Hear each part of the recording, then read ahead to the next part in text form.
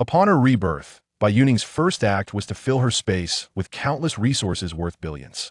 As the world succumbed to a relentless cycle of power outages, water shortages, extreme heat, and frigid cold, Bai Youning's post-apocalyptic hotel quietly commenced operations.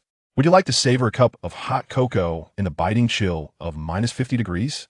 Do you wish to enjoy a peaceful slumber amidst the cataclysmic floods of the apocalypse? Chapter 1. Blood Red Rebirth. Bang! The cold muzzle of a gun was pressed firmly against Bai Youning's forehead. The shooter was her boyfriend, Zhou Hao, the man she had loved for 5 years and supported through 3 years of the apocalypse. Beside him stood her once dear friend, Li Xue, clad in a pristine, beautiful jacket that Bai Youning had retrieved from her space, a smug expression adorning her face. "Youning, don't hold it against us." Zhou Hao's voice dripped with insincerity. "Your space is incredibly useful, but unfortunately, you are too much of a hindrance." A surge of agony washed over her as Bai Youning's world was swallowed by darkness in an instant. Her body uncontrollably tumbled backward, and during the fall from the rooftop, she could clearly see the zombies below, excited by the scent of blood, raising their decaying hands, yearning for flesh. The torment of being torn apart became her final memory in this world.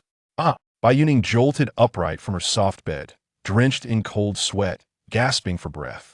Before her lay not the hellish tide of zombies, but her familiar bedroom, suffused with a gentle hint of sunlight. The electronic calendar on the wall clearly displayed a glaring string of numbers. July 22nd, 2102. Instinctively, she grabbed her phone from the bedside and lit up the screen. It was 9:15 a.m. There remained precisely 1 month and 1 day until the catastrophic continuous downpour that would devastate the entire world. She had been reborn, back in her own small apartment. This apartment had been secretly purchased by her father, Bai Jianming, with his private savings while she was in college, unbeknownst to her mother, Zhao Yalan. He had said that a girl should always have her own safe haven. Before the overwhelming joy could wash over her, it was entirely drowned by a tide of icy hatred. Zhou Hao, Li Xue. These two names pierced her heart like poisoned steel needles. Yet soon, a more gruesome memory surged uncontrollably from the depths of her mind. It was the scene of her father's accidental death in a car crash while she was in college. At the funeral, her mother, Zhao Yalan, shed not a single tear. Her eyes were filled with unmasked ambition and triumph. Meanwhile, her sister, Bai Anshi, clung to their mother like a shadow, regarding the heartbroken Bai Youning with disdain. Indeed, Zhou Hao and Li Xue were merely the last straw that broke her. The true force that had thrust her into the abyss was her own mother, with her venomous heart, and her ungrateful sister. In a matter of seconds, Bai Youning's expression transitioned from shock and elation to a chilling calm, transforming into a silent, still pool of despair. The betrayal of her past life had imparted a crucial lesson upon her. In this world, the only entity one can truly trust is oneself. She instinctively reached for an inconspicuous, light brown birthmark on her wrist. This mark had appeared just before her demise in her previous life, born from profound resentment and unwillingness, and in this life, it remains. "Enter," Bai Youning silently recited in her heart. In the next moment, the world spun around her. Upon opening her eyes again, she found herself in a wondrous space. The space was not large, approximately the size of an acre, with fertile, astonishingly rich black soil beneath her feet. Not far away, a spring bubbled forth, exuding white vapor. Beside it stood her greatest reliance from her past life, the Shin gnome Kongjian. Bai Youning approached the spirit spring, cupped a handful of water, and drank deeply. A wave of sweet warmth surged through her, instantly sweeping away the weakness and fatigue of her rebirth, leaving her mind clearer and more composed than ever. Excellent. She directed her gaze towards the black earth and the adjacent storage facility. She vividly recalled that in her previous life, she had tossed a leftover piece of bread into the space, and days later, when retrieved, it was as fresh and soft as when it had been placed inside. In her thoughts, this space not only allows for cultivation and storage, but its most extraordinary feature is that any inanimate object placed within it will remain eternally preserved in the moment it was inserted. This revelation made Bai Youning's heart skip a beat with excitement. Absolute preservation. This meant she could hoard vast quantities of meat, vegetables, and fruits without the fear of spoilage.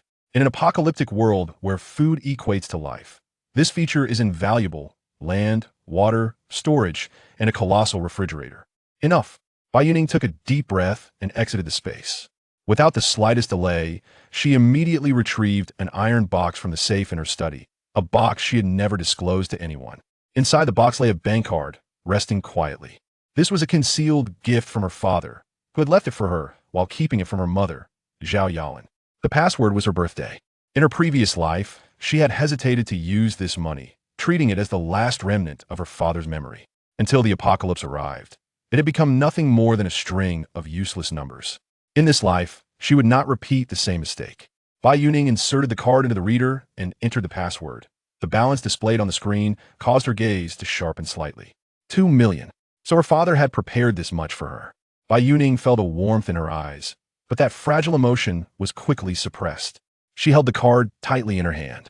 In her thoughts, Dad, rest assured, this time, I will use the money you left me to live well and seek justice for you. 2 million in starting capital may seem substantial, yet it was far from sufficient for her plan to empty the city. Her gaze fell upon the property deed she had just taken from the safe. This apartment, located in the city center, valued at over 3 million, was also money. In her thoughts, find the quickest way to mortgage the property for at least 2 million in cash. In the apocalypse, these assets wouldn't even exchange for a loaf of bread. Revenge? There is no rush. The immediate priority is survival. No, not merely survival. In Bai Youning's mind, the image of the abandoned luxurious resort, Yunding Shanzhuang, perched atop the Yunding mountain range, flickers to life, a place she had glimpsed during her past escape. The terrain is treacherous, easily defensible, and blessed with a natural water source. It is, quite simply, the perfect stronghold for the apocalypse. In this life, she aims not only to survive but to thrive beyond anyone else. She intends to establish an entirely self-owned and utterly secure kingdom atop that mountain. And now, she requires more funds to lay the very first cornerstone of her kingdom. Bai Youning unlocked her phone and deftly navigated through various applications. Loans, online lending, cashing out credit cards. All those things she had once shunned in her previous life now appeared as the most delightful ATMs in her eyes. A month's time will suffice. She intends to utilize this money, which is about to become worthless, to empty this city. Chapter 2. The Apocalypse Fortress, the first cornerstone.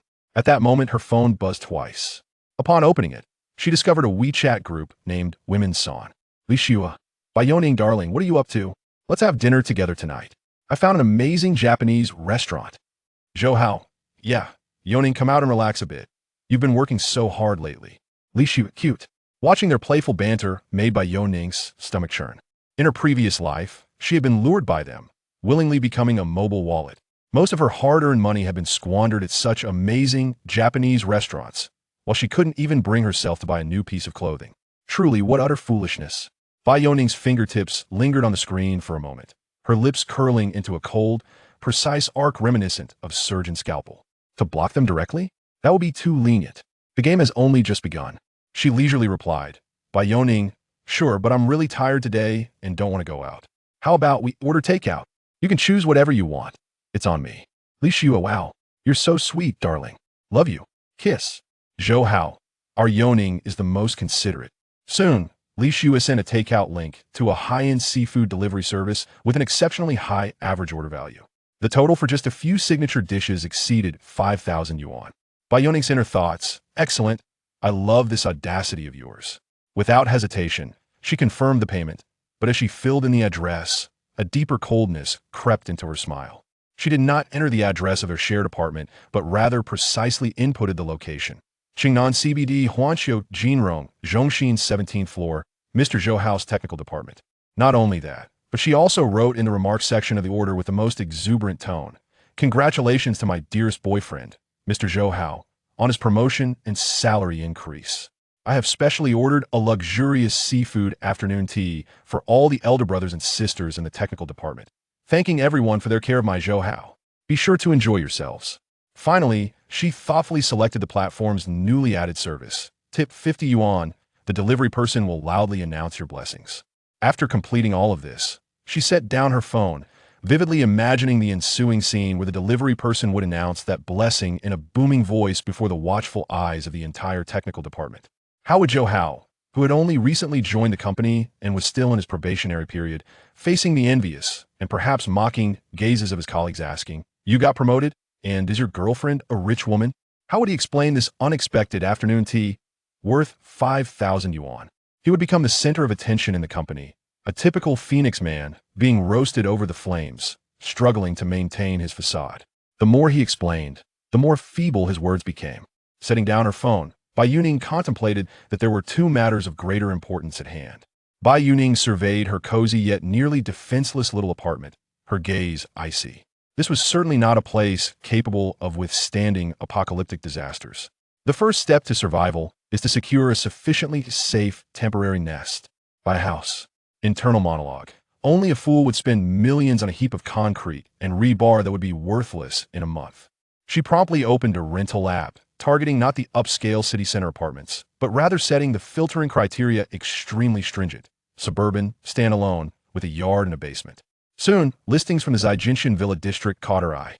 Without a moment's hesitation, Bai Youning called the real estate agent, her voice calm and resolute. "Hello, I'd like to rent in Building 3 of Zaijinshan. The lease is for 1 month, but I am willing to pay for 3 months up front. My only request is that we sign the contract and I receive the keys today." The agent on the other end was taken aback by this foolish yet affluent tenant, quickly agreeing, eager to avoid any possibility of her changing her mind. Securing a residence was one matter, but she also needed a delivery point. Bai Youning opened the map and found a medium-sized warehouse available for rent in a small industrial park just 3 kilometers from the Zaijinshan Villa district. Not too big, not too small, and perfectly situated. She contacted the warehouse owner in the same manner, offering double the rent to secure it for a month. A safe, temporary headquarters and a convenient transit station were both settled. Bai Youning glanced at the time. Only 3 hours had passed since her rebirth. Her efficiency in action was terrifyingly high. Now, everything was in place, only lacking the final touch of money. She opened the secret forum she had learned about in her previous life and deftly located the post regarding Qingzhou UFO. An hour later, in the tea house, the transaction was successfully completed. Having secured the UFO, she immediately contacted the wealthy merchant from her previous life, offering a price of 5 million. The other party indeed took the bait, agreeing to meet the following day for a face-to-face transaction. Upon returning to her modest apartment, Bai Youning felt the cacophony from her neighbors, her anticipation for the villa she would soon possess growing ever stronger. She retrieved a pristine notebook, turned to the second page, her expression focused, and began to construct her future empire of resources. This list was detailed to an astonishing degree. Survival food category staple foods: 10 tons of Thai jasmine rice, 10 tons of Northeast Wuchang rice, 20 tons of standard flour, 10 tons of cornmeal, 500 boxes of pasta, and 500 boxes of various types of noodles. Meats: 5 tons of frozen pork, pre-cut, 5 tons of frozen beef, pre-cut, 2 tons of frozen lamb, 1 ton each of frozen chicken, duck, and fish, along with 500 kilograms of assorted hams, sausages, and cured meats. Ready to eat: 2,000 boxes of military-grade high-calorie compressed biscuits, 500 boxes each of self-heating rice and hot pot, all flavors, and 1,000 boxes each of braised beef, luncheon meat, fermented black bean fish, and canned fruits. Beverages: 1,000 boxes of branded purified water, 200 boxes each of cola, Sprite, and juice, 500 boxes of UHT whole milk, 200 boxes of long shelf life yogurt, 50 kilograms of various teas, and 50 kilograms of premium coffee beans. Condiments/others: 100 barrels each of cooking oil, peanut/canola/corn, 2 tons of salt, iodized/non-iodized, 1 ton of white sugar, 200 boxes each of soy sauce and vinegar, and 100 kilograms each of hot pot base, barbecue seasoning, and various dried spices, Sichuan pepper, star anise, cinnamon.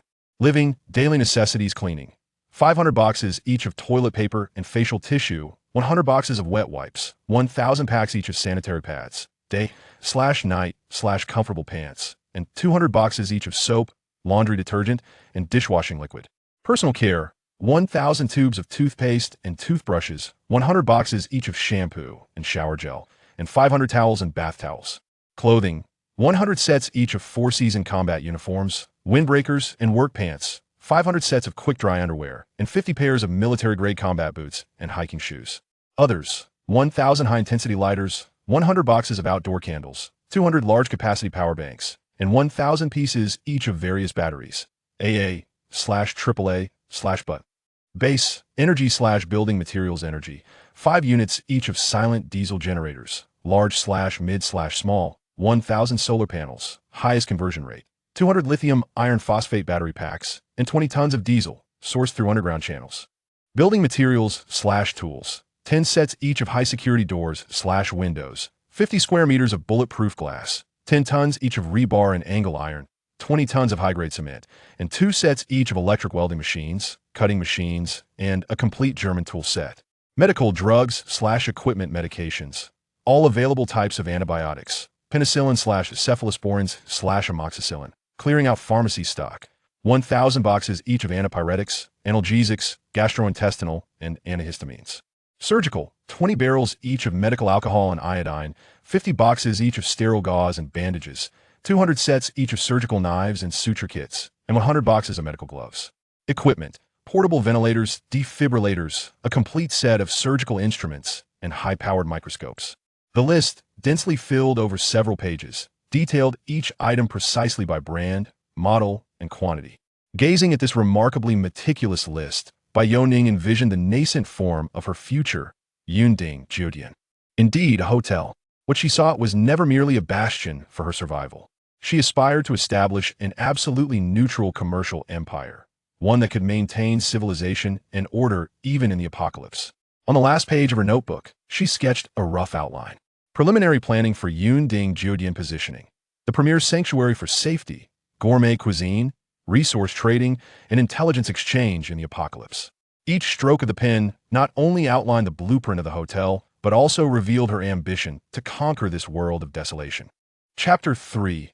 Loyal Companion. The Return of the Broken Army. Setting down her pen, Bai Youning let out a long sigh. Outside, the neon lights continued to flicker, yet her world had become utterly severed from this illusory splendor.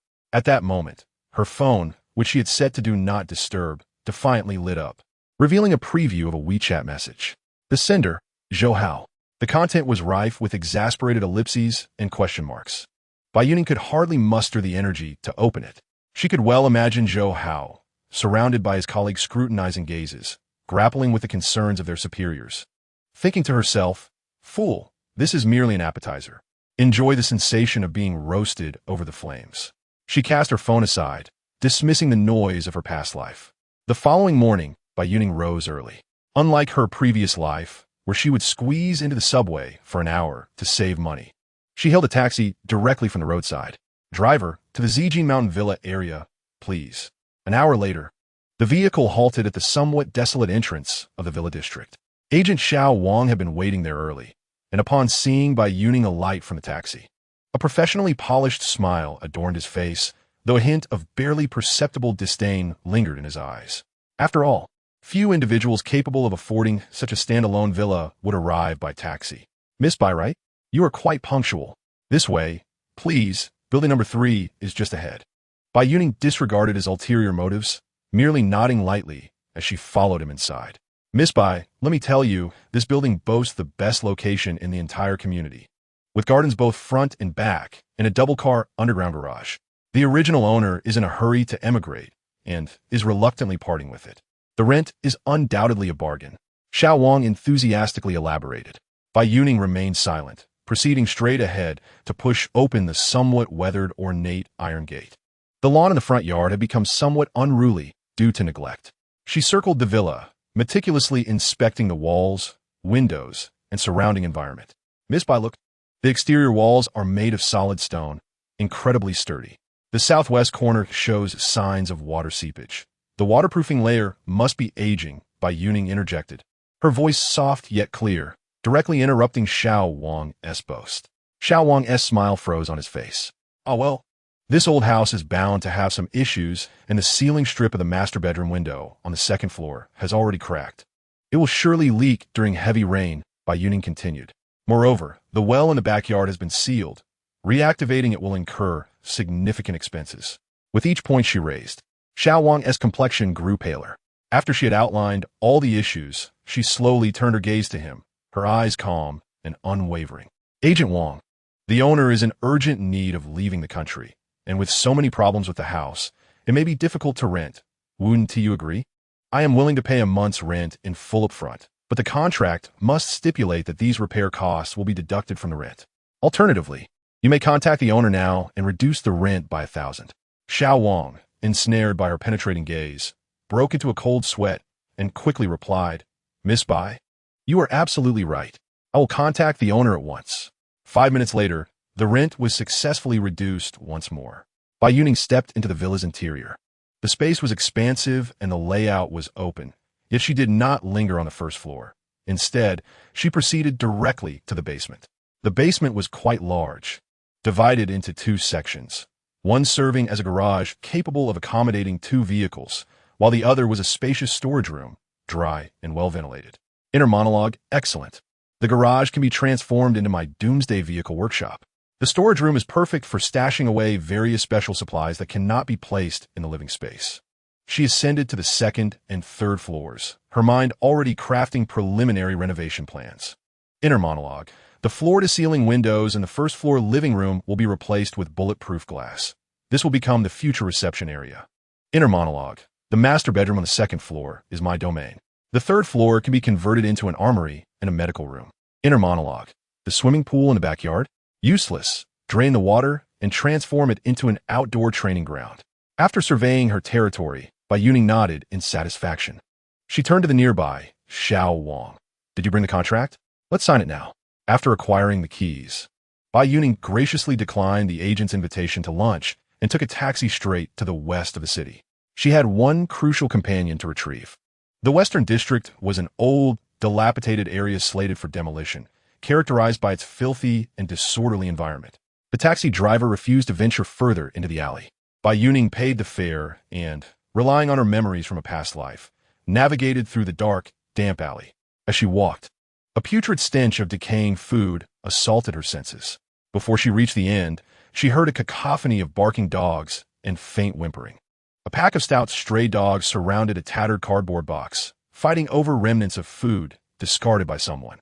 Within the box, a trembling little creature cowered in the corner, unable to even approach the scraps.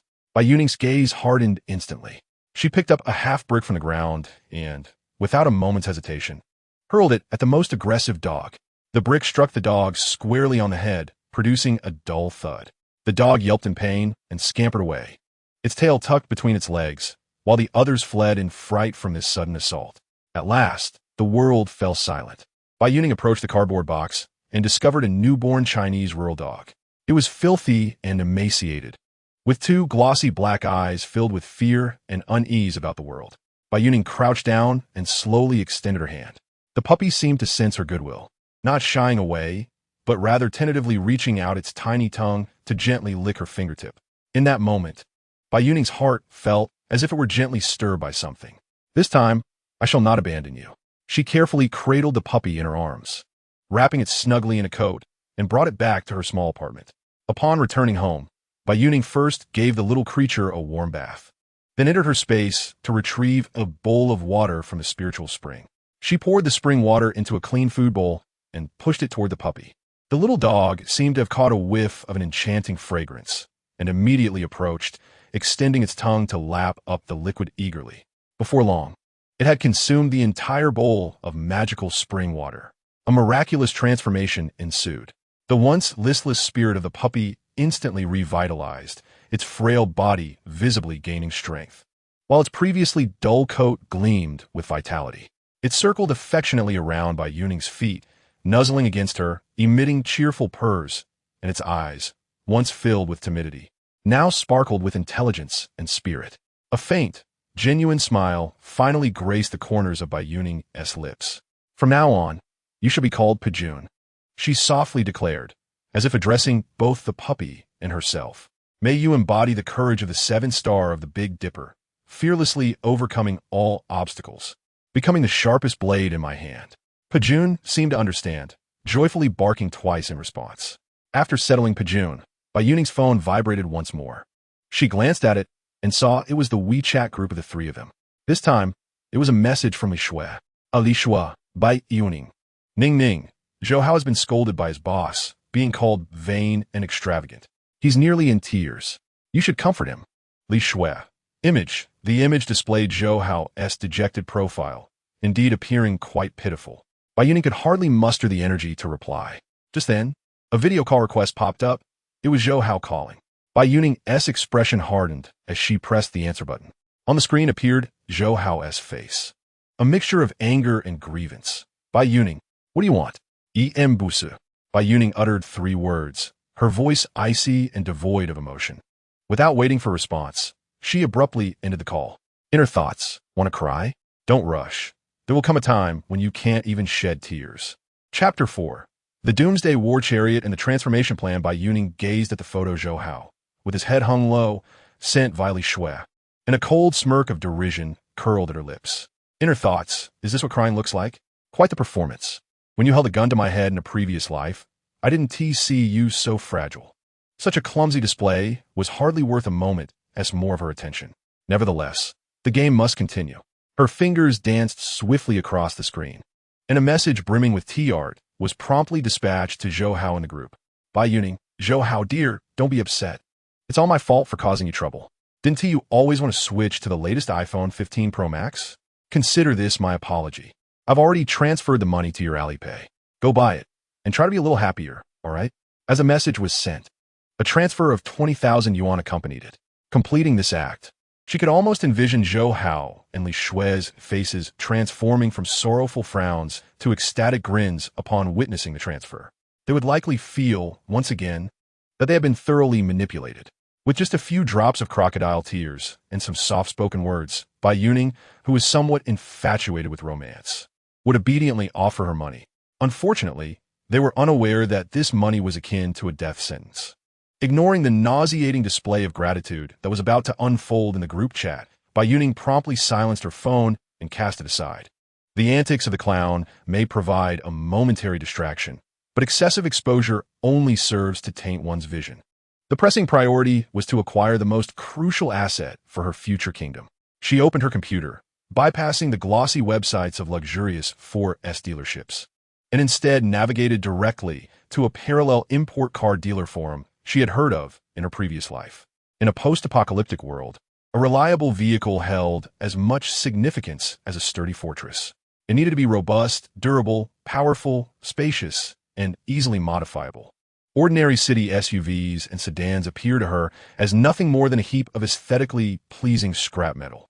Her target was clear, the Toyota Tundra, the steel behemoth renowned as the king of pickups. She swiftly contacted a reputable dealer for an online discussion. Boss, I require the latest model Tundra 1794 edition, and I need it available for immediate purchase. Bai Youning's voice, processed through a voice changer, sounded calm and neutral. Immediate availability? That comes at a premium. Price is not an issue, Bai Youning replied decisively. I have but one request. Complete all paperwork by today and deliver it to my doorstep by tomorrow morning. The power of money is boundless. Driven by financial capability, the dealer's efficiency was astonishing. Within half a day, a brand new, imposing Toyota Tundra was registered in her name. With the war vehicle secured, the next step was to clad it in armor. Bai Youning reopened her computer and logged into a niche forum for off-road modification enthusiasts, where she found a name that resonated from her previous life, Madman Old Wang. This master, known as one of the finest automotive modification experts in the country, excelled in transforming vehicles for extreme conditions, with skills that could only be described as divine craftsmanship. Bai Youning bundled the blueprints for 2 Tundras along with her own meticulously hand-drawn, elaborate modification plan and sent them over. Modification requirements: the entire vehicle body shall be reinforced with 10 mm thick special ballistic steel plates. All windows must be replaced with 50 mm thick bulletproof glass. The front and rear bumpers shall be replaced with manganese steel, equipped with a breaching shovel and heavy-duty winch. The roof should feature an integrated luggage rack with 8 high-powered LED searchlights. Additionally, install a high-position wading snorkel, undercarriage armor, dual spare tires, and an auxiliary fuel tank. Madman Old Wang was momentarily speechless upon reviewing the list, finally responding with, "Brother, are you preparing for war?" Bai Youning offered no explanation, simply transferring a deposit of 1 million. "My demand is for the modifications to be completed within 10 days. Understood. Just watch." Wang's reply brimmed with newfound enthusiasm. Having finalized these arrangements, Bai Youning then redirected her focus to her future home. She contacted the top security and renovation companies in the city, as well as a professional construction team for an on-site assessment scheduled for the following day. There is no single company that can handle everything, as such an approach is inefficient and prone to deception. She simultaneously reached out to the city's foremost security firm, a structural reinforcement company, and a specialized construction team adept in plumbing, heating, and ventilation. With a tripled, expedited fee, she demanded that their leaders arrive at the Zijin Mountain Villa District, Building No. 3, for an on-site inspection the following morning. 3 seasoned executives alighted from their vehicles, exchanging surprised glances upon seeing one another. Bai Youning had been waiting at the entrance, her demeanor calm, and she wasted no time in getting to the point. Gentlemen, time is of the essence. Let us be succinct. My request is to enhance the durability of this villa. You shall each perform your designated roles. I will articulate my requirements, and you will be responsible for their execution. She first addressed the head of the security company, Manager Zhang. You are responsible for our eyes and skin. First, surveillance. I require the most advanced 360-degree monitoring system, equipped with thermal imaging and motion detection, with all data encrypted and transmitted directly to my personal terminal. I wish to cover a radius of 50 meters around the villa. Second, doors and windows. All doors and windows must be replaced with top-grade titanium alloy anti-theft products. All glass should be substituted with 50mm thick composite bulletproof glass, capable of withstanding continuous fire from submachine guns. Third, the electrical grid. The perimeter wall will be elevated, with slots reserved at the top for your installation of a high-voltage electric fence capable of delivering 30,000 volts, along with an independent backup power source. Manager Zhang's eyelids twitched at the gravity of her demands. This was not merely home security, but a prison-level defense standard. Before he could fully comprehend, Bai Youning turned her attention to the head of the structural reinforcement company. Mr. Li, you are responsible for the skeleton. First, the walls. Without compromising the main facade, I require a layer of 10mm thick manganese steel plate to be installed within all exterior walls. I want this house to withstand the impact of a truck. Second, the basement. The entire basement must undergo secondary reinforcement, with the ceiling and surrounding walls entirely recast in reinforced concrete, transforming it into a genuine safe room capable of resisting small explosions. Third, the roof. Similar reinforcement is required, ensuring it can endure continuous corrosion from hail and acid rain. Mr. Li inwardly marveled at the quantity of steel and cement this would entail. Finally, Bai Youning turned to the construction team leader. Team Leader Wang, you are responsible for the lifeblood and breath, which is paramount. First, energy. The roof of the villa and the entire backyard lawn must be stripped away and covered with the highest efficiency flexible solar film available on the market. In the basement, install the largest capacity lithium iron phosphate battery bank, alongside a German-imported silent diesel generator in parallel. Second, water source. The old well in the backyard must be immediately excavated to reach the deepest aquifer. I require a 10-ton capacity water reservoir to be constructed in the basement, equipped with a military-grade drinking water purification and circulation system, including prefiltration, reverse osmosis, ultraviolet sterilization, and mineral addition. I want to ensure that any water drawn up can be consumed directly after treatment. Third, ventilation. In order to ensure that the air within the entire villa, particularly in the basement, remains absolutely safe in the event that the external atmosphere is toxic, a fresh air system equipped with nuclear, biological, and chemical NBC filtration capabilities is to be installed. Upon the conclusion of Bai Youning's extensive requirements, the 3 seasoned officials were utterly captivated by her remarkable professionalism and decisiveness. Each stipulation was articulated with clarity and precision, directly addressing concerns related to the sweltering heat and extreme cold, energy systems, flooding, water source systems, as well as acid rain and toxic gases, roof reinforcement, and fresh air systems, akin to reciting from a manual on survival in apocalyptic scenarios. I have conveyed all my requests, Bai Youning stated, observing their astonished expressions, her voice unwavering. I can make the deposit now. Use the finest materials. I hope the project can be completed within 20 days. The sooner, the better. Absolutely, Miss Bai. You can rest assured that we will adhere to your specifications. The trio responded in unison. Very well, then I shall trouble you all. We can officially commence work tomorrow. I will not be on site for the next few days. So, Mr. Li, I kindly ask you to find a supervisor to keep me informed of the progress. If any issues arise, we can communicate effectively. Thus, the extreme renovation officially began. The sounds of drills, cutting, and hammering abruptly shattered the tranquility of the villa district. Such commotion inevitably drew the attention of the neighbors. From a second-floor window of Villa Number 4, a woman in her 30s named Lin Wan, clutching a 5- or 6-year-old girl, anxiously observed the unfolding scene. As a single mother, she scrutinized the entrance of Bai Youning's villa, where workers clad in various uniforms continuously transported substantial quantities of steel plates, glass, and an array of incomprehensible equipment. Her gaze filled with wariness and curiosity. Who exactly was this new neighbor? The renovation hardly resembled conventional home improvement. It seemed more akin to the construction of a military stronghold. Chapter 5. A shopping frenzy. The sounds of drilling from the extreme renovation project in Villa Number 3 had already begun to echo faintly. While Bai Youning had donned a nondescript gray tracksuit, complete with a baseball cap and mask, she retrieved her notebook filled with procurement lists and calmly identified her two primary objectives for the day: the largest agricultural wholesale market in the city and a household goods sales center. Bai Youning took a taxi to the agricultural wholesale market in the northern part of the city. The air was permeated with a complex melange of aromas from vegetables, fruits, and meats. Paying no heed to her surroundings, she proceeded directly to the grain and oil section at the heart of the market. Rather than wandering aimlessly, she relied on fragmented memories from her past life and recent online research to accurately locate the three largest wholesalers with substantial inventories. She first entered Wang's grain and oil. "Boss, I would like to purchase some rice." A rotund man emerged and inquired. "How much?" "For our company cafeteria, we require 5 tons of rice and 5 tons of flour." She spoke in a calm demeanor, using a pre-prepared false identity as a purchaser for Hongfa Catering Management Company. "Look day." Upon hearing that it was a corporate order, the boss's face instantly brightened, and he eagerly offered cigarettes and poured tea. Bai Youning paid no heed to his fervent attentions, instead engaging him calmly in a negotiation over the pricing, even ardently advocating for a reduction of 50 yuan per ton for an entire afternoon, displaying the acumen of an exceedingly shrewd and pragmatic purchaser. Ultimately, they reached a mutually agreeable price. After completing the transaction, Bai Youning provided the proprietor with an address.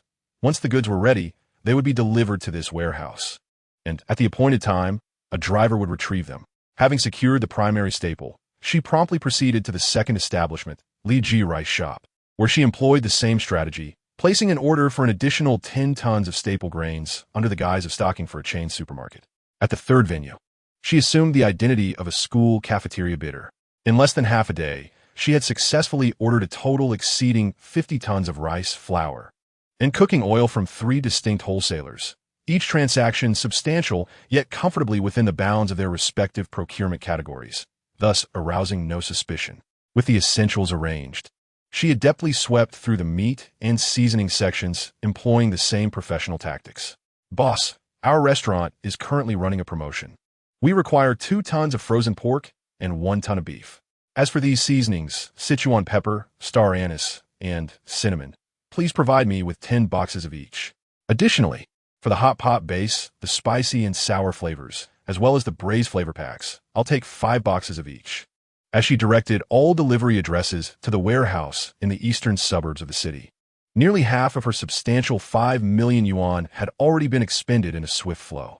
After conquering the agricultural market, she did not rush home, but drove to her second target of the day, the largest membership-based warehouse supermarket in the city. With food supplies secured, she recognized the equal importance of clothing and essentials. Pushing a massive shopping cart, she made her way directly to the daily necessities section. Toilet paper, sanitary napkins, toothpaste, toothbrushes, soap. Her actions resembled those of a bulk buyer rather than a casual shopper, as she systematically cleared entire shelves. Inner monologue. These seemingly insignificant items hold value akin to gold in a post-apocalyptic world, particularly sanitary napkins, which could later serve as efficient wound dressings. Having swept through the daily necessities section, she shifted her focus to the home living area. "For this bedding style, all sizes, I'll take 50 sets of each," she instructed the staff while gesturing towards the shelves. The staff member's eyes widened, yet noticing her serious demeanor, he promptly scurried off to retrieve the stock. Inner monologue. When faced with extreme cold, an extra blanket may very well mean the difference between life and death. Next, she targeted kitchen supplies. From frying pans to soup pots, porcelain bowls to stainless steel ones, she collected dozens of each. She even gathered several large rolls of various sizes and types, and swept clean the selection of knives, from cooking knives to paring knives, even including Swiss Army knives. Trash bags, scissors, and tools were not overlooked. She also procured several high-powered electric fans and an assortment of cups. Inner monologue. As the sweltering heat approaches, even with a generator, one must conserve electricity. Fans are the most effective means of physical cooling. Lastly, she ventured to an inconspicuous corner dedicated to outdoor and pesticide supplies. She vividly recalls the relentless heat of her previous life, when the overwhelming swarm of mutated mosquitoes could nearly drain the life from a person. Without hesitation, she swept every item from the shelves into her shopping cart. Mosquito repellent, incense coils, floral water, and even realgar powder and insecticides. In the apocalypse, it is often not the natural disasters that claim your life, but rather these overlooked little creatures. She meticulously considered every detail necessary for her survival. Next, she ventured to the pet supplies section. As she gazed at the myriad of dog food, treats, and toys on the shelves, her thoughts drifted to the broken star waiting for her back at the apartment. I'll take 50 bags of this brand's beef-flavored dog food, and all these dental chews, clean bones, and little biscuits from the shelf as well. Also, 5 of the largest, luxurious dog beds. Bai Youning purchased everything she could think of, yet still felt it insufficient, prompting her to explore further. At the Oldley seed store, she parked her car by the roadside and stepped inside. An elderly man dozed quietly in the corner. In her thoughts, with the spirit spring and land, it would be a waste not to try planting something. "Excuse me, do you have any good seeds for vegetables to plant in my yard?" "Yes, indeed," the proprietor replied, pointing to several burlap sacks in the corner. "Cabbage, radish, potatoes, these are all freshly harvested seeds and quite hardy." "All right, I'll take some of each to give it a try. Do you have any fruit seeds?" "Certainly. Here are watermelon seeds, and these are for pears, apples, and strawberries. We have a complete selection. Whatever you need, we have." "All right then, I'll take a packet of each of those." The shopkeeper sorted the seeds for Bai Youning, labeling each packet with planting instructions. "Your seeds are all packed. I'll also give you some fertilizer. Here you go." "Thank you, kind sir." After paying, Bai Youning carried the seeds into a deserted alley, storing them along with the fertilizer in her spatial pocket. Glancing at her watch, she noted it was already 1:20 p.m. and decided to have a meal at the mall. Upon entering the mall, she bypassed the trendy restaurants requiring a wait and instead ascended to the top floor, where a serene and upscale Chinese private dining establishment awaited her. She chose a window seat, and the waiter presented her with the menu. Without glancing at the prices, she recited the names of the dishes she had long craved in her past life but had never tasted. A serving of golden soup Buddha jumps over the wall. 1 portion of traditional dompa pork, a whole steamed grouper, and this crab meat lion's head, squirrel fish, and Peking duck. She ordered 7 or 8 substantial dishes in one breath, leaving the nearby waiter momentarily stunned. "Miss, are you sure you can finish all this by yourself?" the waiter kindly inquired. Bai Youning replied nonchalantly, "It's fine. Just bring the dishes." In her thoughts, "Finish all of it? I have been starving for 3 long years. How could you possibly understand?" In her previous existence, during the apocalypse, she would divide even a moldy piece of bread into 3 meals. Every time her stomach growled, she would desperately long for the taste of these delicacies. That profound hunger is a nightmare that those living in peaceful times could never fathom. Now, she has been reborn. Her foremost desire was to satiate her hunger, to compensate for every morsel she had missed in her past life. Dishes were brought forth one after another.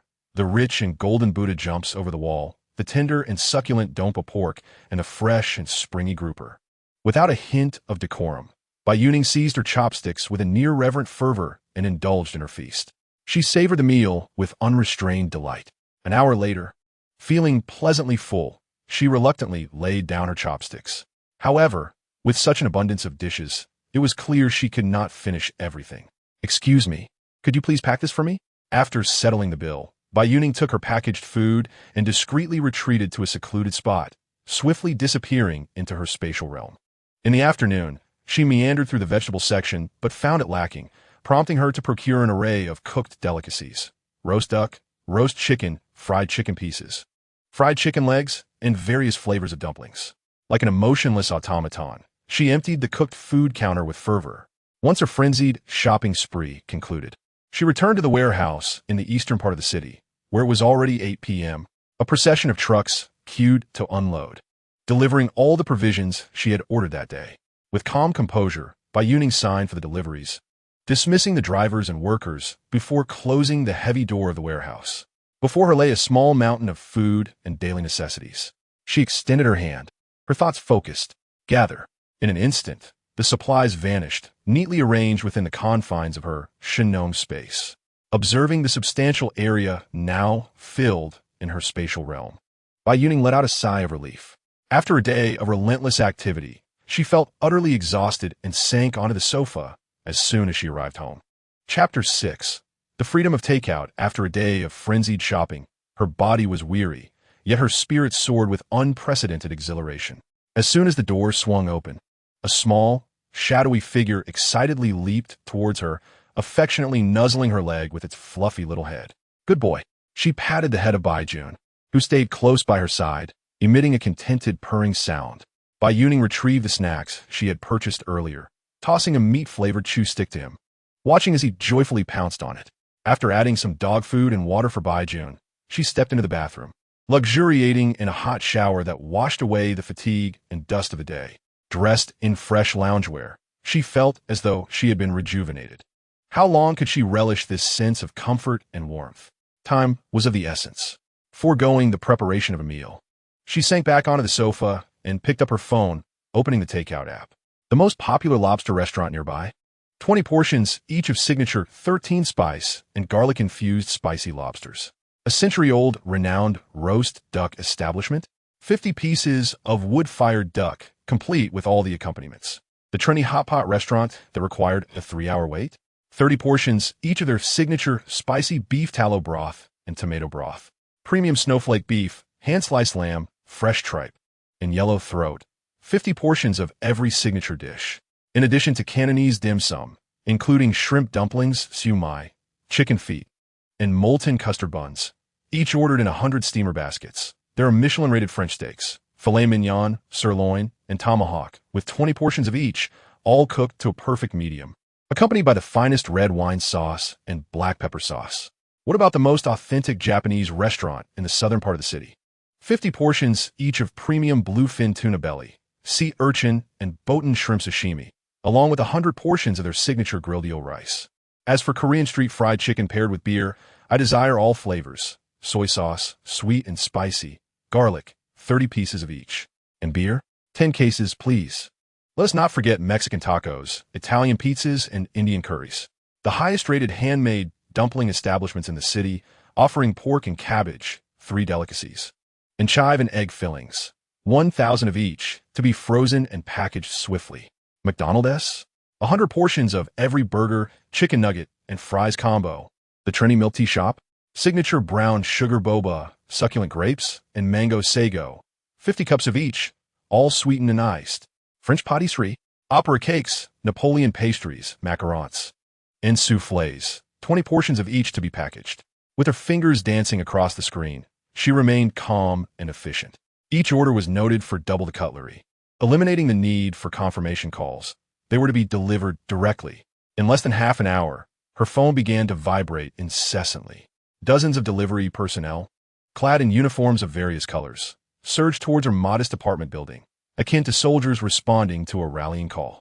The digits in her bank account diminished at a visibly alarming rate. The entire residential group was abuzz. What is happening at Building 3? The ground floor is swarming with delivery guys, as if a conference is underway. I just stepped out and nearly got hit by a delivery vehicle. Is our community being transformed into a food plaza? Who resides in Building 3 to be so extravagant? The security guard downstairs was utterly dumbfounded, witnessing the unprecedented spectacle of someone ordering takeout with such an overwhelming force. Bai Youning remained oblivious to the commotion outside. Methodically, she opened the door in batches to retrieve her orders, swiftly turning to bring the enticingly fragrant takeout into her Shinong space. As she surveyed the newly established area in her storage, filled with a dazzling array of delicacies from around the globe, she nodded in satisfaction. These provisions were her means of enjoying gourmet meals without the need for cooking in the early days of the apocalypse, serving as her greatest assurance for survival. After stocking up on takeout, she turned her attention to more pressing matters. She logged onto the industrial equipment forum she had memorized from her past life. utilizing encrypted channels to contact a proprietor specializing in the resale of both new and second-hand imported machinery. Boss, I require a batch of generators. Her voice, altered by a voice changer, exuded a sense of composure and sophistication. On the other end of the line, a slick voice inquired, Brother, which brand do you prefer? Domestic ones are inexpensive, but I only want the German-imported Silent Tiger series. Bai Youning promptly interrupted him, articulating a highly professional brand and model.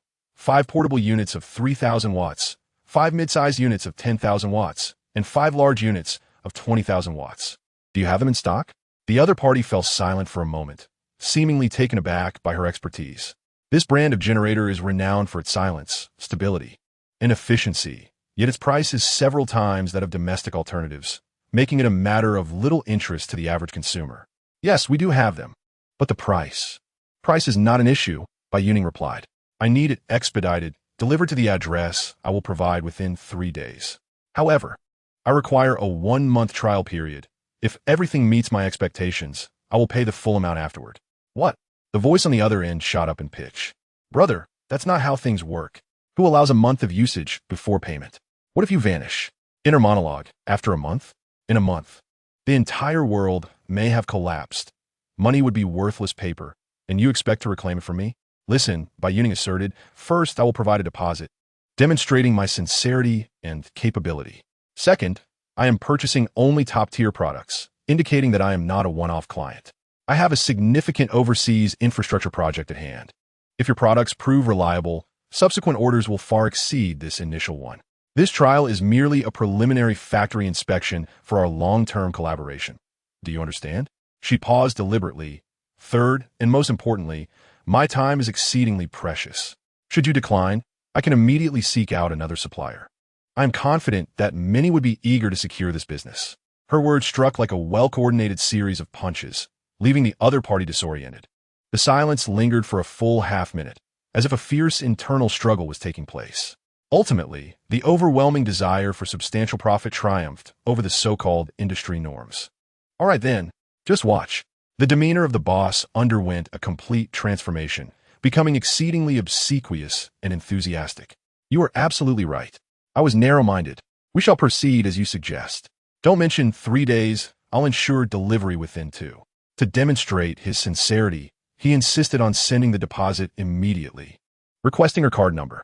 Upon witnessing the deposit arrive instantaneously, the other party's enthusiasm multiplied exponentially. All right, just watch. Don't mention 3 days. I'll guarantee delivery within 2. Having secured the most critical energy equipment, Bai Youning exhaled a sigh of relief. Her gaze fell upon the last item on her list, the one that would provide her with the means to retaliate in this apocalyptic world, blades and armor. She accessed the final and most clandestine channel, an online forum for outdoor extreme sports and hunting enthusiasts. She understood, well, that in the early days of the apocalypse, when order had not yet fully disintegrated, the risks associated with firearms were too great and their noise too conspicuous. Silent and lethal cold weapons were the optimal choice. She reached out to a seller renowned within the forum for providing top-tier hunting gear. Boss, I require a batch of adventure supplies. Communicating in code. Her counterpart immediately grasped her intent. The pinnacle of composite hunting crossbows by the American brand. I desire 10 of them. Alongside, I require your finest stab-resistant vests, tactical gloves, and tactical scopes equipped with night vision capabilities sufficient to arm an entire squad. Upon confirming her purchasing power, the other party immediately expressed no objections. As she completed the final payment, Bai Youning gazed at her notebook, where nearly all items had been crossed off, leaving only clothing, shoes, and hats on the list. A surge of unprecedented ambition welled within her. Everything was in readiness. Supplies, armor, and sharp blades. The foundation of her future kingdom had been laid with unwavering solidity. Suddenly, her phone buzzed. A text alert from the eccentric Old Wong's modification factory. Sister, the ballistic steel plates and crash beams for your beast have been welded. The results are absolutely explosive. Would you like to come by and take a look? It was time to welcome her apocalyptic chariot. Chapter 7. The Iron Beast. Bai Youning looked at the message from Old Wong, her eyes glimmering with anticipation. She refrained from replying, instead powering down her phone. The following morning, she took a taxi to the remote Axis modification factory, located on the eastern outskirts. The vast workshop resounded with the harsh sounds of cutting and the sparks flying from welding. Several muscular technicians were diligently employing plasma cutters on hefty steel plates, the air thick with the scorching scent of metal. At the heart of the factory, a brand-new Toyota Tundra had been stripped down to its menacing frame. A burly middle-aged man with a full beard noticed her and excitedly tossed aside his wrench, striding toward her. It was none other than the owner, the eccentric old Wang. "Sister, you've finally arrived," old Wang exclaimed, pointing to a V-shaped steel plate being shaped by a hydraulic press. "Look, these are the fangs prepared for your beast. All made from 15 millimeters thick special steel. I dare say that even a tank would suffer if it were to collide with this." Bai Youning nodded subtly, donning a pair of white gloves as she circled the frame. She extended her hand, meticulously examining each weld, even tapping the connections of the steel plates with her fingers, listening intently to the dull reverberations. "We need to reinforce this weld," she indicated at the junction of the door and the A-pillar. Old Wang's excitement instantly froze.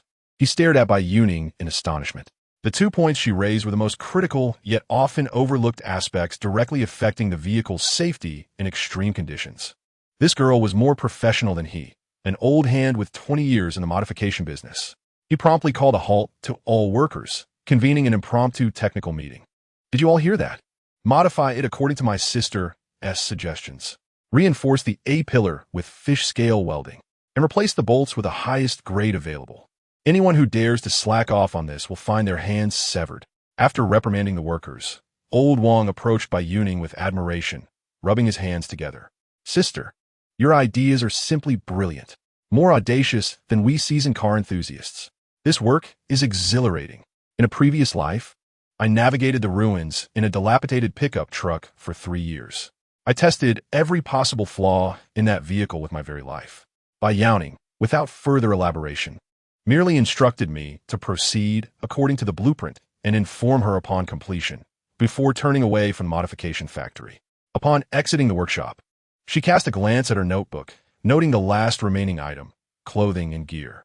She promptly hailed a taxi to the city's largest wholesale market for labor protection supplies and outdoor equipment. Instead of perusing the ostentatious fashion brands, she meticulously selected materials like a seasoned outdoor leader. This brand's tri-proof jacket, windproof, waterproof, and scratch-resistant, was ordered in every size, with 20 sets of each. 200 sets of moisture-wicking quick-dry undergarments were secured, along with 30 pairs each of military-grade desert combat boots, steel-toed safety shoes, and comfortable hiking boots. She also acquired cut-resistant gloves, thermal gloves, tactical belts, and large-capacity, multifunctional backpacks. As she crossed off the final item on her list, a profound sense of fulfillment washed over her. Meanwhile, in the 17th floor of the Global Financial Center in the southern CBD, an oddly tense atmosphere enveloped the technical department. Zhou Hao sat at his workstation, fidgeting uncomfortably. The social embarrassment triggered by the lavish seafood afternoon tea the previous day had left him unable to hold his head high. Despite his lengthy explanations to colleagues and superiors, attributing the incident to a joke by his girlfriend, no one seemed convinced. To them, Zhou Hao was merely a Phoenix man, rising through the ranks on the coattails of his wealthy girlfriend. As he tugged at his hair in frustration, his phone chimed, heralding a notification from Alipay, a transfer of 20,000 yuan. The sound was akin to divine music, instantly dispelling his anger and shame, replaced instead by a more twisted, inflated greed. He swiftly messaged Li Shui, "It's done. That fool has sent me money again." After work, the two did not indulge in a grand feast, but returned to their cramped apartment. "Brother Hao, you're truly impressive. That Bai Youning is completely under your thumb," Li Shui remarked while kneading Zhou Hao's shoulders, her gaze fixated on his phone. Zhou Hao reveled in her flattery, his vanity basking in satisfaction. He scoffed, of course.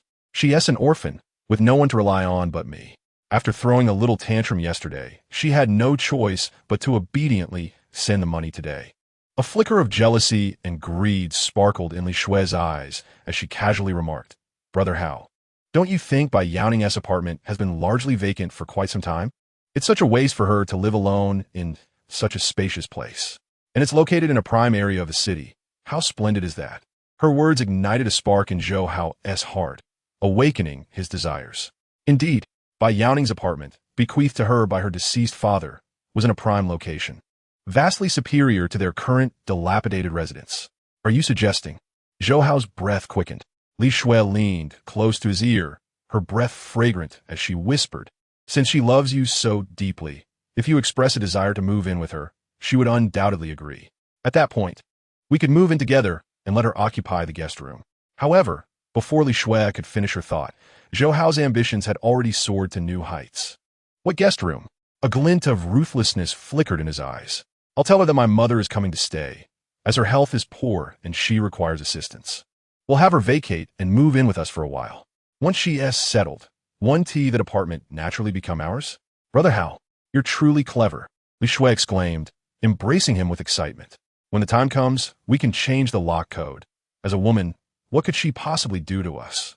The two exchanged knowing smiles, envisioning themselves as the new proprietors of the luxurious apartment, casting Bai Youning out like refuse. While they indulged in their dreams, they remained oblivious to the fact that the prey they plotted against had already ensnared them in an intricate web, observing their every misstep as they approached the abyss of ruin. Meanwhile, Bai Youning had completely dismissed their scheming. Glancing at the time, she realized it was lunchtime.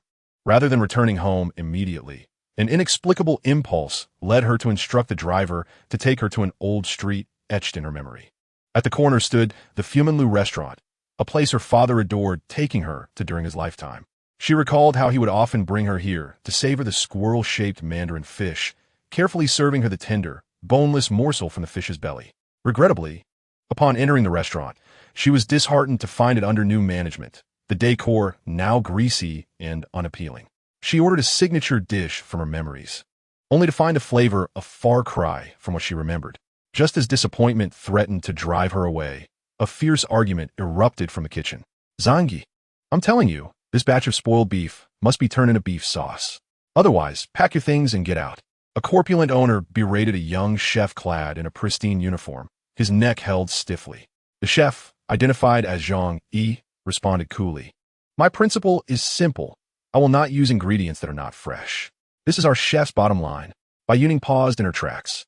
Instead of leaving, she chose a discreet corner to observe Zhang, much like a headhunter evaluating a potential employee. Despite the heated exchange with the owner, his white chef's coat remained spotless, devoid of any grease. His fingers were long and strong, with impeccably trimmed nails. Though anger flickered in his gaze, it was overshadowed by a near-obsessive adherence to his principles. In her thoughts, a chef with rules and integrity deserves a place in my future hotel. For now, let him hone his craft amidst this murky world. This resolute mindset warmed her icy demeanor slightly. As she turned to leave, returning to the Zaijinshan villa, twilight had descended, and the sight before her sparked a glimmer of hope. The exterior renovation of the villa has been largely completed. The courtyard wall has been raised to 3 meters, with the top retaining a metallic sheen from the grooves left exposed. All the doors and windows have been replaced with robust titanium alloy materials, and the black bulletproof glass, under the veil of night, resembles a pair of silent eyes, exuding a chilling aura. Behind a second-floor window of Villa Number 4, Lin Wan embraces her daughter. Gazing at the edifice that has transformed into a military stronghold in just a few days, her heart swelling with shock and bewilderment. She even recalls the vague reports of anomalous global weather patterns she has seen in the news lately. And an absurd yet inescapable thought arises within her. Is the apocalypse upon us? Just then, Bai Youning's phone rings. It is the construction team leader calling. "Miss Bai, the external work has been completed. Now, we are left with the internal energy and water circulation systems. Tomorrow, we will officially commence the internal construction." Chapter 8. A special gift. All right. Will the construction be finished by tomorrow? Nearly there. Very well. I shall return tomorrow. The following afternoon, when Bai Youning arrives at the Zijin Mountain Villa once more, the internal renovations are also nearing completion. Team leader Wang is leading his crew in the final equipment adjustments. "Miss Bai, come and see," Wang exclaims, pointing towards an independent room in the basement, separated by a glass wall, his face betraying excitement and reverence. "The energy center you requested is all set. 5 German-imported silent generators are interconnected, alongside a lithium iron phosphate battery pack capable of sustaining the villa's full load for an entire week. As long as there is enough diesel, this place will be a city that never dims." Bai Youning nods in acknowledgement and proceeds to another room. There, a complex and precise water purification and circulation system operates quietly. Water drawn from the backyard, well is being processed through multiple stages. Wang fetches a cup, fills it, and hands it to her. Miss Bai, with military-grade multiple filtration, this water is safe for direct consumption. Bai Youning takes a sip, finding it satisfactory, devoid of any peculiar taste. You may all leave once your final tasks are completed. I will transfer the remaining payment once I conduct my inspection. Understood. After dismissing everyone, Bai Youning stands within this self-constructed bastion of safety, the foundation of her sense of security finally solidified. At that moment, her phone rings. The caller ID displays the name Zhou Hao, a name she has grown weary of. She swipes to answer. On the other end, Zhou Hao's voice comes through, as if it were a matter of course, even tinged with a hint of command. Youning, my mother has not been well lately and wishes to come to the city for treatment. However, my place is too small to accommodate her, so I was thinking she could stay with you. I've already informed her that she will be coming to stay next week. In her thoughts, how convenient for him. Noticing Bai Youning's silence, Zhou Hao continues, Youning, we are destined to marry after all. This apartment can serve as our marital home. With my mother staying over, she merely wishes to meet her future daughter-in-law. If you disagree, what if my mother objects to our marriage later? A marital home? Listening to such brazen remarks, Bai Youning not only refrained from anger, but nearly burst into laughter. In her thoughts, fool, too lazy to even pretend, and has directly resorted to theft? Well, that simplifies matters for me. She maintained a remarkably understanding tone, tinged with a hint of grievance and acquiescence as she replied, all right, since Andy is coming, please tidy up my house in these 2 days, and then you can bring her over. Agreed. I will also move and then to care for my mother. Perfect timing. As I need to go on a business trip for a while, you and Andy can help look after the house. I have some matters to attend to now, so I want to elaborate. I'll message you once I'm done. After hanging up, Zhou Hao excitedly sent a WeChat message to Li Shui. It's settled. That fool agreed to vacate the house.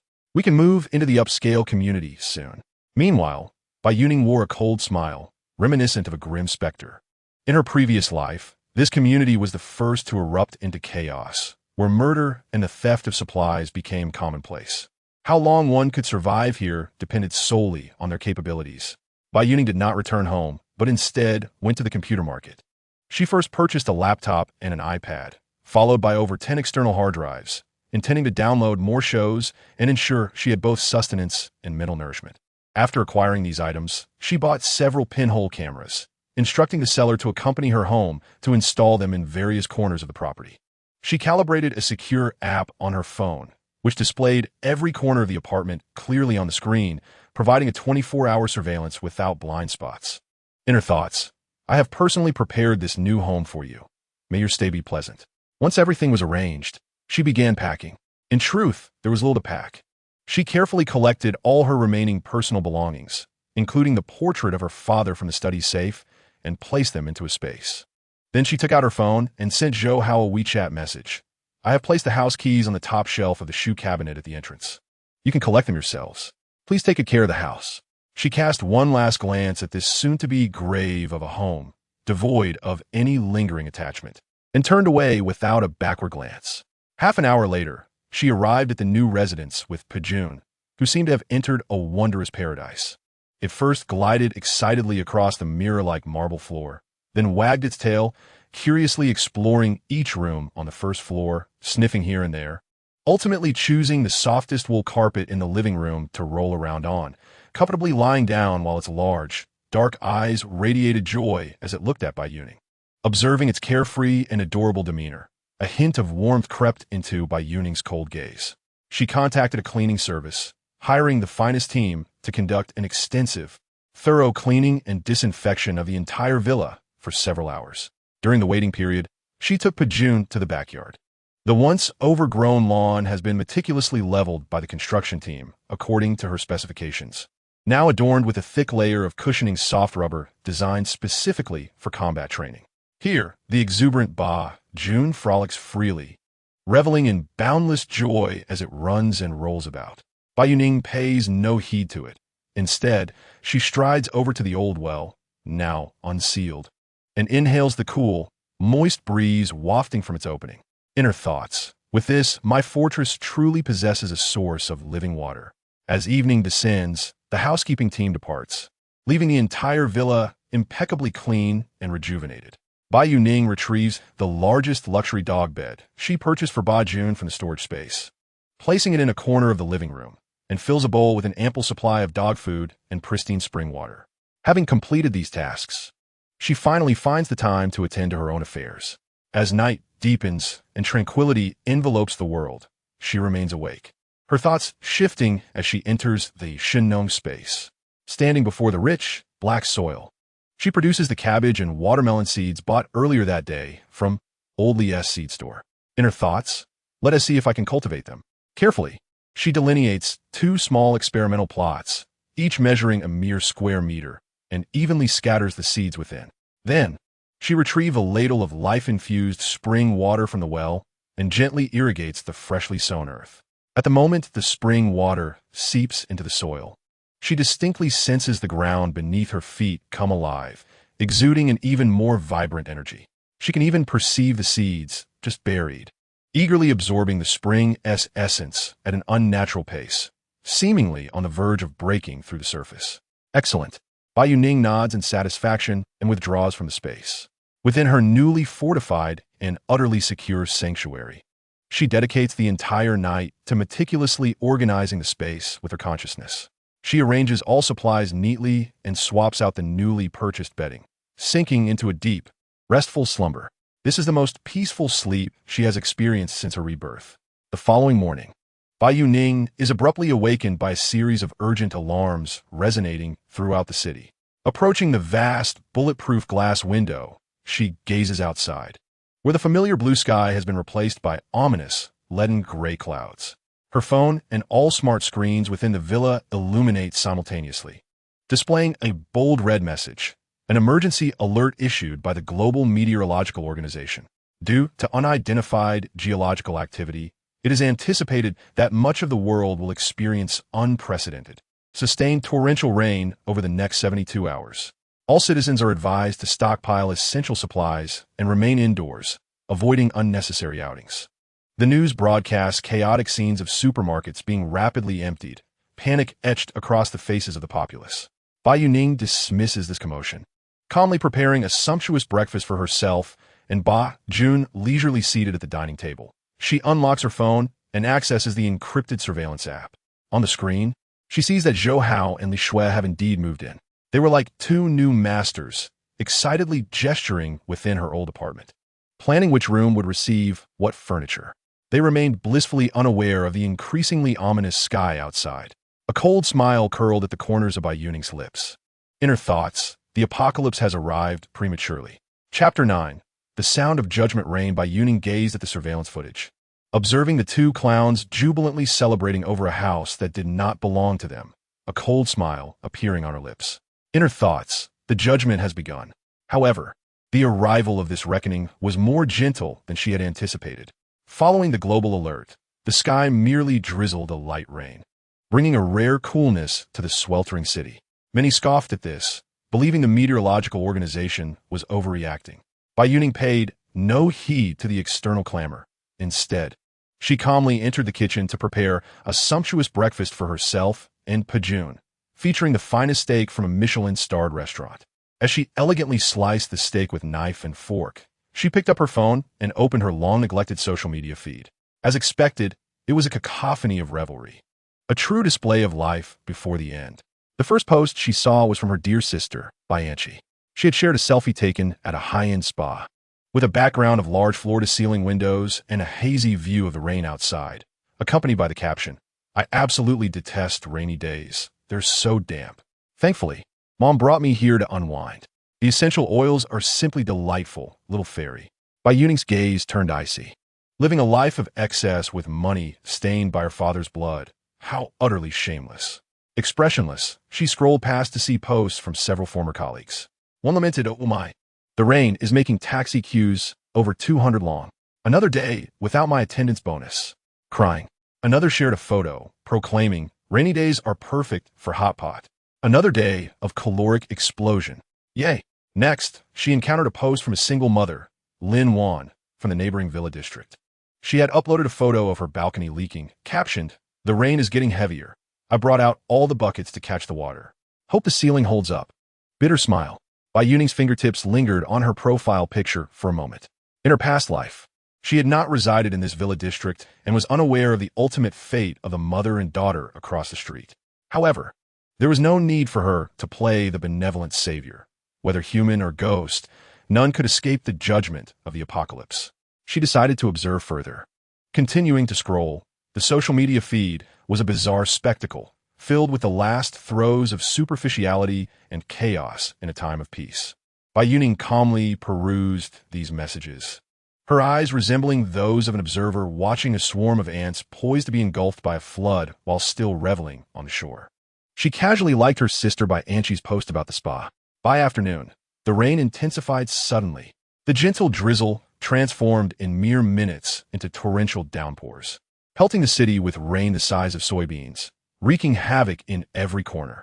Soon, the raindrops coalesced into streams, transforming into a torrential downpour, as if the heavens had been pierced by a colossal hole, unleashing the waters of the Milky Way. The sky darkened swiftly, resembling dusk, and the city's drainage system declared an instantaneous overload. The water on the streets rose at a visible rate, soon submerging ankles and engulfing the tires of vehicles. Countless cars stalled in the flood, their alarms blaring in a cacophony of power outages and network failures. The owner's group of Bai Youning's modest apartment erupted in chaos. Brother Wong from the 18th floor. Goodness, is this rain too heavy? My balcony window is leaking like a waterfall. Does anyone have wide tape? I need a roll. Mr. Lee with the BMW. Property manager Xiao Zhang. Is the underground parking garage about to be flooded? My new car is still down there. Hurry and check. Can you afford to compensate for the damage if it gets submerged? Nyo Ma from Keep Moving Up. It's a disaster. Tomorrow. The children definitely won't make it to school. The roads are flooded. This cursed weather. The teacher just announced in the class group that classes are suspended. Fat Tiger. Who loves fried chicken? Damn it, the power is out. Has your place lost power too? I was halfway through a game, and now my progress is gone. The Wi-Fi is down too. I've become a complete island. My phone signal is down to 1 bar. The roommate girl. Our power is out as well. And my power bank is dead. I feel like I'm going to lose contact. Sob, sob, sob. Life is about competition. I can't even order takeout. All the delivery riders have stopped taking orders.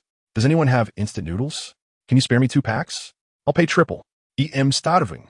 Peaceful days. I still have half a bag of rice at home. But how can I cook without power? The gas is running low too. It's utterly despairing. Property manager Xiao Zhang. Everyone, please remain calm. We have contacted the power company regarding the outage. The response indicates a citywide failure, and repairs are underway. Please address the leaking issues on your own for the time being. We have dispatched personnel to the underground garage to attempt to seal the entrance with sandbags. Meanwhile, in the owner's group of the Zijin Mountain Villa area, although there were complaints, the tone was markedly different. Old Zhang from Building 2. This rain is pouring as if the skies have opened up, but fortunately, our elevation is high. There is hardly any water in the yard. Just my newly purchased orchids are likely to suffer. Mr. Wong from Building 5, the financial mogul, property manager Chun, don't just stand there. Quickly send someone to inspect the community's main drainage outlet and backup generator. Ensure everything is foolproof. Money is no object. Safety is paramount. Sister from Building 6. The Hermes aficionado. So frustrating. I had an appointment for a spa today, and now it's canceled. Although we have a backup generator at home, I'm unsure how long the diesel will last. It's quite distressing. I just checked, and even the Hermes website has crashed. I can't buy a bag to lift my spirits. Golf enthusiast from Building 1. Everyone whose waterproof golf club bag works well. I can't let my newly acquired clubs get damp. Property manager Chen. Mr. Wong from Building 5. Rest assured, the backup generator was thoroughly checked and activated half an hour ago, ensuring 24-hour power supply for the community's public areas. The main drainage outlet has also been cleared and reinforced. Property manager Chun. Esteemed homeowners, please rest assured, our property management has activated the highest level of emergency response, with round-the-clock patrols in place. Should you encounter any issues, do not hesitate to contact your dedicated property manager. Furthermore, our management center has stocked a supply of emergency food and purified water. If needed, please reach out for home delivery. Be Building Lin Wan, everyone. The property management is correct. Let us all refrain from venturing outdoors and prioritize safety. The rain is torrential, and there may be falling debris. I have prepared some essential medications and candles at home. Neighbors in urgent need are welcome to knock on my door. Bai Youning observed the starkly contrasting atmospheres in the two chat groups, feeling utterly indifferent. She switched off her phone, drew the final curtain, isolating herself from the external tempest and cacophony. Within her villa, the backup power system transitioned seamlessly, illuminating the space in a warm glow reminiscent of spring. She retrieved the Buddha jumps over the wall and dompa pork she had packed for lunch. The rich aroma instantly filled the dining area. Pouring herself a glass of red wine, she added generous portions of freshly grilled steak to the bowl of her dog, Bojun. As thunder rumbled and lightning flashed outside, the two of them savored a sumptuous feast with leisurely delight. This exquisite and indulgent sense of security enveloped her in comfort. After their meal, she reclined on the plush sofa and, akin to watching a film, activated the encrypted surveillance app. On the screen, her old apartment lay in disarray. Due to the power outage, Zhou Hao and Li Shui relied on the dim light of their phones. They appeared to be hungry, excitedly rummaging through the remnants of food and beverages in her fridge. Haha, there are plenty of good things left. This imported milk must cost a fortune. Let us eat. After we finish, we can sleep in her bedroom. That bed is far more comfortable than this shabby sofa. They laughed boisterously as they feasted. Yet, they remained oblivious to the rainwater that had silently seeped through a small tear in the window sill, accumulating a puddle on the floor. The bathroom drain, obstructed by a clump of hair, drained exceedingly slowly and had begun to emit an unpleasant odor. Their new home was gradually transforming into a damp, chilly, isolated island. Bai Youning watched this scene with an expressionless face, akin to a spectator of a tedious comedy whose conclusion she already knew. Growing weary of the clown's antics, she turned off the surveillance and, with a thought, entered the Shinong space. She wished to check on the seeds she had planted the day prior. However, upon arriving at the two experimental plots, she was left astounded. In just over a day, a remarkable transformation had occurred. In the cabbage patch, lush, palm-sized green leaves had sprouted, adorned with glistening droplets of water that seemed to possess a hint of vitality. Meanwhile, in the watermelon patch, the verdant vines had stretched over half a meter, bearing several round, fist-sized green melons. In her thoughts, this is no mere farming. It is as though an acceleration cheat has been activated. The growth rate of the space, or rather, the miraculous effect of the spiritual spring water on the plants, far exceeded her expectations. She approached the largest little watermelon, gently plucked it from its vine, and with a crisp snap, the sound resonated delightfully.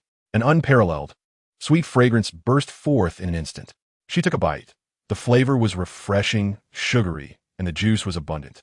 Sweeter by tenfold than the finest watermelons she remembered from the world before the apocalypse.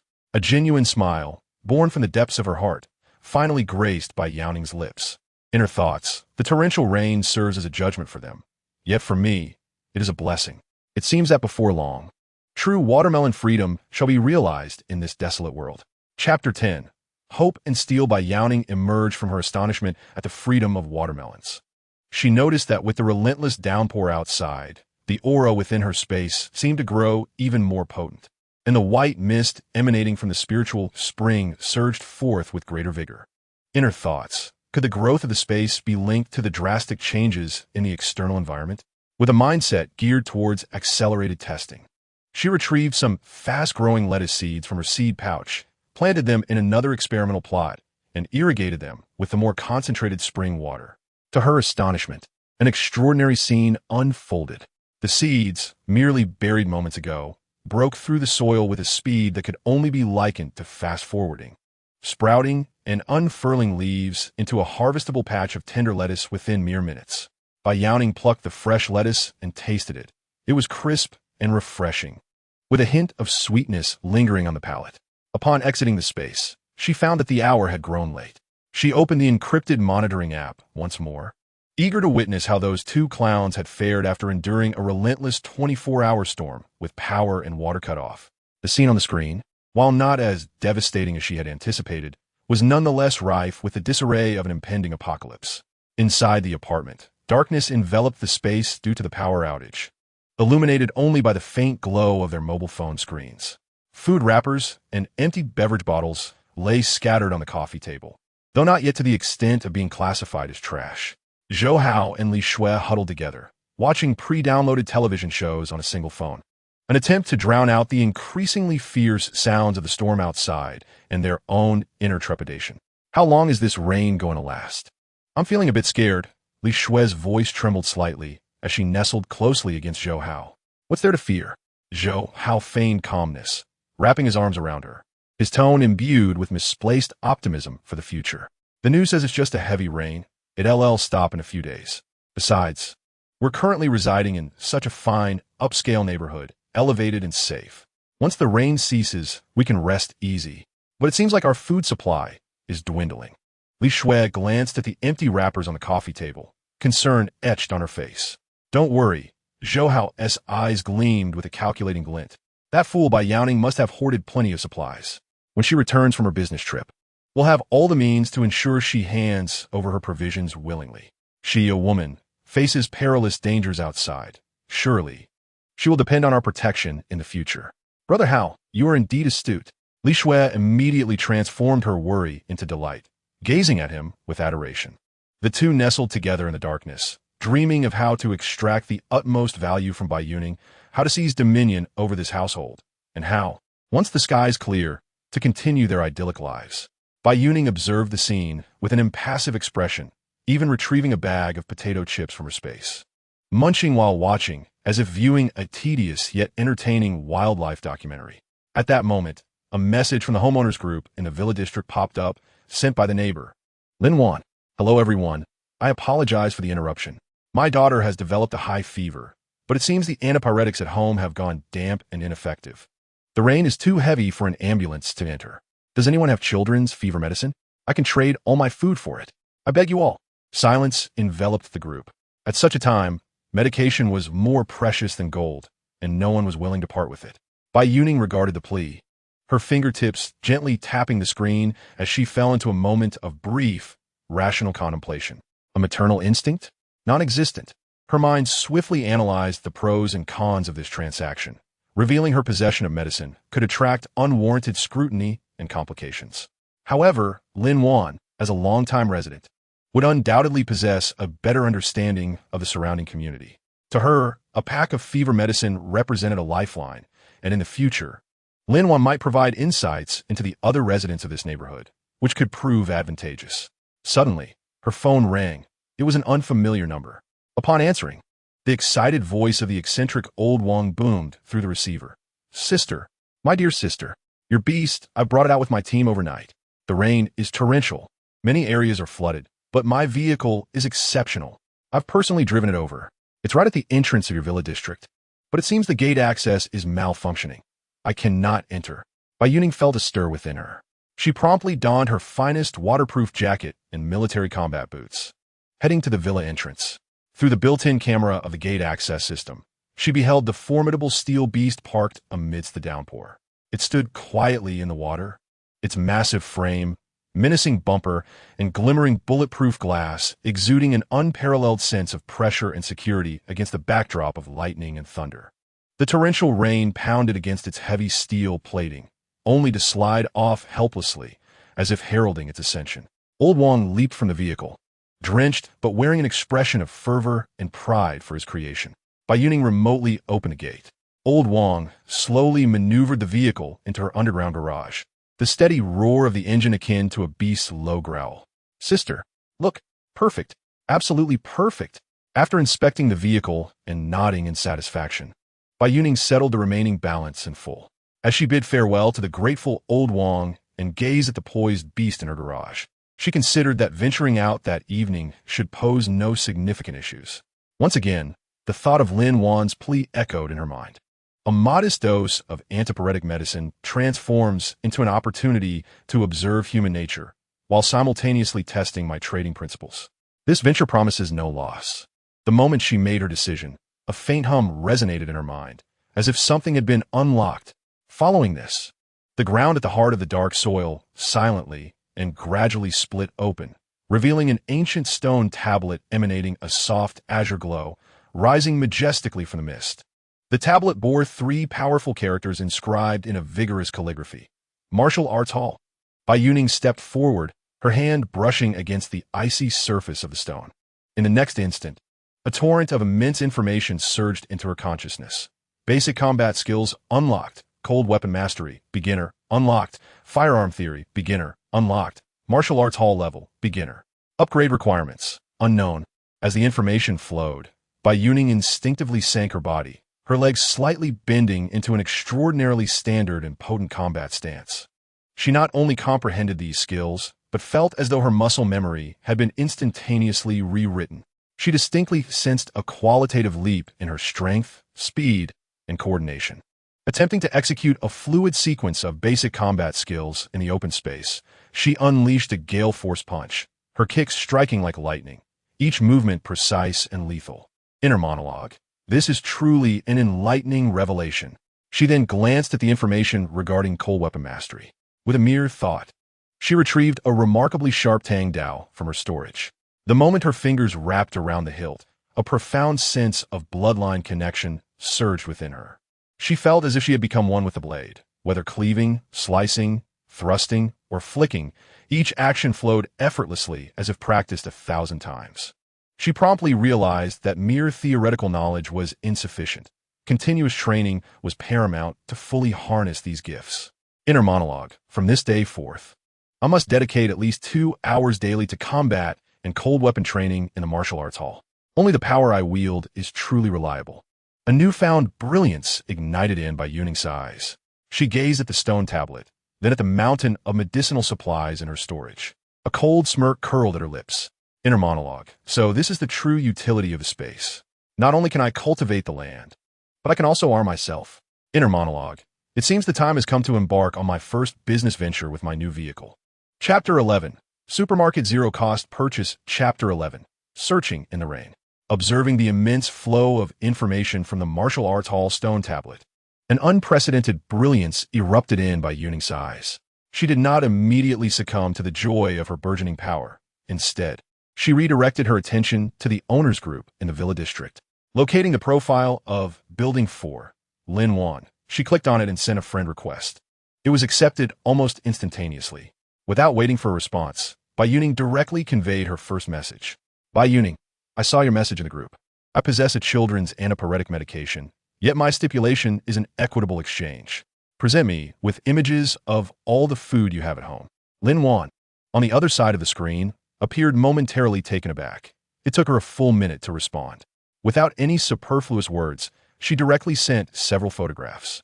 The images depicted a few packs of instant noodles, several bags of compressed biscuits, and a partially open bag of rice, containing less than half its original amount. There were also some fruits and vegetables. This represented the entirety of an average household's provisions under unexpected circumstances. Lin Wan, I implore you, as long as it saves my daughter, all of this is yours. Having ascertained Lin Wan's sincerity and the value of her offerings, Bai Youning replied at a measured pace. Bai Youning, place all the food at your doorstep. I shall arrive in 15 minutes to collect it. Once I have retrieved the provisions, I will leave the medication at your door for you to collect. Remember, do not venture outside, nor inform anyone that I possess the medicine. After completing this exchange, she closed the chat interface. Before preparing to leave, she activated the oversized LCD television in the villa. Although the television signal had been interrupted, some sporadic official emergency broadcasts were still accessible via a backup network. The emergency notification stated that due to the exceptionally heavy rainfall, over 70 of the city's road traffic had come to a complete standstill. Citizens were advised to remain indoors and await coordinated rescue efforts. A warning followed, indicating that sporadic looting incidents had emerged in the urban area, with unidentified individuals ransacking small supermarkets and convenience stores. Upon hearing this, a cold smirk curled at the corners of Bai Youning's lips. Inner monologue, traffic paralysis, store closures, societal chaos. For me, this is not a disaster, but a divine opportunity. The entire city has transformed into an unguarded, colossal, and free warehouse. Her ambitions shifted from minor, financially trivial endeavors to significant targets. Large shopping centers, brand-name pharmacies, and even jewelry stores whose security systems had succumbed to power outages, all abandoned due to the torrential rains and ensuing turmoil. She was determined to embark on a genuine zero-cost shopping spree. Dressed in a complete set of top-tier waterproof combat gear and military boots, Bai Youning proceeded to the underground garage. As she pressed the car key, the steel beast, known as the Raptor, emitted a steady, low growl. The menacing headlights illuminated the garage as if it were day. She ignited the engine, the massive vehicle effortlessly rolling over the garage drainage channel and plunging into the torrential downpour outside. Bai Youning first arrived at Lin Wan's doorstep, collecting the food Lin Wan had placed there. From her storage, she retrieved a suitable antipyretic medication for children, packaging it carefully before placing it at Lin Wan's door. Having left the medicine, Bai Youning sent Lin Wan a message on WeChat and then drove toward the city center. On the inundated and chaotic streets, her armored vehicle advanced like an icebreaker, undeterred by any obstacles. Her initial target was a large shopping center in the city center, of which she was aware the security system had completely failed. With a deafening crash, she could hardly be bothered to seek an entry point, instead opting to ram the reinforced V-shaped front of her vehicle into the tempered glass doors of the shopping center, shattering them into 1,000 pieces. She did not exit the car, but drove directly inside, coming to a halt in the dimly lit, deserted lobby where the backup power had also been depleted. Activating the 8 high-powered LED spotlights mounted on the roof, the entire first-floor lobby was instantly illuminated as if it were day. In her thoughts, excellent, the surveillance is indeed non-functional. Let the festivities commence. Thus began her unrestrained looting spree. Like a queen surveying her dominion, she pushed a massive shopping cart appropriated from the side, embarking on a rampage. Her first destination, the luxury goods section on the first floor. Approaching the grandest jewelry store, she effortlessly pried open the counter lock with a crowbar extracted from her space. Inside the counter lay gold, platinum, and diamonds, items that had been disregarded in the early days of the apocalypse but would later regain their value as hard currency, swept away without a hint of hesitation. She cast a disinterested glance at the Rolex and Patek Philippe watches in the adjacent store. In her thoughts, in this world, things that cannot be consumed were utilized, no matter how costly, or merely refused. She then entered the nearby liquor and tobacco shop, commandeering 10 boxes each of Matai and Wu Yangya, and whole cartons of specialty cigarettes into her space. In her thoughts, these items will serve as invaluable tools, whether to corrupt hearts or exchange intelligence. Her second stop was the large supermarket on the lower level. Pushing her cart like a bulldozer, she swept through the fresh produce section. Those premium Wagyu beef, Australian lobsters, and king crabs, now rendered useless due to power outages and failing freezers, vanished in an instant as she summoned them into her space as preservation area. In the snack aisle, every type of chip, chocolate, candy, and nut she fancied, regardless of her preferences, was snatched from the shelves without a second thought. In the baby section, she cleared out precious supplies, formula, diapers, and infant food that could save a child's life in this desolate world. The third stop was the outdoor sports and book area on the third floor. Upon reaching the outdoor equipment store, she discovered gear far more specialized than what she had previously purchased online. High-altitude tents, sleeping bags for sub-zero temperatures, professional climbing ropes, and military-grade water bottles with filtration capabilities. She pilfered every desirable item, embodying the essence of a seasoned adventurer. Suddenly, her gaze was drawn to a massive box in the corner, adorned with an image of an orange hard-shell inflatable boat capable of accommodating 46 people. Alongside several smaller kayaks, a glimmer of excitement sparked in her eyes. In her thoughts, after days of relentless rain, a cataclysmic flood will follow. This vessel could very well be the true Ark of Noah. Without hesitation, she collected the inflatable boat, all the kayaks, along with their oars and life jackets, and stored them deep within her space. Finally, she entered the bookstore, bypassing the bestsellers and heading straight for the section dedicated to specialized literature. The manuals such as Barefoot Doctor's Handbook, Militia Military Training Guide, Home Hydroponic Vegetable Cultivation Techniques, Principles of Machinery and Maintenance, and comprehensive knowledge of basic circuits, which were once neglected during times of peace, have become invaluable treasures, surpassing even gold. In a post-apocalyptic world, a flicker of civilization's flame, she emptied the entire bookshelf in the area. After accomplishing this, she surveyed the chaotic shopping center, her heart unperturbed, filled only with a profound sense of harvest and satisfaction. Just as she was about to depart, her keen hearing caught a faint, suppressed cough emanating from the supermarket's back door. As she concluded her raid on the supermarket's fresh produce section and prepared to leave, her acute senses detected the same muffled cough from the back entrance. Approaching the source, she stumbled upon a harrowing scene in a cluttered corner. Two towering men were mercilessly beating a curled-up figure on the ground. "Damn it! How dare you resist? Hand over the food, or we'll beat you to a pulp." A filthy cook daring to steal from us. The victim of their assault was none other than Zhang Yi, whom she had encountered previously. Instead of intervening immediately, she silently retrieved from her space a top-tier compound hunting crossbow she had procured earlier, skillfully loading it with a tungsten steel arrowhead that gleamed ominously. Having mastered this weapon in the training hall, she did not aim for the thug's vital points, but instead targeted the concrete ground at their feet. With a barely audible whoosh, a black arrow, propelled by an overwhelming force, embedded itself mere centimeters in front of one man's foot. To her astonishment, the hardened concrete was punctured, creating a shallow pit. The arrow's tail quivering violently, emitting a disconcerting hum. The two men were instantly paralyzed with terror at this unexpected turn of events. He had evidently come to the supermarket in search of food, only to cross paths with these two rogues also scavenging for supplies. Refusing to relinquish the small pack of crackers he had painstakingly found, he was subjected to a brutal beating. Blood trickled from his forehead, and his lips were bruised. He curled up on the ground, cradling the precious crackers, stifling muffled groans of pain. Bai Youning's gaze turned icy at the sight of her chef being assaulted. She did not speak immediately, but instead retrieved her crossbow once more, poised and silent. The thugs, now terrified, turned to face the direction of the arrow, only to see a woman clad in black combat attire, her face obscured, standing quietly in the shadows. The menacing crossbow was once again aimed at their foreheads.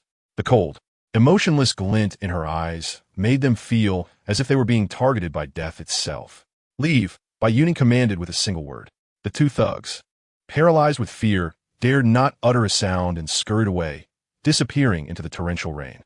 At last, the world fell silent. Bai Youning approached Zhang, her gaze towering over him. He struggled to rise, but the slightest movement triggered his wounds, causing him to cough violently, expelling a mouthful of blood. The precious pack of biscuits, which he had safeguarded with his life, fell into the filthy puddle at his feet.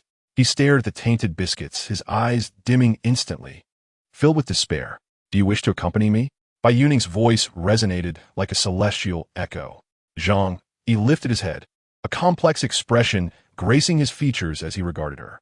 Without further ado, Bai Youning retrieved from her space a bottle of medical saline, a roll of gauze, a small bottle of Yunnan Bai Yao spray, and a container filled with diluted spiritual water. She cast these items before him. "Clean the wounds, apply the medicine, and then consume this water," she instructed, her tone frigid. Zhang Yi was momentarily taken aback. He regarded this enigmatic and formidable woman, who could have easily stripped him of everything like the two others before her, yet chose not to. Resolving his hesitation, he clumsily grasped the saline and medication, beginning to tend to the injury on his head with a mix of awkwardness and professionalism. Once he had dressed his wounds, he uncapped the bottle of mineral water and drank it in one go. A wave of sweet, warm energy surged through him, instantly refreshing his weary body. He could distinctly feel the pain from his injuries diminishing rapidly, while his drained strength began to rejuvenate at an astonishing pace. "What kind of miraculous water is this?" Zhang Yi gazed at Bai Youning, his eyes brimming with disbelief. "Now, answer my initial question," Bai Youning said, her gaze as tranquil as a still lake. "I am in need of a chef. Room and board are provided, with an abundance of ingredients. However, my stipulation is to use only the finest ingredients to create the best dishes. Will you accept this role?" This time, Zhang Yi exhibited no signs of struggle or hesitation. The woman before him had not only saved his life, but possessed an unfathomable reservoir of mysterious power and resources. Most importantly, she understood him, recognizing his seemingly absurd adherence to principles. Perhaps, by following her, he could truly find his path. "I will," he affirmed. Bai Youning nodded in satisfaction. "Get in the car." Together, they returned to the luxurious villa district of Zijin Mountain.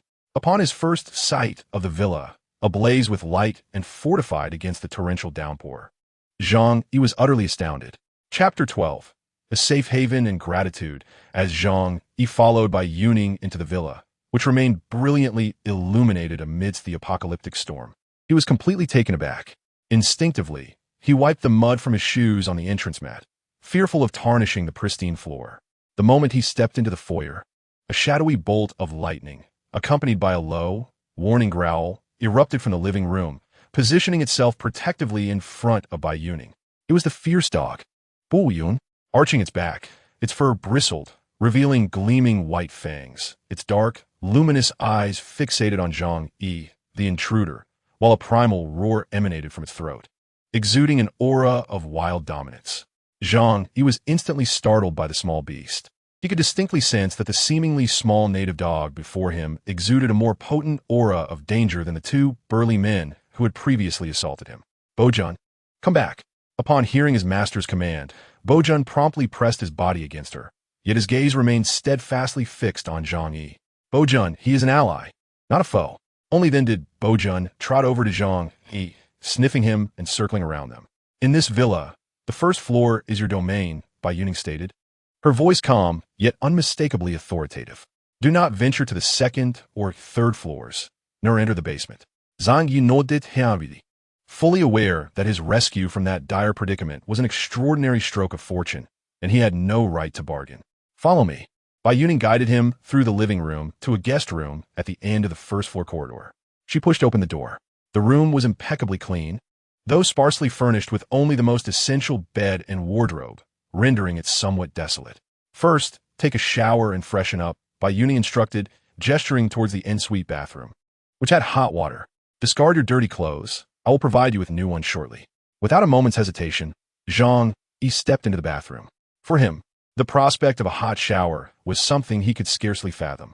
Upon hearing the sound of water splashing in the bathroom, Bai Youning calmly turned, her thoughts shifting. In the next moment, a neatly folded, unopened set of men's athletic wear, along with a brand new toiletries kit, a clean towel, and a pair of pristine slippers materialized in her hands, items she had prudently stocked up on during her previous preparations. She had not anticipated their swift utility. Silently, she placed these items on the bedside table and then turned to leave, returning to the sofa in the living room where she waited patiently. After more than 10 minutes, Zhang Yi emerged from the room, now clad in the fresh athletic attire, his hair still dripping. Although he remained gaunt, his demeanor had transformed. The wariness and despondency in his eyes replaced by a glimmer of renewed vitality. Upon seeing Bai Youning, a flicker of gratitude and shyness crossed his face. He wanted to express something, but found himself at a loss for words. How do you feel? Bai Youning inquired softly. Very well, thank you, Zhang Yi replied, his voice somewhat hoarse. He took a deep breath, suppressing all his excitement and gratitude, and nodded earnestly once more. Thank you. Come, have a seat. Zhang Yi hesitated before sitting down. Hello, I am Bai Youning, she introduced herself, breaking the silence. Zhang Yi was momentarily taken aback, clearly not expecting this formidable and enigmatic young woman to introduce herself. He quickly straightened his posture and replied earnestly, Miss Bai, hello, I am Zhang Yi. Zhang with a long bow, E for perseverance. Bai Youning nodded, her gaze settling on him. Now, tell me about your situation. Why were you alone in the supermarket? Upon mentioning this, Zhang Yi's gaze dimmed, a flicker of humiliation and anger crossing his face, yet ultimately transforming into a bitter smile. I was once the chef at Fu Man Lu. He began slowly, his voice somewhat subdued. The former owner of that establishment was my master. He dedicated his life to the art of cooking, placing utmost importance on rules and ingredients.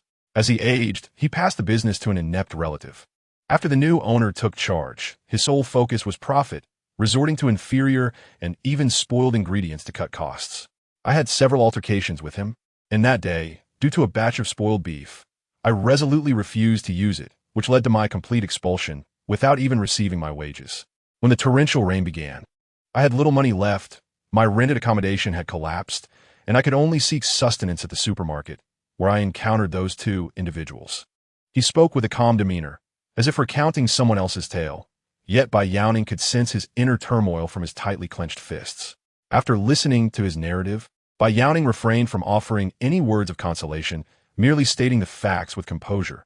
In fact, during my childhood, my father often took me to Fu Man Lu for meals. I'd seen you back then. Zhang Yi looked at Bai Youning with surprise. This is also why I was willing to save you. Zhang Yi nodded. Since I have brought you back, I hope we can establish a basic trust between us. Rest assured, Miss Bai, since you have saved me, I will certainly heed your arrangements. Bai Youning chuckled softly. You need not call me Miss Bai. Just call me Youning. You are older than I, so I shall call you Uncle Zhang. Zhang, he nodded in agreement. Very well, Miss Bai. Oh, I mean Youning. This deluge has persisted for 3 days. I estimate it will continue indefinitely. Continue indefinitely? Wouldn't that mean the entire city will be submerged? Bai Youning nodded. Indeed. Many in the city are already facing food shortages. I surmise that outside, it is no longer safe. Unless absolutely necessary, it is best to remain indoors. My home is stocked with ample provisions to sustain us for quite some time. She could not directly inform Zhang Yi of her rebirth or foreknowledge of the impending apocalypse, so she chose to subtly advise him instead. After ensuring Zhang Yi was settled, Bai Youning returned to her room, secured the door, and finally picked up her phone. Instead of checking the surveillance filled with chaotic antics, she opened the WeChat messages from her neighbor, Lin Wan. There were already over a dozen unread messages. Building 4. Lin Wan, Miss Bai. Thank you. I'm truly grateful. My daughter has taken the medication, and her fever has subsided.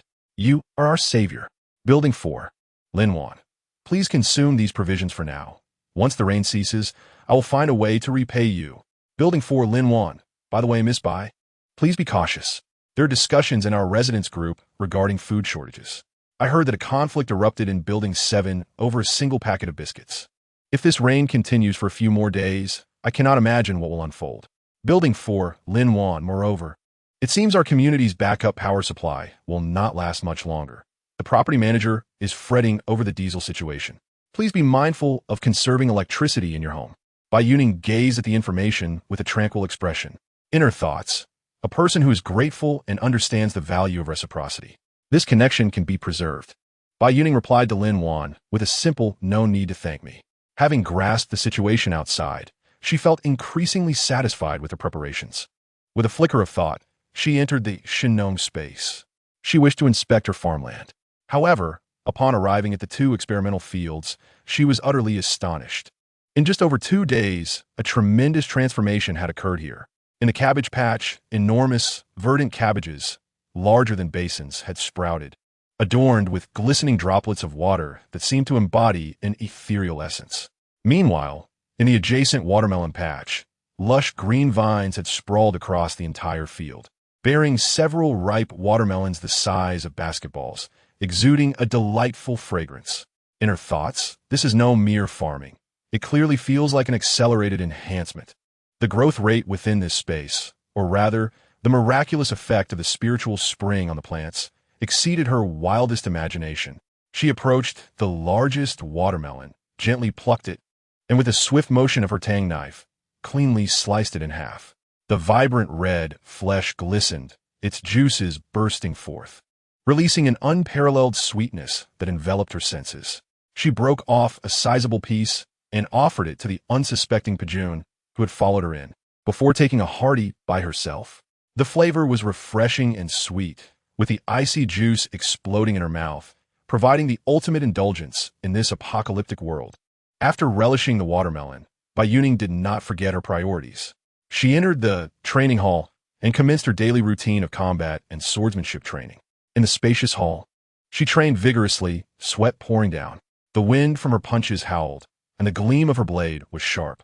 Each movement became more precise and lethal than the day before. Upon concluding her training, she stood amidst the bountiful resources and thriving fields within the space, recalling the information Lin Wan had sent her. In her thoughts, the torrential rain is merely an appetizer.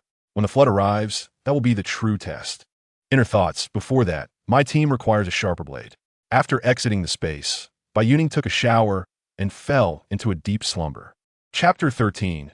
Team formation. The next morning, Bai Youning was awakened by the rich aroma of food. She emerged from her room to find Zhang. He had prepared an extraordinarily sumptuous Chinese breakfast. On the dining table sat a pot of golden, soft seafood congee, emanating an enticing fragrance, alongside several dishes of stir-fried vegetables and top-quality beef, which Zhang Yi mistakenly believed to be Bai Youning's personal reserve, but were actually products from the space, and a plate of perfectly fried soft-boiled eggs. Meanwhile, on a small carpet beside the table, in Pajun's designated food bowl, there was also a steaming bowl of specially crafted nutrition meal, prepared by Zhang Yi, consisting of minced beef, chicken breast, and finely chopped carrots and greens. meticulously simmered into a savory paste. Youning, good morning. Come and eat.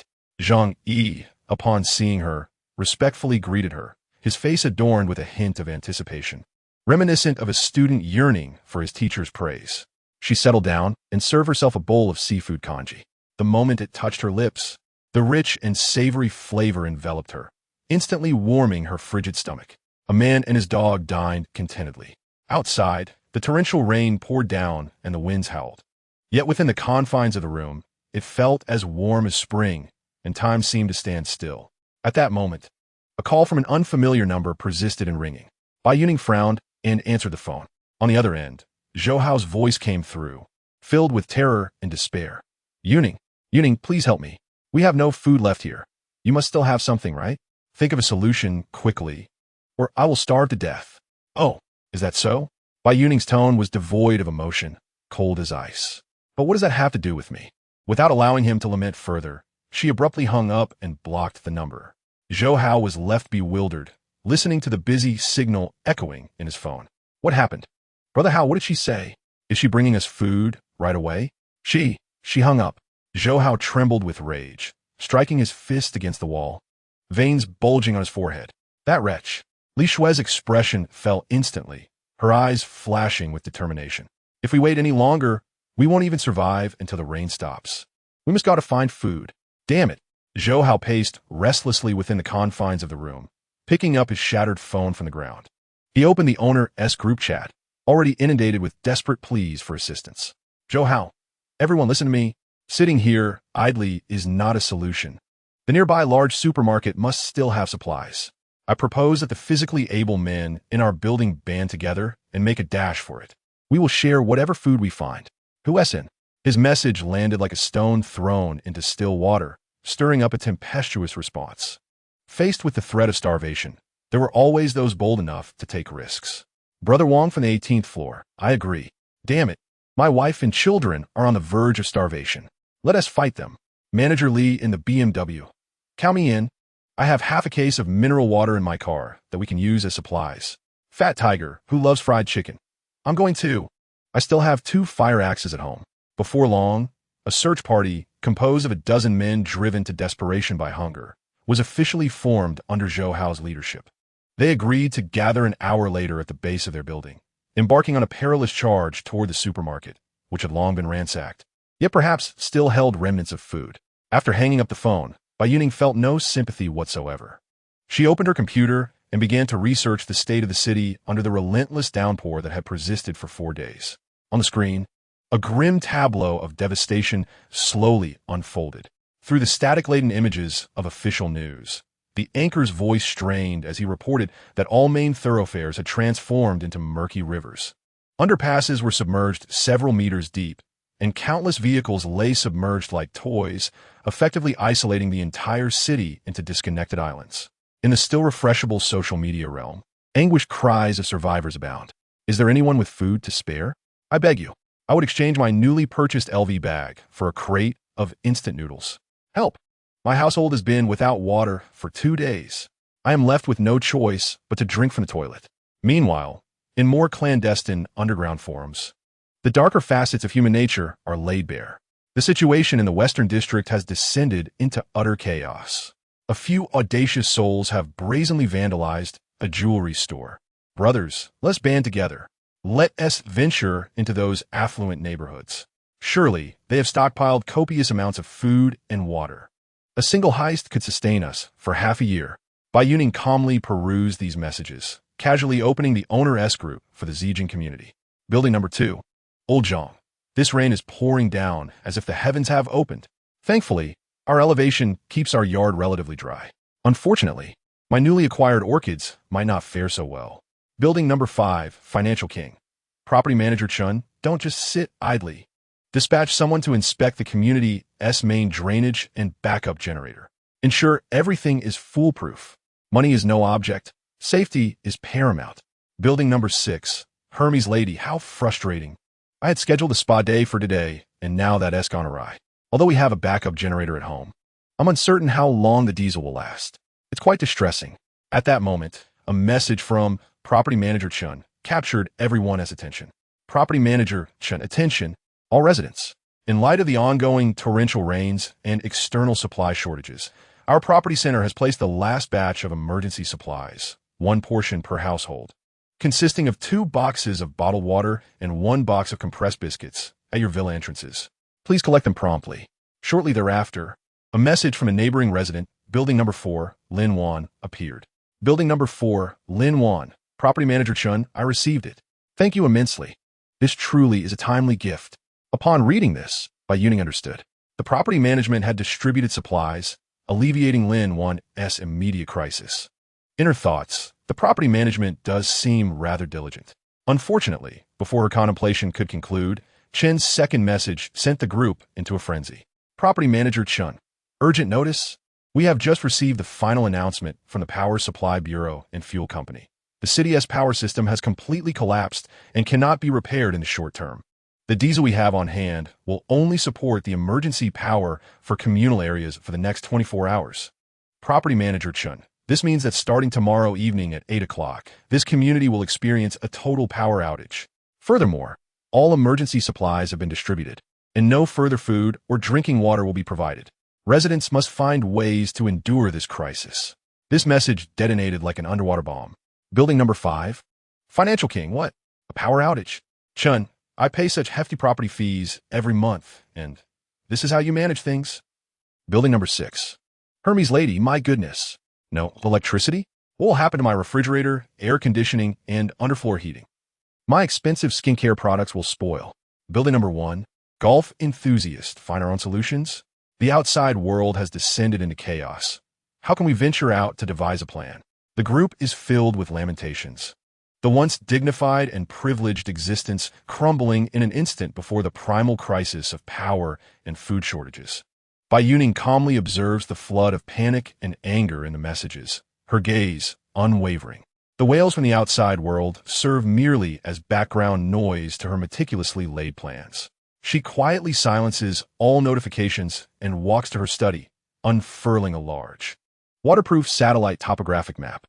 Zhang Yi enters, carrying a cup of freshly brewed coffee. Upon seeing the map, he pauses momentarily. Without lifting her head, Bai Youning lightly taps her finger on the location of the Zijin Mountain Villa District.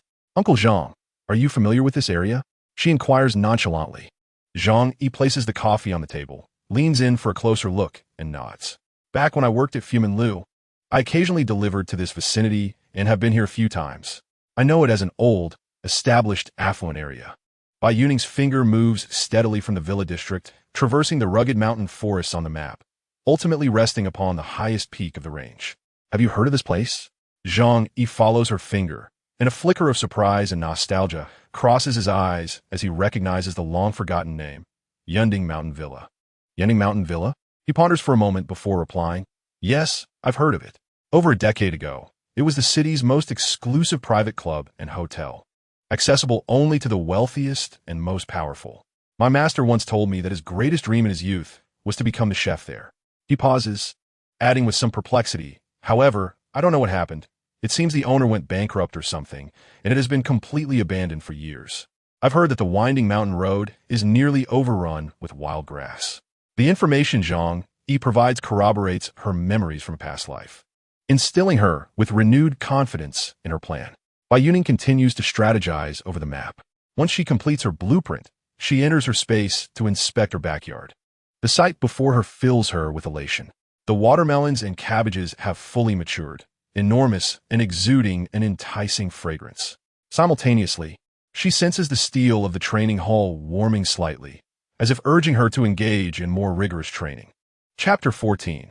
The nameless sacrifice. Bai Youning gazes at the gently warming steel of the training hall, a thought stirring within her.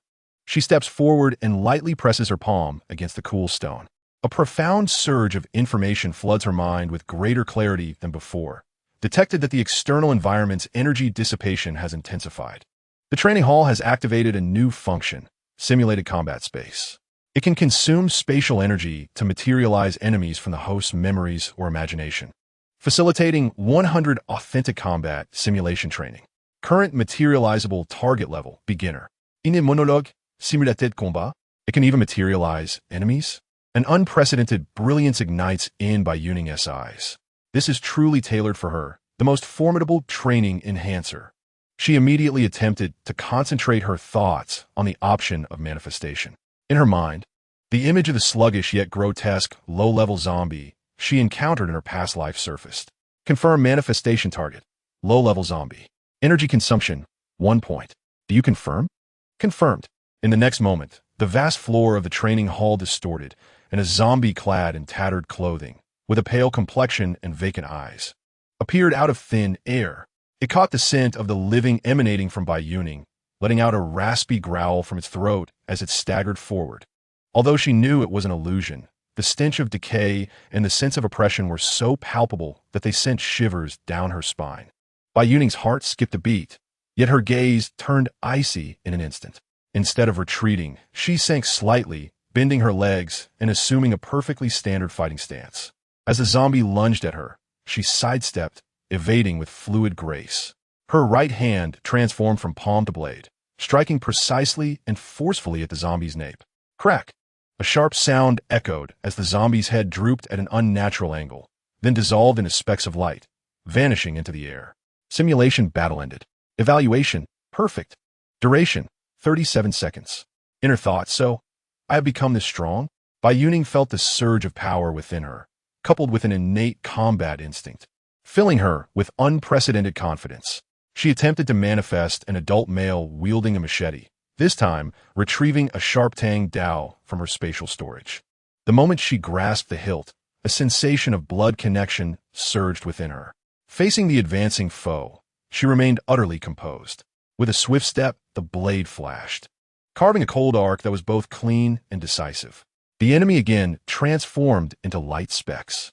Simulation battle ended. Evaluation, clean. Duration, 19 seconds. Bai Youning slowly sheathed her blade, exhaling deeply. This powerful sensation was simply exquisite. Emerging from a spatial realm, it was just in time for lunch. As she stepped out of the room, the rich aroma of the meal wafted towards her. Zhang had already set an exceptionally lavish lunch on the table. A steaming bowl of spicy boiled beef, with slices of tender beef enveloped in fragrant chili, a steamed perch, its flesh pristine and drizzled with premium fish sauce, and several dishes of stir-fried vegetables from the space, vibrant and glistening. Youning, it's time to eat, Zhang Yi said, removing his apron with respect. Uncle Zhang, you've worked hard, Bai Youning replied as she sat down, tasting a piece of the boiled beef. The moment it touched her tongue, the spicy, fragrant flavor burst forth. The meat tender and succulent, far more authentic than any Sichuan restaurant she had visited in her past life. Not bad, she offered a brief evaluation. A satisfied smile immediately spread across Zhang Yi's face. During the meal, as Zhang Yi gazed out at the relentless downpour, listening to the sound of the rain that resembled a throng of cavalry charging, he could no longer hold back his greatest curiosity. Youning set down his chopsticks, his tone laced with a hint of cautious inquiry. The rain had been pouring incessantly for 5 days, showing no signs of abating. I just glanced at my social media feed, and nearly everyone outside lamented the lack of food at home, with supermarkets completely stripped bare. He hesitated for a moment, but ultimately mustered the courage to ask, how did you prepare these supplies? This question had lingered in his mind for quite some time. A girl who appeared even younger than him possessed not only an impregnable fortress, but also, like a magician, could conjure an endless supply of luxurious, top-tier ingredients that would have been considered extravagant even before the apocalypse. It was utterly unfathomable. Bai Youning's movements were fluid and unbroken as she elegantly picked up a slice of beef with her chopsticks and placed it into her bowl before slowly speaking. Her voice remained calm, as if recounting a tale wholly unrelated to her own.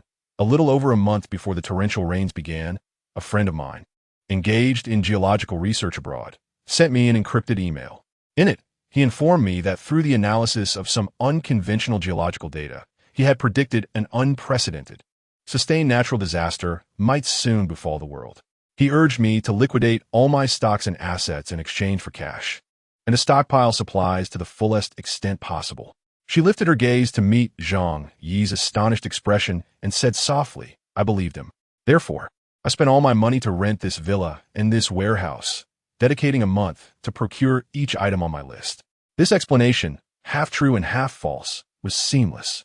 It not only rationally accounted for the protagonist's prophetic insights, a mysterious expert friend, but also perfectly concealed her greatest secret of rebirth. Zangyidistenit, Dumfondit. As tumultuous waves surged within him, it turned out that none of this was mere coincidence, but rather a meticulously orchestrated, high-stakes preparation. He gazed at the girl before him, calmly eating her meal, and his reverence for her surged to an entirely new height. So Uncle Jean, Bai Youning said, looking at him with a serene gaze that seemed to penetrate his very soul, "You need not worry about the situation outside. As long as we remain indoors, we are currently safe. Later, I will add you to our community's owner group, so you can keep an eye on the updates." Her nonchalant demeanor eased the tension in Zhang Yi's heart to a degree. After finishing lunch, Bai Youning retreated to her room to continue planning the route to Yunding Mountain Villa. She retrieved her phone, glanced at the messages sent by the eccentric old Wang, and pulled up the terrain map of Yunding Mountain Villa. Meanwhile, on the other side of the city, a life-threatening expedition was unfolding. Zhou Hao led a makeshift search team, composed of a dozen neighbors, armed with fire axes and steel pipes, plunging into the torrential downpour that had submerged half the city. The water had risen past their knees, the frigid rain mingling with the city's filth, rendering each step exceptionally arduous. They looked gaunt and weary, their eyes filled with a desperate hunger for food and an apprehension of the unknown. Fortunately, they encountered no real danger along the way. An hour later, they finally arrived at the sprawling supermarket with great difficulty. The glass doors had long been shattered, revealing a scene of utter chaos within. Shelves lay toppled, and torn packaging was strewn about. "Quick, scatter and search. See if there's anything left," commanded Zhou Hao, prompting the group to rush inside like a whirlwind, frantically rummaging through every corner. After nearly half an hour of relentless searching, they astonishingly gathered a considerable haul. A few boxes of preserved food buried beneath the shelves, intact instant noodles, several vacuum-packed sausages, and a few bags of forgotten compressed biscuits. Beholding these hard-won provisions, the faces of the group radiated a euphoric relief akin to that of survivors emerging from a calamity. Jean Bui exclaimed, "Ho ho ho, we found it. We are saved." Lu Peng added, "This is fantastic. My wife and child won't have to starve anymore." Zhou Hao, gazing at the bounty encircled by the others, felt a swell of immense pride within him. He envisioned himself as a victorious general leading his troops to triumph, his vanity richly fulfilled. "Do not fight over it. Follow my command," he declared, clearing his throat and raising his voice. "We shall first return with these items, and then distribute them fairly." Although the group harbored some reluctance, they complied, deterred by the sight of the thick steel pipe in Zhou Hao's grasp. Unbeknownst to them, from the shadows of the supermarket's corner, several pairs of eyes glimmered with greed and malice, fixated on both them and their precious spoils. Just as Zhou Hao led the jubilant procession back, calamity struck. At a crossroads, a group of 7 or 8 men wielding machetes and baseball bats suddenly surged forth from the alleys, encircling them completely. These fiends appeared more robust, their fierce gazes betraying their true nature as seasoned criminals. "Stop!" the bald leader shouted, pointing his machete at Zhou Hao, a sinister grin spreading across his face. "You lads are quite fortunate. Hand over all your food, and perhaps we'll consider sparing your lives." The members of the search party turned pale, instinctively clutching their hard-earned provisions. This was their lifeline. "Damn it, let us fight them," someone shouted amidst the chaos. Amidst the shouts and curses, the two sides clashed. Zhou Hao, with a facade of bravado, brandished his steel pipe but lacked the courage to charge forward. He dared only to linger at the back, posturing. When a fierce man charged at him wielding a machete, terror seized him, and in a moment of sheer instinct, he shoved his neighbor, Lu Peng, who was clutching a box of instant noodles, into harm's way. Lu Peng cried out, his arm brutally sliced open by the blade, blood gushing forth as the noodles tumbled from his grasp. Seizing this opportunity, Zhou Hao scrambled backward in a panic, fleeing without a glance back. The facade of his leadership crumbled in the face of genuine peril, revealing the most selfish and cowardly instincts. Ultimately, how could his ragtag search party, comprised of ordinary neighbors, stand against a band of desperate marauders? In less than 5 minutes, they were scattered like leaves in a tempest. All the hard-earned food was plundered. Zhou Hao, along with a few fortunate souls who managed to flee swiftly, returned to the community soaked and disheveled, empty-handed. Those who were slower fell amidst pools of blood and frigid rain, becoming nameless casualties in this prelude to the apocalypse. Chapter 15. The night of power outage. The rain continued to pour, seemingly endless. As night fell at 8 o'clock, the public lighting of the entire Zijin Mountain Villa area, as the property management had announced, was extinguished in an instant, as if someone had severed its lifeline. The backup power sources that had been barely functioning emitted a reluctant wail before ceasing entirely. For the first time, the once prestigious and luxurious villa area was shrouded in pure, impenetrable darkness and the chilling curtain of rain. The homeowners group erupted in chaos. After a brief silence, a cacophony of fear and anger filled the air. Sister Hermes from Building 6 exclaimed, "Oh my God, the power is really out. My wine cabinet, my temperature-controlled cigar room, and my top-tier skincare products in the refrigerator. They are all doomed." The financial king from Building 5 shouted, "Manager Chun of the property management, come out. Is this how you ensure our safety with the property fees I pay every month?" The golf enthusiast from Building 1 lamented, "It's over, utterly over. Without electricity, without internet, what is the difference from being in prison?" Little Wong from property management replied, "We are also powerless in this situation." Meanwhile, within Villa 3, a different scene unfolded. At the moment, the community was engulfed in darkness. The lights in Bai Youning's villa flickered ever so slightly for less than a second before the backup energy system seamlessly took over. The entire villa remained brightly lit. Warm as spring. In the dining room, Zhang Yi was meticulously preparing a copper hot pot, steam rising in abundance. The exquisite snowflake beef and hand-sliced lamb curled slightly in the boiling broth, emanating an enticing aroma. Bai Youning, along with Zhang Yi and Bo Jun, leisurely enjoyed this sumptuous feast. In her thoughts, the torrential rain and darkness are the hell for the weak, yet a paradise for the strong. At that moment, her phone vibrated. It was a voice message for help from her neighbor, Lin Wan, tinged with desperation. "Miss Bai, please save us. Our power is out too, and my child is afraid of the dark, crying incessantly. Moreover, I hear strange sounds outside, like someone is trying to pry open the door of Building 5 next door. I am terrified." Bai Youning set down her chopsticks, her gaze turning icy. Instead of responding immediately, she activated the villa's external surveillance system. Through the infrared night vision mode, she spotted several furtive shadows gathering at the entrance of Building 5, the financial king's residence, wielding crowbars and hammers, furiously attempting to break the door lock. In her thoughts, quite well, the facade of the wealthy cannot be maintained for long. After pondering for a moment, she replied to Lin Wan with a single message: "Keep an eye on your door. Before dawn, do not trust anyone, including me." This is a test. She wanted to see what choices this woman would make under extreme fear. At the opposite end of the city, within the confines of an aging apartment building, an even more grotesque and raw display of human nature unfolds in the cold, damp hallway. Zhou Hao, drenched to the bone, returns to the building with the last remnants of luck, 7 or 8 survivors, like a stray dog driven from its home. Some among them bear injuries, with blood seeping from their arms and legs, swiftly washed away by the rain, yet the pungent scent of blood lingers, unmaskable. When the other dozens of anxious survivors in the building see them return empty-handed and in disarray, a brief silence ensues, only to be shattered by an eruption of rage ignited by hunger and despair. "Zhou Hao, you deceitful scoundrel! Where's the food? Did you not promise to bring us sustenance? Where is it?" A man rushes forward, seizing Zhou Hao by the collar, his eyes ablaze with fury. "Damn it! Several of us are injured. My arm was nearly severed, and you bring back nothing." Another man, clutching his bleeding arm, roars in indignation. Those who once hailed him as a hero and leader now encircle him, their gazes transformed from adoration and hope to a seething anger fueled by betrayal, filled with a desire to rend him asunder. "Coward! Useless!"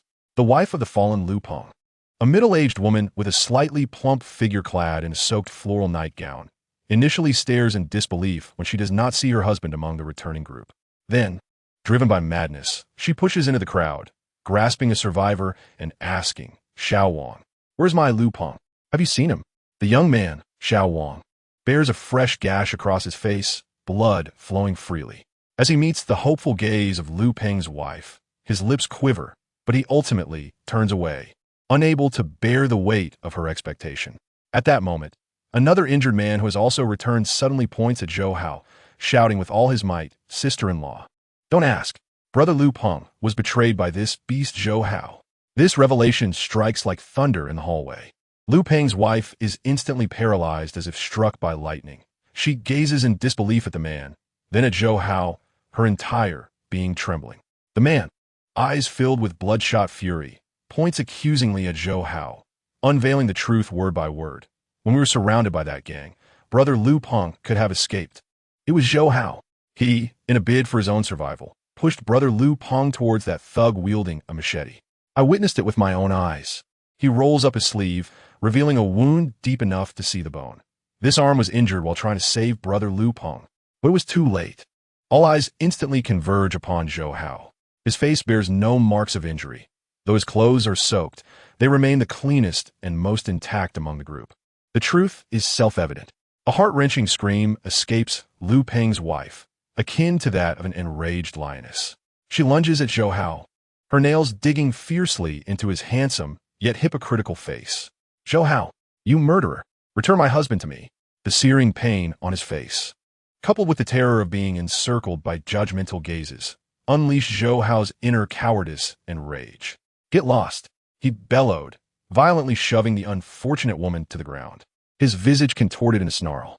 Your husband died because of his own inadequacy. He was too slow. What does that have to do with me? If you have the guts, seek vengeance on those robbers yourself. Why are you shouting at me? He deftly deflected all responsibility. You beast. Lu Peng's wife collapsed, wailing uncontrollably. Nearby, Li Shui, witnessing Zhou Hao's assault, leaped forward like a cat whose tail had been stepped on, shrieking to defend her hero. What are you all yelling about? Brother Hao is taking you out to find food, and you dare to complain? The dead were merely unfortunate. If you have the ability, go yourself. A bunch of useless men, only knowing how to bully others here. Her shrewish curses ignited the fury of the crowd. Zhou Hao and Li Shui, confronted with the ravenous eyes of the mob, were paralyzed with fear, turning to flee into the room. But it was too late. The enraged throng surged forward like a tide, forcefully breaching the flimsy door and flooding in. Soon, the scant few bottles of mineral water and packets of biscuits hidden beneath the bed were unearthed. Is this all there is? The crowd glared at the pitiful supplies. The flames of anger rekindled. There must be more. They are definitely hiding it. Search. The command ignited a primal urgency within them. After scouring for a time without finding anything, they turned their ire back to Zhou Hao and Li Shui, the man Zhou Hao had previously shoved aside. Nursing his injured arm, sneered, "You pushed us out as cannon fodder, Zhou Hao.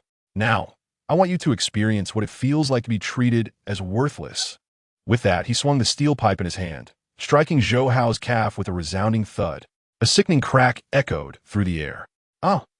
Zhou Hao let out a scream akin to a slaughtered pig, collapsing like a heap of mud, clutching his leg, which had twisted grotesquely, convulsing wildly.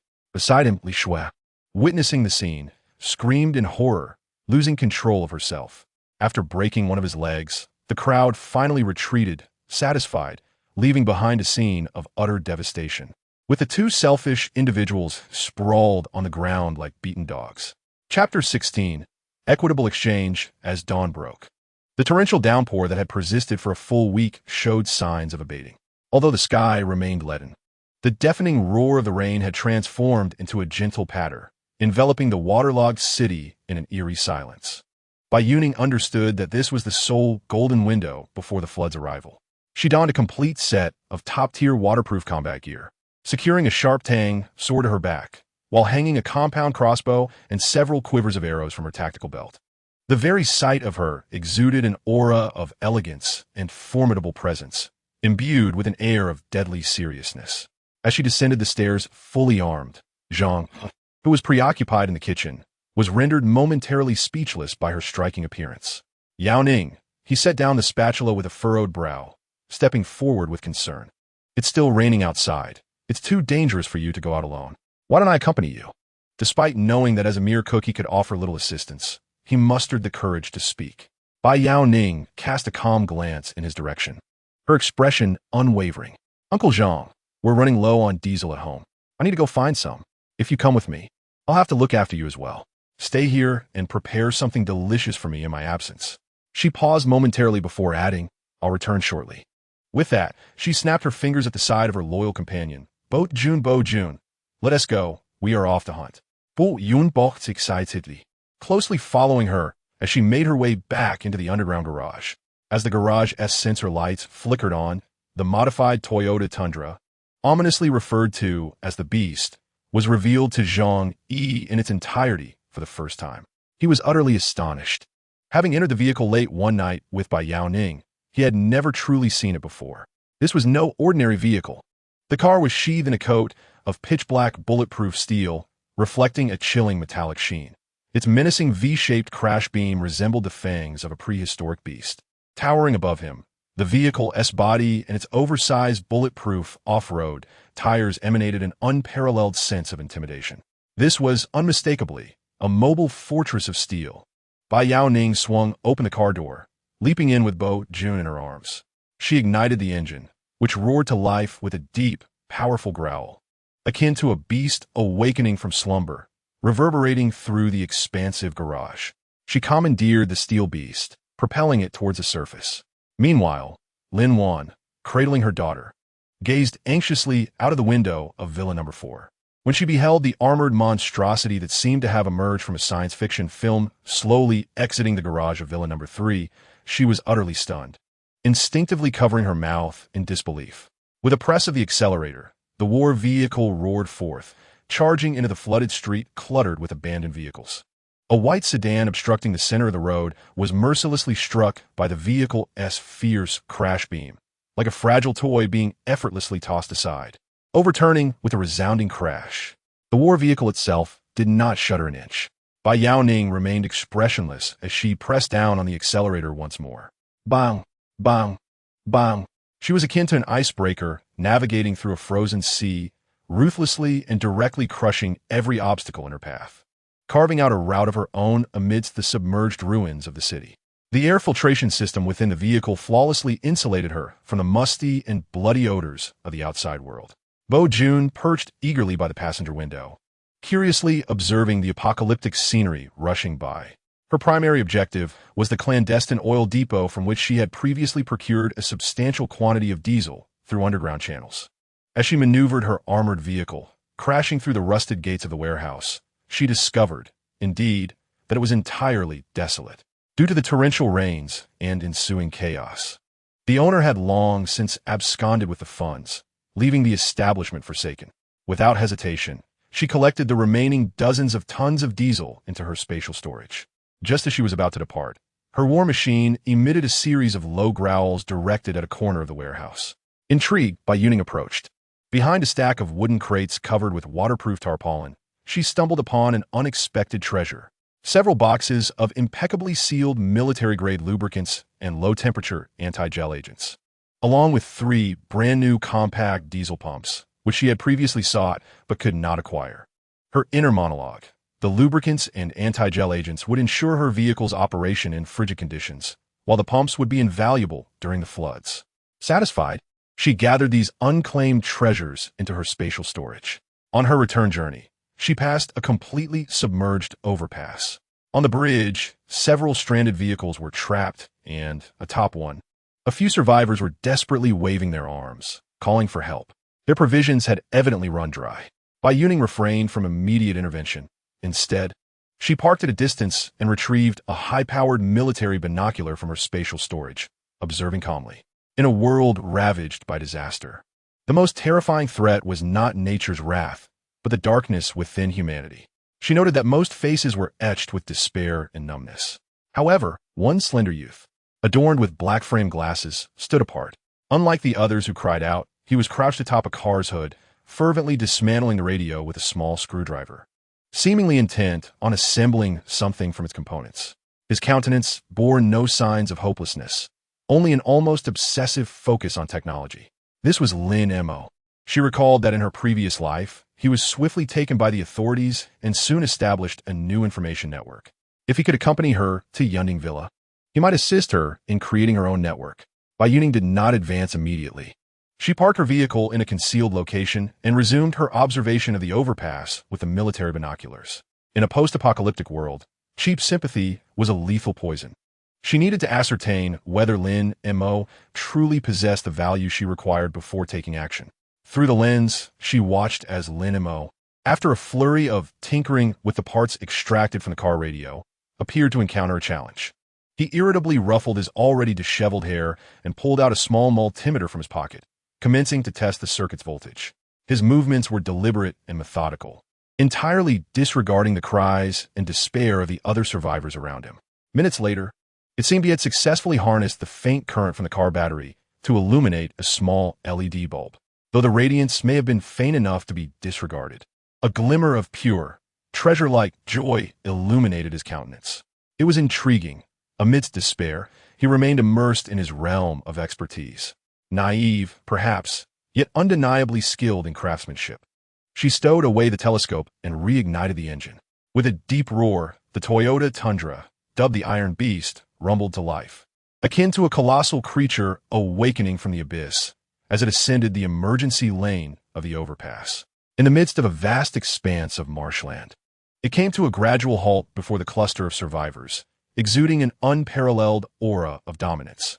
The dozen or so survivors, already steeped in desperation, were initially paralyzed by shock at the sight of this armored behemoth.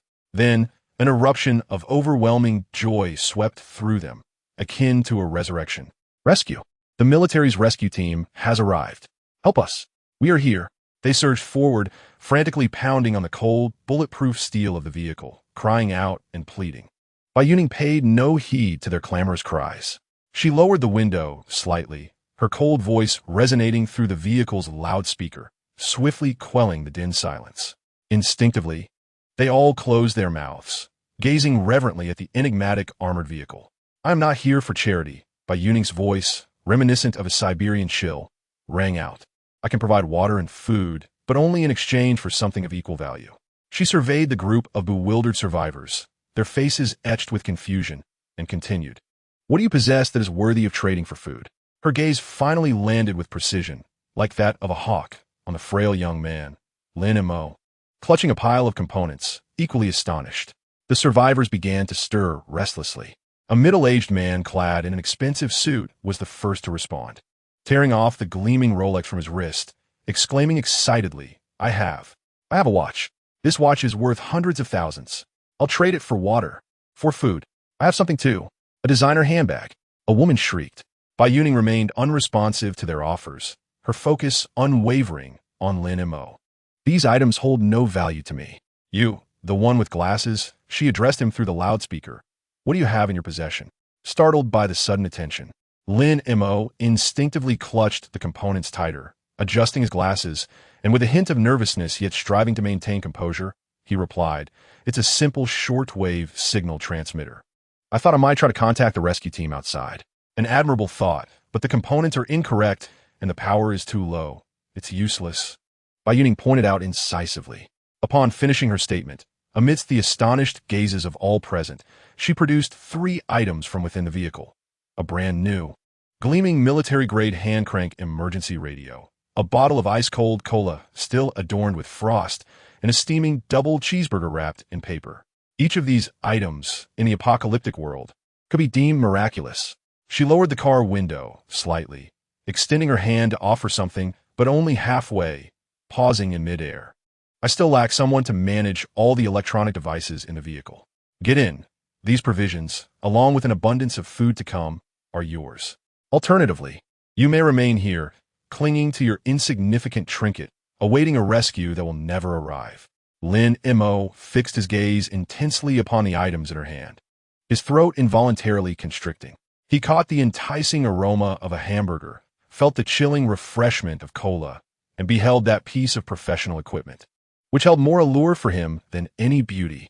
"All right, I will follow you." Chapter 17. Those who wish to die, step forward.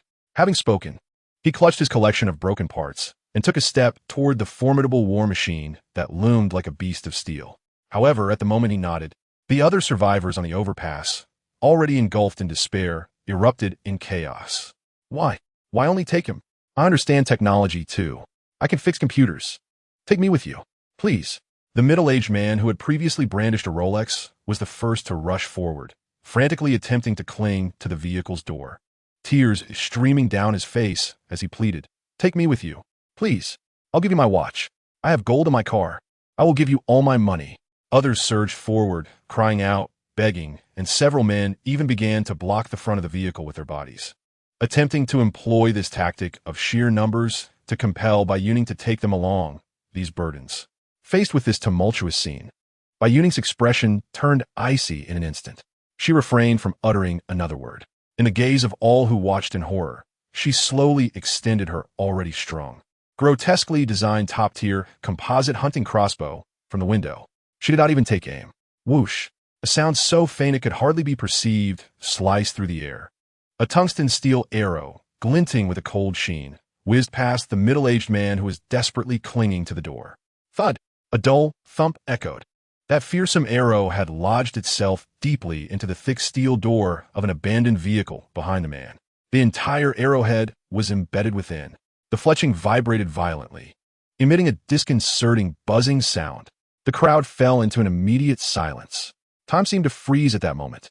Everyone halted, frozen in disbelief as they gazed at the trembling arrow, then shifted their eyes to Bai Youning, whose gaze was devoid of any emotion. I said he gets in the car. Those who wish to die, step forward. A chilling dread surged from their feet, racing to the pinnacle of their heads. They finally comprehended that the woman before them was no soft-hearted savior, but rather a grim reaper, capable of taking their lives as effortlessly as she had pierced that car door. You get in the car, others step back. After finishing his words, Lin Mo glanced around at the crowd, feeling the weight of their jealousy and fear as he opened the car door and awkwardly settled into the passenger seat of the armored vehicle. Bai Youning retracted her crossbow, pressed the accelerator, and the steel beast roared to life, leaving behind all the wails and despair in the dust. During the journey back to the villa, Lin Mo dared not utter a single word, especially with the imposing figure of Bai Jun looming before him, its snout pressed close to Lin Mo's ear, rendering him utterly motionless with trepidation. He witnessed firsthand how the vehicle bulldozed through all the abandoned cars that obstructed its path, crushing them effortlessly. As the armored vehicle finally entered the pristine, well-lit underground garage with its automatic doors, and as he followed Bai Youning into the villa that remained aglow and warm like spring even after the apocalypse had plunged the world into darkness, Lin Mo's worldview shattered completely. "Boss, you have returned." A man in a pristine chef's uniform, Zhang Yi, emerged from the kitchen. Upon noticing Lin Mo standing behind Bai Youning, a flicker of surprise crossed his features. Who might this be? Before he could finish his inquiry, a dark shadow darted past his feet. It was Bai Jun. No longer exuding hostility, it curiously sniffed at Lin Mo's feet, then wagged its tail, joyfully circling around Zhang Yi and Lin Mo as if welcoming a new companion. "I rescued it along the way," Bai Youning explained casually. Zhang Yi immediately offered Lin Mo a friendly smile, nodding before turning to Bai Youning. "Youning, you returned just in time. Lunch is ready. Let us eat first, and we can discuss matters afterward." "All right," Bai Youning replied, feeling a pang of hunger. At the dining table, there was a steaming bowl of boiled beef, a tender steamed base, and several vibrant green side dishes. The rich, long-missed aroma of the food made Lin Mo's throat involuntarily convulse, and his stomach audibly grumbled after days of hunger. Zhang Yi chuckled as he served him a generous bowl of rice. "Eat up, little brother. You look quite thin."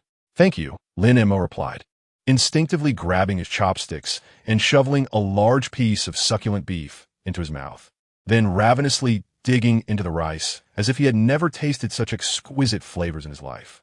However, after a few hurried bites, he noticed Bai Youning across from him, eating her meal with graceful elegance, and Zhang Yi beside her watching him kindly. Instantly, his face flushed with embarrassment as he became acutely aware of his unrefined and impolite manner. Feeling somewhat ashamed, he set down his bowl and chopsticks, murmuring an apology. "No worries," Zhang Yi reassured him. "I understand. When Youning rescued me, I too was just like you. I, like you, was saved by Youning. Please eat quickly. Once you have finished, we can talk." Lin Mo glanced at Zhang Yi and then at Bai Youning before picking up his chopsticks to eat again. The meal concluded in an atmosphere that was both peculiar and harmonious. Zhang Yi took the initiative to clear the table and busied himself in the kitchen. In the living room, only Bai Youning and the restless Lin Mo remained. Bai Youning leaned back on the sofa, sipping the hot tea prepared by Zhang Yi. Once he finished tidying up, Zhang Yi sat down beside Bai Youning. "Hello, let me formally introduce myself. My name is Zhang Yi. You appear to be about the same age as Youning, so you may call me Uncle Zhang. Hello, Uncle Zhang. Bai Youning, Lin Mo Zet Bonde. His voice tinged with shyness. Thank you for saving me. My name is Lin Mo. Do not be anxious. Both Youning and I are good people. Zhang, he reassured Lin Mo with a smile. Lin Mo adjusted his black-framed glasses, and perhaps due to having eaten enough, his tension dissipated significantly, allowing his speech to flow more smoothly. I am Lin Mo, a programmer and a radio enthusiast, he added somewhat bashfully.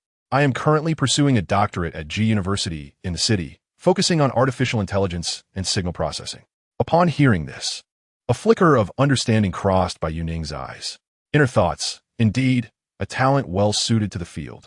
Zhang Yi looked at him with admiration, exclaiming, a doctorate. That is truly impressive. Lin Mo's face reddened further as he waved his hand dismissively. No, it's not that remarkable. In times like these, knowledge seems rather futile.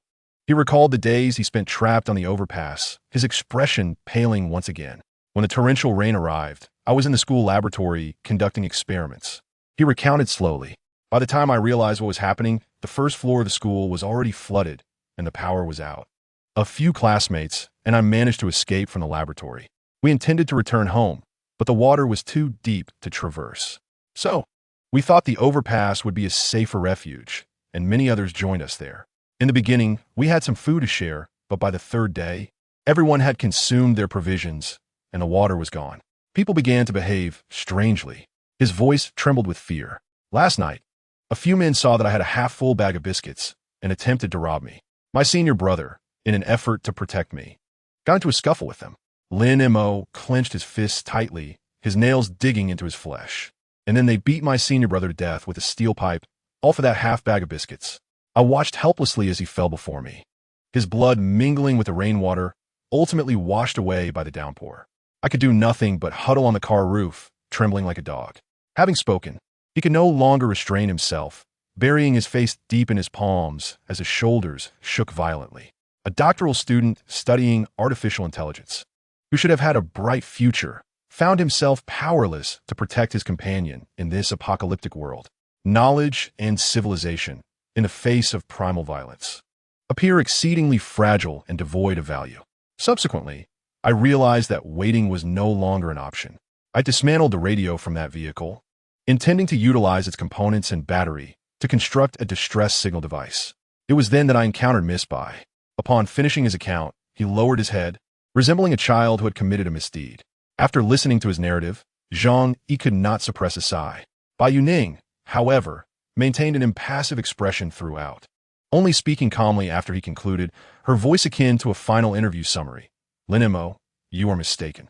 Lin Mo raised his bloodshot eyes, gazing at her in confusion. Bai Youning met his gaze, her eyes sharp and resolute. Your senior brother's demise was not due to the ineffectiveness of your knowledge, but rather because that knowledge has yet to be transformed into power. In these trying times, food and water may merely sustain your existence. However, if utilized wisely, the knowledge within your mind could enable us to thrive beyond all others, perhaps even establish new rules. Zhang Yi company patted Lin Montak's shoulder. Yesterday, I received an email from a friend abroad engaged in geological exploration. Bai Youning continued, they modeled and analyzed anomalous data regarding global crustal movements and deep-sea hot springs, arriving at a profoundly terrifying conclusion. The Earth is entering a new, active disaster cycle. In the coming weeks, a global, sustained torrential downpour is merely the beginning, an appetizer. According to their model, following the deluge, we may face cataclysmic flooding triggered by glacial melting and rising sea levels, followed by an extreme chill capable of freezing everything. And there may be even more dreadful occurrences. I cannot ascertain the duration of this disaster cycle, but it is sufficient to obliterate all known civilizations. Do not trust any official reassurances. They either lack knowledge or dare not speak the truth. Upon hearing Bai Youning's words, both Zhang Yi and Lin Mo turned pale. Although they had previously sensed the brutality of the storm, they still harbored a glimmer of hope for clearer skies. Cataclysmic flooding, extreme cold. It turned out that this downpour was indeed just the beginning. Could it be that the apocalypse was truly upon us? Zhang Yi inwit. I too feel as though we are on the brink of the end times. I have long sensed that this storm heralds the beginning of the apocalypse. Yet I dare not voice it. Lin Mo concurred. As Bai Youning prepared to continue, the three of their phones simultaneously lit up. On the screens, a blood red, highest-level emergency alert issued by the National Disaster Emergency Center flashed ominously. The alert was no longer advisory, but a command. Warning! Warning! Multiple fissures have appeared in the upstream reservoir of the city, which may breach at any moment. An unprecedented flood peak is expected to reach the urban area within 12 hours. This is not a drill. This is not a drill. All survivors must immediately proceed to the highest buildings for refuge. Repeat, proceed immediately to the highest buildings. Chapter 18. The Blood Red Warning. Chapter 18. The Blood Red Warning. The Blood Red Warning pulsated frantically on every screen capable of receiving a signal. Warning! Warning! In our city, numerous fissures have appeared in the upstream reservoir, threatening an imminent dam collapse. In just 12 hours, an unprecedented flood surge will inundate the urban area. This is not a drill. The expressions on Zhang Yi and Lin Mo's faces turned ghostly pale, devoid of color. The overwhelming flood. They had just heard this term from Bai Youning's lips, and the next moment, the official death proclamation arrived. The immense shock of this prophecy coming to fruition transformed their gazes towards Bai Youning from reverence to conviction. Both Zhang Yi and Lin Mo's voices trembled in fear. What shall we do? Lin Mo adjusted his glasses, his eyes behind the lenses filled with panic. Though he held a doctorate, in the face of such a cataclysm capable of obliterating an entire city, his knowledge felt utterly insignificant and powerless. As they teetered on the brink of being consumed by terror, Bai Youning calmly rose to her feet. She first approached the jovial broken army, still happily gnawing on a steak, and gently patted its head. Then, she slowly turned to face the two men, who were now utterly disoriented. Her expression bore no trace of panic, exuding a chilling calmness. Why panic? She spoke softly, her voice not loud, but striking like a stabilizing anchor, piercing through the chaos in their hearts. Isn't this all within my foresight? Her nonchalant demeanor and the confidence that suggested she held dominion over all instilled a strange sense of tranquility in the racing hearts of Zhang Yi and Lin Mo. The true danger we face is not the flood. What? Both Zhang Yi and Lin Mo were taken aback. How could the flood not be perilous? Bai Youning pointed outside to the Seoul mountain range, untouched by the deluge. In this city, there are three primary high points that meet this criterion. The first is the municipal building and surrounding government complex in the northern part of the city. It boasts the highest elevation, the most robust structures, and is guarded by official armed forces. Currently, the majority of rescue efforts and survivors will undoubtedly converge there, making it the largest and most crowded refuge for survivors in the city. The second is the Tianwen No. 1 mansion in the western part of the city. This area represents a burgeoning enclave for the affluent, equipped with superior security systems, housing many influential figures. They possess their own security teams and may even harbor weapons, forming an insular kingdom controlled by oligarchs. The third, her lips curling into a cold smile, is the Zijin Mountain Villa district beneath our feet. Unlike the municipal building, it is not teeming with people and subject to official oversight, nor is it like Tianwen No. 1, where various powers have already established dominance. With a low occupancy rate and a singular connection to the outside world, it resembles an isolated island, the easiest to cleanse and the most susceptible to new masters.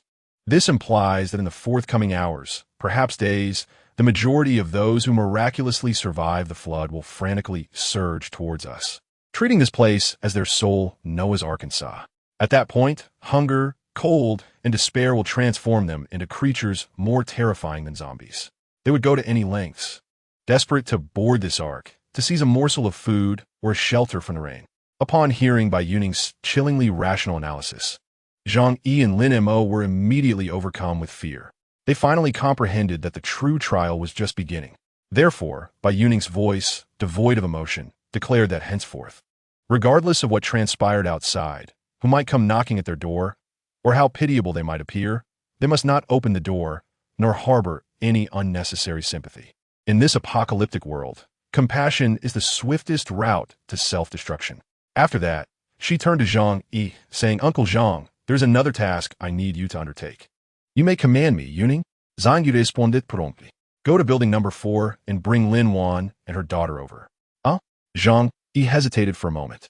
I require someone familiar with the internal dynamics of this community, Bai Youning elucidated. For instance, which families have retired military personnel who might possess weapons? Who are the real troublemakers? As an old resident, she would certainly have a clearer understanding than we do. Make arrangements for them to have a room, and ensure Lin Mo has one as well. Understood. Zhang Yi nodded earnestly and promptly turned to leave. Only those who hold value and have demonstrated goodwill are worthy of protection. Bai Youning took a moment to glance at the owners group chat. The entire chat had transformed into a vast marketplace of despair and emotional turmoil. Financial king of building number 5. I have 2 million in cash, plus my brand new Ferrari. I will trade it for a way out of this city. Who has connections? Who? Sister Hermes of building number 6. My bags. All my Hermes and Chanel. I will give them to you. Just please take me with you. I beg you. Golf enthusiast of building number 1. It's over. I just saw the news. All the highways out of the city are completely blocked. We are trapped. We are all going to die here. Old Zhang of building no. 2. Does anyone have spare batteries? I'll trade them for my recently purchased orchids. My wife's respirator is running low on power. Amidst the wails of despair in the group, a message from the financial king of building number 5 stood out remarkably. Financial king of building no. 5. Brother Xiao from building number 18. We've been without power for a day. We simply can't endure any longer. Could we possibly borrow some diesel from your home? My son keeps arguing with me, claiming he can't attend his online classes. You can name your price. This message instantly piqued Bai Youning's alertness. Inner monologue, building number 18. Brother Xiao, his home still has power? She scrolled through the chat history and noticed that this Brother Xiao had not uttered a single word, appearing exceedingly enigmatic. Yet, many in the group were reaching out to him, their words laced with reverence and flattery. Just then, Zhang Yi entered, accompanied by a mother and daughter, none other than Lin Wan and her 5 or 6-year-old daughter, Xiao Na. Lin Wan's complexion was still pale, her eyes reflecting a mix of shock and unease at the sight of this fortress. Little Nuo curiously surveyed her surroundings, her gaze eventually settling on the wagging tail of the formidable broken army, a childlike, innocent smile blossoming upon her face. Youning, Zhang Yi announced, Ms. Lin Wan and her daughter have returned. Please, take a seat. Bai Youning gestured towards the sofa, then turned to Zhang Yi. Uncle Zhang, prepare some warm food and milk for them. Certainly. In no time, steaming dishes were presented before them. Lin Wan gazed at the sumptuous meal, a rare luxury in this post-apocalyptic world, and her eyes glistened with unshed tears. Ladies first, Bai Youning said, not allowing her the chance for pleasantries. Once you've finished, please share everything you know about this community, including details about yourself. Lin Wan paused momentarily, then comprehended the implication. This meal was not merely a gesture of goodwill. The information she provided was the price for her and her daughter's sanctuary here. Nodding in understanding, she refrained from further words and began to gently coax her daughter to eat. After the meal, little Nuo, exhausted and frightened from recent events, soon drifted into slumber on the sofa, enveloped in the warmth and safety of her surroundings. Zhang Yi thoughtfully draped a blanket over her. Lin Wan observed her daughter's serene countenance, then turned her gaze to the enigmatic and powerful young woman before her, finally resolved to divulge her entire story. My name is Lin Wan, and I am a full-time mother. My husband passed away 2 years ago from cancer. He was a retired reconnaissance soldier and a survivalist. He often insisted that this world was unsafe, which is why he insisted we purchase a home in Zijing Mountain, a high and sparsely populated area. A bittersweet smile graced her lips. He left us a considerable inheritance and some toys from his collection. He always said they might come in handy one day, and it seems he was prescient. Upon hearing this, Bai Youning's expression shifted subtly. Inner thoughts. A retired reconnaissance soldier? A collection of toys? Intriguing. Lin Wan continued. After my husband's passing, I have lived here with little Nuo. I'm not one for socializing, so I only have a vague understanding of the residents in this community. She paused, beginning to detail what she knew. In this neighborhood, the most powerful figure is likely Brother Xiao from Building 18, whose full name is Xiao Tianhua. He amassed his fortune through mining and possesses a profound background, being one of the earliest homeowners here. His residence occupies the innermost part of the community, known as the Building King, and he employs both a housekeeper and several servants, along with a security team of over 10 men. My husband once remarked that their demeanor and gaze resembled that of military personnel, and he suspected the Xiao family possessed real weaponry. Lin Wan's voice dropped to a whisper, her eyes filled with trepidation. Before the storm, I witnessed fuel tankers heading to his residence. He surely has stockpiled a significant amount of diesel. Therefore, apart from your place, it seems his home is the only one still illuminated in this entire community. What about others? Are there any other individuals we should be particularly cautious of? Bai Youning inquired further. Yes, Lin Wan nodded. General Wang from Building 5, the financial magnate, stands out. He owns 2 modified bulletproof Mercedes, which are quite conspicuous. In Building 7, Mr. Zhao is reputed to possess a fervent passion for collecting antique blades, with genuine weapons adorning the walls of his home. Additionally, there are scattered individuals, such as Mr. Zhang from Building 2, a former member of a shooting club, whom my husband suspects may be harboring a crossbow or an airgun at home. Bai Youning listened intently, committing the crucial information provided by Lin Wan to memory. For the first time, she gained a clear understanding of the power dynamics within this novice village. Inner thoughts, retired veterans, modified vehicles, and cold weapons suggest that this upscale community conceals many hidden talents. Chapter 19.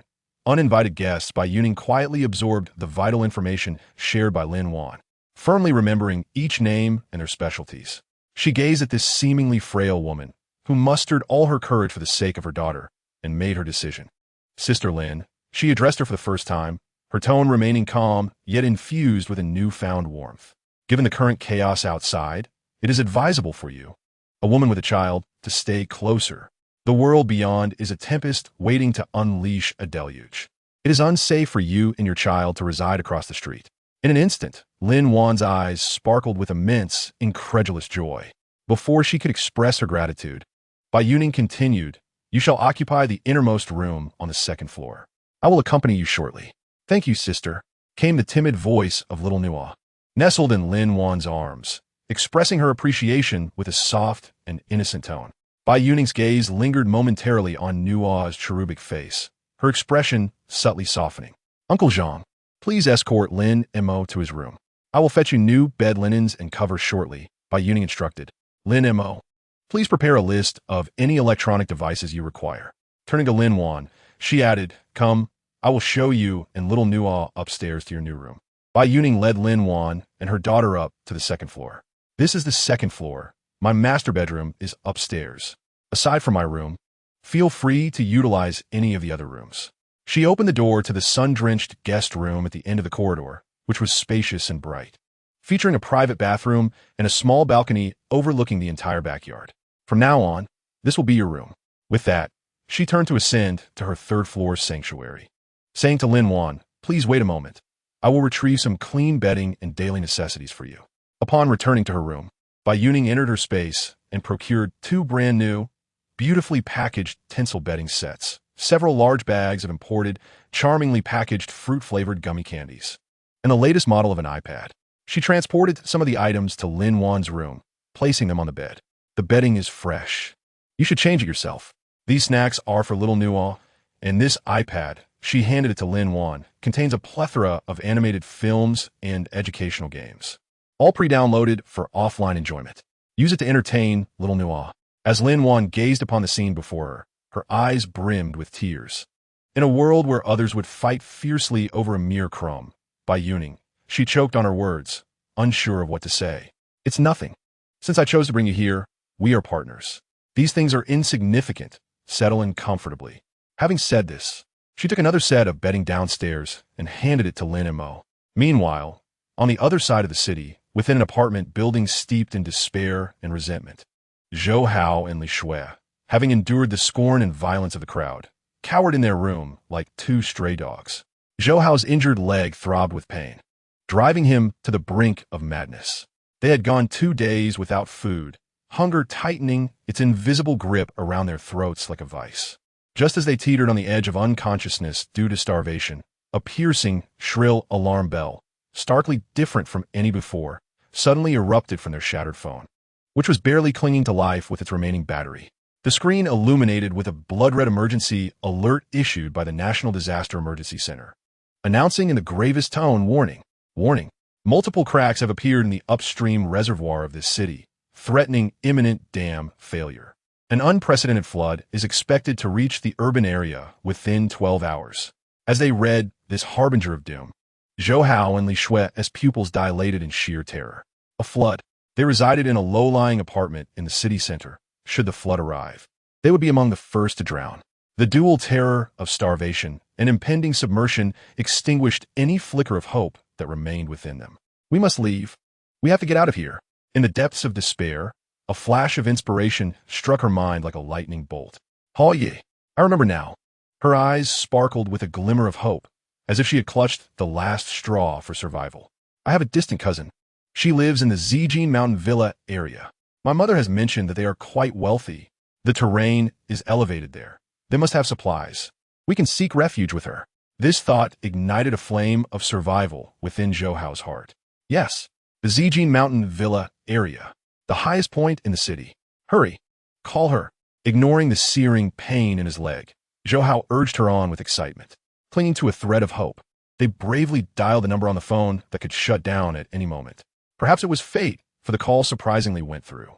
Li Xue immediately unleashed her talent for pleading and dramatic storytelling, embellishing their plight, while conveniently omitting any shameful details and emphasizing that without her help, they would be left to await their demise.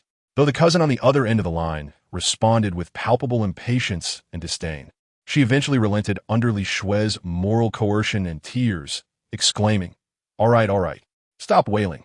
Just find a way to get here. Call me when you reach the entrance." As the phone call concluded, Zhou Hao and Li Xue exchanged knowing smiles, their eyes rekindled with hope and a more insidious greed. They understood that as long as they could board the ark known as Zijin Mountain, they still held a chance to turn their fortunes around.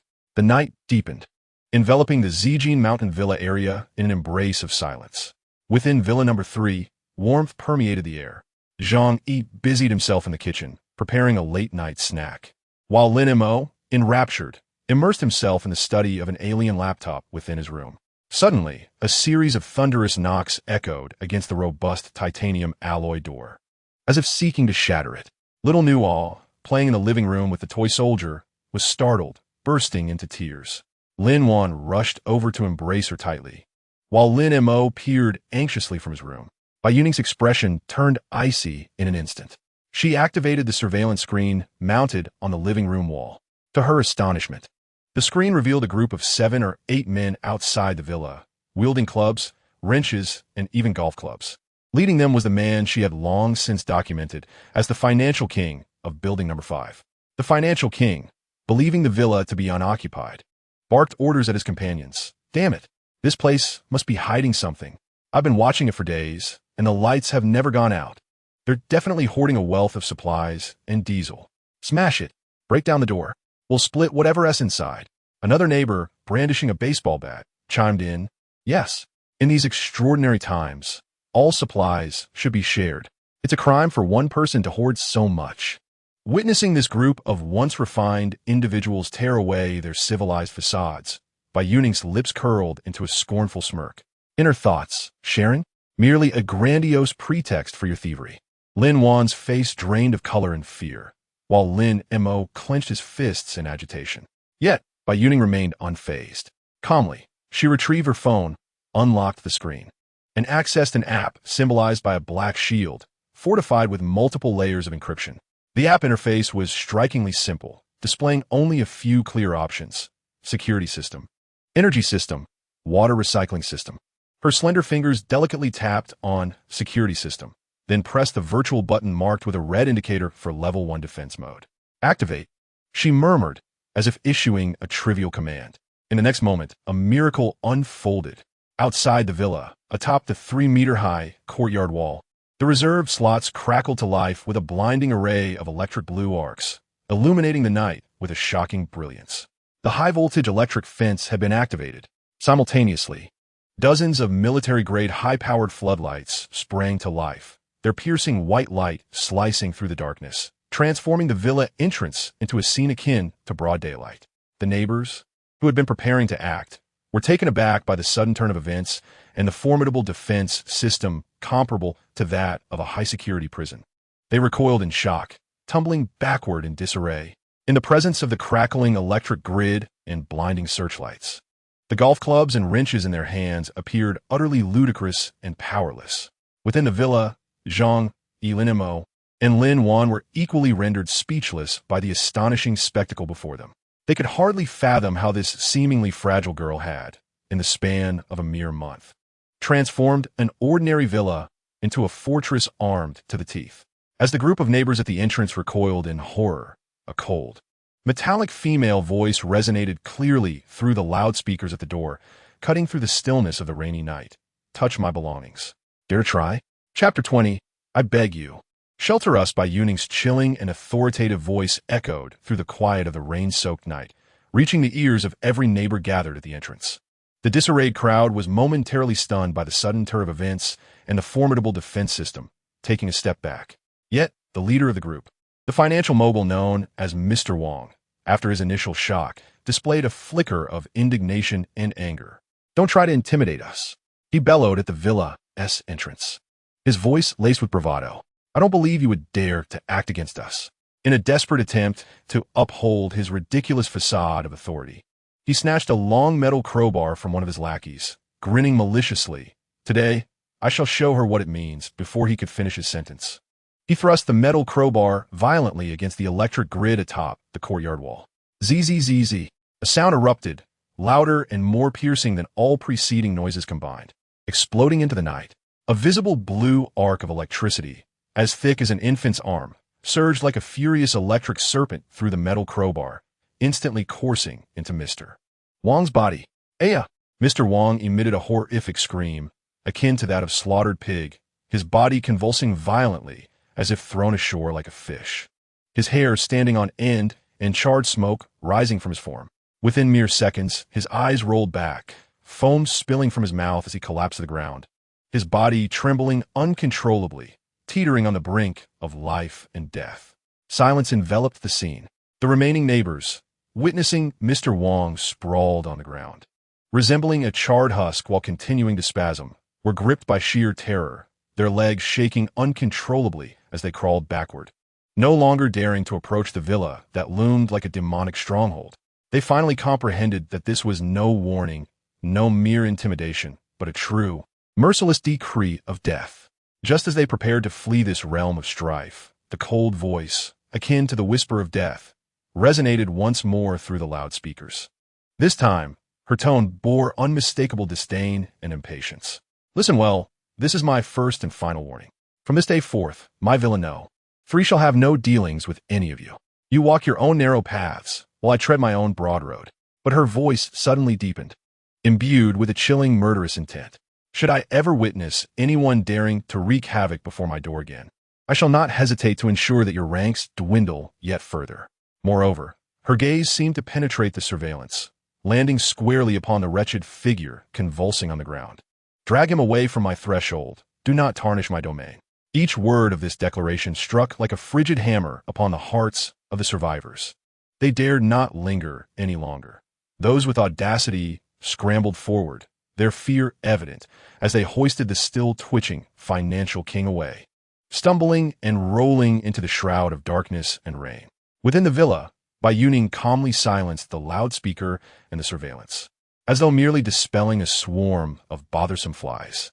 In the living room, Zhang Yi, Lin Mo, and Lin Wan were utterly awestruck by her earlier proclamation, marked by its sheer dominance and the ruthlessness of her actions. Bai Youning's tranquility as she deactivated the surveillance was palpable. The trio, transfixed by the unfolding scene, found themselves rendered speechless. Lin Wan, gazing at the monitor depicting the financial king being dragged away, trembled with fear and uncertainty. Is he dead? Will they report this? Her thoughts still clung to the mindset of a law-abiding citizen from more peaceful times. Bai Youning turned to her, her eyes as serene and unfathomable as a bottomless lake. Approaching Lin Wan, she spoke slowly, her voice low yet resonant, striking each heart like a heavy toll. "Sister Lin Wan, do you not yet comprehend? From the moment the deluge began, the so-called police and the so-called law have perished. Outside lies a dark forest devoid of any rules. Here, the strongest fist, the sharpest weapon, and the most fortified fortress dictate the order. Report to the authorities?" A sardonic smile graced her lips. Do you truly believe anyone would concern themselves with the fate of a neighbor? They are too preoccupied with their own survival. From this day forth, cast aside all that you once knew. To endure in this realm, one must adapt to the new laws of existence. Her words, drenched in the brutal truth of this apocalyptic reality, tore through the hearts of those present. Lin Wan's complexion paled further, yet the confusion in her eyes gradually yielded to a dawning clarity. Meanwhile, at the other end of the rain-soaked city, Zhou Hao and Li Shuai leaned upon each other, laboriously navigating through knee-deep, icy, filthy waters. With each step, Zhou Hao felt excruciating pain radiate from his injured leg, nearly driving him to the brink of despair. Along their path, they encountered countless scenes reminiscent of the end of days: submerged vehicles, debris and corpses floating on the surface, and other survivors struggling in the water, striving to escape to higher ground. The faces of all bore the marks of numbness and hopelessness. "How much further is it, Xiao Xue?" He gasped, his voice faint. "It's close." "How good, just a little longer," Li Shuai exclaimed, pointing toward the only silhouette not consumed by darkness, the outline of a mountain. "Do you see that? That is Zijin Mountain. My cousin's home is right there." Driven by the last vestiges of their will to survive, they struggled for hours in the torrential rain, finally arriving, drenched and disheveled, at the entrance of the Zijin Mountain Villa district just before nightfall. The security booth was long abandoned, and the electric gate stood wide open due to a power outage. Unimpeded, they limped inside. As they entered the elevated and somewhat waterlogged, yet still intact upscale community, both felt an illusion akin to ascending from hell to paradise. They found the door number of their distant aunt's residence and knocked forcefully. The door was opened by a middle-aged woman, Li Qiuhua, adorned in opulent attire and slightly plump. Upon seeing Zhou Hao and Li Shuai, resembling two beggars at her doorstep, a flicker of undisguised disdain and revulsion crossed her eyes. "What on earth happened to you, Aunt?" Li Shuai immediately rushed forward, sobbing uncontrollably. "Our home was flooded, and we barely escaped. Please, we beg you to take us in." Li Qiuhua, exasperated, pushed her away. Enough. Don't linger at the door. Come in already. Such ill fortune." She ushered them into the house and pointed to a small, dim servant's room. "You can stay here for the next few days. But let me make it clear. Our food supply is limited, just enough for ourselves. You'll have to figure out your own provisions." Though met with coldness, Zhou Hao and Li Shuai nodded and expressed their gratitude profusely. From the kitchen, Li Qiuhua tossed them 2 packages of slightly damp cookies and 2 bottles of mineral water, treating them as if they were beggars and thereafter ignoring them. The two retreated to the servant's room, ravenously devouring the cookies. "Damn it!" Zhou Hao bit into a cookie fiercely, his eyes filled with resentment. That wretched woman. In such a grand villa, she must have hidden treasures. And this is what she gives us. "Indeed," Li Shuai whispered fiercely. "I saw sausages and cured meats hanging in her kitchen. She wants us to starve." Hunger and humiliation gnawed at the last remnants of their humanity like 2 venomous serpents. As midnight approached, Zhou Hao's injured leg began to throb painfully again. He sought painkillers, only to be met with Li Qiuhua's harsh reprimand, declaring that medicine was more precious than gold and she wouldn't spare a single cent for them. Suddenly, a commotion and screams erupted outside. It was the farcical scene of financial King Wang leading a charge on Villa Number 3, only to be incapacitated by the electric fence. Zhou Hao and Li Shuai cowered behind the window, terrified at the sight. Witnessing the prison-like defenses of Villa Number 3 and the financial king being dragged away, their hearts swelled with fear. Yet, after the fear subsided, a more twisted sense of greed and jealousy took root. Unfairness. This thought detonated like a devil's seed within them. Zhou Hao and Li Shuai exchanged a glance, each recognizing a shared, unmasked murderous intent reflected in the other's eyes. No longer hesitating, Zhou Hao stealthily retrieved the sharpest boning knife from the kitchen. Li Shuai stumbled upon a heavy vase. The two of them, one following the other, tiptoed towards Li Qiuhua, who was in a master bedroom, leisurely applying a face mask while engrossed in her iPad. Half an hour later, Zhou Hao and Li Shuai emerged from the master bedroom, their bodies stained with blood. They dragged the still-warm corpses of Li Qiuhua and her worthless husband into the basement, covering them with a thick canvas. Having completed their grim task, there was no trace of fear on their faces, only a morbid exhilaration akin to that of avenging a great wrong. They had finally become the new masters of the villa. In a frenzy, They rummaged through the villa and, indeed, discovered a bountiful supply of food, water, and medicine. Zhou Hao even found a bottle of fine whiskey. With a limp, he hobbled to the floor-to-ceiling window on the second floor. Gazing at the still, brightly lit, and seemingly impregnable Villa Number 3 across the way, his eyes filled with resentment and insatiable greed. Chapter 21.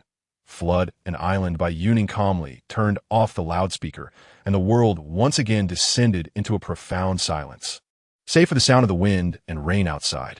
In the living room, Zhang, Lin Mo, and Lin Wan were still immersed in the shock of what could only be described as divine judgment, unable to collect their thoughts. Their gazes towards Bai Youning had transformed from awe to an almost blind adoration. The farce had come to an end. Bai Youning's voice pulled them back to reality. There were only a few hours left before the 12-hour flood alert would expire. She turned to Zhang, Uncle Zhang, please prepare the most sumptuous dinner. Steak, roast duck. Buddha jumps over the wall. Let's make use of our finest ingredients. Before the great battle, we must fill our bellies. Yes, I'll get right on it. Zhang nodded earnestly and promptly headed to the kitchen, aware that this was the queen's way of bolstering morale. Bai Youning then turned to Lin Mo. Lin Mo, I have a task for you. What task? I need to tap into the official emergency channel. Is that something you can manage? Or do you require any tools? I will do my utmost to provide them for you. Of course. Lin Mo adjusted his glasses and quickly grabbed his beloved computer, rushing back to his room. He understood that this was his first significant test to prove his worth. Observing the two men engrossed in their intense preparations for battle, Bai Youning gradually approached Lin Wan. Sister Lin Wan, she offered a cup of hot milk. Do not be afraid. Make sure to settle Nua. Remember, starting tonight, regardless of what you hear or see, do not open the door easily. Understand. Lin Wan accepted the milk, her hands trembling slightly, yet her gaze had grown resolute. Once everything was arranged, Bai Youning returned to her study on the third floor. She did not rest, but instead unfolded a large topographical map, repeatedly using a red pen to simulate the potential new islands and waterways that might emerge after the flood. Time passed steadily amid the meticulous preparations. In the deep of night, at 11:50 p.m., just 10 minutes before the countdown reached its conclusion, Lin Mo suddenly burst from his room, excitement radiating from him as he held up a headset connected to a complex array of wires. Youning, I succeeded. I have successfully hacked into the official emergency communication channel. Bai Youning's gaze sharpened as she immediately donned the headset. In the next instant, a cacophony filled with static chaos and despair from a world on the brink of apocalypse crashed violently into her ears, requesting assistance. Requesting assistance. A massive fissure has appeared at the Qinghe Dam in the west of the city. It can no longer hold. Boom! The dam has breached. The dam has completely collapsed. Shortly thereafter, a voice imbued with authority and resignation resonated above the din. All units, listen up. All units, heed this. Abandon all rescue operations in low-lying areas. Repeat, abandon all low-lying areas. All forces must retreat to the first defensive line at the city hall. This is an order. The authorities had outright forsaken the entire city. Amidst the clamor, she even detected a faint, distinct encrypted transmission. A chilling voice intoned, informed the boss. The warehouses in the west have been cleared, and the brothers are retreating to Tianyuan No. 1. We're going to strike it rich this time. Inner thoughts. It seems I'm not the only one taking advantage of the chaos at Tianyuan No. 1. Zhang and Lin Wan gathered closer, listening to the heart-wrenching cries for help and the thunderous sounds of collapsing buildings emanating from the headset. Their faces gradually turned ashen, devoid of color. The agonizing pleas for help, the resounding crashes of structures falling, the desperate screams of official dispatchers, and the final, chilling cry before the signal was utterly consumed by the flood, all intertwined to form a most authentic and brutal symphony of the apocalypse. This is the end of days. As dawn broke, the relentless downpour that had persisted for an entire week finally ceased. The water levels of the flood stabilized, no longer rising. Yet the entire city had transformed into a vast, desolate ocean. Only a few skyscraper rooftops jutted out like solitary tombstones, defiantly rising above the murky waters. The Zijin mountain beneath their feet stood like a forgotten island, isolated amidst the ruins. Lin Mo maneuvered his industrial-grade drone to soar hundreds of meters into the sky. The real-time footage relayed by the drone vividly displayed on the enormous screen in the living room. apart from their own Zijin Mountain. Two other islands of skyscrapers remained partially above water in the distance, one resembling a fortress of the City Hall area, and the other encircled by modern architecture, the Tianyuano. One mansion. It seemed that survivors were congregating in those three locations. Zhang Yi murmured as he observed the screen. At that moment, an external alarm from the villa suddenly emitted a series of beeping alerts. It was not a knock at the door, but rather the perimeter motion capture surveillance had detected a multitude of moving heat sources. Bai Youning immediately switched to the surveillance feed. On the lone winding mountain road leading to the villa area, the first batch of refugees appeared, soaked to the skin, ragged and disheveled. Men and women of all ages were helping one another, struggling to wade through the treacherous terrain as they made their way up the mountain. They resembled a group of travelers who, upon discovering an oasis in the desert, were filled with the most primal yearning for survival. Heavens, so many people! Lin Wan exclaimed as she gazed at the throng of individuals on the surveillance monitor, instinctively covering her mouth. However, Bai Youning's gaze remained icy, observing the uninvited guests. She coldly reminded Lin Wan beside her, "Remember what I said, pity will be your downfall." As the team members anxiously monitored the increasing number of refugees below, the access control system suddenly emitted a chime. Bai Youning switched the surveillance feed at the entrance. To her surprise, the screen displayed not the refugees, but three unwelcome neighbors. At the forefront stood a middle-aged man in a high-end jacket, appearing to be in his 40s. Trailing behind him were two exceptionally formidable bodyguards clad in matching black security uniforms.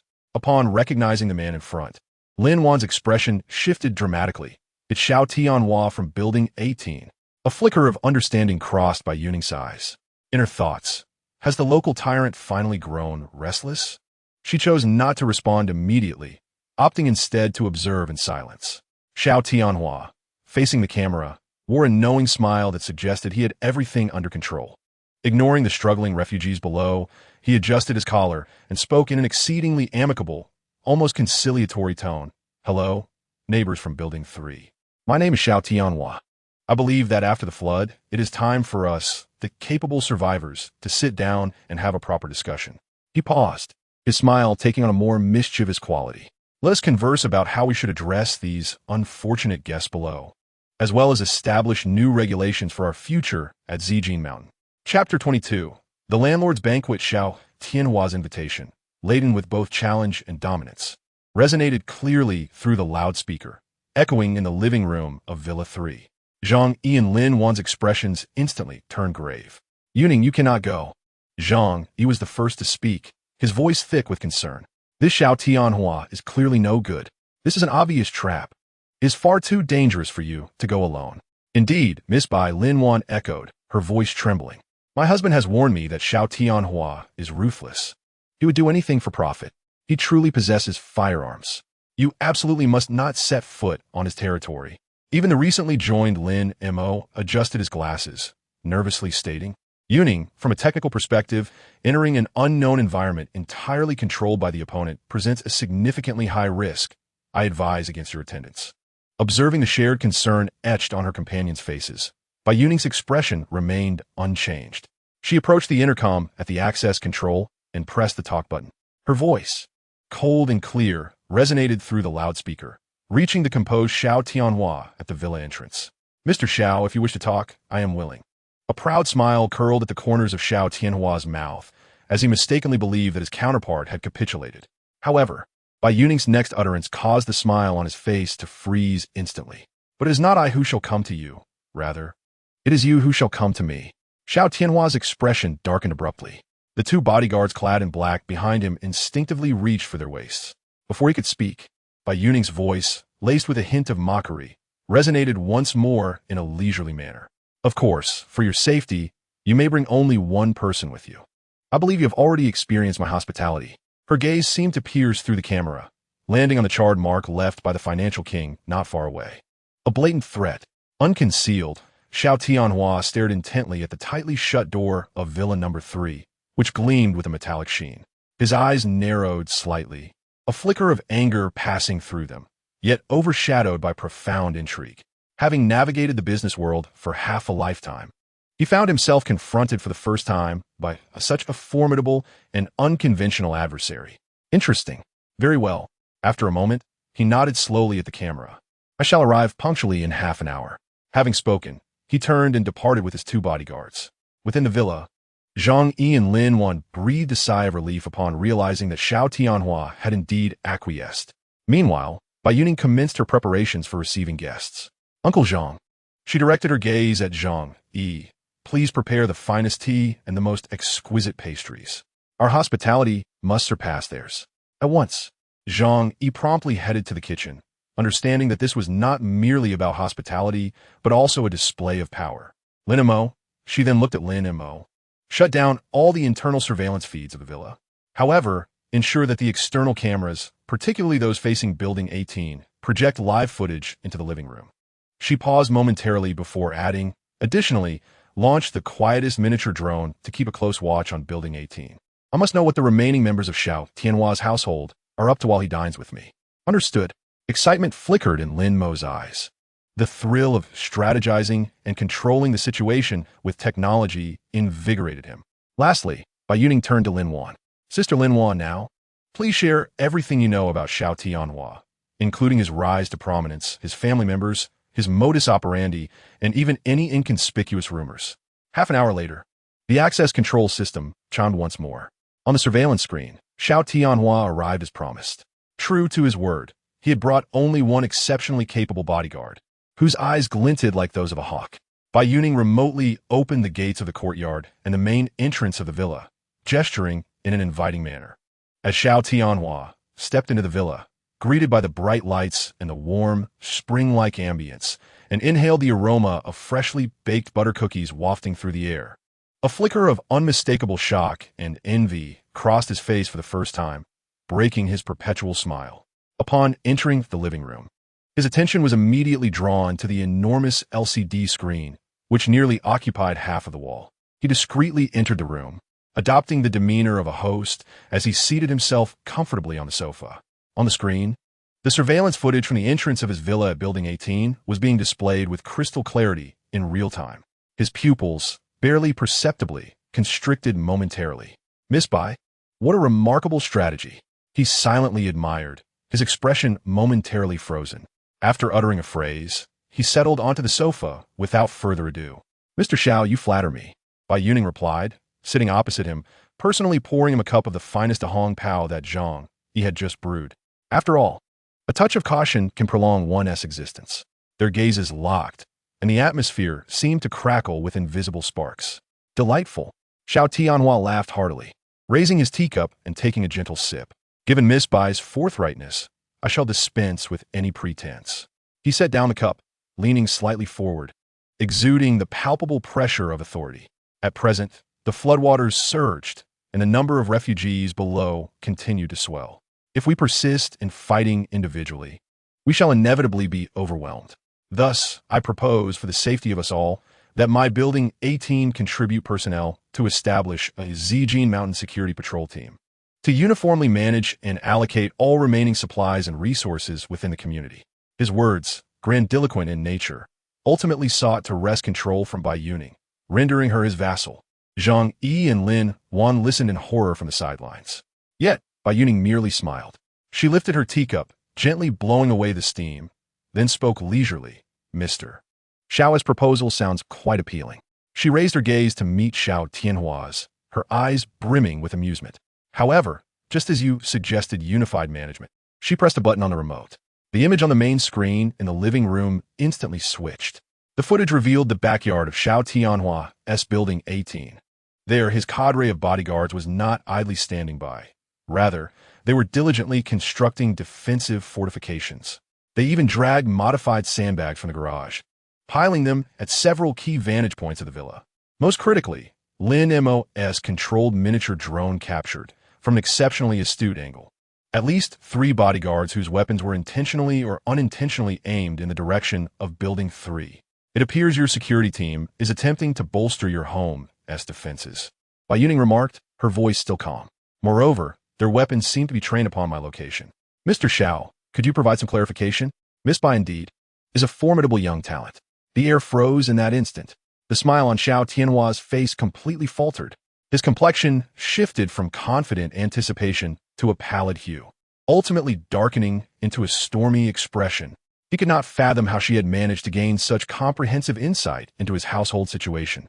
The sensation of being stripped bare, with his cards laid openly before her, instilled within him an unprecedented terror.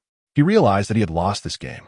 Taking a deep breath, he slowly rose, regaining his imposing demeanor. "Miss Bai, you are indeed a force to be reckoned with." He gazed at Bai Youning, his expression intricate. "It seems I have underestimated you. Now, allow me to share my rules." Bai Youning also stood, proclaiming her new regulations with an air of authority. "Miss Bai, you truly are an enigma," Xiao Tianhua remarked, laden with implication. "First, no one shall lay a hand on what belongs to me. Second, as for the refugees at the foot of the mountain, those with the capability may claim them as their spoils. But let it be known, should anyone dare to bring trouble to my building number 3, I shall ensure they become the new refugees at the base of the mountain. Third, and most importantly," her gaze turned icy and piercing, "do not attempt to test my limits, for you cannot afford the consequences."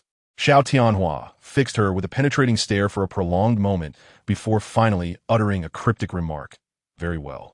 It appears we shall have ample opportunities for dialogue in the future."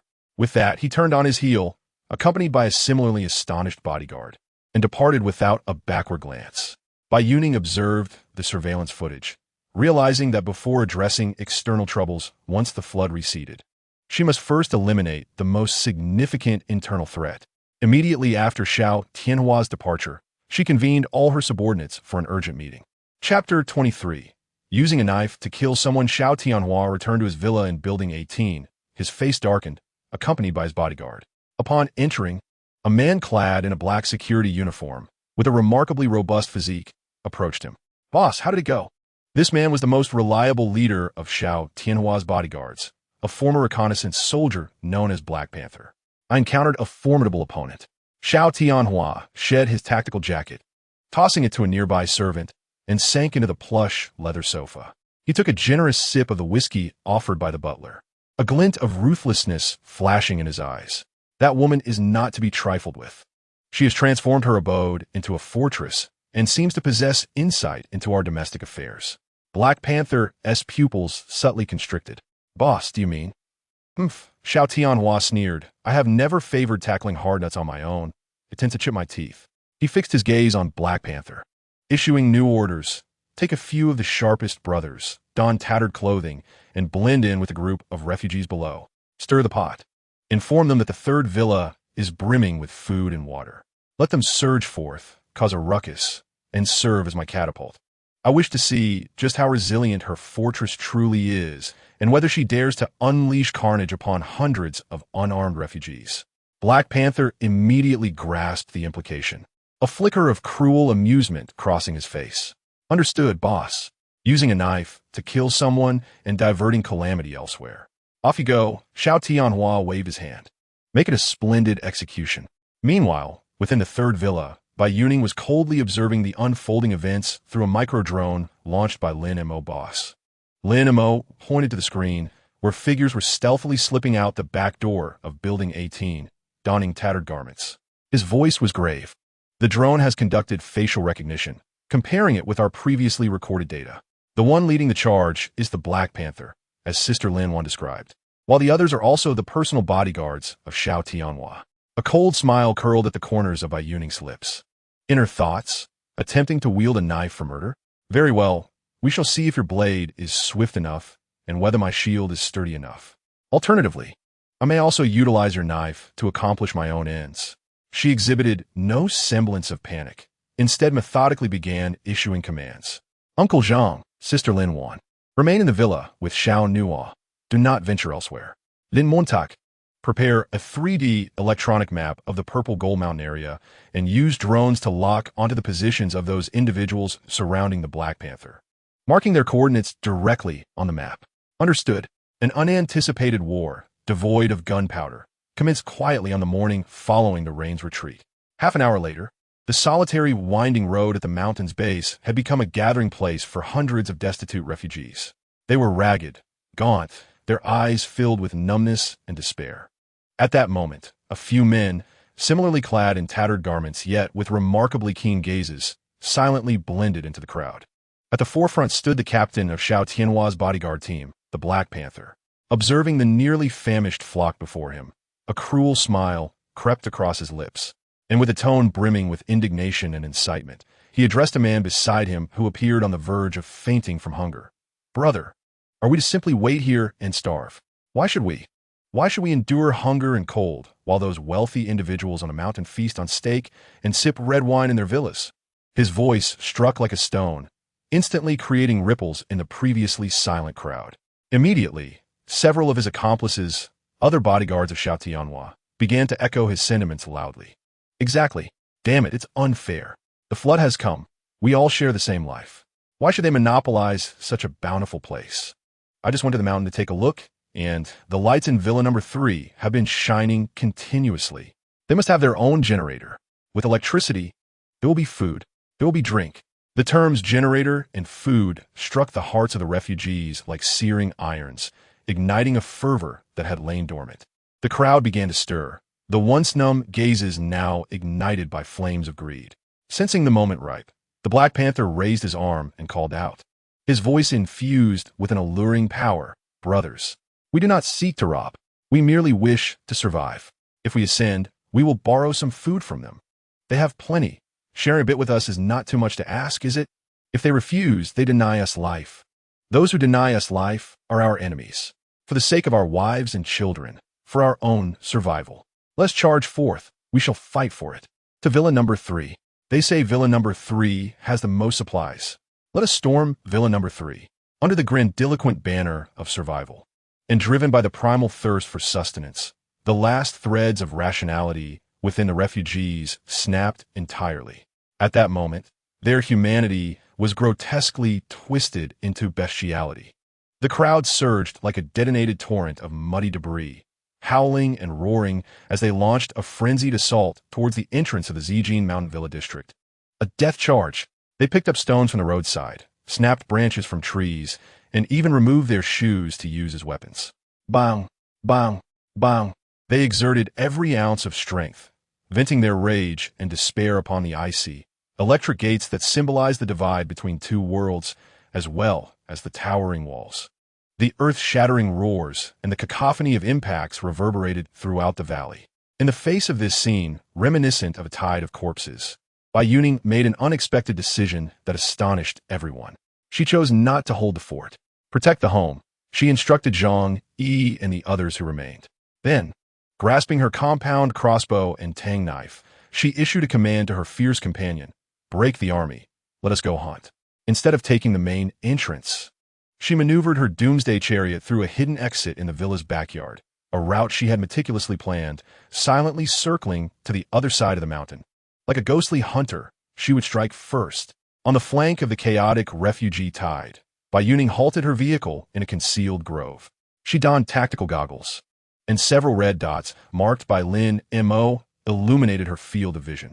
Lowering the window, she readied her cold compound hunting crossbow. The first target was a bodyguard, lost in the crowd, shouting to charge in and kill them. Distance, 80 meters. Bai Youning did not bother with complex calculations. Relying solely on the terrifying muscle memory honed through countless drills in the training hall, she pulled the trigger. Whoosh! A tungsten steel arrow, glinting with a cold sheen, sliced through the air silently.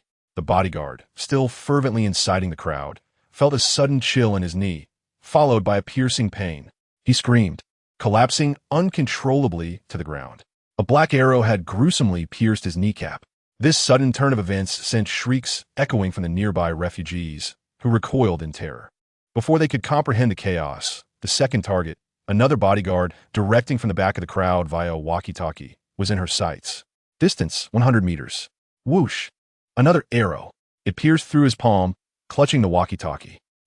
The wails erupted once more. Target after target fell. Bai Youning, like an unfeeling harbinger of death, ensured that each time she squeezed the trigger, the loudest and most fervent instigator would emit a chilling scream and collapse eerily to the ground. In less than 5 minutes, all the instigators mingling in the crowd had been struck down, their limbs incapacitated by her cunning angles of fire. Now, the entire refugee tide was in utter disarray. A ghost. Their SA ghost. What is happening? Why are the leaders falling? Their SA sniper. The people on the mountain have a sniper.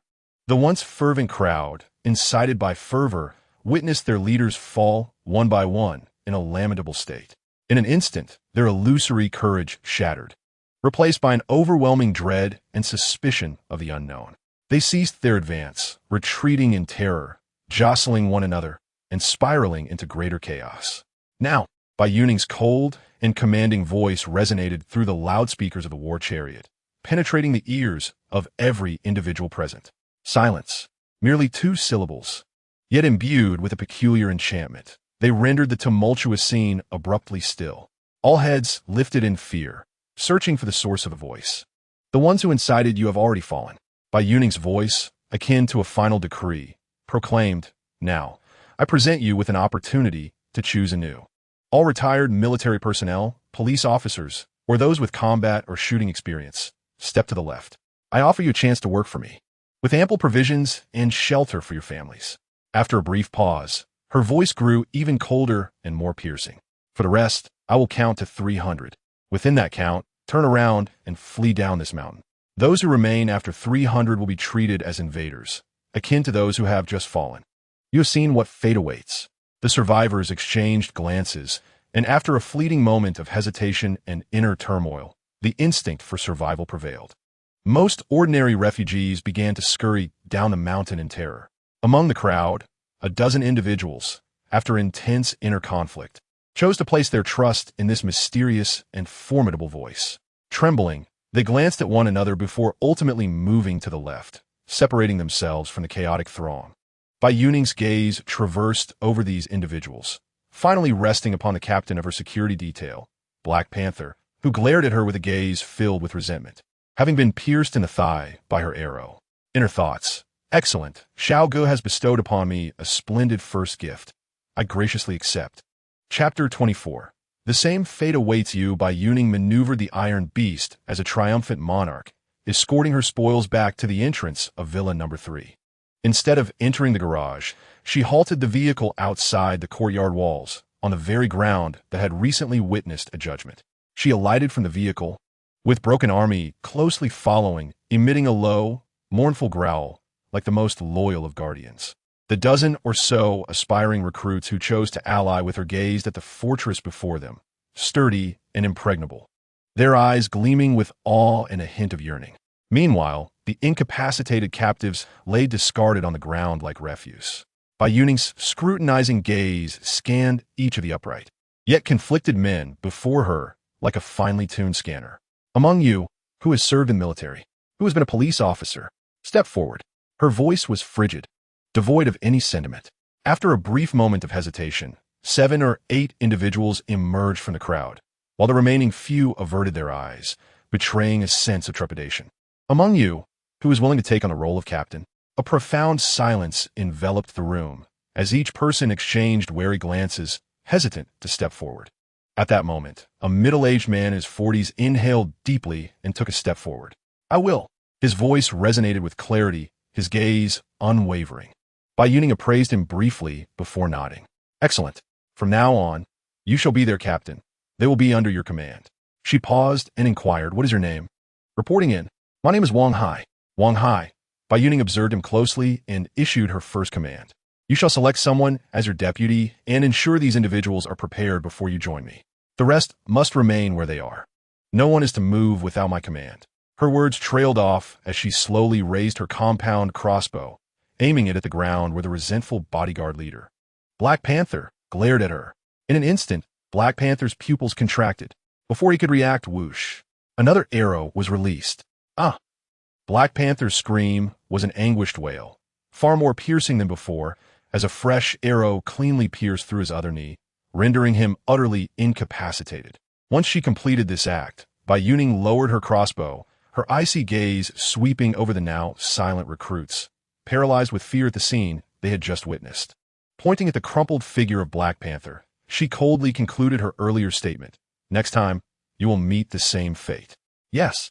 Wang Hai's body instinctively tensed as he responded loudly, fully aware that this was both a warning and a test. He turned and selected the most unassuming young man from the group, another retired soldier, and whispered a few instructions to ensure the team remained in check. After this, He followed Bai Youning through the slowly opening titanium alloy door, which resembled the gaping maw of a demon. As Wang Hai stepped into the brightly lit, spring-like warmth of the villa, he was taken aback upon seeing Zhang Yi and Lin Wan leisurely sipping tea in the living room. For the first time, his weathered face revealed an unmistakable shock. He realized he had made the right gamble. Bai Youning picked up an unopened bottle of mineral water from a nearby table and tossed it to him. Wang Hai instinctively caught it, feeling the chill of the bottle in his hands, momentarily stunned. "Drink," she urged. Wang Hai gazed at the bottle of pristine water, a treasure akin to gold in this apocalyptic world, and felt his throat involuntarily constrict. He could hardly remember the last time he had tasted such clean water. Without hesitation, he twisted off the cap, tilted his head back, and drank deeply, emptying the entire bottle in one go. The icy, sweet water coursed down his parched throat, washing away the fatigue and despair that had plagued him for days. After finishing the water, he let out a long, satisfied sigh, feeling as though he had been rejuvenated. "Thank you," he said, looking at Bai Youning. She did not invite him to sit, but stood before him, calmly inquiring, "Do you have anyone else at home?" Upon hearing this question, a fleeting shadow of uncontainable sorrow crossed Wang Hai's resolute face. He fell silent for a moment before responding slowly, his voice laden with profound repression. "It's gone. On the first day of the torrential rain, my wife and children drove out to find me, and along the way, both they and their vehicle were swept away. I do not know whether they are alive or dead now." Upon finishing his words, he bit down hard on his lip, his eyes reddening. Yet he valiantly held back the tears that threatened to fall. A man who had lost all attachments in a dire situation. His heart was left with nothing but the most primal instinct for survival. However, the words that followed from Bai Youning struck him like a heavy hammer, shattering his last psychological defenses. "Wang Hai," she began, her voice calm, yet imbued with a peculiar strength. "Your foremost objective now is to survive. You are aware of the situation outside. The flood has submerged the city, but it has not claimed every life. You must first ensure your own survival to have a chance to search for your wife and children. Being swept away does not equate to death." This statement pierced through the darkness like a beam of light, illuminating the depths of Wang Hai's heart, which had long been filled with despair. Indeed, they were merely swept away. They might still be alive. They could be waiting for me to rescue them from somewhere. This thought sent his once lifeless heart racing anew with fervor. The seasoned warrior before me could no longer contain himself. Tears streamed down his face uncontrollably as he gazed at Bai Youning, his voice quivering with excitement. "I understand. If you allow me to live, if you grant me a chance to find my wife and children, I will do whatever you ask of me. From this day forward, my life belongs to you." Bai Youning nodded. "If they are still alive, I will assist you within my capabilities." What she offered was not a promise, but a more precious hope. Having completely captured Wang Hai's heart, she then began to issue her true commands. She turned to Lin Wan. "Sister Lin Wan, please give Wang Hai the spare key to Villa Number 4. Then she addressed Wang Hai. "Now, that building Number 4 will serve as your temporary residence." Just then, Zhang Yi emerged from the kitchen, carrying a massive stainless steel barrel. Inside, steaming hot meat porridge simmered, exuding an enticing aroma. Beside it lay a large basket of freshly steamed white buns. Bai Youning pointed to the food. "You'll go out shortly, take this food, distribute it to everyone, and then lead them to reside in building Number 4. I need you to form a guard team for me." She paused, her gaze becoming piercingly sharp. "Count the numbers. Understand each person's situation, and investigate whether they possess any special skills beyond mere brawling. Most importantly, I need to know who is genuinely loyal and who is merely a fence-sitter with ulterior motives. If there are any who refuse to obey or attempt to cause trouble, cast them out and let them fend for themselves. I believe you have the capability to handle this. Once you have arranged them, you should also take a shower, change into clean clothes, and come back to report to me." Wang Hai understood that this was not merely a task, but a test. "Yes, I will ensure the mission is accomplished." Wang Hai's voice resonated with an unprecedented vigor. He took the key handed to him by Lin Wan and called upon another retired soldier. Together, they strode purposefully with the heavy, meat-laden bucket. As they reappeared at the villa's entrance, bearing the enormous stainless steel container that exuded an intoxicating aroma of meat, the remaining prospective team members found their eyes wide with astonishment. Meat, the scent of meat, in a world where even a mere biscuit could ignite a bloody conflict. This overwhelming, pure fragrance of meat was an allure far more potent than any narcotic for those who had endured days of hunger. A chorus of involuntary swallowing echoed through the crowd. Every gaze was fixated greedily upon the stainless steel bucket, their eyes brimming with primal desire. A few men, previously lackadaisical and unrefined, instinctively edged forward. "Stand in line," Wang Hai bellowed, placing the bucket down with a thud that reverberated through the air. He surveyed the crowd with the authoritative tone of a military sergeant, his voice imbued with an undeniable intensity. "If you wish to eat, you must adhere to the rules." He gestured towards a basket of steaming white buns. "Form a line. Each person will come up in turn to receive 1 bowl of meat porridge and 2 buns. Anyone who dares to cut in line or snatch food will find themselves without a meal today." Under the immense temptation of sustenance and Wang Hai's commanding presence, this ragtag assembly, for the first time, lined up obediently like true soldiers. Wang Hai personally ladled out generous portions of thick, meat-rich porridge, ensuring that each serving was perfectly measured, neither too much nor too little, entirely fair.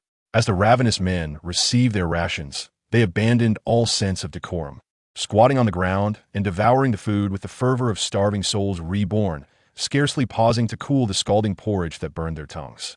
As 1 bowl of porridge and 2 buns filled their bellies, a long-forgotten warmth surged from their stomachs, coursing through their limbs. They felt their bodies, previously hollowed out by hunger, rejuvenated with strength. Observing his revitalized comrades, Wang Hai's spirit soared with a sense of pride.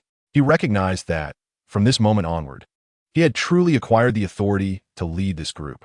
Once everyone had finished eating, Wang Hai cleared his throat and announced loudly, "Listen closely. The lady you just met will be our new boss. She has prepared accommodations for us." He pointed to the equally grand Villa number 4 across the way.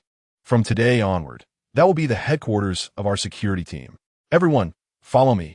Upon hearing that there would be food and a villa to reside in, a suppressed cheer erupted from the crowd. Wang Hai then indicated towards the few captives still moaning on the ground and directed the sturdiest men among them, "You lot, lift these trash and confine them in the basement of Villa number 4. Keep a close watch on them. Should they escape, you'll be the ones to answer to the boss." "Yes, Captain." Under the command of Wang Hai, this team, which had previously resembled a disarrayed mob, began to take on the first semblance of a military formation. They carried the captives and followed Wang Hai into Villa number 4. Although less opulent than Villa number 3, it was nonetheless a clean, spacious, and sturdy stronghold capable of providing shelter from the elements. Wang Hai swiftly allocated rooms for everyone, assigning 2 individuals per room, and imposed strict discipline. "Listen carefully. From this moment forth, anyone who dares to cause trouble within this house, anyone who disobeys orders, shall face my wrath first," he declared.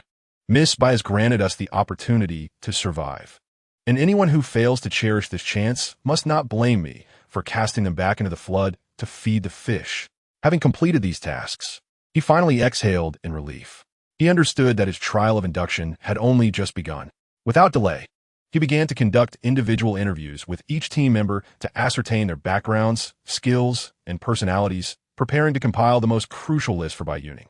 Chapter 25. Disposing of a hand. Casting it away, Wang Hai's operational efficiency far exceeded Bai Youning's expectations.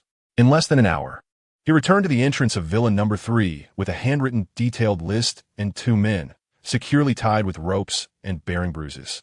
"Boss," he reported respectfully through the intercom. Bai Youning remotely opened the door, but permitted only him to enter. Wang Hai stepped into the living room and handed over the list. "Boss, there are a total of 14 individuals outside.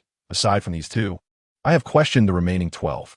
Among them, 6 are veterans, 3 are former armed police, and the last 3 were fitness trainers, all possessing commendable skills without any major issues." He gestured towards the 2 bound men outside. "These 2 are thugs from streets. During my questioning, they were glib and evasive, even attempting to incite others to hide food. I suspect they intend to infiltrate and act as turncoats." Wang Hai looked at Bai Youning, adopting a tone of inquiry. "According to your rules, should they be disposed of directly, or—" Bai Youning glanced at the list and then at the surveillance feed, where the 2 men continued to hurl curses, her expression devoid of any emotion. "Dispose of hand. Cast it away," she instructed, her voice calm as if commenting on the pleasantness of the weather. Let everyone witness the consequences of betrayal and disloyalty. Yes, a chill ran through Wang Hai, yet he hesitated not for a moment and promptly turned to execute the order. Soon, two sharp, piercing screams echoed from outside, followed by an unsettling silence. After addressing the issues with the security team, Bai Youning accompanied Wang Hai to the basement of Villa Number 4. There, the bodyguard captain, Black Panther, who had been rendered incapacitated with 2 broken legs, lay confined like a lifeless dog. "Speak," Bai Youning commanded, looking down at him, her gaze as indifferent as one observing an insignificant insect. "Tell me everything, your troop strength, weapons, and supply reserves. Speak, and you shall live." Black Panther, drenched in cold sweat from the pain, bore the agony with the resilience of a seasoned reconnaissance soldier, his willpower surpassing that of ordinary men. He lifted his head and glared at Bai Youning with venomous resentment, squeezing out a few words through clenched teeth. "You vile woman. Do not expect to learn anything from me. Our boss will come to rescue me soon." "Rescue you?" Bai Youning chuckled, her smile cold and mocking. "Li Kui, should I address you as Black Panther, or as Li Kui?" The pupils of Black Panther constricted in an instant. How could she possibly know his true name?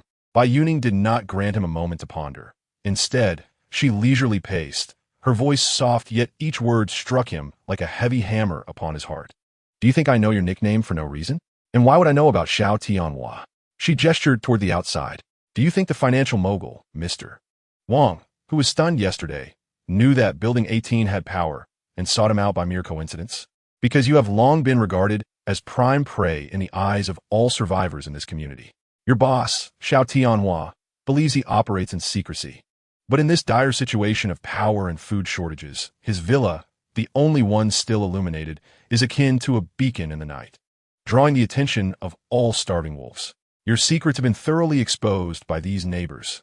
She retrieved her phone, displayed the chat records from the owner's group, and tossed it before Black Panther. The screen was filled with various speculations and discussions regarding Brother Xiao from Building 18. "You see, everyone knows he possesses a generator and a security team. Some even speculate he has firearms. Do you truly believe that in such circumstances, he would risk revealing his strength and turn against the entire community of survivors to save a worthless pawn who knows too many of his secrets?" The color drained from Black Panther's face. Bai Youning pressed on, dismantling his psychological defenses with ruthless logic. "No, he will not. A competent tyrant excels at sacrificing the pawn to preserve a king. Not only will he not save you, but he will also be relieved that I have dealt with this troublesome issue. He may even wish for your demise, for only the dead can keep secrets forever. You serve him, yet he regards you as disposable trash. Do you think that is worth it?" Each of her words struck deep, shattering the last vestige of Black Panther's illusions about Xiao Tianhua. Observing the wavering in his eyes, Bai Youning recognized the moment had arrived. She refrained from producing any medication. That would be too abrupt. Instead, she opted for a more torturous yet effective approach. She turned to Wang Hai beside her and instructed, "Wang Hai, go to the kitchen and have Uncle Zhang prepare a pot of the most fragrant meat porridge and roast a few sausages. Remember to bring it to the door and let the aroma waft this way." "Yes." Wang Hai immediately understood her intent, a shiver running through him. Bai Youning crouched down to gaze at the ashen-faced Black Panther, her voice a devil's whisper. "Li Kui, my patience is limited. Think carefully and knock on the door. Will you choose to be a well-fed cripple, or will you choose to remain here, inhaling the scent of meat as you slowly rot away in endless pain and hunger, ultimately dying? The choice is yours." With that, she cast him one last glance, accompanied by Wang Hai, and turned to leave the cold basement, locking the door behind them. Moments later, an overwhelming and rich aroma of meat began to seep through the cracks of the door, tormenting and permeating every corner of the basement. Half an hour later, Bai Youning, satisfied, lifted her gaze from a set of interrogation records. She had not only uncovered the full extent of Xiao Tianhua's capabilities, a security team of 15 retired soldiers, armed with 5 handguns and a plethora of restricted knives, along with enough supplies to last for months, but also extracted a more astonishing secret from the utterly broken Black Panther. Xiao Tianhua, it turned out, had not only firearms at his disposal, but had also forged a clandestine agreement with a prominent figure from the Tianyuano. One mentioned through a secret satellite phone before the flood arrived. Once the waters receded, both parties would join forces to eliminate the remaining survivors of Zijin Mountain and divide all resources between them. With a weighty interrogation record pride from Black Panther's lips in hand, Bai Youning returned to her study on the third floor. She meticulously recorded Xiao Tianhua's troop strength, weaponry configuration, and the conspiracy involving Tianhua No. 1 in her notebook. Her mind rapidly engaged in simulations. Inner monologue: 5 guns against 15 well-trained bodyguards in a head-on confrontation is not a viable strategy. Inner monologue: moreover, there are now over a dozen mouths to feed. Although I possess an abundance of finished food in my storage, relying solely on it is not a sustainable solution. A sense of crisis surged once more within her. Setting down her pen with a thought, she entered the Shinong space. Gazing at the mountainous pile of supplies in the warehouse, she felt an unprecedented urgency. These provisions could easily sustain her and a few others, like Zhang Yilin, for decades. However, nourishing a security team of over 10 individuals would deplete resources at an alarming rate, and if more individuals continued to join, there wouldn't be adequate lodging. She needed to hasten her journey to Yunding Villa. Approaching the rich black soil, she noted that the cabbages and watermelons she had previously planted were all harvested, leaving only a few for sowing. This time, she was no longer engaging in trivial experiments. She retrieved all the seeds she had bought from Old Lee's seed store. 4 high-yield, storage-friendly staple crops like potatoes, corn, and sweet potatoes. She cleared half an acre and planted them all. The remaining land was sown with lettuce, tomatoes, cucumbers, and other vegetables that had short growing cycles and could be harvested quickly. After completing this task, she recalled another pressing matter. In the apocalypse, medicine is a more scarce and valuable commodity than food. Antibiotics would eventually run out. Substitutes must be secured. From the corner of her seed bag, she unearthed several packets of herbal seeds she had casually purchased. She then cultivated a small, independent medicinal plot, carefully planting the seeds of basic traditional Chinese herbs like Ban Lan Zhen, Jining Hua, and Yuxing Chao, which possess broad-spectrum antibacterial properties and can clear heat and detoxify. Using spiritual spring water, she meticulously irrigated all the fields. Once this was accomplished, she gazed at the land before her, and her sense of urgency was somewhat alleviated. Exiting the space, she made her way to another vast storage room on the third floor that had remained vacant. Some supplies should be taken outside for convenience. Otherwise, it is rather cumbersome to enter each time. In the next moment, a mountain of provisions materialized on the bare floor of the room. Numerous brand new, packaged tactical jackets and combat boots appeared, along with several sets of bedding and essential living items. Countless unopened quick-dry underwear and thermal socks were present, as well as several large boxes of compressed biscuits, canned meat, and bottled water. These were the initial benefits she prepared for the reserve guard team. She exited the room and, using the internal communication system, summoned Zhang Yi. "Uncle Zhang," she said, handing him a key. "This is the key to the storage room on the third floor. Inside, there are some clothes and food that I've stockpiled in advance. Please go up and distribute a new set of inner and outer garments along with a pair of shoes to each of the guards according to their sizes. Additionally, provide each of them with 3 days' worth of rations as reserve supplies." Zhang Yi looked at the key and replied, "All right, I will take care of it immediately." Chapter 26. The beauty-trapped Zhang Yi, holding the key, arrived at the door of the storage room on the third floor for the first time. Taking a deep breath, he opened the door. Upon seeing the scene inside, he felt as though he had been struck by lightning. The vast storage room was filled with a plethora of brand-new, packaged supplies. Boxes of compressed biscuits and canned meat formed walls, while dozens of neatly stacked tactical jackets and combat boots, along with an abundance of bedding and daily necessities, created a veritable miniature supermarket. Inner monologue: "Oh my, just how much has the boss stockpiled?" Zhang Yi was once again profoundly astonished by the sheer quantity of supplies. Not daring to delay, he promptly followed Bai Youning's instructions, counting out sufficient clothing, shoes, and 3 days of rations, packing them into several large bags, and hurriedly making his way to Villa No. 4 across the way. At the entrance of Villa No. 4, Wang Hai had just dealt with 2 unruly individuals using a firm hand and was currently addressing the remaining members. The atmosphere of the team decidedly severe. Just then, a knock echoed through the air. Wang Hai furrowed his brow, signaling a nearby team member to open the door. Standing at the entrance was Zhang, carrying several large bags of supplies. "Hello, I am from building number 3. Our boss sent me to deliver some items." Zhang Yi spoke courteously. Wang Hai immediately understood. This was the logistics officer sent by the boss. He quickly stepped aside to allow entry, saying, Thank you for your hard work. Please come in. As Zhang Yi entered the living room with the large bags of supplies, the remaining trainees' eyes widened in astonishment. They caught a whiff of the incredibly enticing aroma of canned meat wafting from the bags. They beheld the pristine garments and shoes still adorned with tags. Food, clean clothes. Oh my, it's real. The boss truly sent us supplies. A wave of suppressed excitement erupted among the crowd, their necks craning forward. Eyes filled with the most primal longing, their throats involuntarily swallowing in anticipation. However, following Wang Hai's resolute display of authority, no one dared to take a step forward this time. Everyone merely watched with eager anticipation, awaiting their captain's command.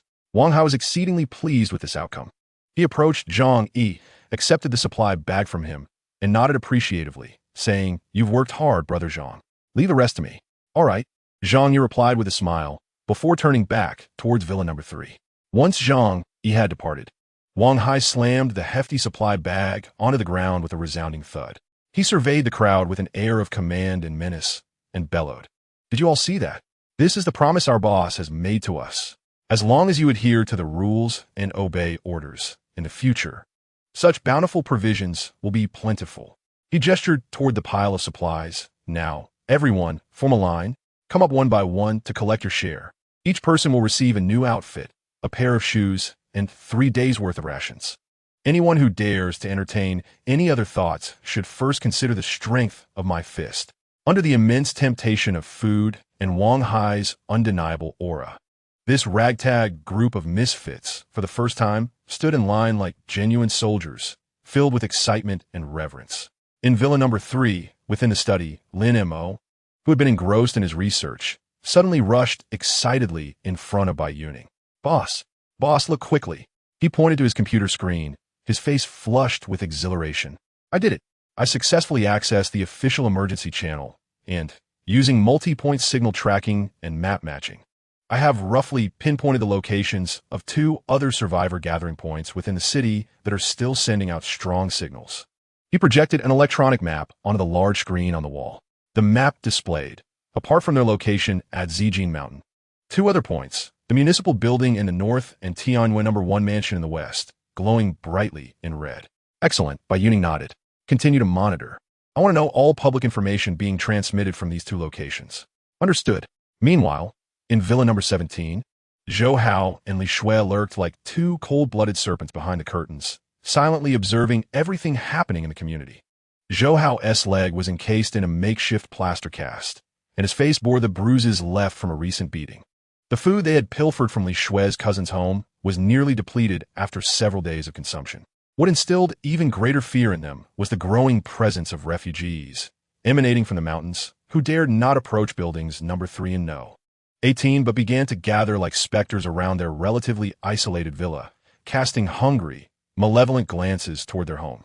With no provisions inside and hungry wolves outside, Zhou Hao felt for the first time the true essence of despair. Just then, they caught sight of Wang Hai distributing food and clothing at the entrance of Villa No. For the scene of those survivors devouring their meals, with steaming bowls of meat porridge in hand, pierced their eyes with deep anguish. "Damn it!" Zhou Hao's eyes glinted with jealousy, while a calculating light flickered in Li Shui's gaze. "Brother Hao, look at those people. Although they seem formidable, they possess food. They have a steady supply of resources. This indicates that the individuals behind them are quite powerful." A spark of understanding flashed in Zhou Hao's eyes as he immediately grasped Li Shui's intent. The food they had pilfered from his distant relative's home was nearly exhausted, and the number of desperate refugees lurking at the villa's entrance was steadily increasing. If they did not devise a plan soon, they would inevitably starve or be torn apart by the intruders. Li Shui's eyes sparkled with cunning. "Brother Hao, observe the group at Building 4. Although they appear intimidating, they seem to heed the commands of those from Building 3. Moreover, they have a reliable food supply." A sinister plan rapidly took shape in Zhou Hao's mind. Grasping Li Shui's hand, he spoke in a hoarse voice, "Shui, only you can save us now." "What do you mean?" Li Shui inquired, her curiosity piqued. A cruel smirk emerged on Zhou Hao's face. "That horde of foul men has been cooped up for days, pent up with frustration. And you, with your striking beauty, only need to put on a slight performance." He leaned closer to Li Shui's ear, meticulously outlining his scheme of seduction. "Step 1. Create a tragic scene. Smudge your face with dirt, tear your clothing in several places, and make yourself appear as pitiful as possible. Step 2. Stage a chance encounter. Pretend to be pursued by the outside refugees and inadvertently flee to the entrance of Building 4. Then cry out for help. Remember, you must weep like a rain-soaked pear blossom, utterly heart-wrenching. Step 3. Fabricate your backstory. Claim that you became separated from your brother. That would be me, amidst the torrential rain and barely managed to escape here. Present yourself as a fragile, helpless university student. This will lower their defenses. Once they allow you inside, you will have succeeded halfway. Zhou Hao's eyes gleamed with excitement.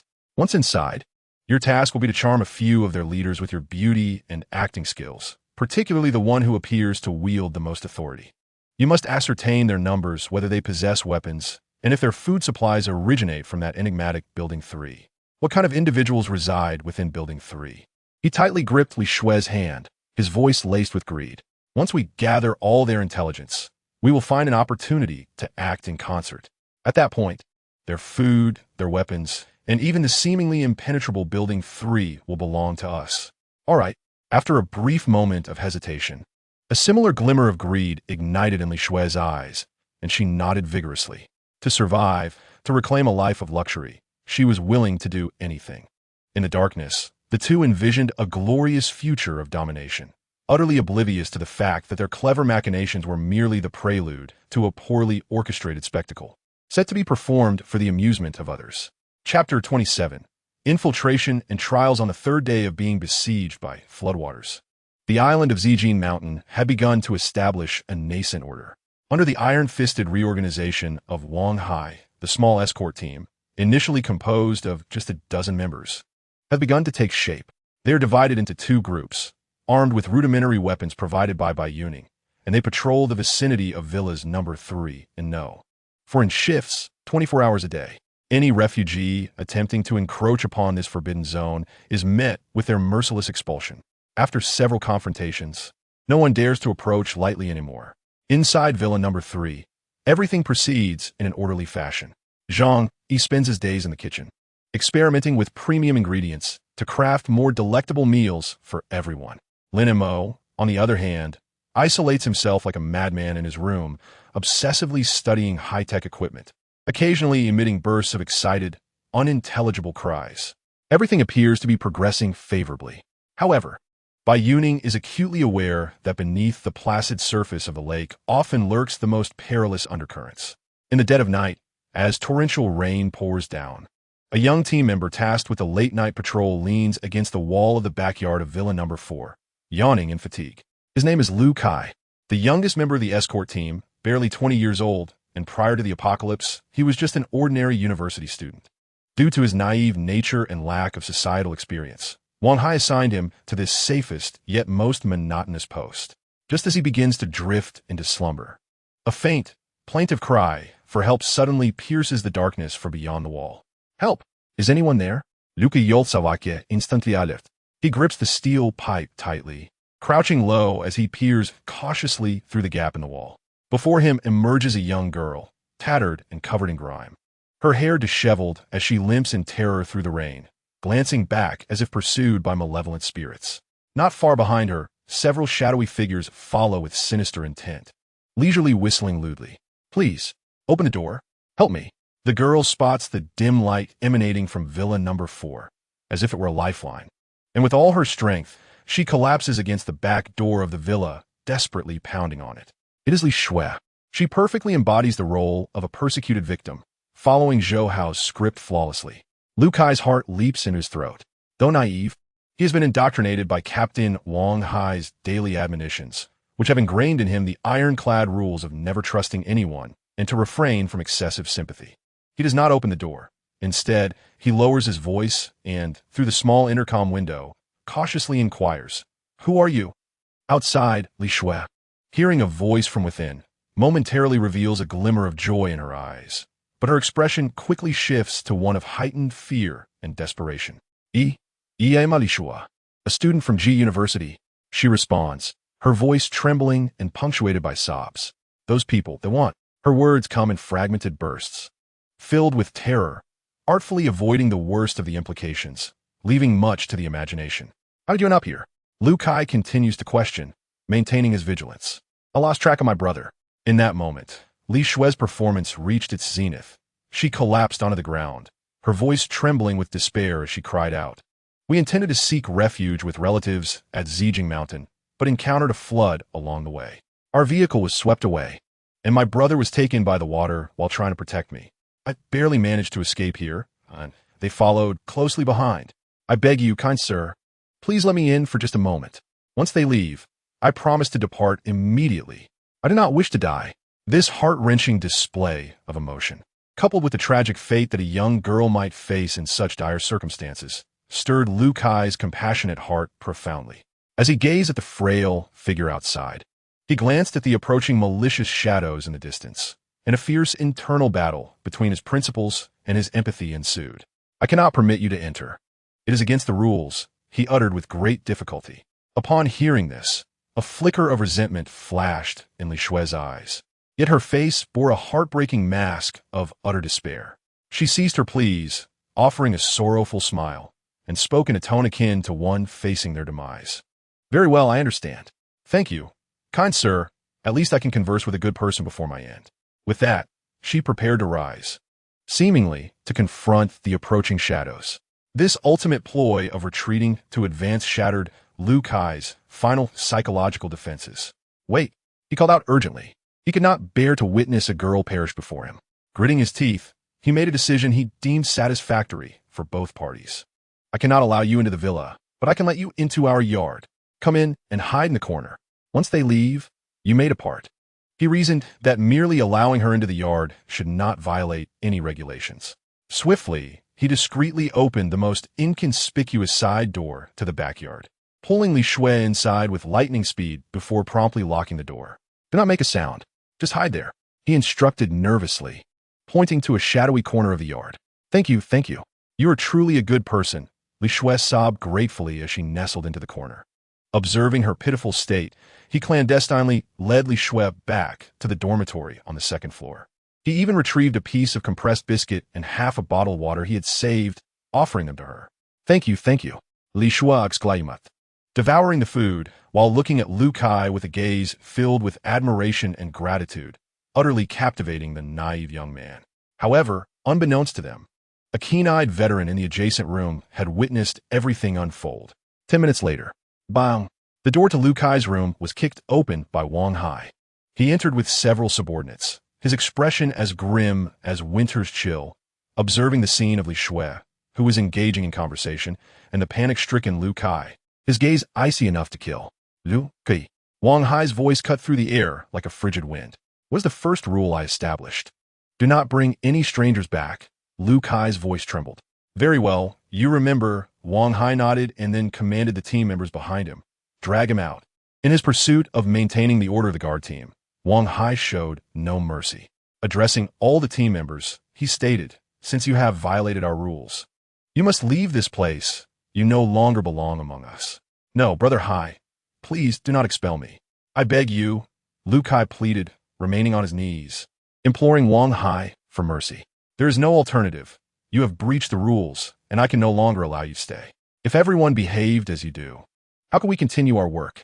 Wang Hai ziplit gon li. His gaze shifted to the terrified Li Shue, whose complexion had turned pale. As two team members prepared to subdue Li Shue, this seemingly fragile woman suddenly flashed a fierce glint in her eyes. She unexpectedly produced a sharp blade from somewhere and swung it wildly. Stay back. Do not come any closer. Caught off guard. The two team members suffered deep cuts on their arms, blood streaming profusely, although they quickly subdued Li Shue. The sight of their injured comrades' bleeding wounds caused Wang Hai's expression to grow gravely serious. In a post-apocalyptic world, even the most inconspicuous wounds could prove fatal if infected. He immediately reported the incident to Bai Youning via internal communication. In Villa Number 3, Bai Youning's demeanor turned icy upon hearing Wang Hai's report. Li Shue. How did she end up in Zijing? I almost forgot about those two. Confine Li Shue to the basement. For the injured brother, use the alcohol disinfectant kit I provided earlier to clean and bandage the wounds. After ending the call, she gazed out at the densely packed crowd of refugees, her thoughts drifting back to the two bleeding team members her expression becoming exceedingly grave. It seems our team is still lacking a doctor. Bai Youning took out her walkie-talkie. Wang Hai, have you resolved the situation over there? Come here. Yes, Miss Bai. In a short while, Wang Hai arrived. Miss Bai, the one named Li Shui has been confined to the basement. How should we proceed with her? No rush. Let her stay for 2 days, and then we will decide. Tomorrow, take 2 individuals to the refugee area below and see if there are any doctors or nurses among them. Gather information about their backgrounds. If there are no issues, bring them back. This way, we can better handle situations like today if someone gets injured. Understood? I will take care of it tomorrow. Simple wounds, we can manage ourselves. But for complex injuries, we still need a professional doctor. Remember to keep a low profile to avoid causing commotion. All right, I understand. Chapter 28. The treasure in the refugee camp. The following morning, the sky remained overcast, but the rain had transformed into a gentle drizzle. Complying with Bai Youning's instructions, Wang Hai selected 2 of the most capable team members, both of whom were also veterans. 3 individuals, fully armed and clad in the sturdiest of anti-stab vests, wielded sharp machetes and bore steel pipes at their waists, accompanied by a small pouch of compressed biscuits as currency for trade. This was their inaugural descent into the refugee camp that lay ensconced along the winding mountain road. As they crossed the threshold of the camp, a potent amalgamation of rain, mud, excrement, the metallic scent of blood, and the pungent aroma of despair assaulted their senses, nearly overwhelming the battle-hardened Wang Hai. The scene before them resembled a hellish nightmare. Thousands of survivors, crammed together like sardines, huddled in makeshift shelters constructed from tattered rags and refuse, which leaked in the rain. Most appeared gaunt and emaciated, with sunken eyes, cracked lips, and expressions as vacant as those of the living dead. Occasionally, fierce disputes and brawls erupted over a piece of waterlogged bread or a slightly sheltered corner from the rain. Wang Hai even witnessed a group of men fighting fiercely over a freshly caught, bloodied venomous snake, their heads bloodied in the struggle. The victor tore into the still-scaled flesh with his teeth, ravenously stuffing it into his mouth. In another corner, a child, so thin he resembled little more than skin and bones, squatted on the ground, excitedly smashing the head of a plump mountain rat, larger than his hand, with a sharp stone. His mother stood nearby, ready to catch the warm, flowing blood in a broken bowl. For them, this was a rare feast. The trio's pristine gear, robust demeanor, and formidable presence stood in stark contrast to the surrounding environment rife with hunger and death, akin to a succulent morsel dropped into a den of starving wolves, instantly attracting countless predatory gazes. Yet, upon catching sight of the gleaming machetes and Wang Hai's piercing, hawk-like gaze, those greedy looks swiftly transformed into expressions of fear, prompting them to retreat. In this apocalyptic world, the strong always possess the right of way. Wang Hai paid little mind to the onlookers, instead employing his reconnaissance skills to traverse the crowd discreetly. He identified a local informant who seemed to possess valuable information and tossed him 2 pieces of compressed biscuits. "Brother, I need to inquire about something," he murmured, lowering his voice. "Do you know of any doctors or nurses here?" The informant, devouring the biscuits hungrily, mumbled as he gestured toward the edge of the camp. "There seems to be one over there. A woman who bandaged a wounded child a couple of days ago, but she appears to have gotten into some trouble." Wang Hai's heart stirred, and he immediately led his 2 companions in the direction indicated. "You filthy wench! How dare you reject our leader's attention? It's a privilege," they jeered, as a group of ruffians encircled a middle-aged woman clad in a lab coat, so grimy that its original color was unrecognizable, at the periphery of the camp. Though she appeared weary and disheveled at around 40 years of age, her eyes radiated an extraordinary resolve and composure, exuding the indomitable spirit characteristic of an intellectual. "I have stated that I am a physician dedicated solely to saving lives, with no other pursuits." The woman's voice, though weakened and slightly hoarse, resonated with an undeniable dignity that commanded respect. "Save lives? Huh!" The ruffian leader sneered. "You cannot even save yourself. Brothers, take her away. Let our boss tend her ailments." Just as their filthy hands reached out, poised to act, a chilling voice abruptly pierced the air from behind them. "Stop!" The ruffians, growing impatient, turned to see Wang Hai and his companions, who had appeared seemingly out of nowhere. "Oh, who is this hero trying to meddle?" The ruffian leader disdainfully assessed their impressive gear. Before he could finish a sentence, Wang Hai sprang into action. Without uttering a word, he advanced swiftly his movements as quick as lightning. Before the ruffian could react, a precise elbow strike landed squarely on his jaw. Crack! A sharp sound echoed as the ruffian let out a pained scream, blood and teeth erupting from his mouth, and he flew backward like a kite severed from its string. The remaining ruffians, witnessing Wang Hai's formidable combat prowess, were paralyzed with fear, not daring to utter a sound as they scrambled to disappear into the crowd. Wang Hai withdrew his fist and approached the still-stunned female doctor. From his pocket, he produced the now-crushed energy bar that the local thug had given him and handed it to her. "Greetings, our boss wishes to meet you."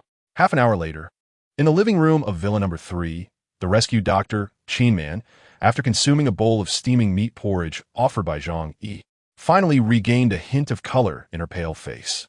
She surveyed the villa, a sanctuary amidst the apocalypse, warm, clean, and secure, her gaze filled with complexity.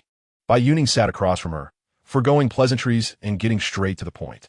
"Dr. Qin, is it?" "Indeed," Qin Man nodded, adjusting her glasses. "I am Qin Man, a physician specializing in respiratory medicine at the First People's Hospital before the world fell apart.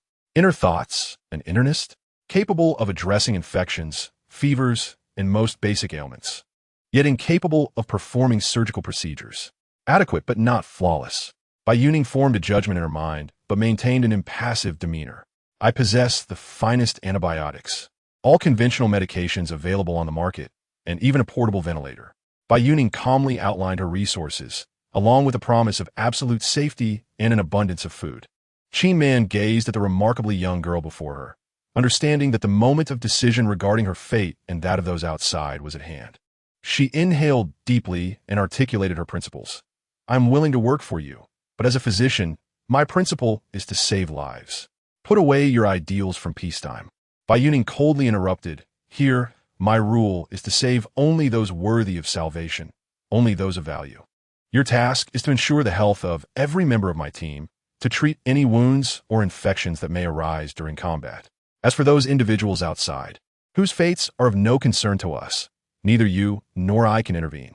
"Allow me to pose another question." Bai Youning's gaze sharpened. "Will you perform surgical procedures? For instance, treating knife wounds, gunshot injuries, or conducting appendectomies?"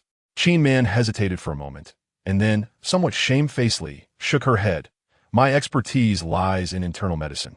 I have only participated in a few surgeries during my internship. I can manage simple debridement and suturing, but I am incapable of undertaking complex surgical operations." "Very well." To her surprise, there was no hint of disappointment on Bai Youning's face. Instead, she nodded in acknowledgement. Inner monologue. Self-awareness is crucial. Humility is paramount. Bai Youning rose to her feet. "From this day forth, you shall serve as the physician of our team. There is an unoccupied room on the 3rd floor of the villa. I will have Lin Mo assist in transforming it into a state-of-the-art medical facility. Provide me with a list of all the equipment and medications you require. However, remember what I just said, accept and remain or refuse, and the door is there." This statement brutally unveiled the harshest laws of the apocalypse before Qin Man's eyes. She faced a choice: to cling to her antiquated medical ethics, only to be cast back into a hell where she could be insulted or murdered at any moment, or to accept this devil's bargain, becoming a member under her wing, continuing her sacred duty to save lives, albeit with limited options, within a new and unforgiving framework. A flicker of struggle and anguish crossed Qin Man's face, but ultimately, she cast a glance at the desolate and chaotic refugee camp outside the window and nodded resolutely. "I accept." Qin Man made her choice. Bai Youning nodded with satisfaction and instructed Zhang, "Uncle Zhang, escort Dr. Qin to the guest room on the 1st floor for her rest. Her accommodation will adhere to our standards." "Certainly, Youning." Having settled the new medical corps, Bai Youning, however, did not display any signs of relaxation. She glanced at the time. Inner monologue. It is time to meet with another old acquaintance. She used the internal communication system to issue a command to Wang Hai, who was supervising training at Villa Number 4. "Wang Hai, bring that woman we captured yesterday to the basement of Villa Number 3. Let her regain her senses." "Understood, boss." 10 minutes later, in the cold and damp basement of Villa Number 3, a bucket of cold water was mercilessly poured over Li Shua's face. Li Shua shibarat. Awakening from her stupor, she looked up at Bai Youning, who towered over her like a queen, her eyes instantly filled with fear and resentment. Bai Youning, you wretched woman, how dare you treat me this way? Zhou Hao will not let this go unanswered. She shrieked, her bravado faltering. Bai Youning smiled, a smile that was chilling to the bone. She disregarded Li Shui's curses, slowly crouching down to regard her with a disdain one might reserve for refuse.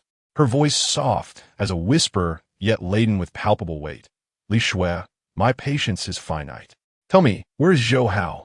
And what are your plans? I don't know. I want to say anything. Li Shui raturta da fianli. Is that so? Bai Youning rose to her feet and calmly addressed Wang Hai beside her. Wang Hai, please inform her about the fate of those two unruly ruffians from yesterday. Wang Hai grinned, revealing a row of white teeth, his smile chilling. Report, boss. Their hand should have been reduced to mere bones by the wild dogs at the foot of the mountain. Upon hearing this, Li Shui turned pale with fear, trembling uncontrollably. Now, are you willing to speak? Bai Youning inquired once more. Confronted by overwhelming terror, Li Shui's feeble resolve crumbled instantly. Like a torrent, she divulged everything. I'll talk. Brother Zhou Hao is at Villa 17. It's my cousin S house. We initially planned to infiltrate your ranks, ascertain your secrets, and then, with inside help, seize everything you possess. After listening to Li Shui's lamentations, Bai Youning's expression remained devoid of surprise. Inner monologue. The foolish schemes of the incompetent are always so unimaginative. Having acquired the information she sought, she no longer cast a glance at Li Shui and commanded Wang Hai, secure her properly. Provide her with only a bowl of thin porridge daily, just enough to keep her alive. I need her to witness how Hao Gu walks step by step towards his own ruin. With that, she turned and left, leaving behind Li Shui, who was wailing in despair in the basement. Back in her study, Bai Youning stood before the expansive floor-to-ceiling window, her gaze piercing through the rain to settle on the tranquil Villa 17 in the distance. Inner monologue. Zhou Hao, Li Shui, Xiao Tianhua, Tianhua number 1. Inner monologue, excellent. All the prey have now entered the hunting ground. Chapter 29. In the realm of dreams, Bai Youning emerged from the cold confines of the basement. The chill of judgment dissipating somewhat as she caught the warm aroma of food wafting from the dining room. Through the internal communication system, she issued a directive to Wang Hai, who was stationed at Villa 4. Wang Hai, come to Villa 3, take a shower, change into clean clothes, and join us for dinner. Half an hour later, in the dining room of Villa 3, Wang Hai appeared in a fresh set of training attire, looking increasingly formidable. He sat down at the table, somewhat reserved. Bai Youning occupied the seat of honor, with Lin Mo, who was equally reserved, and Lin Wan, gently caring for little Nuo, to her left. To her right sat the composed Zhang Yi and the recently seated Wang Hai. This marked the first official dinner of her core team, to celebrate the successful formation of the guard squad and the capture of two unwelcome guests. Zhang Yi showcased his culinary prowess, preparing an extraordinarily lavish feast. At the center of the table was a pot of golden soup with pickled fish. Delicately sliced fillets of the finest base, sourced from the space's produce, were briefly swished in a golden broth simmered for hours with old hen and pig bones, complemented by the tangy and appetizing pickled vegetables. The fragrant and spicy aroma permeated the air. Beside it lay a platter of traditional red-braised pork, utilizing the finest cuts of pork belly, meticulously diced into uniform cubes. They're simmered slowly over a gentle flame until the skin becomes tender and the meat succulent, radiating a rich, lustrous crimson hue. Each piece resembles an alluring ruby, elegantly accompanied by a few vibrant green Shanghai greens.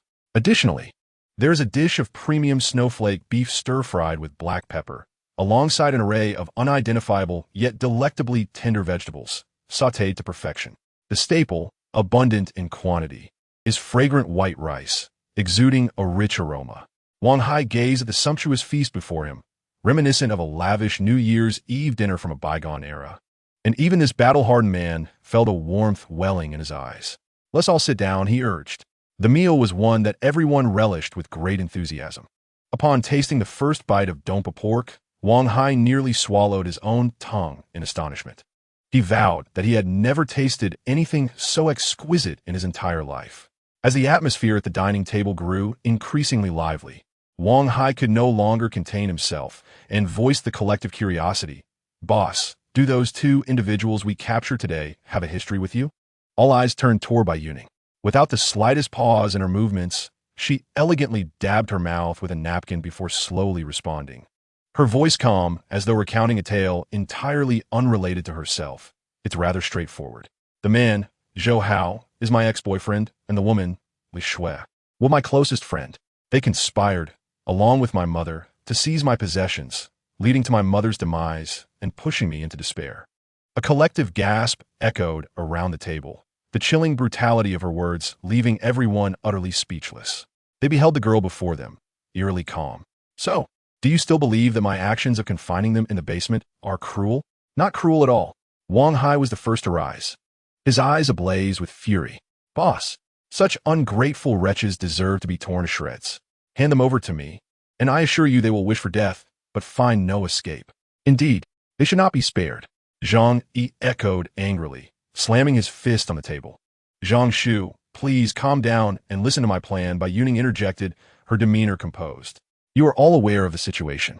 Xiao Tianhua from Building 18 has allied with the forces of Tianhua No. 1, while Building 17 is infested with two venomous snakes, poised to strike at any moment. She unfurled a large community map, marked with various annotations, and laid it on the table. Boss, they are armed, while we are limited to cold weapons. If we were to confront them head-on, Wang Hai's brow furrowed in concern, his face a canvas of worry. Who says we must confront them directly? A cold smile graced Bai Youning's lips as her finger firmly pressed upon the location of Villa 17 on the map. Before we deal with Xiao Tianhua, we must first eliminate this closest and most repugnant thorn in our side.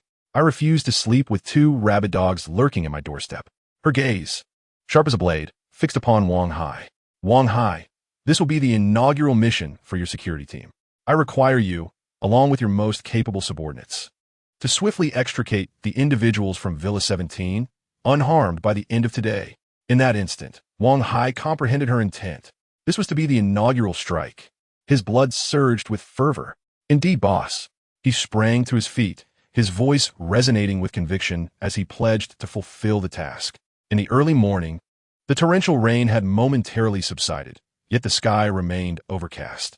Wang Hai selected 10 of the most adept team members, all veterans, to accompany him.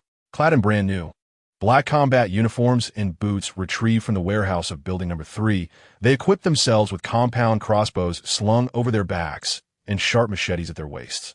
Their faces etched with a fierce resolve, gathering silently in the courtyard of Villa 4. Is everyone clear? Wang Hai lowered his voice, issuing the final directives. This operation bore the codename Clean Sweep. The target, Villa 17. The boss's demand was to capture the occupants with utmost swiftness and minimal noise. Team 1 was to breach the front door, Team 2 would encircle the backyard, and Team 3 was tasked with perimeter security. Remember, success is the only option. Failure is not permitted. Understood, Captain. At his command, the 10 figures clad in black moved like long dormant cheetahs, utilizing the morning mist and the cover of the buildings to silently encircle Villa 17. A textbook example of a lightning raid was about to unfold. Simultaneously, within Villa 17, Zhou Hao remained in a deep slumber, immersed in pleasant dreams of Li Shui successfully infiltrating the security team, envisioning their coordinated effort to capture everyone, and imagining their dominance over Villa 3, becoming the new masters of Zijing Mountain. However, this idyllic reverie was abruptly shattered by a deafening crash. Bang! The not-so-sturdy door of Villa 17 was forcefully smashed open by a nearly 2-meter-tall brute, wielding a specially designed battering ram weighing dozens of kilograms. Splinters flew everywhere. Action! Wang Hai commanded in a low voice, and the 10 security personnel surged inside like wolves. Their roles were clearly defined, and their movements professional. Pairs quickly secured all rooms and exits of the villa. Zhou Hao barely had time to rise from his bed before the bedroom door was kicked open. 2 cold-eyed guards seized him as if he were a mere chick, dragging him from his covers and pinning him firmly to the floor. Who are you? What do you want? Zhou Hao cried out, panic-stricken, as he struggled and screamed in a futile attempt to assert himself. Wang Hai entered slowly, looking down upon the man who resembled an ant, his face void of any expression. Our boss wishes to see you. Almost concurrently, within the opulent confines of Villa 18, Xiao Tianhua had just received a preliminary investigation report on Bai Youning from his subordinates. Bai Youning, female, 22 years old, a graduate of University G. Both parents deceased. With only a severely estranged mother, Zhao Yalin, and sister, Bai Anshi, remaining. A middle-aged man in a butler's attire was respectfully delivering the report. Both parents deceased? Only a mother with a profoundly poor relationship? A chilling, serpentine smile crept across Xiao Tianhua's face. He believed he had discovered Bai Youning's sole vulnerability. No matter how formidable a woman may be, familial bonds are an indelible connection she can never sever. Excellent. Leaning back on the sofa, he lightly tapped the armrest with his fingers. Lao Zhang, attend to a matter immediately. Yes, boss. The response came promptly. Malice flickered in Xiao Tianhua's eyes. Find her mother and that sister without delay. I intend to use them as the initial offering in my formal negotiations with my enigmatic neighbor. In the cold, damp basement of Villa Number 3, Bai Youning gazed impassively at Zhou Hao and Li Shui, who were dragged in by Wang Hai and unceremoniously tossed to the ground like two lifeless dogs. Bai Youning, how could it be you? Zhou Hao's face was etched with disbelief and terror upon recognizing her. Li Shui was already too frightened to utter a word, her body trembling uncontrollably. Bai Youning disregarded their astonishment. She approached the separately detained Black Panther, Li Kuei, and pointed towards Zhou Hao and Li Shui beside her. She issued her final and most merciless command to Wang Hai for the day. Wang Hai, confine these three together. I am eager to witness the spectacle that will unfold when those who wish for my demise are locked in a room with only a bottle of water and a piece of bread. A shiver ran through Wang Hai, yet he responded without hesitation, understood. At that moment, Lin Mo, who had been engrossed in operating the computer, suddenly lifted his head, a peculiar expression crossing his face. Youning, while monitoring the emergency channel, I seem to have intercepted a rather strange, encrypted distress signal. Speak, Bai Youning commanded. Lin Mo played a processed audio clip. In the audio, a haughty female voice, laden with authority, urgently called out, "If you can hear this, please respond. I'm Zhao Yalin. Yes, it is Zhao Yalin from Hongyuan Group. My daughter, Bai Anshi, and I are trapped in Villa No. 1 by the lakeside in the southern part of the city. We have ample food and water here. Whoever can rescue us, I am willing to pay 10 million. I repeat, 10 million in cash." Upon hearing the names Zhao Yalin and Bai Anshi, Bai Youning's pupils constricted to a near imperceptible point. Zhang Yi, Wang Kai, and the others, witnessing the first icy and murderous expression on Bai Youning's face, instinctively held their breath. Inner monologue, fool. Truly, fortune smiles upon me. How dare she seek help using her real name? Bai Youning understood that such an encrypted channel for the affluent could only be intercepted by someone like Xiao Tianhua, who possessed special connections and equipment. She could almost guarantee that Xiao Tianhua had also received this information, a relative by blood, yet one who would wish for her demise. What a perfect leverage to exploit her vulnerability. Indeed, before she could issue new commands, Lin Mo, responsible for monitoring, reported once more, "Boss, there is movement at Building 18. They seem to be preparing a speedboat." Bai Youning approached the surveillance screen, magnifying the drone's footage. In the backyard of Building 18, a few of Xiao Tianhua's subordinates were fueling a rigid-hulled inflatable boat, seemingly ready to depart for the flood-affected urban area. Observing this scene, Bai Youning's expression bore no trace of concern or anger.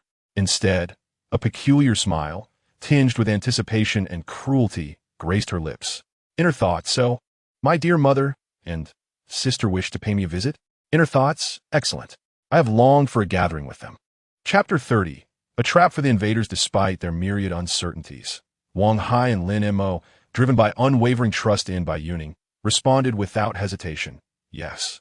A grand scheme against all adversaries, orchestrated by the Queen, quietly commenced. Meanwhile, in the backyard of Villa 18, Xiao Tianhua's subordinates were pushing a military-green rigid-hulled inflatable boat, equipped with a powerful motor, out of the garage. This vessel was evidently a trump card he had prepared well in advance. Constructed from high-strength composite materials, the hull was capable of withstanding most underwater debris impacts. His bodyguard captain, a formidable man who had taken over the position from Black Panther and was codenamed Lynx, was issuing commands to his subordinates. Are we all set? Weapons, spare fuel, emergency rations. The boss insisted that we must bring back those two important guests without fail. Yes. Lynx. The bodyguards, clad in black tactical attire and bulging with supplies at their waists, replied in unison. Let us move. The engine of the speedboat roared to life, resembling an arrow released from a bow as it surged into the murky waters beyond the villa district.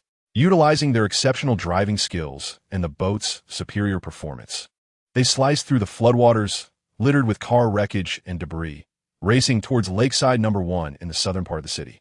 After more than an hour, the speedboat finally arrived, struggling against the floodwaters that had long since encircled the Lakeside No. 1 villa district.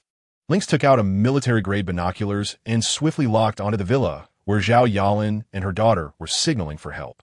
He and a few subordinates leaped from the boat, wading through waist-deep, foul-smelling floodwaters, and knocked on the villa's door. The door was opened by Bai Youning's mother, Zhao Yalin. Although she had been trapped for several days, she still presented herself in an extravagant manner, donning an expensive-looking silk nightgown and sporting a facial mask. Upon seeing the imposing figures of the bodyguards, who seemed like divine warriors descending from the heavens, her face displayed no gratitude. Rather, she assumed an air of entitlement and condescension. Zhao Yalin and Bai Yanxi, under the reluctant escort of a group of bodyguards, were ushered onto the speedboat as if they were queens on a royal procession. Once aboard, Zhao Yalin immediately wrinkled her brow, covering her nose with a handkerchief in disdain. What kind of boat is this? It reeks of diesel. It's suffocating. She commanded Lynx, the bodyguard captain. Do you have any clean towels and hot water? My daughter, and I need to freshen up. Bai Yanxi also complained, indeed. Is there no food? I am famished. I desire Kobe beef and caviar. Do you possess any? The corners of the Lynx's mouth twitched violently. He struggled to suppress the urge to toss these two imbeciles directly into the floodwaters. Instead, he retrieved 2 unopened bottles of mineral water and 2 packs of compressed biscuits from the cabin, coldly handing them over. Mr. Zhao, Miss Bai, this is a special period. This is all we have. Please make do. Biscuit, you expect us to consume such peasant fare? Bai Yanxi shrieked, her face a mask of disbelief. Zhao Yalin went so far as to swat the biscuits away, raising her chin haughtily. Through the intercom, she directly addressed Mr. Xiao. Mr. Xiao, is it? I do not care what means you employ, but upon reaching the shore, I demand an immediate reservation of a 5-star presidential suite. I require the finest essential oils for my bath, along with a professional masseur. My daughter requires the same. Listening to this woman's naive and foolish demands over the communications channel, Xiao Tianhua felt the veins in his forehead pulse with irritation. Yet, he maintained his composure, feigning politeness, which only emboldened Zhao Yalin and her daughter further. Furthermore, I wish to know the status of the several cases of red wine I had airlifted from France. You must send someone to retrieve them. And my collection of Hermes handbags. Oh, and my newly purchased Maserati. Their requests grew increasingly ludicrous and detached from reality. Finally, as the speedboat approached the waters of Zijin Mountain, a remark from Bai Yanxi ignited Xiao Tianhua's fury. Hey, you there, the one steering the boat. Bai Yanxi pointed at the Lynx, imperiously commanding, when we arrive, you shall carry me ashore. These high heels are a limited edition and must not touch the water. The communication channel fell into a profound silence. After a full 5 seconds, Xiao Tianhua's cold voice, brimming with suppressed rage, resonated. Lynx stopped the boat. The speedboat gradually halted on the surface of the water, not far from Villa No. 3. Shortly thereafter, a smaller speedboat approached rapidly from the direction of Building 18. Xiao Tianhua personally boarded this speedboat. Mr. Xiao, you have finally arrived. Upon seeing him, Zhao Yalin immediately perceived him as their pillar of support, ready to unleash a new wave of complaints and demands. However, what awaited her was not solace, but a resounding slap, infused with fury. Smack! The force of the blow was tremendous, sending Zhao Yalin staggering, crashing onto the boat, her cheeks swelling instantly. The atmosphere fell into a profound silence. Bai Yanxi was rendered speechless, her hand covering her mouth, unable to utter a single word. Xiao Tianhua looked down at these 2 finally cowed fools, his gaze as cold as ice, like that cast upon 2 lifeless corpses. His voice pierced through the silence. Listen carefully. From this moment on, you're my hostages. No longer the esteemed chairman and young lady. You shall do as I command. If you utter another word of nonsense, I will throw both of you into the water to feed the fish. Do you understand? Zhao Yalin and Bai Yanxi trembled in fear, paralyzed by his palpable aura of menace. nodding vigorously like chicks pecking at grains. After silencing these inept allies in the most direct manner, Xiao Tianhua straightened his collar and donned a cryptic smile once more, sending a negotiation request to Bai Youning through the access control system. With the unintentional clearance provided by the Wang Hai security team, Xiao Tianhua's speedboat navigated smoothly through the turbulent waters, laden with hidden currents and obstacles, ultimately anchoring just outside the perimeter of Villa No. 3. With the now subdued Zhao Yalan and Bai Anqi in tow, he submitted another request for negotiation to Bai Youning through the access system. This time, his voice brimmed with a sense of assured triumph. "Miss Bai, guess who I brought for you?" He gestured for his subordinates to push the trembling Zhao Yalan and Bai Anqi forward like mere goods, directly in front of the surveillance camera. "I believe, for the safety of your family, we can now engage in a calm and earnest discussion about the new rules. Can't we?" Family? In the surveillance footage, a flicker of jealousy crossed Zhao Yalan and Bai Anqi's eyes as they beheld the impenetrable facade of Villa No. 3. Soon after, upon realizing they were about to encounter that wretched girl, their suppressed malice erupted once more. "Bai Youning, you little wretch, how dare you still be alive? How dare you hide here and enjoy your life?" Zhao Yalan screamed, completely oblivious to her status as a hostage. Ignoring these two fools, she spoke into the intercom, her tone laced with amusement, addressing Xiao Tianhua. "Mr. Xiao, is this truly your trump card?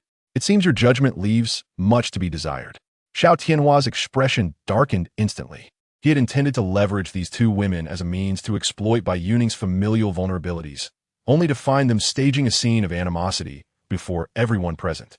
Not only did it fail to intimidate the opponent, but it also turned him into a complete laughingstock, a mere pawn in this farce. "Silence, you two wretched women." Xiao Tianhua could no longer contain his fury, abruptly turning around and delivering two resounding slaps, one to each of Zhao Yalan and Bai Anqi, with all his might. They were stunned, the unmistakable imprints of his hand appearing on their faces. "What are you two yapping about? Do you even know why we are here to see Miss Bai? We are here to discuss cooperation." Xiao Tianhua bellowed at them, his visage twisted with rage. Then he barked at his most trusted bodyguard, "Cat, take them to the back. Muzzle them." "Yes, boss." Cat immediately stepped forward, roughly dragging the still-dazed Zhao Yalan and her daughter to the rear of the boat like a dead weight. After decisively severing ties with these inept allies, Xiao Tianhua once again faced the camera, his expression reverting to that of a smiling predator. "Miss Bai, I apologize for the commotion.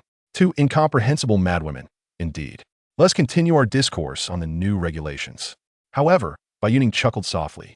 Through the loudspeaker, she spoke slowly. "No, Mr. Xiao, I believe there is nothing more to discuss." Yet her tone shifted, adopting an air of undeniable authority. "I am quite intrigued by the two worthless individuals aboard your vessel. Deliver them to me." Xiao Tianhua was taken aback, utterly perplexed by this woman's intentions. Were they not adversaries? What could she possibly want with these two useless beings? "Miss Bai, what do you mean?" "My meaning is quite simple." Bai Youning's voice turned frigid and piercing. "Bring the two of them to the entrance of my Villa No. 4. In exchange, I shall consider today's events as if they never occurred." She did not elaborate further, yet the flickering blue arcs of the electric fence spoke volumes. Xiao Tianhua fixed his gaze on Villa No. 3, internally weighing the pros and cons at lightning speed. Was it worth offending a powerful neighbor over two utterly valueless imbeciles who could potentially hinder him? Ultimately, reason prevailed. He made the most prudent choice. "Very well." He nodded gravely at the camera. "I shall proceed as you request. I hope we shall have opportunities for collaboration in the future." With that, he commanded the lynx to push Zhao Yalan and Bai Anqi towards Villa No. 4, as if they were mere refuse. She picked up the internal communicator and issued new instructions to Wang Hai, who was waiting in the basement of Villa No. 4. "Wang Hai, open the door." Wang Hai hesitated momentarily. "Boss, which door should I open?" "The door to the basement of Villa No. 4, Bai Youning reiterated, her voice laced with a hint of amusement.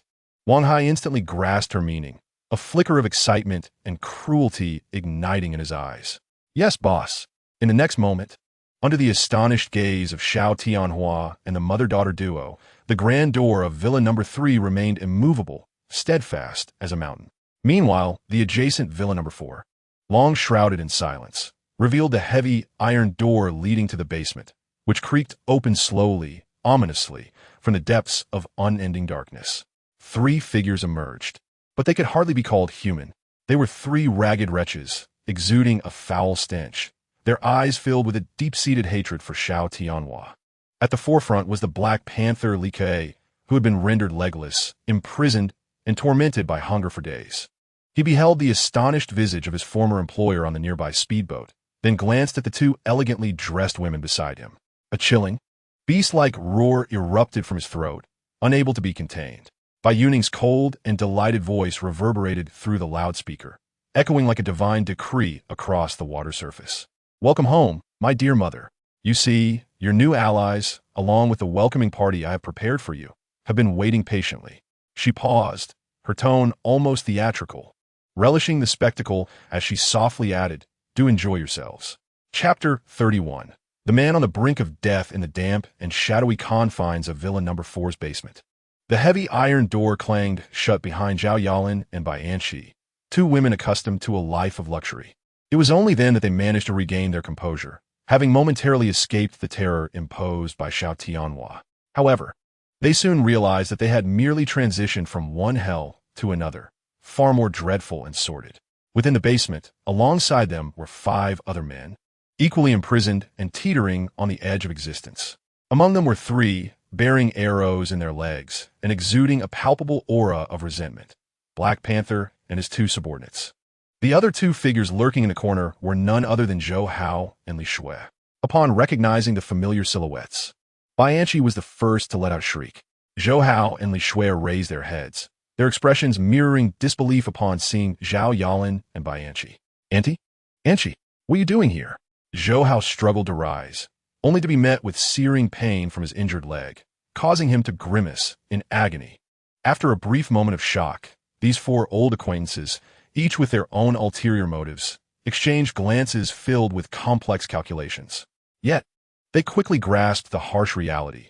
In this dire predicament, they were the only allies they had. "Auntie, Anqi, are you all right?" Li Shui was the first to regain her composure, swiftly adopting a facade of concern as she approached them. "That little wretch, Bai Youning, has captured you too? She truly lacks humanity. She would even turn against her own mother and sister. She is nothing but a beast." Zhao Yalin seized the opportunity to ally with Li Shui, gritting her teeth in anger. "Once I escape, I will ensure her ruin." Zhou Hao, limping toward Zhao Yalin, feigned concern in a tone reminiscent of a future son-in-law. "Auntie, let's not panic. Our immediate priority is to devise a means of escape from this place." His gaze discreetly flicked toward the 3 men in the corner, who were watching them with eyes that seemed to pierce through to their very souls. Yet, Zhou Hao's mind raced with thoughts. He recognized that these incapacitated yet formidable foes posed the greatest threat to them. Simultaneously, he perceived a frenzied plan emerging from Zhao Yalin and her daughteress arrival, one that could potentially turn the tide in their favor. Limply approaching Zhao Yalin, he whispered urgently, "Auntie, we can no longer sit idle. That little wretch, Bai Youning, does not regard us as human. We must find a way to save ourselves." He glanced once more toward the 3 formidable men, who appeared anything but harmless. "We now have a common enemy," Zhou Hao declared, his voice laced with incitement. "But first, we must address the internal threat." He subtly pointed to the strongest, yet most grievously injured Black Panther. Under Zhou Hao's persuasion and a shared dread of death, these disparate factions unexpectedly forged a peculiar alliance, at least for the time being. They were acutely aware that in this cramped underground chamber, the fewer the occupants, the thicker the gruel each person would receive daily. The Black Panther and his 2 subordinates undoubtedly represented the strongest yet most unstable element among them. "Eliminate him." A frenzied glint sparkled in Zhou Hao's eyes as he whispered vehemently to Li Shui and Bai Anqi. "I will seize the opportunity to speak with him and divert his attention. You 2 find a stone or anything usable and strike him from behind."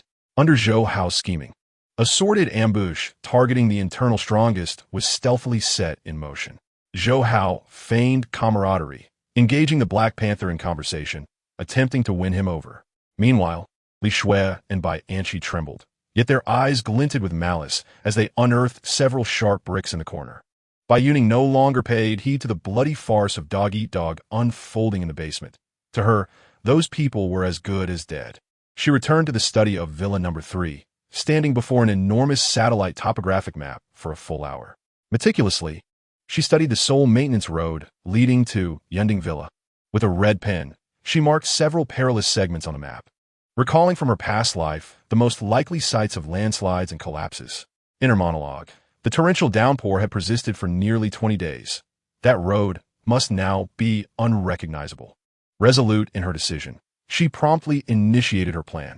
She first summoned Wang Hai and Lin Mo to the underground garage via internal communication. "Boss, what are your orders?" "Wang Hai in Guit." Bai Youning did not respond immediately. Instead, she circled the steel beast, conducting one final and thorough inspection before departure. She checked the tire pressure of the bulletproof tires, the engine oil, the winch's steel cable, and meticulously examined each bulb of the rooftop searchlight. Only after confirming the vehicle's impeccable condition did she turn to face the two solemn men. "At dawn tomorrow, we set forth," she declared, her voice soft yet brimming with undeniable resolve. "Where are we heading?" Lin Mo asked. "I shall take you to a place." A flicker of excitement and tension passed through Wang Hai and Lin Mo's eyes. "Wang Hai," Bai Youning issued her first directive. "Go to the security team and select 3 of the most skilled operatives, all veterans. Inform them that they will undertake a high-risk reconnaissance mission tomorrow. Ensure they are equipped with all necessary gear: composite crossbows, stab-resistant suits, machetes, and ample emergency rations." "Understood." Lin Mo, she turned her gaze toward him. "Your task is to prepare all electronic devices. I require 3 modified micro-drones with the greatest endurance, a portable signal relay station, and bring along our satellite phone." "Got it." "Uncle Zhang and Sister Lin Wan will remain at the base," Bai Youning concluded. "Inform them that during our absence, the villa will activate its highest level of defense. No one is to open the door for any reason. Now, go prepare." After assigning the tasks, Bai Youning re-entered the space alone.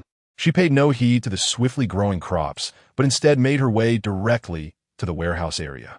From an equipment box, she retrieved 2 chainsaws, specifically procured from Germany, along with several spare gasoline drums. The high-powered gasoline chainsaw, a product of her own ingenuity, was sometimes complemented by even sharper tools. The following morning, just as dawn began to break, a fully armed team, resembling a doomsday expedition squad, assembled in the underground garage of Villa No. 3. Bai Youning opened the door to the steel beast and leaped inside. As she ignited the engine, its steady roar filled the spacious garage with a palpable sense of power. Rolling down the window, she glanced at Wang Hai and Lin Mo, who were already in position, a smirk of ambition curling her lips. They set off.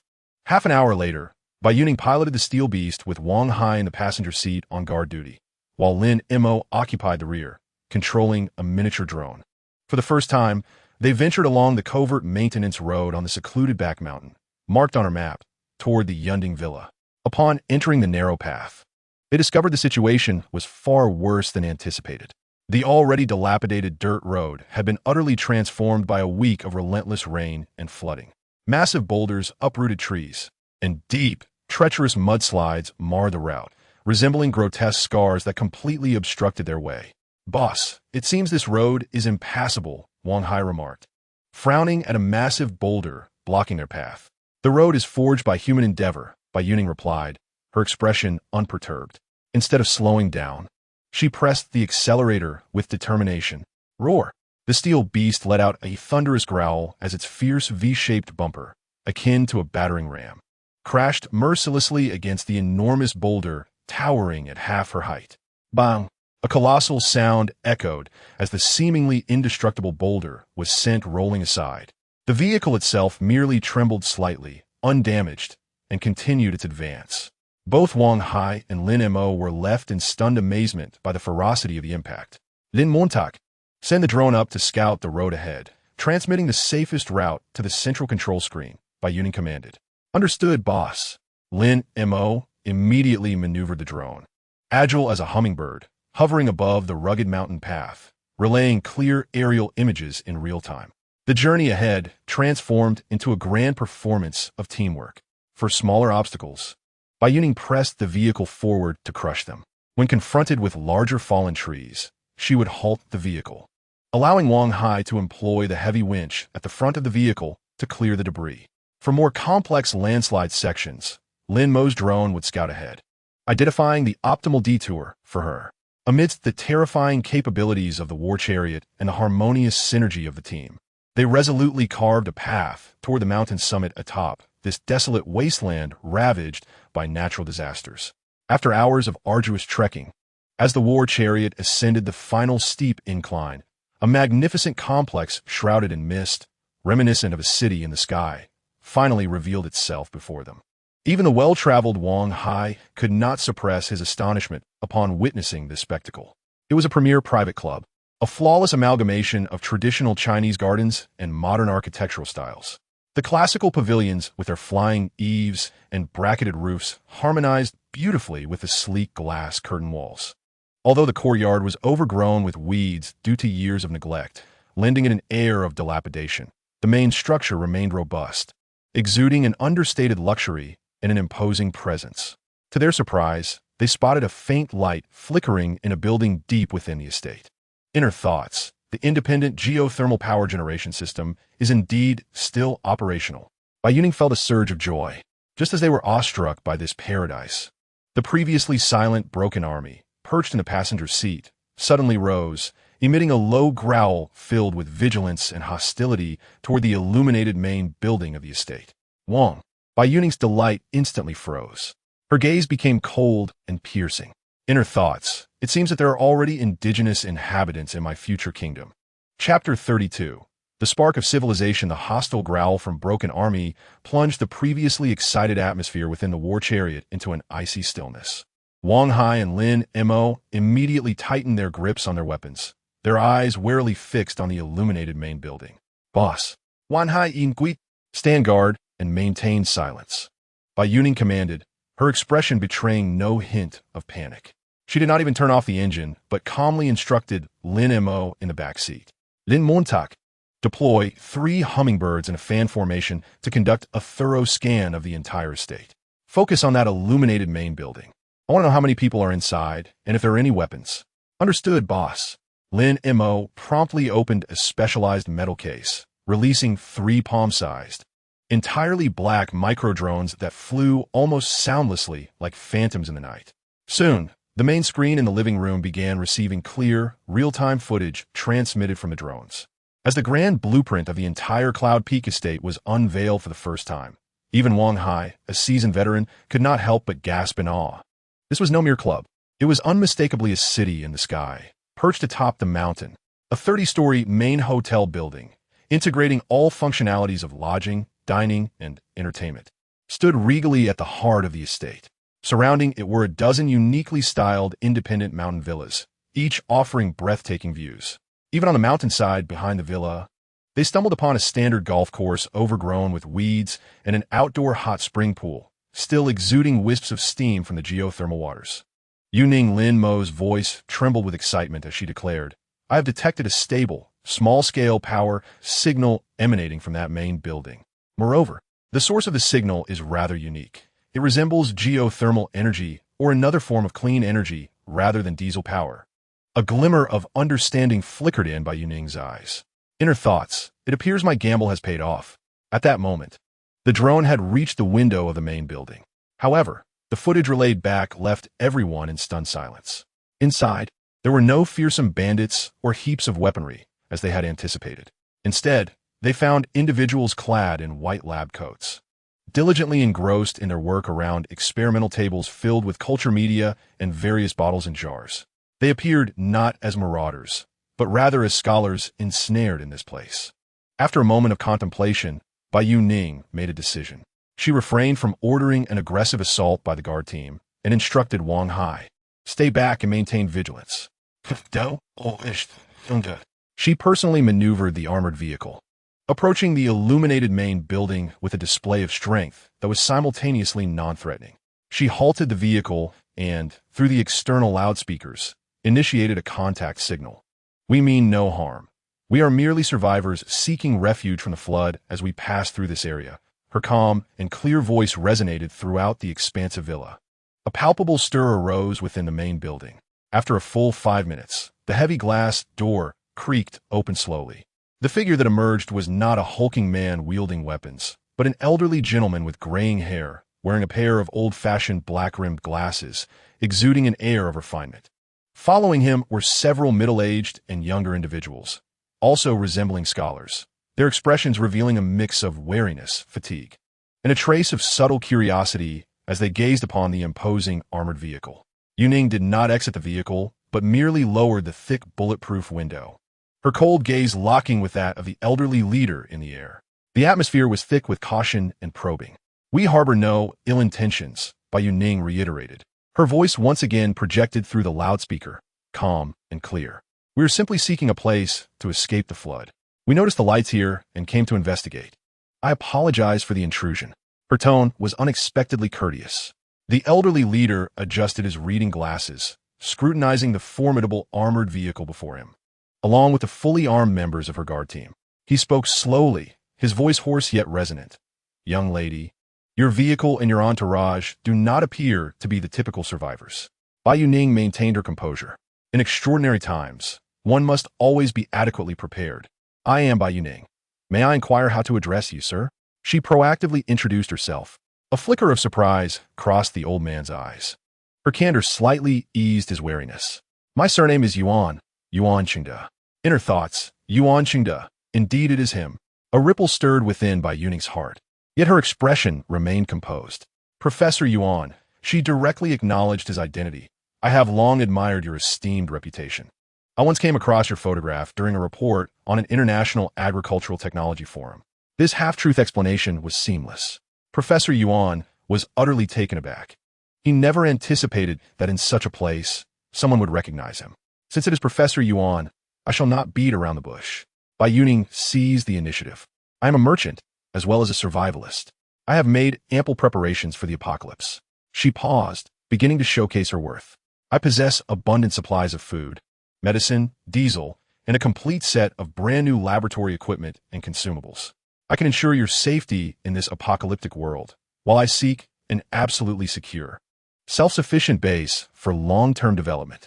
She looked at Professor Yuan, presenting her proposal with a tone that was both sincere and equitable. "Therefore, Professor Yuan, I wish to discuss a collaboration with you and your team. I will provide everything necessary for survival and devote my utmost efforts to guarantee your safety and the continuation of your research while you are to persist in your studies. This is neither annexation nor charity, but an equitable exchange between two survivor teams striving to exist in this damned apocalypse." Professor Yuan Qingde, the nation's foremost agricultural scientist, fell into a prolonged silence after hearing Bai Youning's words. He gazed at the exceedingly youthful girl before him, who possessed resources and strength beyond his imagination, coupled with an unsettling calmness and wisdom that surpassed her peers. Most importantly, she afforded him, his team, and his lifetime of research the most fundamental respect. Ultimately, he took a deep breath, as if making an exceptionally significant decision. He solemnly nodded at Bai Youning. "Miss Bai, my team and I agree to your collaboration."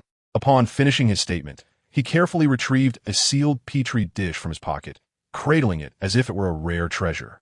Inside lay several golden, plump rice seeds.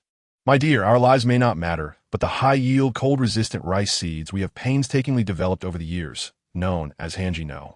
1. Represent hope for countless individuals in the face of future frigid calamities. They can continue to grow, slowly, even in near-zero temperatures." He cradled the sealed petri dish with utmost care, containing those precious golden rice seeds. "We are willing to exchange all of our knowledge and research achievements for your assistance." Upon hearing Professor Yuan's account, Bai Youning's heart surged with greater exhilaration than the discovery of any material resources. Inner thoughts, an agricultural scientist, high-yield cold-resistant seeds? This is not merely a matter of indigenous people. It is evidently a divine gift bestowed upon me to establish a post-apocalyptic agricultural empire. The core scientific team, she gazed at the venerable elder before her, along with the scientists who symbolized the spark of civilization. A plan far grander and more ambitious than mere occupation swiftly took shape in her mind. She pushed open the car door and leaped out. Approaching Professor Yuan, she beheld the pure flame of idealism burning in his eyes, and for the first time since her rebirth, a genuine smile filled with confidence and sincerity graced her lips. With a calm yet audible voice that resonated with clarity for all present, she declared, "Professor Yuan, you are mistaken. You need not descend the mountain. For from this day forth, this place shall become the world's safest and most productive post-apocalyptic farm. You may continue your research here. We will provide you with food and other essential supplies, and I hope you will persist in your studies, perhaps even saving more lives. Miss Bai, thank you. You're welcome. I can assist you, and you can assist me. You may be unaware of the situation down the mountain. Floodwaters are rampant, and corpses litter the landscape. I have come here, seeking more space for survival. Let us proceed inside to explore. Chapter 33. The Communal Dining Hall at Professor Yuan's invitation. Bai Youning led Wang Hai and Lin Mo into the majestic, cloud-top mountain hotel, resembling a city in the sky. Upon entering the grand hall, a blend of faint disinfectant and the hum of machinery enveloped them. The hall was exceptionally spacious and opulent. Yet much of it was cloaked in a thin layer of dust, save for a meticulously clean path leading to the second floor. My apologies, Miss Bai, Professor Yuan said with a hint of embarrassment. Our manpower is limited, and our focus has primarily been on the laboratory, hence the lack of cleaning. He gestured toward the upper level. Our team currently comprises 8 members, and to facilitate management and conserve energy, we are temporarily residing in the guest rooms on the second floor, each in our own room. Bai Youning nodded, but did not ascend immediately. Instead, she composedly inquired, Professor Yuan, could you show me around this building? I wish to understand its basic structure and facilities. Of course, certainly. With Professor Yuan leading the way, a tour of the future Queen's palace commenced. The first floor of the building featured a vast area divided into 2 halves.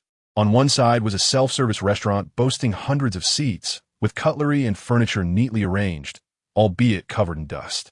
Wang Hai, take note, Bai Youning instructed her companion. This will be our communal dining hall, serving all basic staff and external survivors. On the other side lay a series of elegantly decorated private dining rooms, exuding an antique charm and extreme luxury. This is the VIP area. Upon reaching the basement level, everyone was astounded by the sight before them. It was a magnificent underground wine cellar, complete with a professional temperature and humidity control system. On the oak wine racks, a row of dust-covered premium red wines lay in repose. Adjacent to the wine cellar was a large central kitchen, equipped to a degree that could only be described as formidable. Uncle Zhang would probably lose his mind here, Wang Hai murmured to himself. A glimmer of satisfaction flickered in Bai Youning's eyes.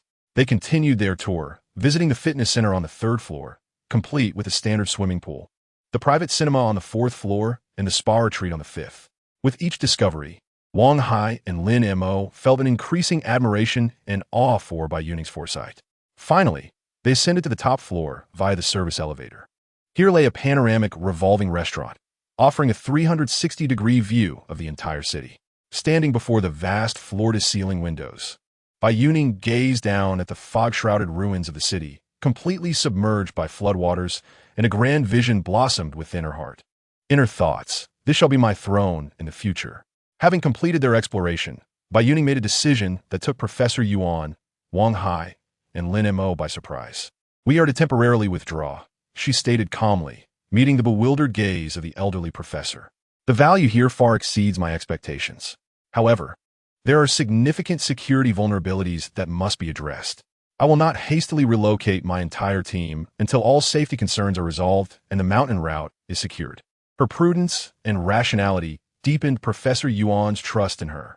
Before departing, Bai Youning opened the trunk of the formidable steel beast. From within, actually from her space, she extracted several heavy boxes filled with supplies. Compressed biscuits, military-grade canned meat, 2 large barrels of purified water, and even a small bag of precious rice. She placed these items before Professor Yuan. This is the deposit for our collaboration. It will sustain you for a week. Within that time, I will resolve every issue and then bring my entire team along with more supplies to officially settle here. Professor Yuan gazed at the life-saving provisions before him, his lips trembling with excitement. He understood that this young woman possessed not only ambition, but also the capability and sincerity to match it. Very well, we shall await your return, he replied, nodding emphatically. By the time they returned to the Zijintian villa, night had fallen. Bai Youning did not take a moment's respite, but immediately summoned all core members, Wang Hai, Zhang, Lin Mo, and Lin Wan, to the dining room of Villa Number 3. A true pre-war mobilization meeting commenced.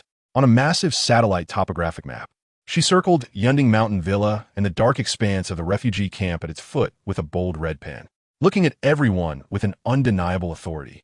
She issued new orders. Starting tomorrow, we have 2 tasks.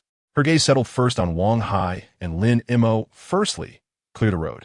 I want you to use every means possible to ensure that the route to our new home is completely opened within 3 days.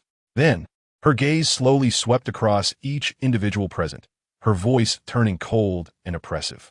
Secondly, and of utmost importance, to recruit the first batch of qualified residents from those at the foot of the mountain. Chapter 34. Luxury Commercial Street. The announcement of Bai Youning's formal establishment here set Professor Yuan trembling with excitement. He gazed at the several heavy boxes of life-saving supplies before him, knowing that he and his team had finally placed their bets wisely. "Ms. Bai, please. There is no need to rush," Professor Yuan said hastily, a mysterious smile gracing his face. "Since you are now the master of this place, I suggest you take a look around a bit more. This building conceals many treasures." A flicker of interest appeared in Bai Youning's eyes. "Oh, lead the way." Under Professor Yuan's guidance, the group did not descend, but continued their exploration upward. When the fire door leading to the 3rd floor was pushed open, even a well-versed Wang Hai could not help but gasp in astonishment. Before them lay a fully constructed, miniature luxury commercial street, seamlessly integrated into the building. To the left were exclusive stores of top-tier brands like Chanel, Dior, and Hermes. In the display windows, those once coveted bags and garments, which had driven countless women to madness, now sat quietly, cloaked in a fine layer of dust, as if narrating a tale of a bygone era of opulence. To the right were boutiques featuring luxury watches from Patek Philippe and Vacheron Constantin, alongside a jewelry store bearing the Zhou family name. In the counters, diamonds, gold, and fine timepieces continued to shimmer enticingly under the dim emergency lights. "My goodness," Lin Mo, trailing behind, instinctively covered his mouth. He gazed at items he had only ever seen in magazines. Once, these represented status and identity. Yet now, in this apocalypse, what value did they hold? Wan Hai, exhibiting a more pragmatic demeanor, directly stepped into a nearby outdoor brand store. He picked up a top-tier Arc'teryx jacket hanging on a mannequin and weighed it in his hands. Feeling the premium waterproof and scratch-resistant fabric, his eyes gleaming with enthusiasm. "Boss, these are remarkable items. Far superior in quality to what we purchased before. Indeed, they're exceptional. Our supplies have increased," he thought to himself. "With these clothes, shoes, and bags, we will never lack again." Though these luxuries are inedible and undrinkable, they symbolize civilization. In my hotel, they will serve as the highest reward for residents who make outstanding contributions. After surveying the 3rd floor, they continued their ascent. The sight on the 4th floor caused both Wang Hai and Lin Mo, 2 robust men, to swallow hard. Here lay a vast themed dining area. A grand atrium connected 4 distinctly styled zones. To the east was a Chinese hot pot city, adorned with red lanterns and intricate carvings, with brass hot pots gleaming brightly. To the south was a Japanese cuisine restaurant, complete with tatami mats, exuding a serene, zen-like atmosphere, equipped with sushi bars and teppanyaki stations. To the west lies a French restaurant, adorned with enchanting oil paintings that exude a romantic ambience. The silver cutlery and elegant goblets, though shrouded in dust, still gleam with a timeless luster. To the north, a vibrant Italian family eatery boasts a colossal brick pizza oven, still radiating warmth. Wang Hai could not resist stepping into the bustling kitchen of the Chinese hot pot establishment, marveling at the complete set of top-tier commercial kitchenware imported from Germany. Alongside a vast cold storage facility, he murmured to himself, when Uncle Zhang arrives and sees such a battlefield ripe for his culinary prowess, he will surely awaken from dreams with laughter. Lin Mo nodded in agreement. "Let's proceed to the final floor," he suggested. Professor Yuan wore a hint of a mysterious smile, as if the finest treasures awaited them beyond. He led the group to the 5th floor, the equipment level of the entire building. Massive pipes and wiring sprawled across the expanse like veins of iron. Before a colossal room, entirely enveloped in thick soundproofing material, Professor Yuan halted. "Ladies and gentlemen, this is the true heart of our Yunding mountain villa." He pushed open the heavy, soundproof door, and, in the next instant, everyone stood utterly astonished by the sight before them. In the center of the room loomed 3 enormous generators, resembling ancient behemoths. Their size dwarfed that of Bai Youning's Toyota Tundra, encased in a powerful metallic gray characteristic of German engineering. Intricate piping connected them to the depths below. "What is this?" Wang Hai asked in shock. "Geothermal diesel hybrid generator sets," came an enthusiastic voice from beside him, Lin Mo. He rushed towards the monumental machines like the most devout of acolytes, caressing the cold metal casing as if it were a beloved, murmuring an array of incomprehensible technical jargon. Good heavens! This is the military-grade version of the Silent Tiger. 3. In parallel. This is nothing short of a masterpiece. Professor Yuan, observing from the side, offered a wry smile. Indeed, this is the hidden gem of Youning Mountain Villa. Theoretically, it can provide nearly infinite energy through geothermal sources. However, it has been neglected for over a decade, resulting in many circuits and components deteriorating. We have attempted to start several times, but to no avail. We lack the expertise of true professional engineers and the necessary repair equipment. Lin Montak, regaining his composure from the excitement, meticulously examined the generator sets and then addressed Bai Youning. Boss, Professor Yuan is correct. This system is exceedingly intricate with numerous faults. With just a few of us, we might not be able to repair it in 3 days, let alone 3 months. He paused, yet a glimmer of confidence sparkled in his eyes. However, if we can find a team of professional industrial electrical engineers and equip me with a complete set of repair tools and ample spare parts, I am 100% confident that I can bring it back to life. Upon hearing this, an unprecedented light ignited in Bai Youning's eyes. Infinite energy. This was the most solid and core foundation of her apocalyptic kingdom. Without a moment's hesitation, she decisively stated, "Excellent." She gazed at the 3 slumbering behemoths before her, her mind teeming with a grand and ambitious new plan. Turning around, she addressed Wang Hai and Lin Mo. "Let us depart. Upon our return, we shall commence the clearing of the road immediately. Furthermore, Lin Montak, I require you to compile a comprehensive list of all necessary repair tools and spare parts. Wang Hai, I need you to recruit a few more from our ranks.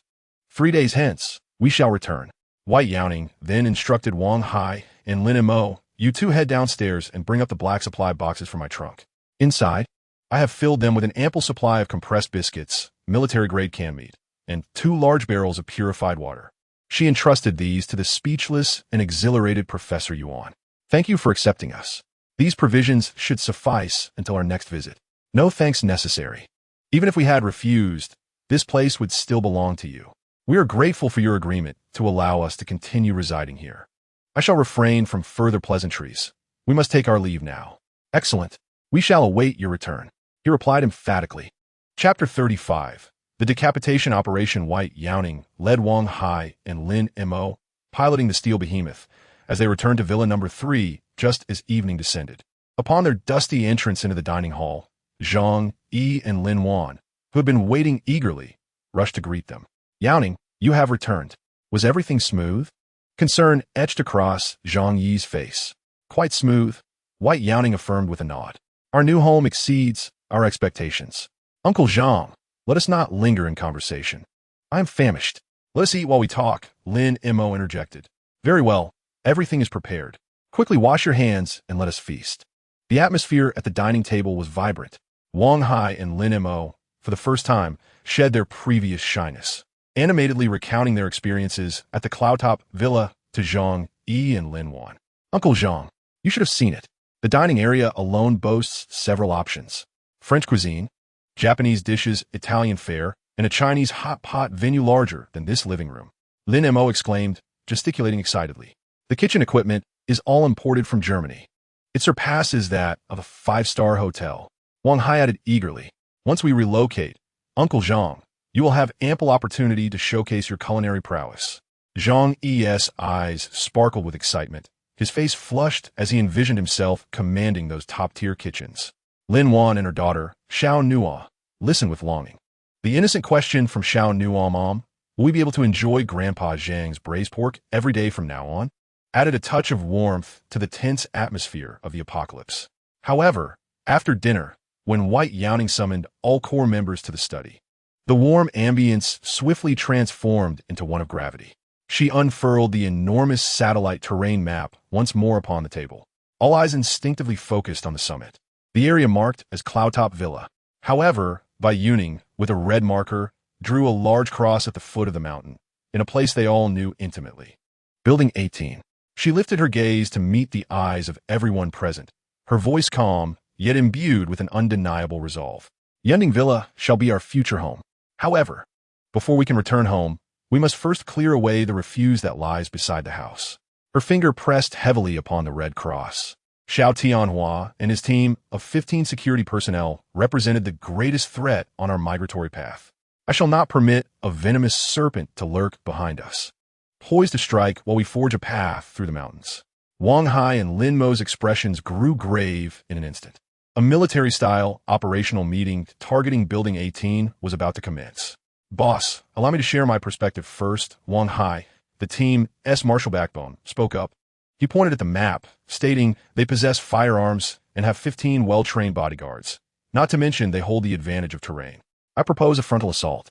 We have the advantage in equipment and can utilize the cover of night to launch a simultaneous raid from both the front and back with myself and a few of the most skilled brothers.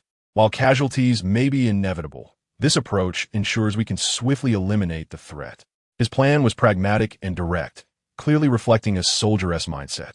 However, Lin Mo, after listening, shook his head and adjusted his glasses, presenting his technical approach. Boss, Captain Wang's plan is fraught with risk. A head-on clash may result in sacrifices. I suggest a more strategic approach. Grant me a day, and I could attempt to employ drones to disrupt their villa's external networks and power systems with low-altitude, strong signal interference, which might incapacitate their surveillance and backup power supply. Alternatively, we could deploy drones to release smoke bombs to create confusion, allowing us to infiltrate during the chaos. His proposal was more technologically advanced and emphasized the philosophy of winning without fighting. Bai Youning listened intently to both plans without immediately revealing her stance, instead pointing out their respective flaws. She first addressed Wang Hai. A frontal assault? Wang Hai, not a single one of my people can die. I will not wager their lives for a single Xiao Tianhua. Her words struck the iron-willed man, causing a flicker of emotion to cross his eyes. She then turned to Lin Mo, creating chaos? Such commotion may attract unnecessary troubles from below the mountain. Furthermore, our objective is to capture them alive, not to drive them to desperation, forcing us into a fight to the finish. After dismissing both proposals, she finally unveiled her ultimate plan, a decapitation operation. She pointed at the map, indicating the rear of Building 18, where reconnaissance drones had identified the weakest defenses along the back mountain cliffs. Our advantage lies not in numbers or firepower, but in the asymmetry of information and the capability of individual operations. Therefore, we shall not engage in conventional warfare, but rather in special operations. Utilizing tonight's impending downpour as cover, I, along with Wang Hai and the 3 most skilled members of the security team, will form a strike team of 5. We do not take the main entrance nor engage with the surveillance cameras. Instead, we employ ropes and climbing tools to infiltrate under the cover of night, targeting the bedroom of their commander, Xiao Tianhua. Our objective is singular. Capture Xiao Tianhua alive with a tranquilizer arrow. Once we secure him, his so-called security team will be leaderless and crumble without a fight. To capture the thief, one must first seize the king. Upon hearing Bai Youning's audacious, precise, and surgical-like battle plan, Wang Hai and Lin Mo were utterly astounded. They gazed at this young girl, who had meticulously accounted for every factor, their admiration escalating to reverence. With the plan finalized, Bai Youning looked out at the increasingly heavy downpour and then at the operation map, filled with various lines and markings by Wang Hai and Lin Mo. She picked up the internal communicator and issued her final command to Wang Hai, who was rallying the troops at Villa No. 4. Everyone, check your gear and rest for 6 hours. The operation commences at midnight. Chapter 38. 2 choices after subduing Xiao Tianhua. Bai Youning did not pause for a moment. She instructed Wang Hai to securely bind Xiao Tianhua's 2 incapacitated bodyguards with ropes and gag them, discarding them like 2 lifeless dogs at the study's entrance. Then, she issued new orders to Lin Mo, hack into the internal broadcasting system of Building 18. Understood, boss. Lin Mo immediately opened his laptop, his fingers flying across the keyboard. In less than a minute, he successfully gained control of the broadcast system. Bai Youning seized a microphone, her voice icy and clear, resonating through every corner of the villa. All security personnel, listen closely. Your master, Xiao Tianhua, is now under my control. You have 5 minutes to lay down all your weapons and assemble in the hall on the 1st floor. Anyone still armed or not present in the hall after 5 minutes will be considered an enemy. Her words detonated like a bomb in the minds of the security team. Still engulfed in chaos and confusion, the boss has been captured. The enemy has infiltrated. A wave of immense fear and unease washed over them. 5 minutes later, as Bai Youning descended from the second floor with Wang Hai and 3 fully armed teammates, the hall on the first floor was sparsely populated with a dozen men. They had all relinquished their weapons, but their eyes were filled with fear, anxiety, and a hint of reluctance. Bai Youning's gaze swept over each individual. She commanded Wang Hai to drag the captured bodyguards before the crowd and toss them to the ground. Only then did she speak slowly. You have dedicated your lives to Xiao Tianhua. What has he offered you? A monthly salary of a few thousand, a moldy piece of bread, or a bottle of murky rainwater? Silence enveloped the hall. In that moment, Bai Youning's voice resonated with undeniable confidence, promising everything one could scarcely imagine: an abundance of food, ample water, and a sanctuary where individuals and their families could live with dignity in this wretched apocalypse, completely secure. She observed the men whose resolve began to waver and presented them with a final choice. Now, I offer you 2 options. First, remain and become my followers. Second, this very instant, relinquish all your equipment and depart from this mountain, left to fend for yourselves. Most bowed their heads, grappling with the difficult decision between survival and the so-called loyalty. Yet, there are always a few die-hard dissenters. A man with a scarred face suddenly stepped forward, hurling insults at Bai Youning. You vile woman, you shall not buy us. We only recognize Mr. Xiao. If you dare, kill us all. He sought to incite others to resist. However, before Bai Youning could respond, Wang Hai's figure shot forth like a leopard. Before anyone could react, he delivered a fierce elbow strike directly to the scarred man's chest. With a cry, the man flew back like a kite severed from its string, collapsing on the ground, convulsing like a shrimp, unable to utter another word. Wang Hai planted his foot on the man's face and, turning his cold gaze upon everyone present, declared in a commanding voice, "From this day forth, Miss Bai is our sole master. Anyone who defies her shall meet their end." This proclamation shattered any lingering hopes of defiance among the crowd. We are willing to stay. Yes, we wish to follow Miss Bai. Bai Youning nodded in satisfaction. She publicly announced that Wang Hai would oversee the unification and management of this new group. With the issue of personnel resolved, it was time to assess the spoils. Under the guidance of the already frightened steward, Xiao Tianhua, Bai Youning surveyed the supplies in Building 18. Xiao's resources exceeded her expectations. The vast underground storage was filled with enough food and water to sustain hundreds for months. In another room, nearly 10 tons of diesel were stored. What delighted Bai Youning most was the small arms cache hidden behind the study. When Wang Hai opened the heavy steel door, everyone gasped in astonishment. There, on the wall racks, hung 5 ominous 92-style handguns and dozens of fully loaded magazines. Nearby, thousands of gleaming yellow bullets were stacked.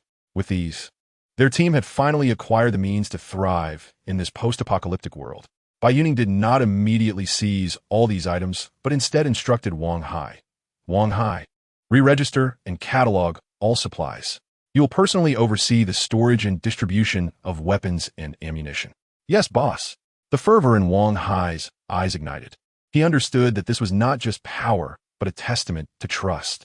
Furthermore, Bai Youning's gaze fell upon Xiao Tianhua, who lay slumped in the boss's chair like a lifeless pig after being sedated, along with several loyal followers, confined in the basement of Villa No. 4.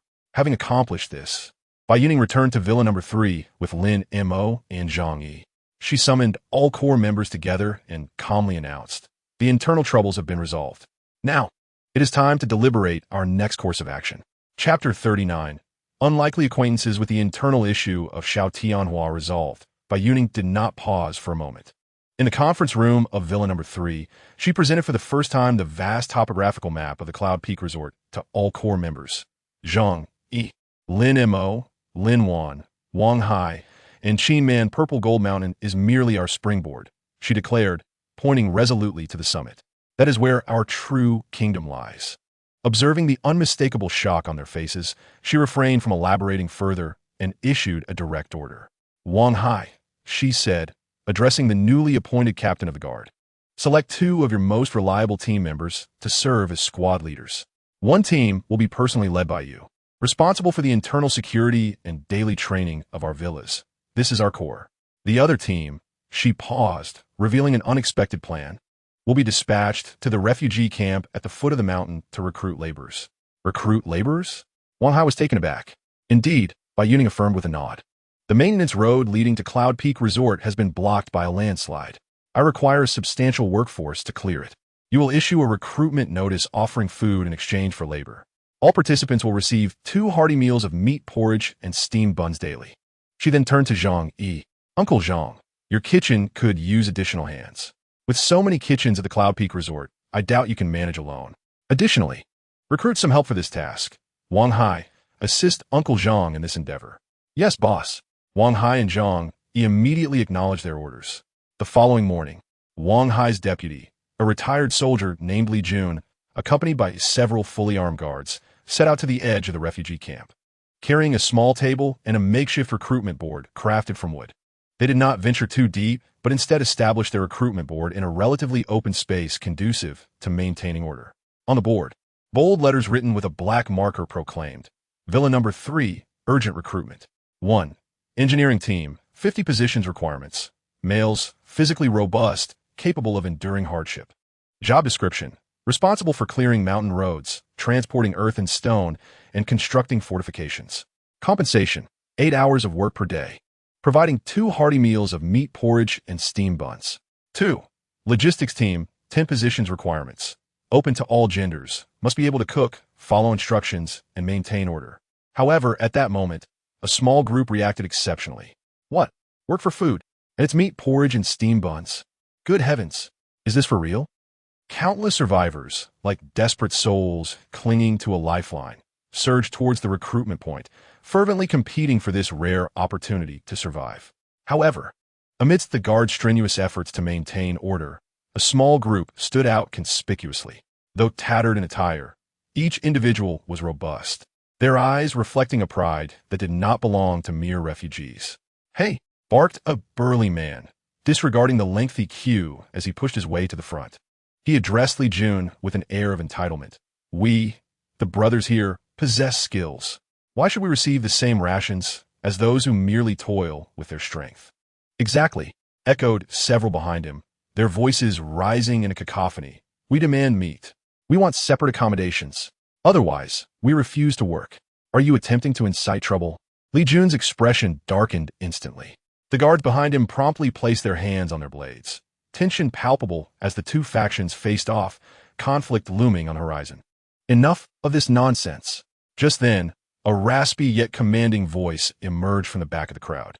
The throng parted, creating a path for a burly middle-aged man. His face glistening with sweat, yet his gaze was remarkably sharp. It was none other than the infamous crazy old Wang Jianjun. He shot a fierce glare at his unruly subordinates before turning to Li Jun with a menacing tone. Brother, my men are ignorant of the rules. I apologize on their behalf. However, we are skilled mechanics and truck drivers, a special talent. Could you possibly increase our rations? Upon receiving the news, Wang Hai hurried over, confronting the apparent local tyrant without a hint of fear. He replied coldly, Our boss's rules are absolute. You either accept them or leave. A stalemate ensued. Wang Hai promptly relayed the situation to Bai Youning via his walkie-talkie. In Villa number 3, Bai Youning observed the unfolding scene through high-definition footage from a drone. Upon recognizing the face of the local ruffian, she momentarily froze. Could it be crazy old Wang? Inner monologue, I never expected to see you here. Without allowing Wang Hai to escalate the conflict further, she seized the walkie-talkie from him, activating the device to communicate in her carefully modulated, neutral voice, one that had only been heard over the phone. Crazy old Wang, long time no see. I didn't expect you to find yourself in such a predicament. Wang Jianjun, caught in a standoff with Wang Hai, froze in shock upon hearing that familiar yet distant voice. How could this be? This voice belonged to the mysterious client who had recently purchased a tank and dropped $1 million in deposits for modifications. What was he doing here? Who exactly was he? Before he could recover from the overwhelming shock, that magnetic voice resonated once more, carrying an undeniable command as if it descended from the heavens. Do not linger at the base of the mountain. Chi, bring your people and come up. My beast awaits your personal touch to complete the task. My garage will always have a space reserved for you. These words struck Wang Jianjun's heart like a thunderclap. It was then he recalled that he had delivered a vehicle to Bai Youning's villa. Had he known that the influential figure was Bai Youning, he would have contacted her sooner. thus avoiding such a predicament. Taking a deep breath, he spoke into the walkie-talkie held by Wang Hai, his tone unexpectedly reverent, albeit strained yet remarkably clear. "Miss Bai, my sister, had I known you were here, I would have come much earlier." Chapter 40. Divided into two paths, Wang Jianjun, known as Mad Old Wang, stood frozen upon hearing that familiar yet foreign voice crackle through the walkie-talkie. He never imagined that the extravagant, demanding mysterious client was none other than this impressively young girl who had single-handedly crafted the legend of Fortress No. 3. In the face of absolute power and the enigmatic familiarity she possessed, his petty pride as a small-time leader was utterly shattered. He was respectfully ushered by Wang Hai into the living room of Villa No. 3, accompanied by his equally unruly core technicians. Upon entering, the group was met with the warm, bright lights of the living room and the enticing aroma of freshly brewed coffee wafting through the air, courtesy of Zhang Yi. These battle-hardened men, who had struggled for survival in the apocalypse, could hardly conceal their astonishment and yearning. "Sister, it's so wonderful to see you," Bai Youning said with a smile. "Uncle Zhang, please serve them some food." Zhang Yi promptly brought forth steaming bowls of meat porridge and fluffy white buns for everyone. Old Wang and his men, disregarding all semblance of decorum, devoured the food with an insatiable hunger, as if they were starved souls reborn. Once everyone had their fill, Bai Youning sat across from the disheveled Old Wang and, with a teasing tone, posed her first question. "Old Wang, I am quite curious. How is it that someone with your skills has found himself in such a predicament? You couldn't even manage to modify a vehicle for yourself?" Upon hearing this, the grease-stained visage of Old Wang flushed a deep crimson, filled with frustration and resignation. "Don't mention it, boss," he exclaimed, gulping down water. "I did modify one and reinforced it with steel plates, stockpiling a truckload of supplies. I thought I was safe, but damn it, the day after the torrential rain, we encountered a group of unreasonable thugs, outnumbered and armed. We couldn't hold our ground. They took everything. 2 of my brothers were injured." He concluded with a forceful fist striking the table. Inner monologue. Indeed, in the apocalypse, having skill without the might to protect, it is akin to being a lamb led to slaughter. Bai Youning nodded. This answer was within her expectations. She gazed at the man before her, who, despite his disheveled appearance, still radiated the fervor of a technological visionary. Without further ado, she commenced her arrangements. "Miss Bai, I implore you to take us in. We possess skills and vigor. As long as you provide us with sustenance, we shall heed your every command. Rest assured, you will not be at a loss. Wang Hai, escort them to Villa No. 18. Let them choose their own rooms. Uncle Zhang, from this day forth, you shall oversee their meals, maintaining the same standards as the security team." She then turned her attention to Old Wang. "Come with me." Leading Old Wang to a vast warehouse, which originally belonged to Xiao Tianhua and now stood as her trophy, she opened the grand doors. Inside, several formidable off-road vehicles and a heavy-duty truck lay quietly, all part of Xiao Tianhua's collection. "These shall be your new toys. My requirement is to modify them into trailblazers capable of navigating extreme terrains. You may refer to the blueprints of my beast. Make a list of any parts you need." Old Wang's eyes sparkled at the sight of the pristine raw materials before him, a brilliance far more intense than when he had glimpsed the kanji earlier. "Yes, boss. I guarantee the task will be accomplished." He rubbed his hands together in excitement, akin to a child. "It will be best to expedite this. We must relocate soon." Without pausing, Bai Youning returned to Villa No. 3, summoning Lin Mo and Lin Wan to convey an unexpected directive. "Sister Lin Wan, Lin Mo, I need you both to take Xiao Nuo to Yunding Mountain Villa to establish a forward base for us." "What?" Both Lin Wan and Lin Mo were taken aback. "The road is not passable. I shall arrange for repairs," Bai Youning interjected, handing them 2 pre-prepared lists. "One for Lin Wan. Sister Lin Wan, your mission is to arrive at the villa, immediately survey all internal structures, assess their habitability, and swiftly devise plans for our living area, storage zone, and defense perimeter. And one for Lin Mo. Lin Mo, your task is to establish a new independent information network. I expect our communications within to be secure." She regarded the 2 of them and continued, "Of course, you will not be going alone." Grabbing the intercom, she commanded Wang Hai, proceed to the refugee camp at the foot of the mountain and recruit 10 nimble, seemingly honest women as the first batch of logistics personnel, to be allocated by Sister Lin Wan. "Expedite the recruitment. I wish to depart by tomorrow." Having spoken, She returned alone to her room on the third floor and locked the door. The room was empty. With a flicker of her mind, Bai Youning entered the Shinong space. She arrived at the mountain of supplies in the warehouse area and commenced her packing. A plethora of bedding, kitchenware, emergency rations, medical supplies, tents, and lighting equipment. These are the essential provisions for establishing a new base. Most importantly, she made her way to the designated corner for storing seeds, carefully packaging the potatoes, corn, sweet potatoes, and various vegetable and fruit seeds she had procured, all of which carried the promise of future hope. She intended to present them to Professor Yuan to assess the suitability of the land for cultivation and later devise a means to procure some spring water. In her thoughts, although the space's land was extraordinary, its area was limited.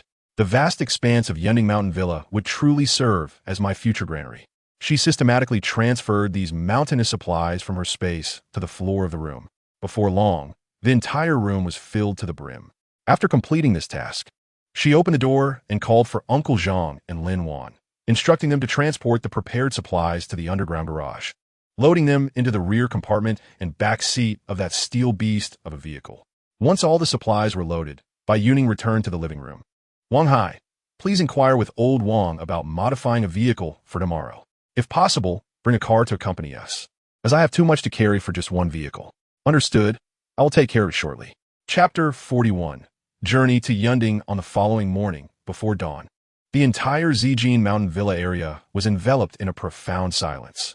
However, the entrances of Villas 3 and 4 were ablaze with light and bustling with activity. A newly formed team gathered at the entrance, ready for departure. Bai Youning stood on the steps of Villa 3, observing the nascent group before her with a calm gaze.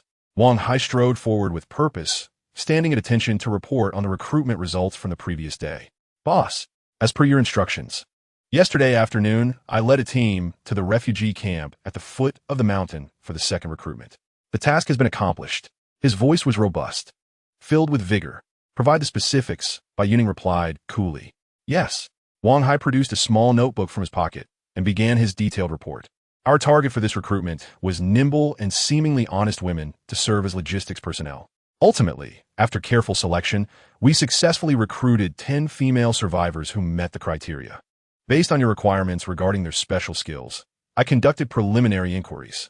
Among them, 3 had worked in a garment factory before the apocalypse and are capable of using a sewing machine for basic repairs and alterations. 2 had experience assisting in restaurant kitchens and possessed good knife skills, making them suitable to assist Master Zhang. Additionally, there is 1 named Sister Liu, who previously specialized in gathering medicinal herbs in the countryside. She is knowledgeable about basic herbal remedies and understands how to dry and process them. At this revelation, a flicker of discernible brightness flashed in Bai Youning's eyes. In her thoughts, knowledge of medicinal herbs? Excellent. This is a delightful surprise. Qin Man's medical team has gained its first helper. Wang Hai continued his report. The remaining 4, while lacking particularly outstanding skills, are diligent workers who are eager and dependable. I have entrusted them to Ms. Lin Wan for unified management. Very well. Bai Youning was exceedingly satisfied with Wang Hai's efficiency and discernment in selecting personnel. Where are they now? She inquired, reporting to the boss. Everything has been arranged on the first floor of Villa 4 under the supervision of Li Jun. We are ready to depart at any moment. Bai Youning nodded, observing the formidable and well-organized team before her, a smile of satisfaction finally gracing her lips. Her kingdom had, at last, welcomed its first true subjects. At the forefront of the procession were 2 imposing steel beasts poised for action. One was her black Toyota Tundra, its vast cargo area and rear seat filled to the brim with essential supplies for the initial phase of their endeavor.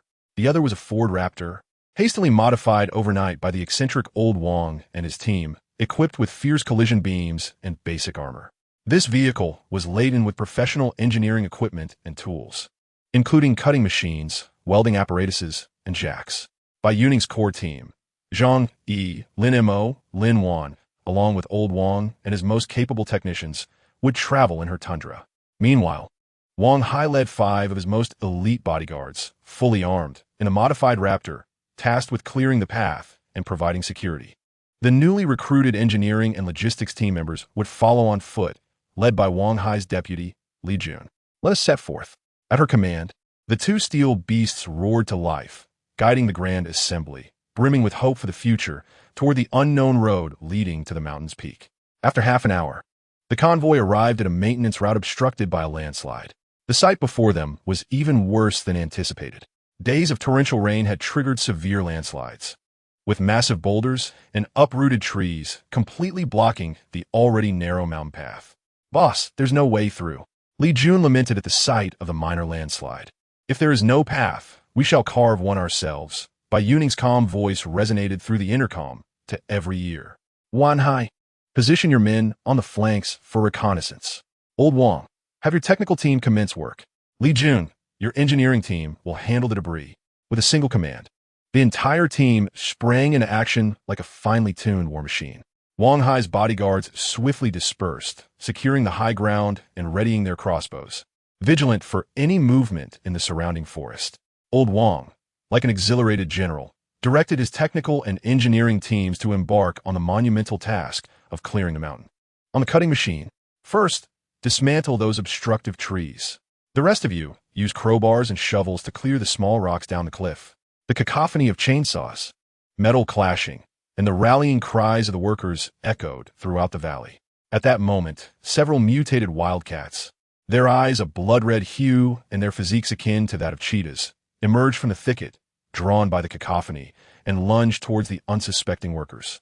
Before the workers could emit a cry, whoosh, whoosh, whoosh, a flurry of pre-loaded crossbow bolts, slicing through the air, accurately descended from above, instantly pinning the mutated felines to the ground. This marked the first real combat for the guard team, although involved merely a handful of the most rudimentary mutated creatures.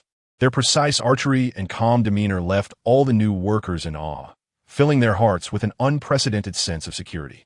As the project progressed, they encountered their greatest challenge, a boulder the size of a small truck, firmly lodged in the center of the path, immovable by human effort. Just as despair began to settle among the crowd, Old Wang was ready to showcase his prowess. "Stand back. Watch me," he commanded, directing Bai Youning and Wang Hai to position two steel beasts, one behind the other beside the boulder.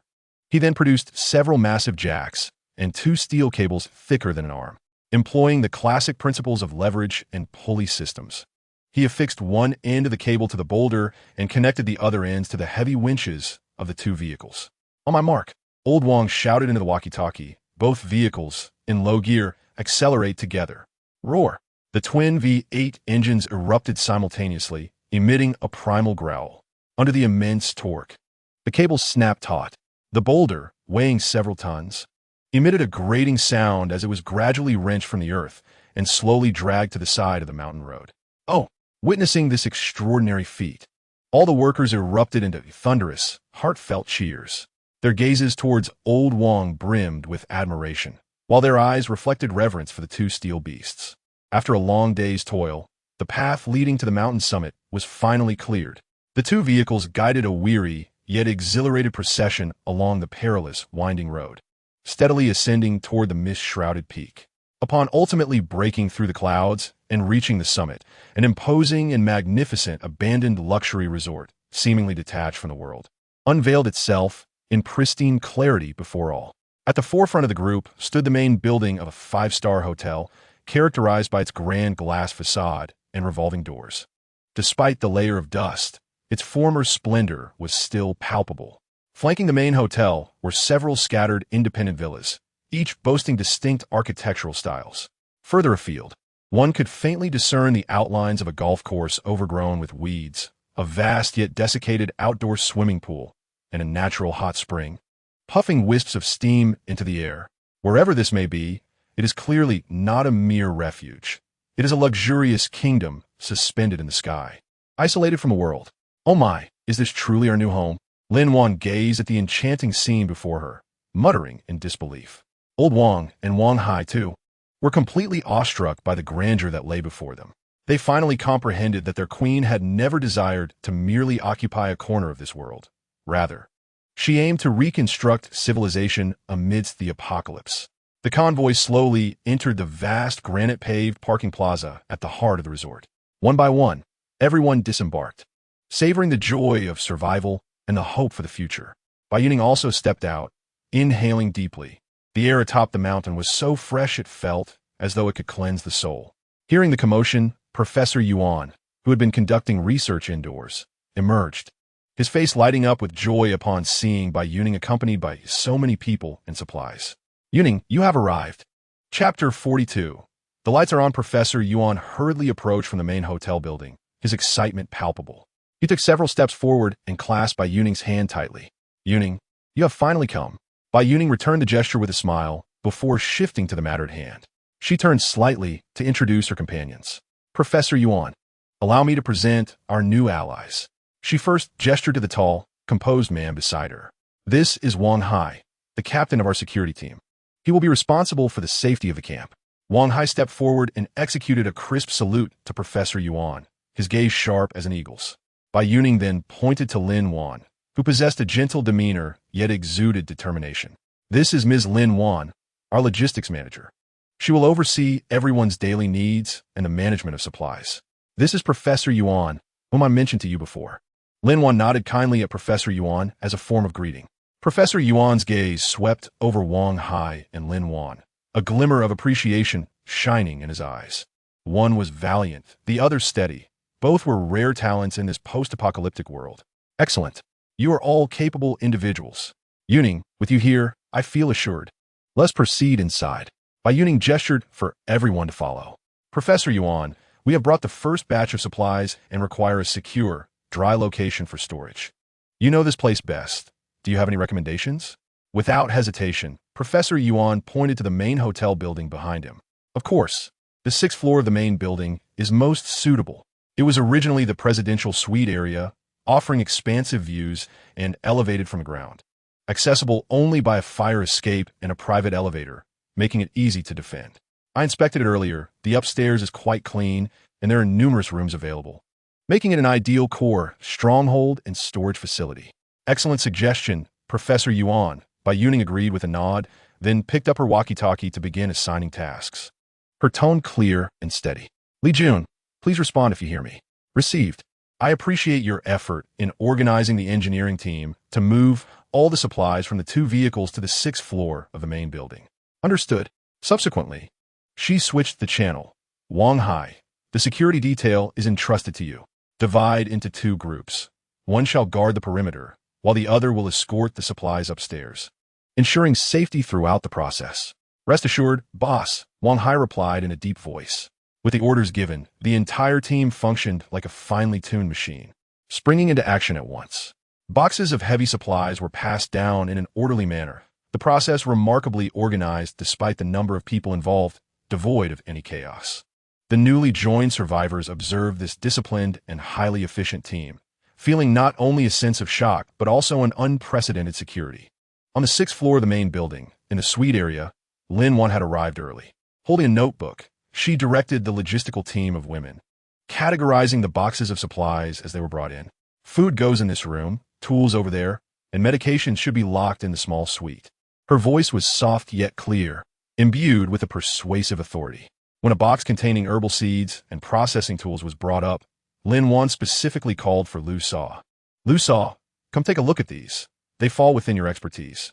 As Liu Sa approached, her weathered eyes sparkled with excitement upon seeing the rare seeds she had only encountered in books, along with a set of gleaming professional tools. She rubbed her hands together, her voice trembling with enthusiasm. With these treasures, many ailments we could not previously treat now have hope. I can concoct even better healing salves. Bai Youning, observing from aside, felt a renewed confidence in Qin Man's medical team. As dusk fell, all supplies were successfully stored. The entire 6th floor had been transformed into a well-defined, highly secured core camp. Standing before the vast, bulletproof glass wall of the suite, Bai Youning gazed down at the resort, resembling a slumbering giant in the twilight. She picked up the intercom and began arranging the forthcoming matters. Uncle Zhang, I entrust you with dinner for everyone. Utilize the employee cafeteria on the 1st floor to ensure that everyone has a warm meal before nightfall. In the back kitchen of the 1st floor cafeteria, Zhang Yi, accompanied by 2 women with prior experience, adeptly pushed open the dust-covered door.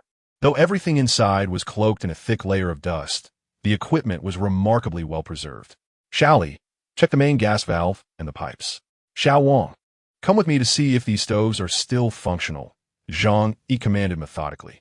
Soon, after clearing away cobwebs and dust, accompanied by the crisp sound of a lighter igniting and a gentle roar, a row of blue flames joyfully danced on the massive stainless steel stove for the first time in 2 years. The flames, as if imbued with some enchantment, instantly dispelled the silence and chill of the kitchen. Wang Hai, there will be a task after dinner. Please lead a thorough sweep of the main building. By tomorrow morning, I require a detailed internal safety report, including structural diagrams and potential hazards for each floor. Additionally, assess what each floor contains and which areas are suitable for habitation. No problem, came the prompt reply. At last, she turned to the two individuals beside her, Old Wang and Professor Yuan. We have an important place to inspect. The group ascended to the 5th floor, where a pungent blend of engine oil and dust assaulted their senses. In the beam of the flashlight, several colossal diesel generators loomed like slumbering steel beasts, silently standing in the darkness. Look at these beauties. Old Wang gazed at the machines, his eyes sparkling as if he beheld an unparalleled beauty. Professor Yuan approached the wall, pointing to a distribution box secured with a separate lock. He addressed Bai Youning, saying, Youning, I am confident I can restore the primary power for the main building and the square. However, the power supply systems for the resort's other areas, such as the independent villas and the spa center, appear to be locked down by a master switch. As you can see, it requires a password or a specialized key to access. Bai Youning's gaze fell upon the password-protected distribution box. She recognized this as merely the first minor challenge on their new journey. Turning to Old Wang, her tone imbued with trust and anticipation, she asked, Old Wang, the power system is your forte. Can we illuminate our new home tonight? At the very least, let us light up the 1st and 2nd floors. Old Wang patted his chest and grinned. Boss, just watch. Without delay, he retrieved a collection of professional tools from his toolbox and called upon his 2 eager apprentices to begin their work. He did not rush to start the largest generator, but first circled around the machines, meticulously inspecting the oil lines and wiring for signs of aging with his flashlight. Xiao Zhang grabbed the multimeter and checked the resistance of the main output line. Xiao Li, take this relay apart.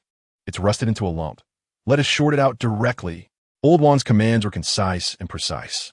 As he tightened a massive bolt with a wrench, he shouted to Professor Yuan, Professor, the smell of this diesel is off. It's been sitting too long. Don't use it all at once. Siphon off a small barrel and filter out the impurities. The group worked in perfect harmony, and after some pounding and rewiring, Old Wang stood before the main starter switch. Inhaling deeply and signaling everyone to step back, he abruptly closed the circuit breaker. Cough, cough, cough. The colossal steel beast emitted a series of deep, hoarse coughs, reminiscent of an elderly man struggling to awaken from a prolonged slumber. The entire room vibrated in response. One more time, Old Wang shouted, urging for another attempt. This time, accompanied by a jarring metallic friction, the machine's roar gradually became coherent and powerful, culminating in a steady and resounding growl. Simultaneously, in the kitchen on the 1st floor, Uncle Zhang and others suddenly noticed a dimming overhead. In the next moment, a soft pop echoed. The row of fluorescent lights in the dining room flickered twice before bursting forth with a stable and brilliant white glow. Following suit, the crystal chandelier in the lobby and the wall sconces in the corridor lit up one after another. In an instant, the 1st and 2nd floors of the hotel's main building were bathed in warm light, dispelling all darkness and chill from outside. After a brief silence, the dining room erupted into a jubilant cheer, more fervent and resounding than ever before. Oh, it's lit. The lights are on. Chapter 43. The Presidential Suite, a Night of Tranquility. As the first rays of dawn pierced through the mist, illuminating the grand edifice of the Youning Resort, the silence of the previous day had dissipated. On the 6th floor, in a makeshift observation suite, the core members of Bai Youning's team had gathered in earnest. A warm bowl of rice porridge accompanied by pickles graced the coffee table, simple yet comforting. The glow of last night's lights and the warmth of freshly prepared meals had eradicated any lingering uncertainty, replaced instead by an overwhelming anticipation for the future. At the center of the meeting lay a hastily sketched yet remarkably clear structural diagram of the hotel, crafted overnight by Wang Hai. Standing tall, he pointed at the blueprint and commenced his report on the findings from the previous night, his voice steady and resolute. Boss, everyone, last night, I led the security team in a thorough sweep of the entire main building. The main structure consists of 18 floors, plus one basement level. Upon meticulous inspection of each level, I can assure you that the integrity of all areas remains intact. Aside from the dust and the passage of time, no living entities were discovered. The interior is entirely secure. This statement provided a much-needed reassurance to everyone present. Wang Hai proceeded to detail the specific conditions of each floor, his focus sharpening as if the night's events replayed vividly in his mind. First, he addressed the basement level. Apart from the generator room and power center we have already encountered, there exists a vast cold storage area and a professional wine cellar. He paused momentarily, adding, however, the cold storage has suffered from prolonged power outages, resulting in the complete spoilage of its meat and vegetables, which now emit a strong moldy odor and require immediate professional cleaning and disinfection. Conversely, the wine cellar remains remarkably well preserved. Initial estimates suggest it contains over 1,000 bottles of various spirits and fine wines. Old Wang, seated nearby, brightened at this revelation, instinctively licking his lips. Bai Youning, maintaining a composed demeanor, circled the cold storage on the blueprint and marked the wine cellar for preservation. Wang Hai then directed his attention to the first floor, where they currently resided, the lobby level. As we can see, it primarily features a vast buffet restaurant and an opulent kitchen. To the east of the restaurant lies an indoor heated swimming pool with a panoramic glass dome. Although the water has evaporated, the filtration and circulation systems appear remarkably advanced. Adjacent to the pool is a generously sized professional gym, equipped with a comprehensive array of apparatus, all in commendable condition. With minimal cleaning, the restaurant and pool could be operational in no time, while the gym facilities could serve as an invaluable supplement for our security team's daily training. The mention of these amenities ignited a glimmer of hope in everyone's eyes in a world beset by calamity. The notion of swimming and exercising felt like a luxury once unthinkable. Moving on to the second floor, Wang Hai continued. This level primarily consists of luxurious single rooms and suites, totaling approximately 50. As per your directive, I have provisionally designated this floor as the living quarters for Professor Yuan's team and our core members. With numerous rooms available, there will be ample choices. Professor Yuan nodded in agreement. His expectations for accommodation were modest, yet a centralized living area would undoubtedly facilitate academic exchanges and research for his team. As for the third floor, it held a delightful surprise. Wang Hai's tone carried a hint of astonishment as he described a quaint indoor commercial street. There were several luxury boutiques with signs that eluded our understanding, their garments and handbags still intact. Most notably, there existed a sizable bookstore and a small 3D cinema that could accommodate 50 patrons. While luxury items held little utility, the fabric of those garments could be repurposed. Lin Wan, the logistics chief, immediately contemplated the potential for resource reutilization, and the bookstore was indeed a treasure trove. Indeed, Bai Youning concurred. The tomes within, particularly those pertaining to technology, agriculture, and medicine, represent the most invaluable assets for our endeavor to reconstruct civilization. Once we have settled in, we can host a film screening for everyone to unwind. This remark elicited laughter from those present, alleviating the previously tense atmosphere. The anticipation of enriching spiritual lives stands as a testament to humanity's distinction from beasts. The fourth floor was designated as a specialty dining area. I observed signs for Japanese cuisine, a French restaurant, and a Chinese tea house. The kitchen facilities therein surpassed even those on the first floor, with an array of customized tableware filling the storerooms. Yet, a thorough cleansing was imperative before they could be utilized. The fifth floor housed the power plant we had visited the previous night. The sixth floor now served as our central warehouse for supplies. The 7th to 10th floors comprised standard business guest rooms. Wang Hai traced a vast area on the blueprint with his finger. The number of rooms was considerable, approximately 80 per level, with a uniform layout, making it ideal for collective dormitories for future recruits. The 11th floor was the hotel's executive office area, featuring private offices, a finance room, and 3 modern conference rooms of varying sizes, all equipped with projection and sound systems. I believe this space could serve as our future command center and deliberation hall. Upon hearing this, everyone felt invigorated. A command center for the base signified that their organization was progressing towards formalization and systematization. The 12th to 17th floors consisted of more luxurious suites. each with its own viewing balcony. The vistas were splendid, yet currently unnecessary. They could be temporarily sealed as reserve areas. Finally, Wang Hai's finger landed emphatically at the pinnacle of the blueprint. His voice bore a subtle note of admiration. Boss, the 18th floor houses the true presidential suite, accessible only by a private elevator. This entire floor comprises a single unit exceeding 800 square meters, complete with a small conference room, study, private gym, and even a vast outdoor terrace garden, over 300 square meters in size, offering an unobstructed panoramic view of the entire resort. I believe this space is most suitable as your private residence and premier office. As his words faded, the conference room fell into a profound silence. All eyes turned to Bai Youning. In the apocalypse, a dwelling that is utterly secure, entirely private, and capable of overseeing the entirety of operations serves not only as a symbol of status, but also as the greatest assurance of safety. Bai Youning paused for a moment, raised her head, and calmly surveyed the assembly. She picked up a pen and began to draft the final plans on Wang Hai's hand-drawn blueprint from the bottom up. Her voice resonated with clarity and determination, gradually unveiling a grand blueprint. Well done, Wang Hai. Your efforts are commendable. This report is exceedingly detailed. She first acknowledged Wang Hai's work before issuing directives.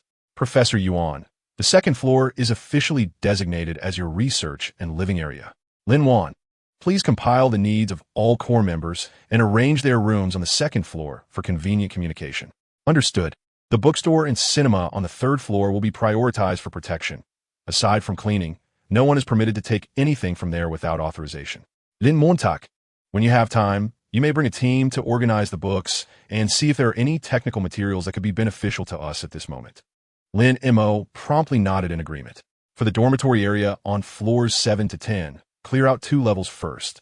Ms. Lin Wan, I entrust this task to you. Please allocate rooms for the engineering and logistics teams as swiftly as possible, so they too can have a stable and secure home. Lin Wan nodded earnestly, understanding the significance of this action in fostering camaraderie among the new members. The conference room on the 11th floor will serve as our permanent command center. Finally, her pen hovered over the 18th floor, lightly tapping it. The 18th floor, acceptable. Just 3 simple words sealed the decision. By the way, she seemed to recall something and turned to Old Wang. What is the status of the electricity? Old Wang immediately perked up, thumping his chest as he reported, Boss. Rest assured, last night, my apprentices and I inspected the internal wiring of this building, and it is exceptionally well designed. Each floor and area can be controlled independently. As long as we have enough diesel, I am confident that within a week, we can restore power to the entire main building. However, he shifted his tone, pointing to the distant outlines of villas visible through the window. As Professor Yuan mentioned, the power supply to those independent villas, the hot spring center, and the golf course is locked behind a secured master switch, and we cannot access them for the time being. For now, we can only illuminate this main building. That is sufficient. Bai Youning nodded. The main building is our beacon of hope at this stage. The surrounding areas can be explored in due time. A safe, powered, and fully functional fortress is beyond the most extravagant imagination for our current team. As the meeting concluded, everyone dispersed with their assignments, and the entire base resumed its efficient operations. Bai Youning, however, ascended alone in the exclusive elevator that required a special access card, slowly rising to the 18th floor. The elevator doors opened with a chime. A vast space, cloaked in dust yet still exuding an air of opulence, unfolded before her. Sunlight streamed through the grand floor-to-ceiling windows, while fine particles of dust danced in the air. The silence was so profound that one could hear their own heartbeat, as if it were a kingdom forgotten by time. Before she could take in the details, she noticed Lin Wan, along with Sister Lu and several other nimble women, waiting at the entrance with buckets and cloths. Upon seeing Bai Youning, Lin Wan immediately approached with a smile. Youning, I knew you would come here right after the meeting. You are solely responsible for envisioning the future of our large family, while we, your sisters, shall handle the more laborious tasks of tidying up. Rest assured, by the end of today, we will ensure that you reside in the cleanest and most comfortable room in the entire camp. Indeed, dear leader, Sister Lu chimed in, her face radiating genuine gratitude. Without your presence, we would still be languishing in hunger and cold, so being able to assist you brings us great comfort. The others echoed her sentiments, their eyes devoid of flattery, filled instead with heartfelt respect and appreciation. A warmth enveloped Bai Youning's heart as she nodded affirmatively. Very well. Then I shall rely on your diligent efforts, Sister Lin Wan. She refrained from further elaboration, turning instead to push open the glass door that led to the open-air balcony. A refreshing breeze, akin to a cleansing of the soul and imbued with the fragrance of flora, greeted her. She approached the edge of the balcony, resting her hands upon the cool stone railing, gazing downwards. Below lay the nascent camp, bustling with life as people moved energetically through the square. In the distance, the undulating mountains emerged through the mist, magnificent as if painted in delicate ink.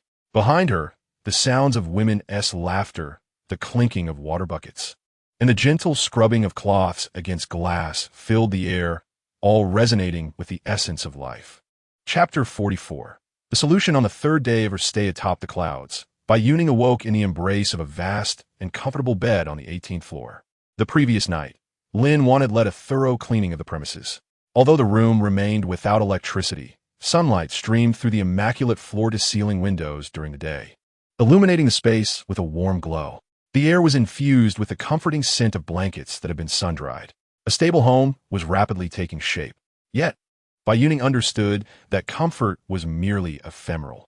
A true kingdom requires not only robust walls and cozy abodes, but also a pulsating heartbeat and a responsive nervous system. At 9 o'clock in the morning, in the temporary command center on the 11th floor, Bai Youning summoned two key technical experts for an update. First was Lin Mo, a young man in his early 20s, clad in an oversized checkered shirt and sporting black-rimmed glasses. His back bore an incongruous, massive tactical backpack brimming with various electronic components and tools. He exuded the quintessential aura of a tech enthusiast, soft-spoken yet animated when discussing his field of expertise. Youning, Lin Mo adjusted his glasses and unfurled a sketch upon the table. Yesterday afternoon, I took a team to the rooftop to inspect the hotel's communication base station. The situation is rather dire. He pointed to several points on the sketch.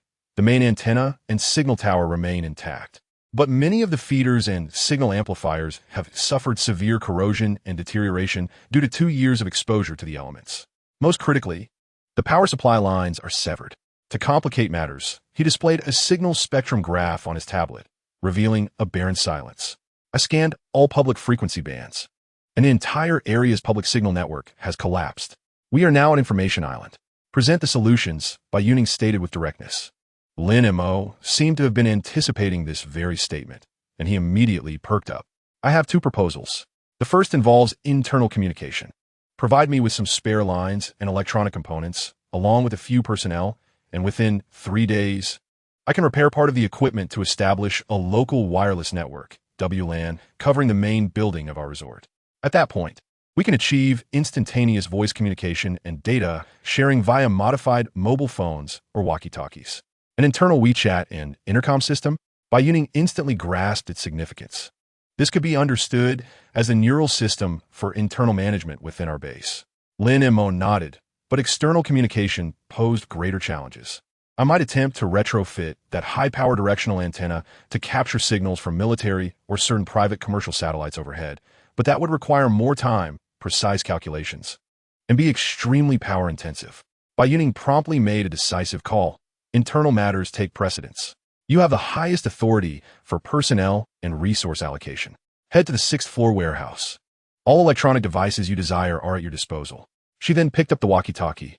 Lao Wang, respond if you hear me. Lao Wang here, came the booming voice through the device. In terms of power, you will now fully cooperate with Lin Mo regardless of your methods. You must establish the independent power supply line to the rooftop base station by the end of today. Rest assured, boss, I will ensure the task is completed. Lin Mo observed Bai Youning's decisive arrangements with a trace of admiration in his eyes. He relished collaborating with a leader who understood technology and refrained from unnecessary chatter. Nodding, he clutched his tablet and hurriedly exited, as if unwilling to waste a single moment. Just as Lin Mo departed, Lao Wang burst in with an expression that lacked his usual ease, now tinged with gravity. Boss, we have trouble. He got straight to the point, placing a notebook filled with data on the table. Speak. It's the diesel. The issue pertains to the diesel. Lao Wang pointed to the figures in the notebook. Last night, I measured the large underground fuel tanks with my apprentices and conducted precise calculations. Our current diesel reserves, if we only maintain the essential power supply for the first, second, and sixth floors along with the elevators, will last at most 2 months. He emphasized, and that is if we conserve. If we aim to illuminate the entire building within a week, as you suggested, our diesel will last less than a month. We must urgently find a new diesel source or an alternative energy supply. Otherwise, this beacon of light will swiftly revert to a dark iron box. The energy crisis had officially been laid bare, bringing with it an overwhelming sense of pressure. Bai Youning's expression grew serious. She knew Lao Wang never exaggerated. Diesel is the lifeblood of industrial civilization. In a post-apocalyptic world, each drop is invaluable. Using even a little means less for the future. Idly consuming resources would undoubtedly lead to ruin. Her gaze once again fell upon the enormous map of the resort hanging on the wall. Slowly scanning it until it finally settled on the area behind the main building, the sole region marked with a heat symbol, the natural hot springs. She turned her head and glanced at Professor Yuan, who had been listening attentively, her eyes filled with inquiry. Professor Yuan, I recall you mentioning that the hot springs here are natural. Do you believe it could potentially serve as an alternative energy source? The professor, who had remained silent until now, suddenly sparkled with a brilliant light in his murky eyes upon hearing this question.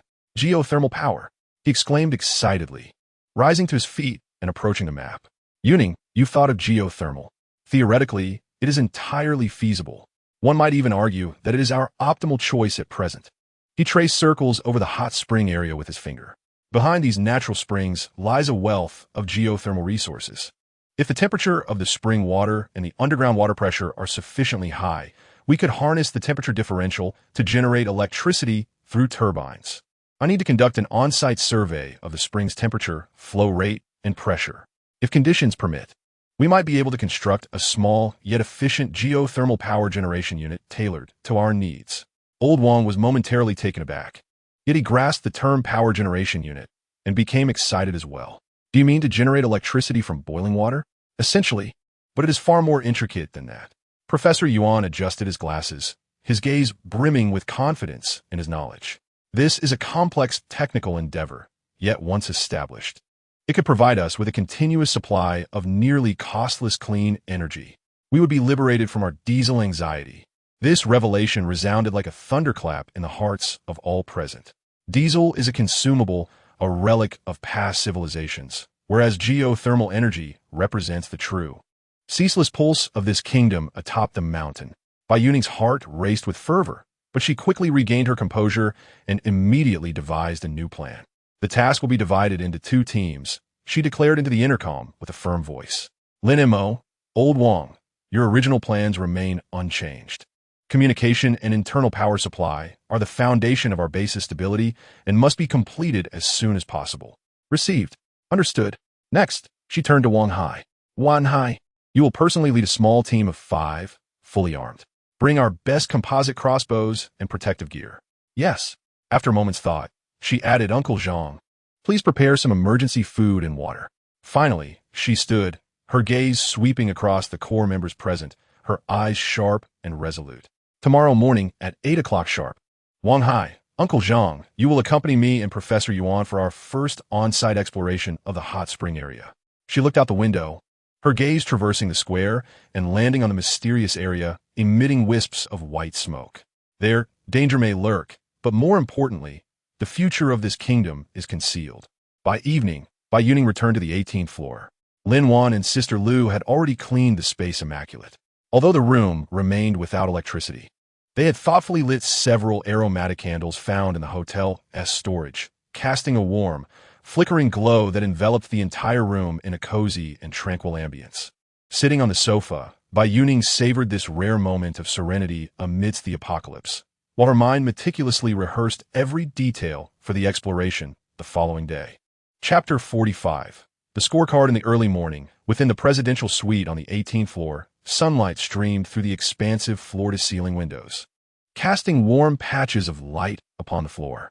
Bai Youning awoke to a gentle warmth enveloping her. As she opened her eyes, the first sight that greeted her was a large, fluffy black head, accompanied by a pair of deep, shimmering eyes that seemed to peer into the depths of one's soul. Over time, the great dog breaking army had grown considerably, and with the continuous consumption of the spatial spring water, its physique had expanded significantly. Breaking army, Bai Youning called softly, reaching out to stroke its head, which was larger than a basketball, feeling its thick and warm fur. Breaking army, a giant Caucasian shepherd dog comparable in size to a young calf, boasted a coat as black as ink, without a hint of any other color. It lay quietly by the bedside, resembling a silent mountain or the most loyal knight, steadfastly guarding its owner. Its mere presence imparted an unparalleled sense of security. With a low whimper, it nudged Bai Youning's palm with its head in response. Bai Youning, barefoot, stepped out of bed and approached a seemingly unremarkable wooden cabinet in the corner of the room. She opened the cabinet door and retrieved a hefty bag of specially formulated dog food that shimmered faintly. This blend, which she had meticulously prepared, contained spatial spring water mixed with energy-rich jerky. Skillfully, she poured a generous amount into a large bowl and placed it before Breaking Army. "Go ahead and eat." Only then did Breaking Army stride confidently to the food bowl, eating quietly. Its movements were refined and elegant, entirely devoid of the typical ravenous behavior associated with large dogs. It resembled a noble indulging in a meal. While Breaking Army dined, Bai Youning settled cross-legged on the sofa. With a thought, her consciousness delved into her secret personal space, which had undergone a tremendous transformation. The vista before her was no longer the small storage warehouse of the apocalyptic early days, but rather a vast expanse of fertile black soil. Rows of vibrant green vegetables thrived, with cucumbers and tomatoes hanging heavily from their vines, and even a few rare strawberry plants bore luscious, ripe fruit. In the apocalypse, each of these would be a priceless treasure. On one side of the land bubbled a spring, exuding a misty white vapor. This water not only accelerated plant growth, but also possessed mild healing properties, serving as the foundation for both her and Breaking Army's peak condition. At the far end of the space stood a towering multi-level metal warehouse. Inside, meticulously organized, were the vast supplies she had frantically accumulated, utilizing her prophetic insights since her rebirth. Mountains of military canned goods, pharmaceuticals, boxes of weapons and ammunition, and even brand new generators and construction machinery, all covered with tarpaulin. She pondered how she might extract the items without drawing attention. This truly posed a significant dilemma. As her consciousness returned to reality, Bai Youning took a deep breath and stood up. Breaking Army let us head downstairs. With a soft bark, Breaking Army had finished its breakfast and followed Bai Youning silently. In the dining room, Uncle Zhang was busy at the enormous stainless steel kitchen counter alongside two logistics women. The air was rich with the aroma of wheat porridge and the enticing scent of fried eggs.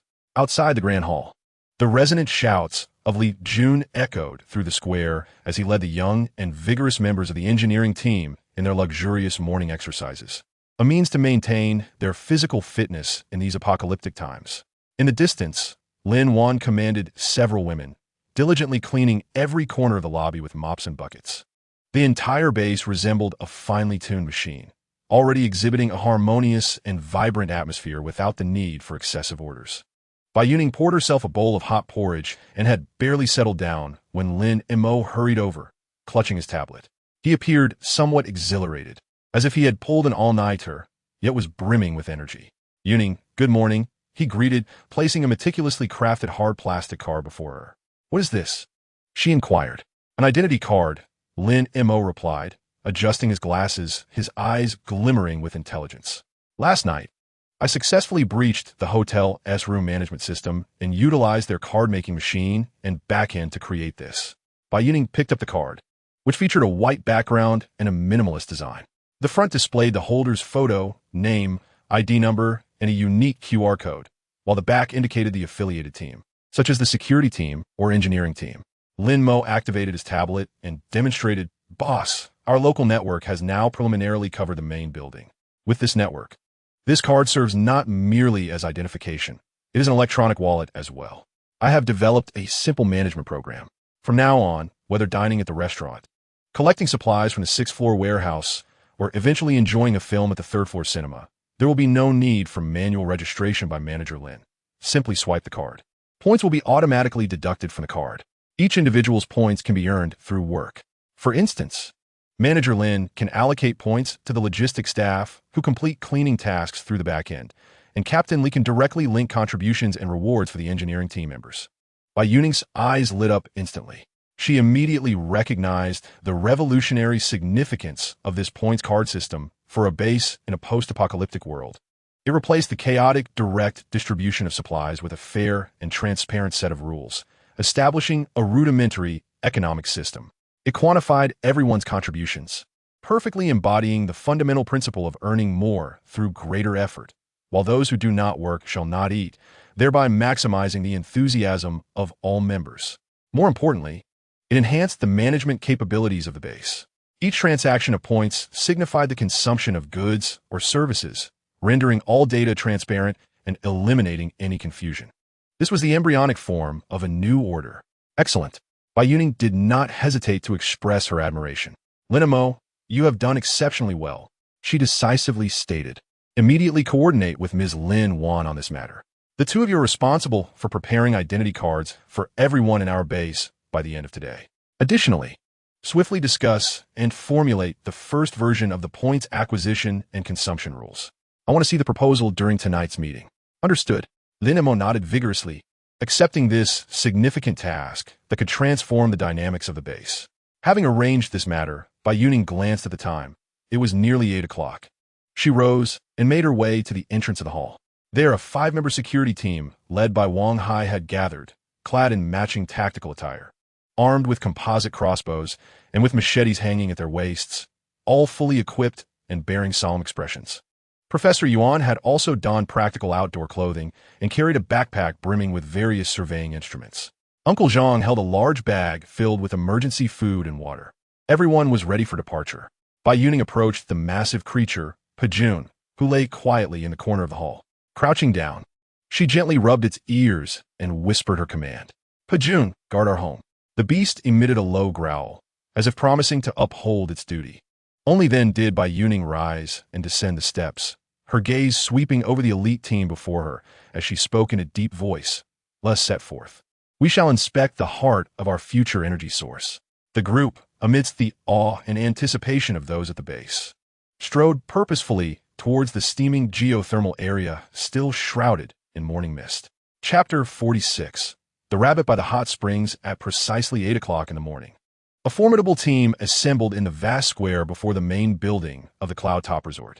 Bai Youning, clad in a sleek black combat uniform, appeared even more statuesque. Behind her stood Wang Hai and his 4 fully armed guards. Their composite crossbows, machetes, and tactical vests exuded an air of professionalism and lethal intent.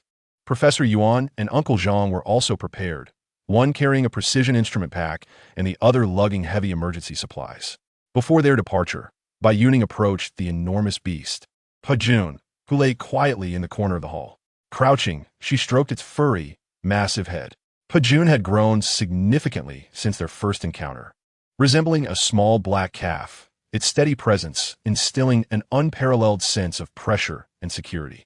It emitted a low whine, nudging Bai Youning's palm with its head, as if making the most solemn of promises. Guard our home. Bai Youning stood, choosing not to say more. She descended the steps, her gaze calmly surveying her team. Let us depart. With a single command, devoid of any unnecessary rallying, the team immediately set off, like a sharp dagger piercing directly into the unknown realm still enveloped in the morning mist. As they left the confines of the main building square, the surrounding scenery quickly transformed. The originally manicured paths gradually gave way to dense, subtropical vegetation. The air began to fill with a faint aroma, a blend of sulfur and moist earth. The temperature also noticeably increased. Stop! Wang Hai, leading the way, suddenly raised his right hand into a fist. The entire team froze in place, their movements synchronized, composite crossbows silently trained on several suspicious positions ahead. A tense atmosphere enveloped them instantaneously.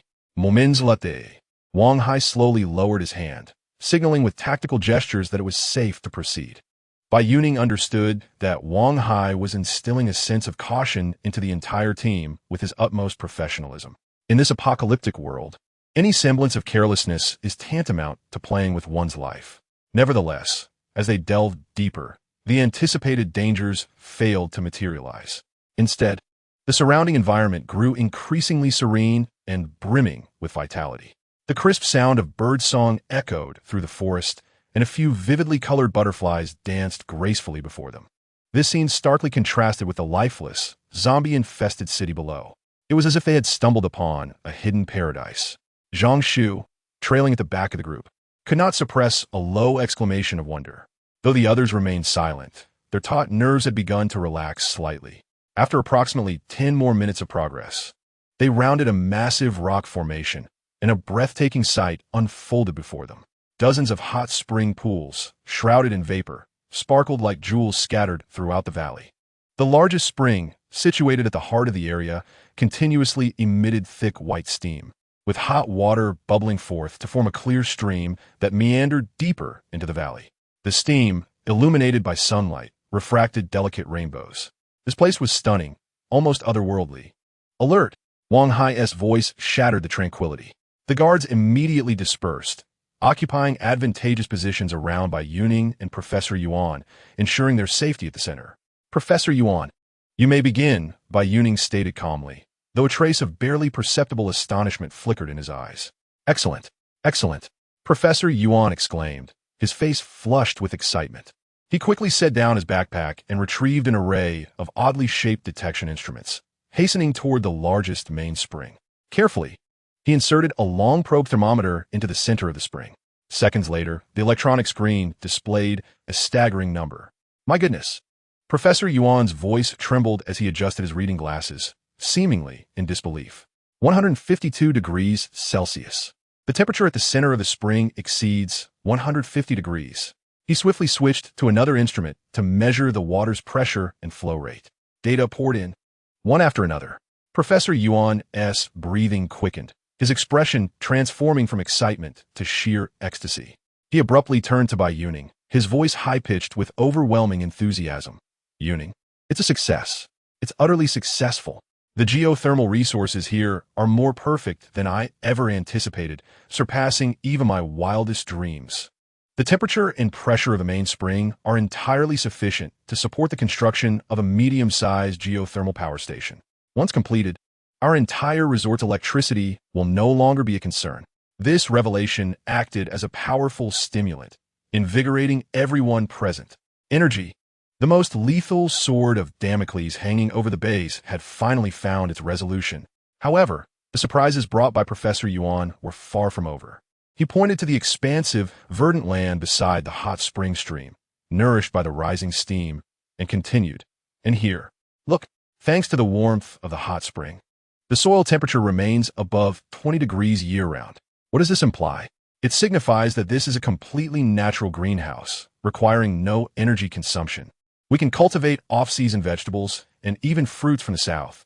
Throughout the year, we shall have an uninterrupted supply of fresh produce.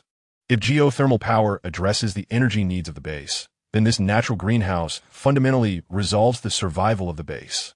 At this moment, Bai Youning's heart raced with fervor. She realized her gamble had paid off. This cloud-top resort was a uniquely blessed Ark of Noah, prepared for the apocalypse. Just as Professor Yuan completed the final data recording, Uncle Zhang, who had been silently observing the surrounding environment, suddenly approached Bai Youning and lowered his voice. Boss, look over there. He pointed towards a dense thicket at the edge of the hot spring area. Following his gesture, Bai Youning noticed some chewed grass roots scattered across the ground, along with small, black, granular droppings. Rabbits, Uncle Zhang deduced from his vast experience, noting the freshness and quantity of the droppings. There must be a burrow nearby. Rabbits. Bai Youning's eyes sparkled with excitement. In the apocalypse, what did this signify? A highly prolific, low-maintenance source of sustainable meat. This was a splendid opportunity for the base to establish its own livestock. Without hesitation, she commanded Wang Hai, "Yes, gather 3 people and follow me." Her gaze was sharp. "We're going to catch a few live ones. Remember, no crossbows, only nets." "Understood." Wang Hai immediately complied. Soon, Bai Youning, accompanied by Wang Hai and 2 other agile team members, stealthily encircled the thicket. They tread lightly, using the terrain and steam as cover, and soon discovered a well-camouflaged rabbit burrow on a sheltered slope. Action! With Bai Youning's command, the 4 of them pounced like cheetahs from 4 directions. Several gray wild rabbits, leisurely nibbling on grass near their burrow, were startled and scattered. But awaiting them was the meticulously prepared net. Wang Hai moved the quickest, executing a precise dive that ensnared the largest rabbit. The other two team members swiftly followed suit, successfully capturing two more. The entire operation took less than a minute, executed with a seamless elegance. Observing the three lively rabbits writhing desperately in the net, a genuine smile blossomed on Bai Youning's lips. Two females and one male. Perfect. Boss, we've made a discovery over here. At that moment, another team member on lookout called out from a short distance away. Bai Youning and her team promptly grabbed their prize and hurried over. Upon a rocky wall, heavily draped in thick vines, there lay concealed an artificially constructed maintenance door. Forged from robust metal, a massive, rusted chain lock secured the door tightly. Beside it stood a metallic warning sign, its red lettering somewhat faded yet still legible. High-pressure geothermal core area, unauthorized personnel prohibited. Evidently, the construction of this resort had been more extensive than we had anticipated. Wang Hai examined the lock and frowned, stating that it was custom-made, lacking a key, and could only be forcibly dismantled. Professor Yuan approached, adjusting his glasses and conjecturing that behind this door lay the main control valve of the geothermal system, or perhaps access to deeper geothermal pipelines. This would require specialized equipment and expertise to unlock. Indiscriminate attempts were unwise. Bai Youning nodded in acknowledgement, noting the location. Progress must be made step by step. Today's achievements were already substantial. She glanced at the sky and commanded in a solemn tone, "Mission accomplished. Let us return." Half an hour later, as Bai Youning and her team arrived at the main plaza of the building, a stir of excitement ensued. All survivors engaged in work and training halted their tasks, gazing at them with a blend of awe and curiosity. When the crowd caught sight of the three lively rabbits in the team's net, an uncontrollable wave of gasps and discussions erupted. Alive, they were live prey. This signified that their leader could not only guide them to a safe haven, but also help them procure sustenance in this land. Bai Youning paid no mind to the gazes of the onlookers and walked directly to Lin Wan, who was overseeing logistics, extending the net towards her. "Sister Lin," her voice was soft, yet through the earpiece pinned to her collar, it resonated clearly across the base. "These three rabbits represent our hope.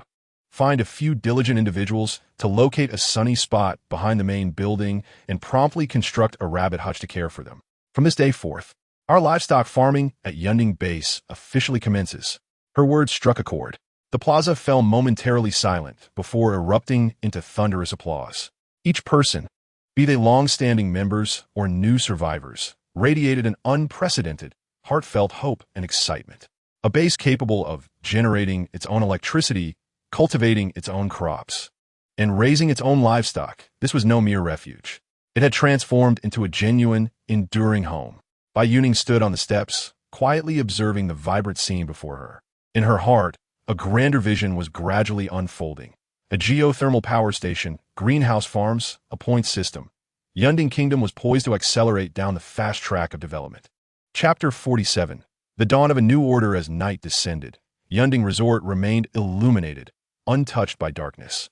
The key floors of the hotel's main building are brilliantly illuminated, resembling a resplendent lighthouse amidst the ocean of night, dispelling the gloom of the apocalypse and illuminating the hopes within the human heart.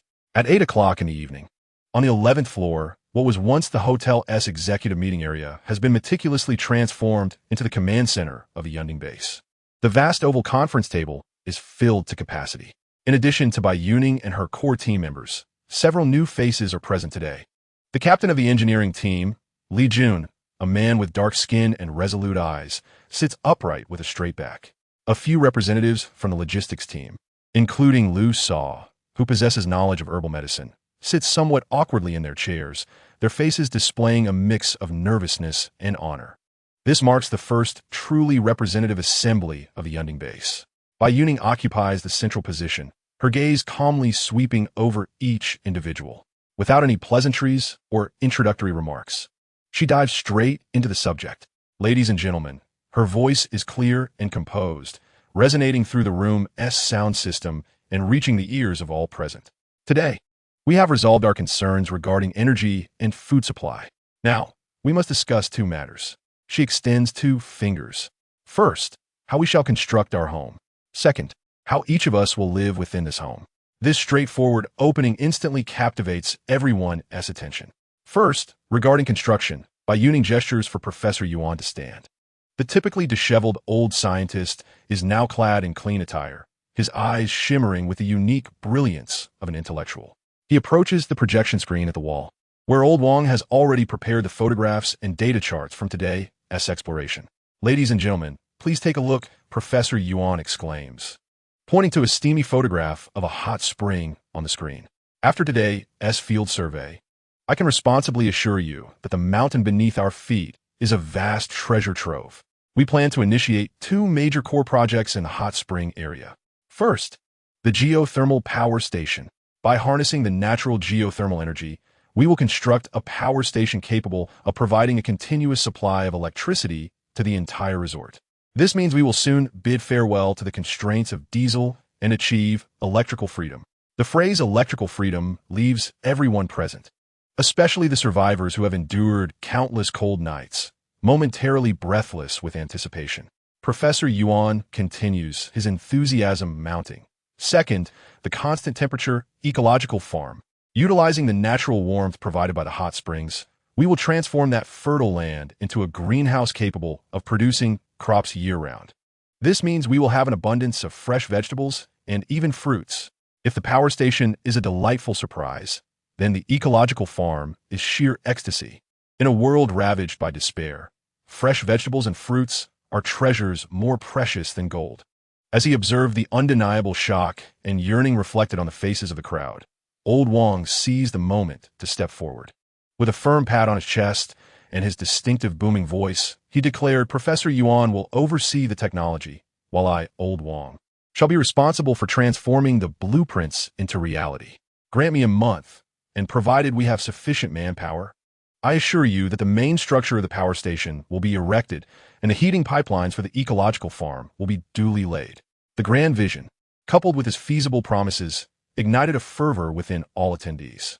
They could almost envision a future not far off, where the entire Yunding would be ablaze with lights, and tables would be laden with vibrant green vegetables, a truly blissful sight.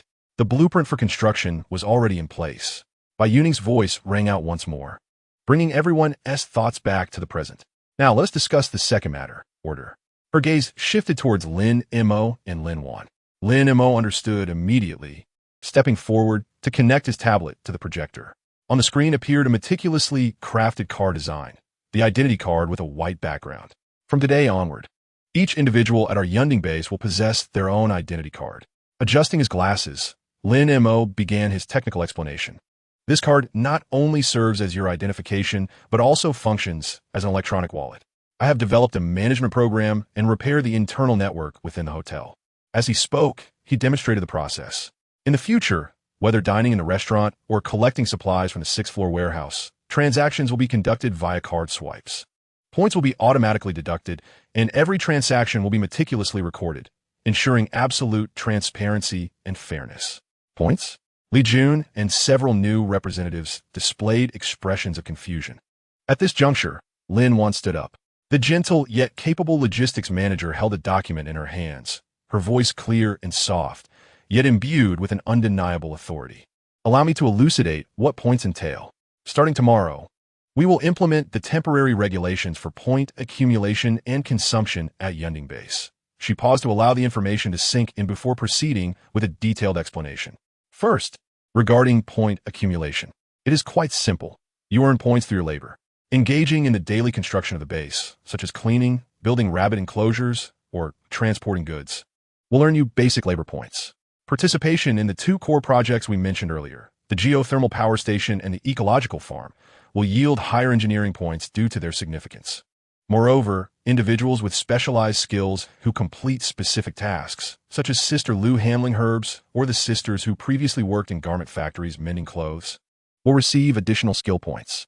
In essence, the more you work, the more you earn, and reward will be distributed based on labor. Her words, though straightforward, resonated deeply with everyone present.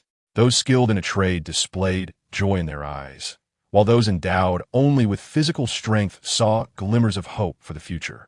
Lin Wan continued, secondly, regarding point consumption. Starting tomorrow, The restaurant will no longer operate as a free communal kitchen. The standardization of points will apply to all 3 daily meals. For instance, a bowl of hot porridge costs 1 point, while a can of meat dish requires 5 points. The life necessities in the 6th-floor warehouse will also be clearly priced. A roll of toilet paper costs 2 points, a bar of soap 3 points, and a tube of toothpaste 5 points. In the future, we will have entertainment facilities such as cinemas and libraries, which will similarly require points for consumption. The entire conference room fell into a profound silence. Everyone struck dumb by this revolutionary and unprecedented system. It was as if an invisible hand had tightly bound the lives of all to the construction of the base. The chaotic and uncertain survival mode of the apocalypse was, at that moment, completely supplanted by a clear, fair, and hopeful new order. Observing the complex expressions of contemplation, excitement, and anticipation on the faces of the crowd, Bai Youning knew the moment had arrived. She stood up and made an unexpected decision that took everyone by surprise. Sister Lin Wan, she addressed the logistics manager. In the name of the Yunding base, I hereby announce a pre-recharge for all present today, as well as every member within the base. She extended a finger, her voice clear and resolute. 100 points, activate the point system. Boom! This number detonated in the conference room like a weighty bomb. Everyone was astounded, especially Li Jun and the newly arrived members, their mouths agape in disbelief. 100 points. According to the earlier prices, this would allow someone who does not work to live comfortably for quite some time. Why would this young leader make such a decision? Bai Youning's gaze slowly swept over each person, and she calmly explained, "This 100 points is not a gift. It is our investment in each of you at the Yunding base. I invest in your loyalty. I invest in your future. I hope you will use your own hands to create 100-fold, 1,000-fold value for the base and for yourselves." Her voice suddenly rose, imbued with an undeniable authority and expectation. "From tomorrow onward, I wish to see a vibrant Yunding, a home where everyone strives to excel, not a lifeless shelter waiting to be fed. Can you do it?" After a brief silence, yes. Li Jun was the first to stand. His face flushed with excitement as he shouted with all his might, "Yes, yes." Others rose in unison, responding to their leader with the loudest voices possible. At that moment, everyone's hearts ignited. That 100 points was no longer a mere number. It was a token of trust, a recognition, a sense of belonging that fully integrated them into this collective. It was their first asset in this new world, one that they could enhance through their own efforts. The next day, before dawn, an unprecedented wave of construction erupted throughout the Yunding base. At 6 in the morning, Li Jun, invigorated, appeared in the square with his engineering team, tools in hand. Under the unified command of Old Wang, they split into 2 groups. One route has commenced the clearing and widening of the main thoroughfare leading to the hot spring area, preparing for the subsequent transportation of heavy machinery and construction materials. Concurrently, another path has begun the land leveling for the ecological farm adjacent to the hot spring zone. The sounds of chants and the clatter of tools resonate throughout the valley. Each worker's face glistens with sweat, yet more prominently, they wear heartfelt smiles. They understand that for every meter of road cleared and every inch of land leveled, the cold numbers on their identification cards will transform into warm points that can be exchanged for sustenance and dignity. On another front, Lin Wan, leading the logistics team, is similarly occupied. Skilled women are fervently constructing a specialized rabbit hutch in a sunlit area behind the main building, utilizing salvaged wood and wire mesh. Sister Lu, accompanied by several individuals, meticulously categorizes books in the vast bookstore on the 3rd floor, searching for invaluable resources related to agriculture, medicine, and engineering. What once seemed like mundane tasks have now become highly sought after, as they too can yield points. The most striking transformation is evident in the dining hall. At noon, the restaurant officially implements a card swipe system for meals. Survivors form orderly lines, gently swiping their identification cards across a machine. Beep! A soft sound signals the deduction of points. Subsequently, they receive a steaming plate of meticulously prepared lunch from Uncle Zhang, replete with a balance of meat and vegetables. Gazing at the bountiful meal in their bowls, and reflecting on the accumulating points earned through a morning of hard labor, an unprecedented sense of stability and abundance blossoms within each individual's heart. On the 18th floor, on the open-air terrace, Bai Youning stands by the railing, quietly observing the bustling construction scene below. Everyone is diligently engaged in their respective tasks.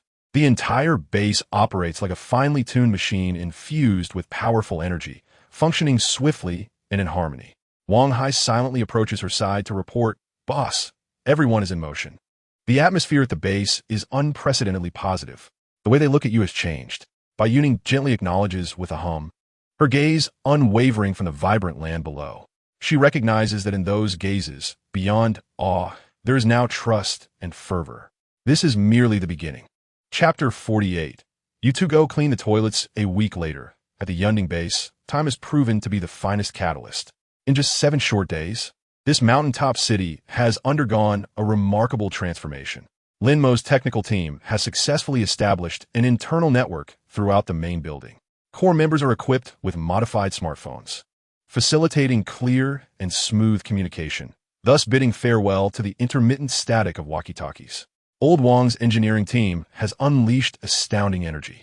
The main road to the hot spring area has been widened and solidified, capable of accommodating heavy trucks. The vast expanse of land for the ecological farm has been leveled, and the first batch of greenhouse steel frameworks rises like the ribs of a colossal beast. The system of points has deeply ingrained itself within the populace. The survivors are no longer mere apathetic refugees. They have transformed into laborers, technicians, and logistics personnel. They exchange their sweat for points, which in turn are traded for sustenance, shelter, and dignity.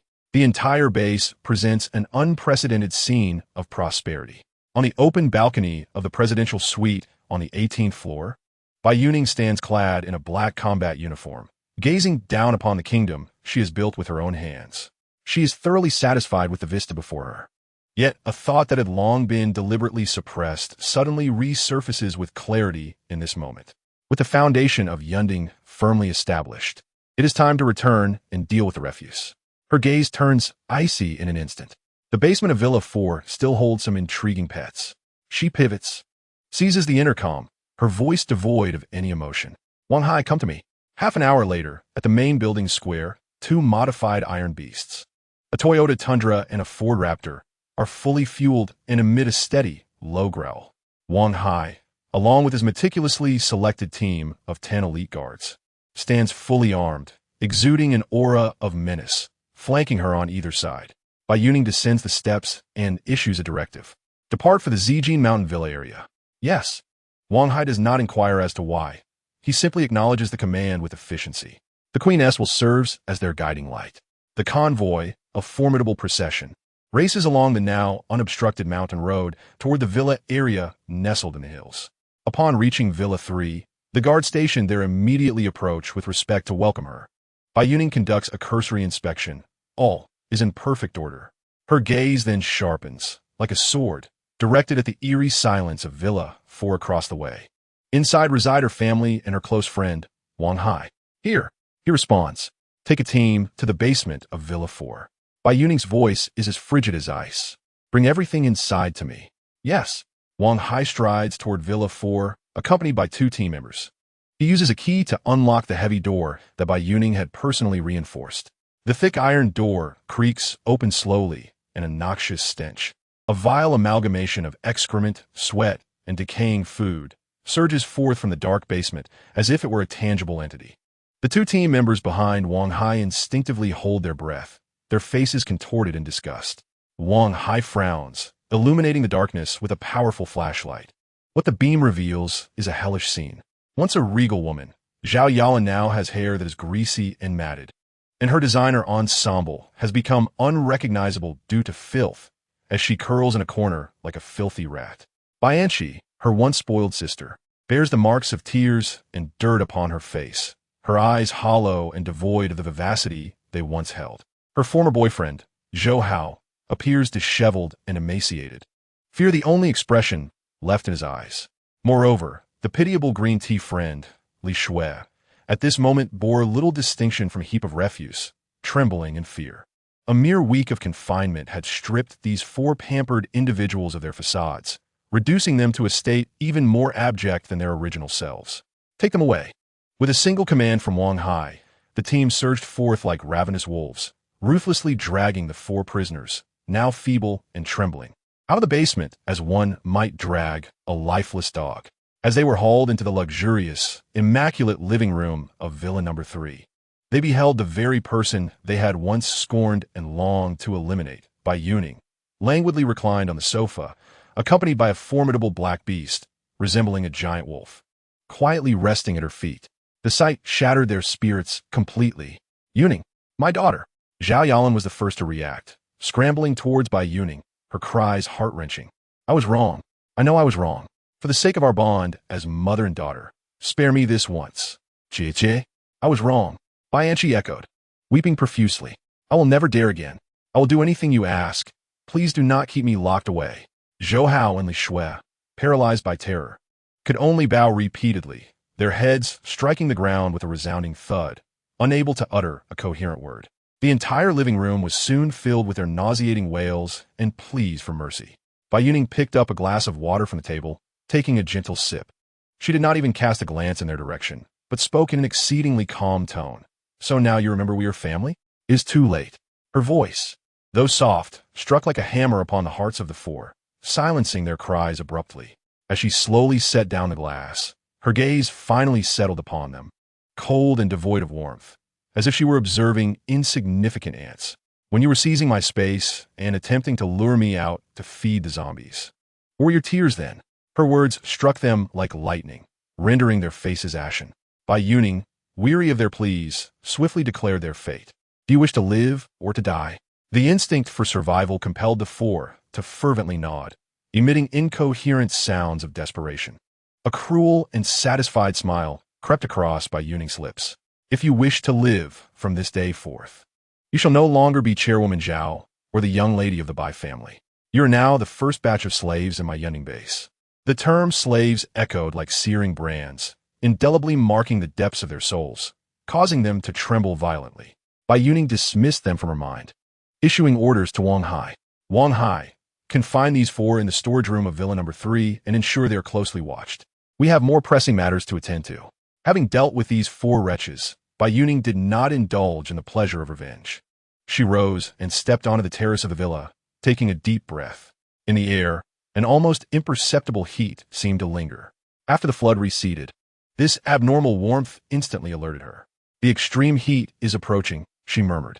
According to her memories from a past life, this searing heat would prove even more lethal than the flood.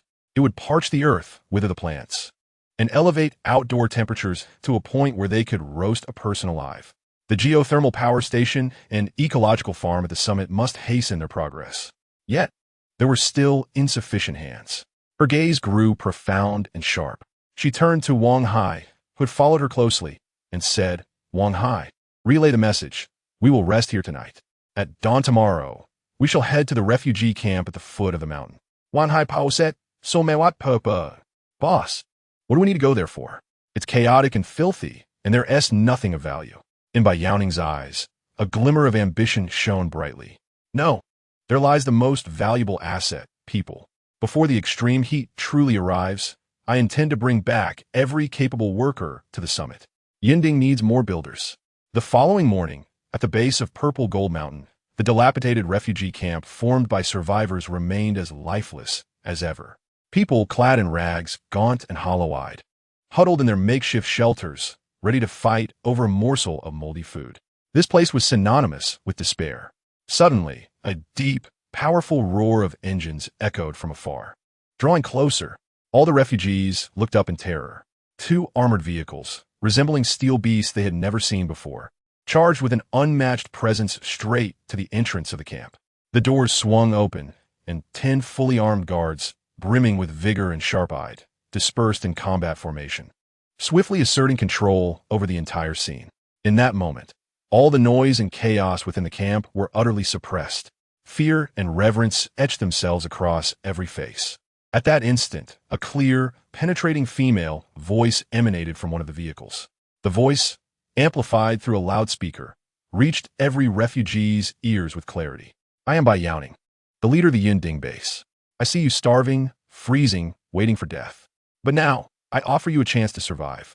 I need able-bodied workers. I require skilled technicians. I do not care who you were in the past. At Yinding, I only assess your capability to work. or my vehicle, and I will provide you with an absolutely safe home, a job that ensures you will eat your fill, a future where you can regain your dignity through your own hands." Her words, simple yet blunt, struck like thunder, ruthlessly cleaving through the refugees' numbed despair. A safe home? A job with sufficient food? A future to reclaim dignity? After a brief silence, the crowd erupted into fervor. Me. I used to work on construction sites. Choose me. I can fix vehicles. I could do anything, just give me food. A multitude of survivors surged towards the convoy as if they had glimpsed their savior. Wang Hai promptly led his team forward to form a human wall, vociferously maintaining order while swiftly conducting the selection as per Bai Youning's instructions. After an hour, several dozen seemingly earnest and capable young men and women were chosen, forming a formidable new cohort. The convoy prepared for its return journey. Through the intercom, Bai Youning issued her final directive for the day. "Wang Hai, bring those 4 slaves along as well." Her voice bore a hint of cold amusement. "Let them walk behind the convoy. I believe this will serve as the finest orientation for our new members." Thus, a peculiar scene unfolded along the mountain path leading to Yunding. Ahead, 2 formidable steel chariots slowly guided the way. In the middle, dozens of new members, brimming with boundless hope and aspiration for the future, marched forward, their tattered garments not obscuring the renewed spark in their eyes. At the rear of the procession, Zhao Yalan, Bai Anshi, Zhou Hao, and Li Shui were bound together at the wrists by a coarse rope, escorted like 4 dogs by 2 guards. They trudged through the muddy mountain trail, each step a torment. Before them lay the promise of rebirth. Behind them, the old evils, firmly nailed to the pillar of shame. This scene indelibly etched a lifelong memory in the hearts of all new members. Their queen could not only bestow upon them paradise, but could effortlessly cast one into the depths of hell. At that moment, their reverence for her reached its zenith. Chapter 49. The Great Relocation Mobilization Night enveloped the Zaijinshan Villa district. However, Villa number 3 was ablaze with light and bustling with activity. It resembled a vast temporary transit camp. The newly recruited survivors experienced an unprecedented sense of security since the apocalypse. Though they could only temporarily crowd into the villa's courtyard or the first-floor hall, no one complained. They had received clean water and ample compressed biscuits to satisfy their hunger. More importantly, they observed the fully armed and spirited guards establishing professional sentry posts around the villa, an orderly atmosphere of security that the chaotic refugee camp below could never compare to. They knew they had chosen the right path. In stark contrast to this newfound hope was the villa's storage room, where Zhao Yalan, Bai Anshi, Zhou Hao, and Li Shui were discarded like refuse. Outside the door, 2 guards stood expressionless, weapons drawn, eliminating any possibility of escape. Bai Youning did not cast them another glance. To her, these 4 posed no further threat. Their worth would be methodically drained in the days to come. At this moment, she stood on the terrace of Villa number 3, her gaze sweeping over her collection of villas, directed towards the mist-shrouded mountain peak. There lies her kingdom, her future. Everything before her shall serve as nourishment for that realm. Wang Hai approached with purposeful strides, standing at attention to report. "Boss, the new members have settled in well and are emotionally stable. The remaining technical personnel have also joined us and are awaiting your command." Bai Youning nodded, the night breeze tousling her hair, her voice resonating with remarkable clarity in the stillness of the night. "Wang Hai, relay the message. Let everyone rest well tonight." She turned, her eyes shimmering with a sharp brilliance that made even Wang Hai's heart race. "Tomorrow morning, we shall embark on a grand endeavor." The following day, the first rays of sunlight broke the horizon. An unprecedented mobilization for demolition commenced in the Zijin Mountain Villa area. All new members were summoned to the open space before Villa number 3. Bai Youning stood atop the steps, her gaze electrifying as it swept over the faces below. A mix of anticipation and confusion. She eschewed superfluous words, directly issuing today as orders through the loudspeaker. "From this moment forth, you shall be the first cohort of construction soldiers for the Yunding base. Our targets are the 4 villas before us. Number 3, number 4, number 17, and number 18. She extended her hand, pointing towards the opulent edifices that gleamed in the morning light, her command eliciting gasps of disbelief from the crowd. "My order is to vacate them. All valuable items, solar panels, water purifiers, generators, furniture and appliances, even doors, windows, flooring, and wiring, everything I deem useful. Not a single screw shall remain." A chorus of suppressed exclamations arose from the crowd.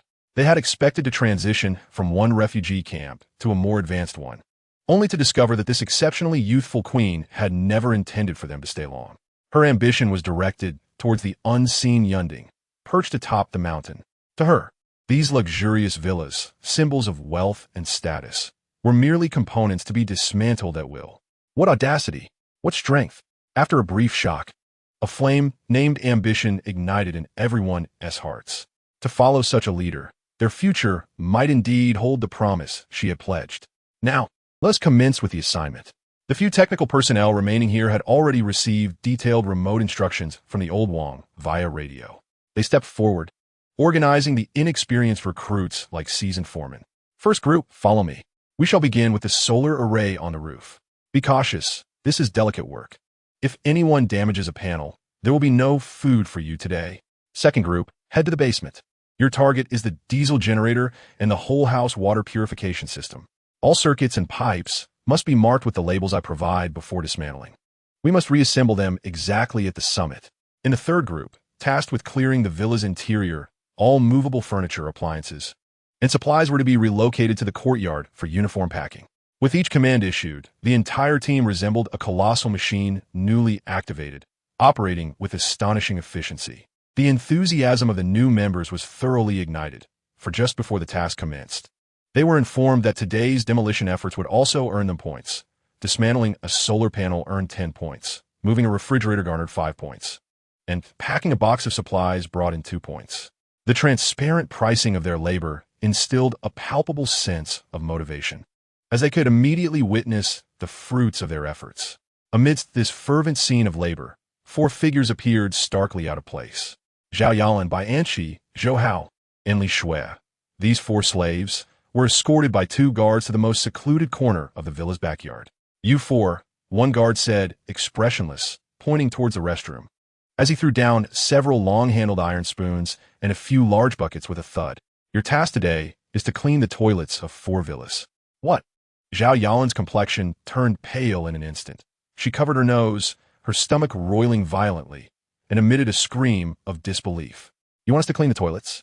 This is more unbearable than death." A resounding slap answered her, echoing loud enough for all to hear. The guard struck with such force that Zhao Yalan spun half a turn before collapsing to the ground, a trickle of blood appearing at the corner of her mouth.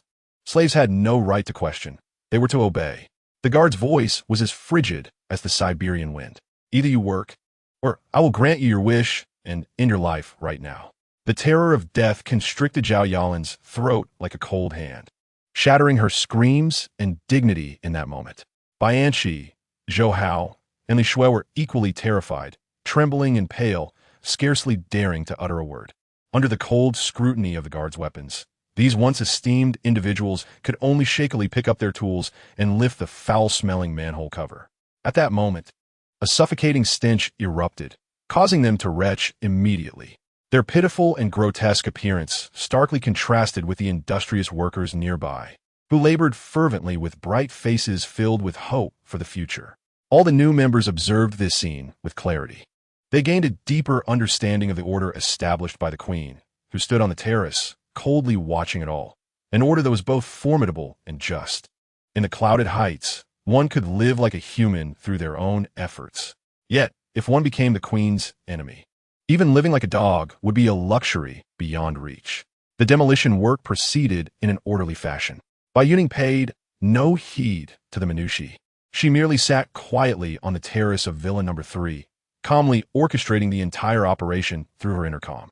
In her mind, the blueprint of the kingdom perched atop the mountain was becoming increasingly vivid and refined. "Report, boss. The solar panels on the roof of Villa No. 3 have been completely dismantled, with not a single piece damaged. Report, boss. The water purification system from Villa Number 17 has been entirely packaged, and all pipeline connections are meticulously labeled. Report, boss. We have discovered hundreds of bottles of impeccable vintage red wine and whiskey in the underground cellar of Villa Number 18. Good news flowed in one after another through the intercom. These once cherished resources, emblematic of the opulence and class of the old world, were now being systematically disassembled and packed.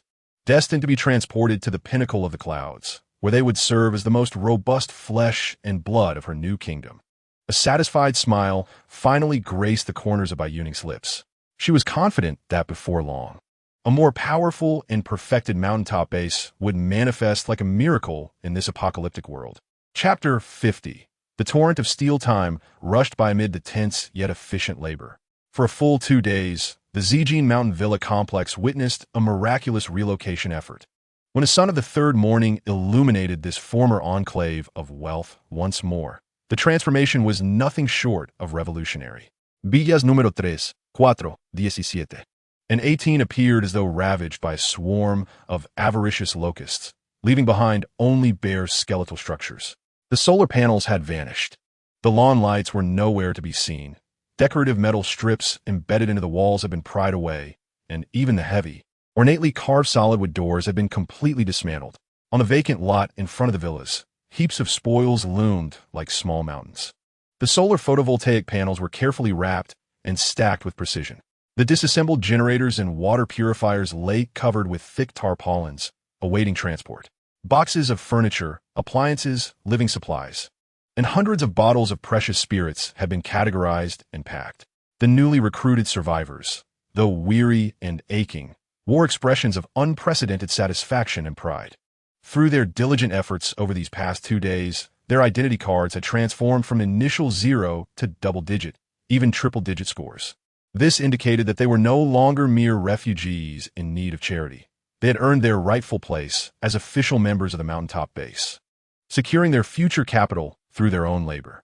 At that moment, a throaty roar of engines erupted from the enormous garage of Villa number 17. Curiosity piqued. Everyone turned their gaze toward the sound. The garage's roller door slowly ascended, revealing first a menacingly modified black Land Rover Defender, outfitted with a fearsome ram. Following closely behind was a Mercedes G-Class, equipped with a rooftop luggage rack and side roll bars, gracefully emerging from the shadows. At last, 2 Ford Raptors, meticulously modified with basic armor, stood ready, their cargo beds equipped with fixed machine gun mounts, exuding an intense aesthetic of violence. In total, for brand new steel beasts. These were the remarkable creations of the technicians left by Old Wong, who had toiled day and night over the past few days, utilizing the luxury vehicles stored in the garages of several villas and every available part they could scavenge. They had painstakingly assembled a mechanized convoy capable of turning heads among any surviving factions. "Boss, we have fulfilled our mission," exclaimed the lead technician, his face smeared with grease. Yet his eyes sparkled with astonishing intensity as he rushed to report to Bai Youning. All 4 vehicles have been fine-tuned to peak performance. The fuel tanks are full, and we are ready to depart at a moment's notice. "Well done," Bai Youning acknowledged with a nod, generously offering her praise. She turned to face all the members assembled in the square, her voice booming through the loudspeakers, resonating across the entire villa district. "Everyone, heed my command. Load the vehicles." A thunderous response erupted from the crowd. Under the guidance of Deputy Li Jun and various team leaders, a grand loading operation commenced. Heavy generators were hoisted onto the pickup trucks by a dozen robust men using pry bars and ropes. Delicate solar panels were delicately passed along, secured atop the luggage racks. Boxes of supplies flowed seamlessly into the various compartments, creating a scene bustling yet orderly, embodying the powerful and harmonious spirit of the industrial age. Bai Youning observed quietly, aware that once these supplies and equipment reached Yunding and were reassembled, her kingdom would undergo a transformative leap. By 10 o'clock in the morning, everything was in readiness. An unprecedentedly large convoy, comprising 6 steel beasts and dozens of members, had completed its assembly. The 6 V8 or V12 engines roared in unison, merging into a spine-tingling torrent of steel. Bai Youning cast a glance toward the rear of the line. Zhao Yalan, Bai Anshi, Zhou Hao, and Li Shui, after 2 days of grueling labor, had lost all semblance of humanity. They emanated a foul odor, their faces and bodies caked in mud, their eyes vacant and numb, resembling 4 mere shells of their former selves. The ropes of shame remained tied around their wrists. "Let them keep up," Bai Youning said coolly before turning to board her black Toyota Tundra at the forefront. Wang Hai sat in the driver's seat, catching a glimpse of his queen in the rearview mirror. Her profile, illuminated by the sun, appeared both stern and enchanting, her deep-set eyes seemingly harboring galaxies. He inhaled deeply, gripping the steering wheel tightly, his heart brimming with boundless ambition. To follow such a leader into the apocalyptic fray was an immense fortune. Depart. With Bai Youning's command, the steel torrent began to roll forward slowly. 6 modified war vehicles, akin to 6 awakening ancient beasts, embarked on the journey home, carrying the resources and personnel that would shape the future of the Cloud Summit base. The convoy wound its way along the rugged mountain path, ascending with determination. New members huddled in the compartments, peering through the windows with a mixture of curiosity and reverence at the place they were destined to inhabit. As the road grew increasingly treacherous, mist began to swirl outside, enveloping the vehicles. When the convoy finally pierced through the dense sea of clouds and reached the mountain summit, a collective silence fell upon all the first-time visitors. Before them stood a magnificent and awe-inspiring hotel, seemingly suspended in the sky, its grandeur fully revealed in all its clarity. It stood serenely above the clouds, its vast glass facade reflecting the golden sunlight, exuding a surreal, futuristic ambience, in stark contrast to the skeletal remains of the villas below. This was truly a divine abode. Every day, a new member murmured, his eyes filled with indescribable astonishment. Is this really Cloud Summit? Are we to reside here? The convoy gradually entered the expansive parking plaza, paved with granite, at the heart of the resort. Li Yingwen, Li Yun, and other members who had remained behind were already lined up, eagerly awaiting their arrival. Upon witnessing the imposing convoy, laden with supplies and accompanied by the newcomers, expressions of genuine joy and pride illuminated the faces of the remaining members. Their base had grown stronger. Bai Youning stepped out of the vehicle, invigorated by the crisp mountain air. She gazed at the faces brimming with hope and excitement, observing the embryonic form of the kingdom she had painstakingly established, and a surge of unprecedented ambition welled up within her. Turning to address the newly arrived members, her voice resonated with clarity and strength. Welcome to your new home. Welcome to Cloud Summit. At that moment, a thunderous cheer erupted from the crowd, the sound soaring to the heavens as if to pierce the very sky itself. Bai Youning raised her hand, gently signaling for silence. The cheers abruptly ceased, and all eyes fervently fixed upon her. She was the deity of this realm. Her gaze swept across the convoy, the supplies, and ultimately settled on the 4 disheveled slaves at the rear of the line. Pointing at them, she addressed the new members. Remember their faces. Here at Cloud Summit, as long as you are willing to labor, you will earn respect and a life of abundance. However, should you betray the collective or challenge the rules, their present shall be your future. Her chilling words were like a bucket of cold water, extinguishing the last flicker of hope in the hearts of the crowd. Chapter 51. The shock of a new homeland. The cheers from the mountaintop resounded like rolling spring thunder, relentless and enduring. For those survivors who had struggled in the quagmire of the apocalypse for far too long and had long since grown numb with despair, the scene before them exceeded the limits of their imagination. They had never imagined that amidst the apocalypse, such a sanctuary could still exist. Here, hunger was non-existent, and the filth and stench of refugee camps were but distant memories. The baseness of humanity, which would draw swords over a mere morsel of bread, was nowhere to be seen. Instead, what greeted them were magnificent edifices, pristine surroundings, and an unmistakable sense of hope, an almost tangible hope, aptly named rebirth. Bai Youning's words resonated like divine decrees, indelibly etched into the hearts of every new member. They watched as the 4 individuals, deemed cautionary tales, were dragged towards the rear of the main building, treated like livestock by the guards. The last vestiges of doubt and misplaced optimism evaporated in that instant. Here, rules reigned supreme. Lin Wan, Li Jun, Bai Youning's voice snapped everyone back to attention. Present, the logistics chief, Lin Wan, and the chief engineer, Li Jun, stepped forward, standing at attention in response. The reception process begins now, Bai Youning declared with clarity and conviction. I require that within the hour, every new member be assigned their room and issued their identification card. Additionally, all supplies must be unloaded and categorized into storage. Understood, they replied in unison, promptly turning to initiate their efficient operations. The entire Yunding base transformed once more into a finely tuned war machine, operating at high speed. New brothers and sisters, attend to my command. Form groups, as assigned at the foot of the mountain, and follow me in order. Li Jun's voice rang out with authority as he directed his seasoned subordinates to guide the newcomers into the main hotel building. Meanwhile, Lin Wan led her logistics team to meet the large convoy laden with supplies. Unload. Prioritize valuable equipment. Solar panels and generators should be sent directly to the 6th-floor storage area. Living supplies must go to the temporary storage room on the 1st floor. The new members, caught in a whirlwind of awe and excitement, were efficiently guided through the process. As they stepped into the hotel's main building, a second wave of profound astonishment washed over them, even more intense than before, crashing over their souls like a tsunami. "My heavens, it's so immaculate inside," exclaimed a woman, gazing at the marble floor that shone so brightly it reflected her weary visage, disbelief etched across her features.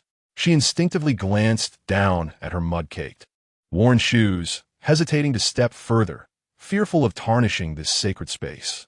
Above in the hall's vaulted ceiling, the grand crystal chandelier, though not fully illuminated, cast a gentle and radiant glow from the portions that were lit, bathing the entire area in daylight brilliance.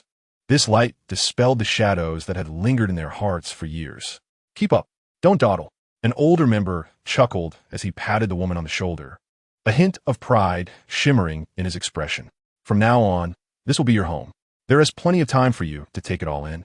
The group was led to a registration area on one side, where Lin Mo's technical team had already set up several laptops and a professional card-making machine. Form a line, one by one, name, age, and any special skills. For instance, can you drive? Are you adept with a sewing machine? Or perhaps you were formerly a chef, a doctor, or an electrician. The registration process proceeded with remarkable efficiency. The information of each new member was swiftly entered into the system. Subsequently, a series of hard plastic cards bearing their portraits, names, and ID numbers emerged from the card printer. "This is your identification card, as well as your electronic wallet," patiently explained the technician in charge of the registration. "The points you earned from your work in the demolition efforts at the base have all been preloaded onto this card. In the future, you'll need to swipe this card to access meals and supplies at the base." One new member, trembling, accepted the card that belonged to him. The card felt cool to the touch, yet it bore a weight that felt almost unbearable. He gazed at the card, at his weary visage, slightly enhanced by the system, and then at the clearly printed name that represented his affiliation with the Cloud Peak base engineering team. An unprecedented sense of belonging and identity surged within him. From this moment onward, he was no longer a destitute wanderer in a post-apocalyptic world devoid of identity. He was now a member of the Cloud Peak base. Accommodation is arranged. The 7th and 8th floors are your collective dormitory areas. 4 to a room. Follow me to collect your keys.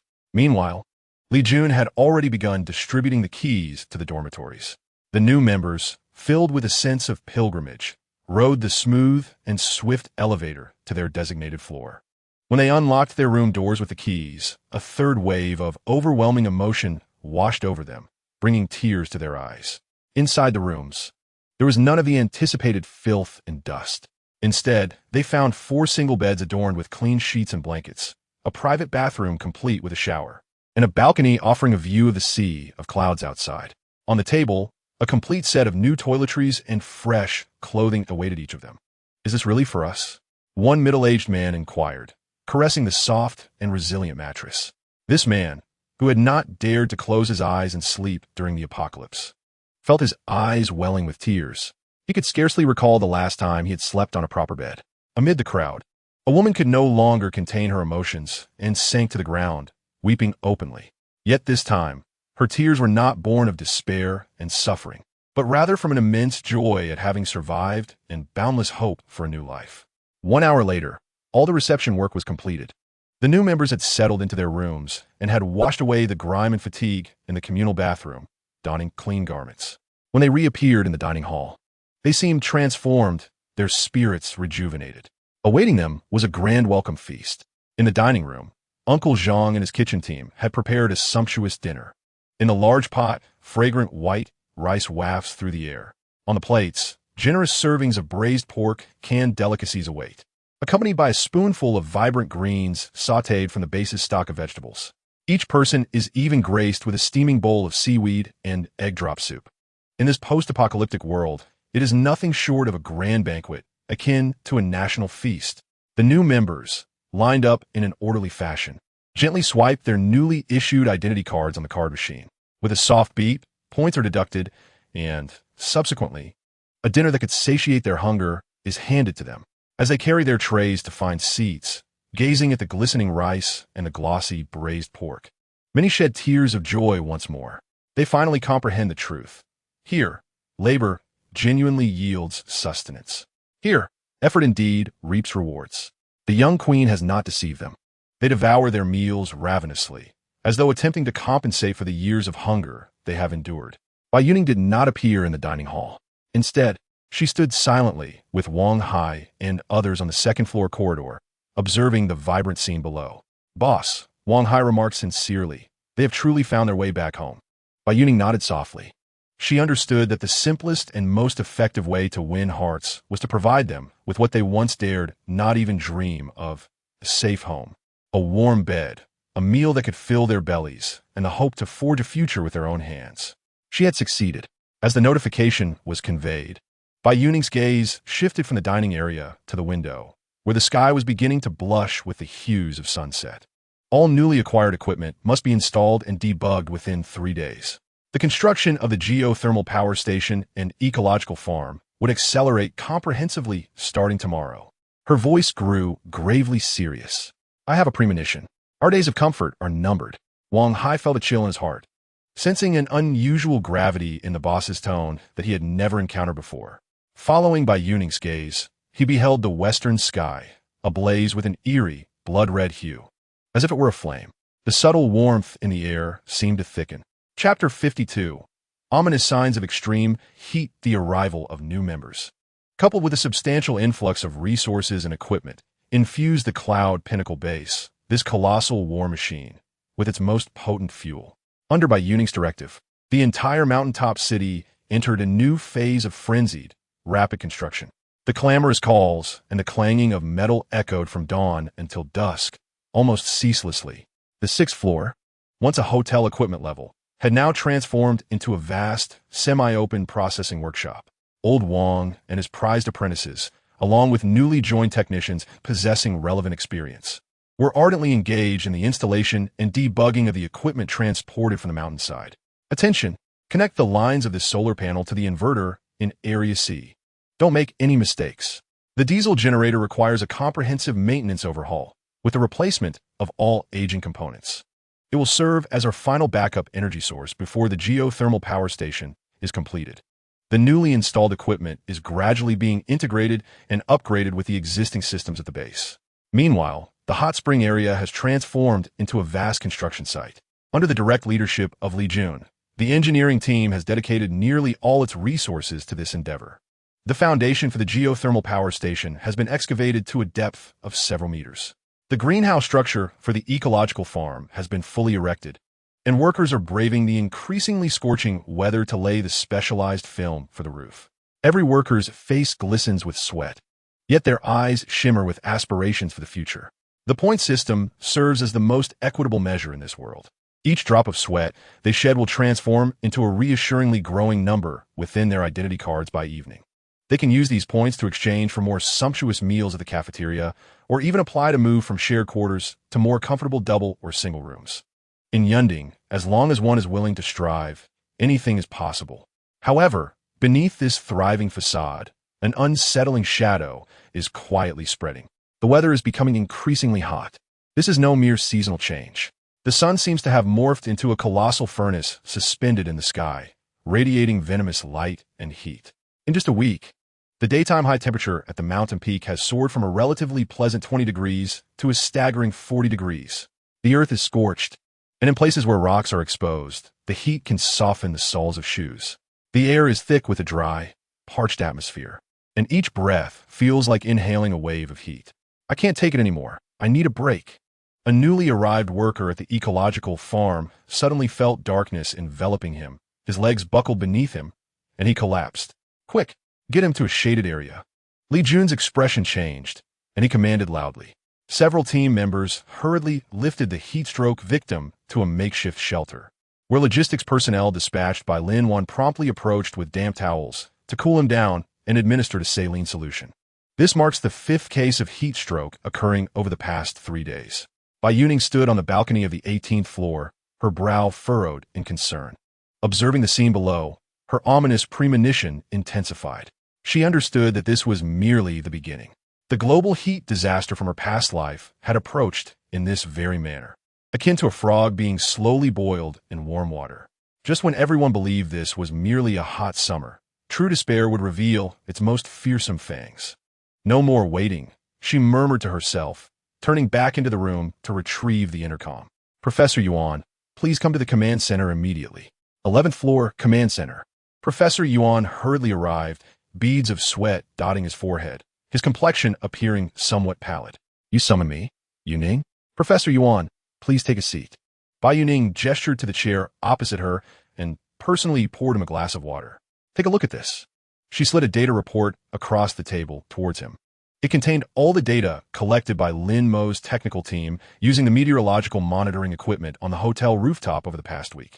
Temperature, humidity, atmosphere pressure, and ultraviolet intensity. Upon glancing at the report, Professor Yuan's pupils constricted sharply. As a seasoned scientist, he comprehended the terrifying implications behind these seemingly mundane figures better than anyone else. This is impossible. His voice trembled. The ozone concentration in the stratosphere is diminishing at an astonishing rate. The ultraviolet index has exceeded the safe threshold by more than 5 times. In this atmospheric circulation model, it is nearly stagnant. This signifies that heat cannot dissipate and will continue to accumulate at the surface. He abruptly lifted his gaze to Bai Youning, his muddled eyes filled with shock and horror. Youning, did you know something all along? Bai Youning refrained from answering his question, instead calmly stated, Professor Yuan, I need you to inform me, from the most professional perspective, what this signifies. Taking a deep breath, he forced himself to regain composure. Adjusting his glasses, he spoke in an unprecedentedly grave tone, articulating each word with precision. This means that this is not merely an instance of global warming, nor a random occurrence of extreme weather.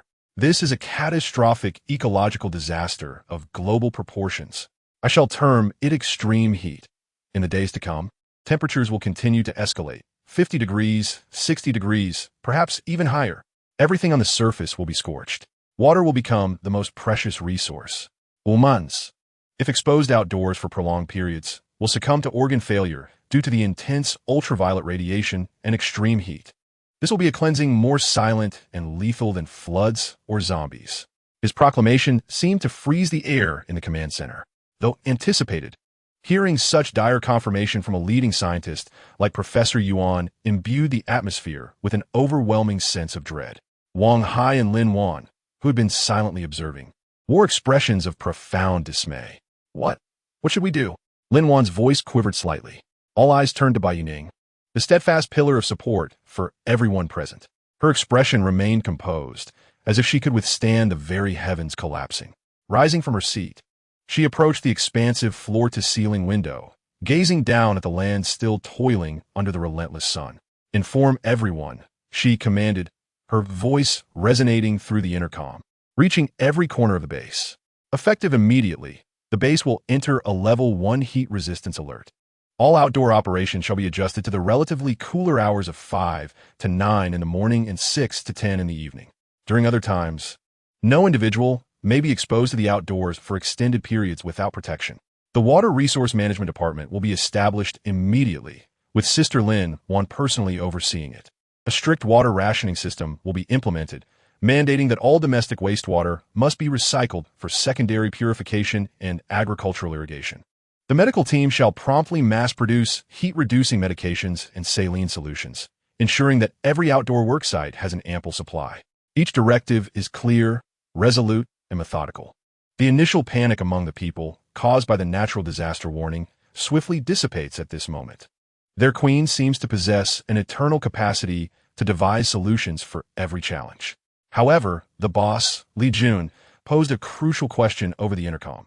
In this case, our construction timeline will be significantly extended, particularly concerning the geothermal power station, if it cannot be completed swiftly as temperatures rise. We may even be unable to operate air conditioning. This indeed strikes at the heart of the issue. without sufficient power. All measures to combat the heat are but empty talk.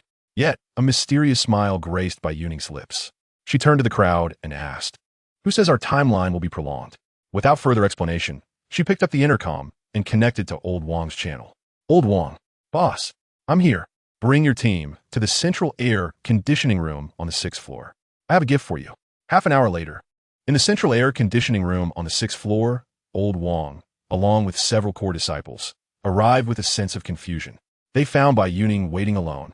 Beside her were several enormous boxes covered with thick tarpaulins. The means of which to bring them there was unknown. "Boss, what is this?" Old Wong inquired. Bai Youning remained silent, merely lifting the tarpaulin from one of the boxes. A chilling blue mist immediately surged forth from the box, refreshing the previously sweltering air. Old Wong and his companions gasped in astonishment. Inside the massive box lay an abundance of crystal-clear, icy blocks, radiating an intense chill. Alongside the ice blocks, there rested a silver machine, exuding a futuristic aura. The label on the machine was one they could barely comprehend. Portable industrial-grade forced cooling unit. "What?" Old Wong stammered, rendered speechless by the shock. In this apocalyptic world, where even electricity is becoming a luxury, ice is akin to a miracle, not to mention the seemingly advanced cooling machine. These ice blocks will suffice for providing physical cooling to the core construction zone, Bai Youning stated calmly, pointing to the machine. This cooling unit can operate independently, and its efficiency is sufficient to maintain a constant temperature of 25 degrees in the entire hot spring construction area. Install it. From today onward, the geothermal power station project will implement 24-hour, 3-shift, uninterrupted construction. Bai Youning's words resounded like a thunderclap in the hearts of Lao Wang and the others. They gazed at the miraculous ice block and machinery before them, and then at this queen, who could perpetually conjure wonders. The astonishment and fervor within them had reached a zenith. They understood that they were racing against the calamitous heat of nature. Chapter 53. Order and new endeavors. As time progressed, the sun in the sky increasingly resembled a malevolent curse hanging above. The temperature had stabilized at a staggering 45 degrees. The world below was akin to a colossal iron pot forgotten on the stove, with every inch of land and each desiccated leaf emanating a despairing scent of char. In stark contrast was the cloud summit base. Thanks to the industrial-grade refrigeration unit produced by Bai Youning, the bustling hot spring construction area remained enveloped in a refreshing mist, resembling a fairyland. Yet this miraculous machine could not cover the entire mountaintop. Outdoor work in other areas still had to contend with the searing heat. In the main building, the command center on the 11th floor, Lin Wan held a report, her brow furrowed as she relayed to Bai Youning, "Boss, the base's freshwater consumption has exceeded our estimates by 30% in recent days. The workers are expending tremendous energy and sweating profusely. Our stock of salt blocks is nearly depleted." Bai Youning gazed calmly out at the air distorted by heat waves. All of this was anticipated. At that moment, Li Jun's voice crackled through the intercom, sounding urgent. "Boss, there's a situation at Villa 4. The 4 individuals locked in the basement are nearing their limit. The basement is poorly ventilated. It's like a steamer down there. If we keep them confined, it could lead to fatalities." The air in the command center fell silent instantly. Lin Wan and Wang Hai turned their gaze to Bai Youning, awaiting her decision. Should they be left to their own devices, or was it worth the lives of those who held no value? Bai Youning's voice was cold and clear, devoid of any emotional fluctuation. She picked up the intercom and issued a direct order. "Li Jun, bring them out. Take them to the main building and assign them a 4-person room in the employee dormitory on the 2nd floor." Wang Hai paused momentarily in surprise, but quickly stood at attention, responding yes. Half an hour later, on the 2nd floor of the main building, Zhou Hao and his 3 companions were ushered in by the security team, resembling 4 fish plucked from boiling water. The transition from the stifling basement to the brisk, pristine lobby was so abrupt that their minds momentarily faltered.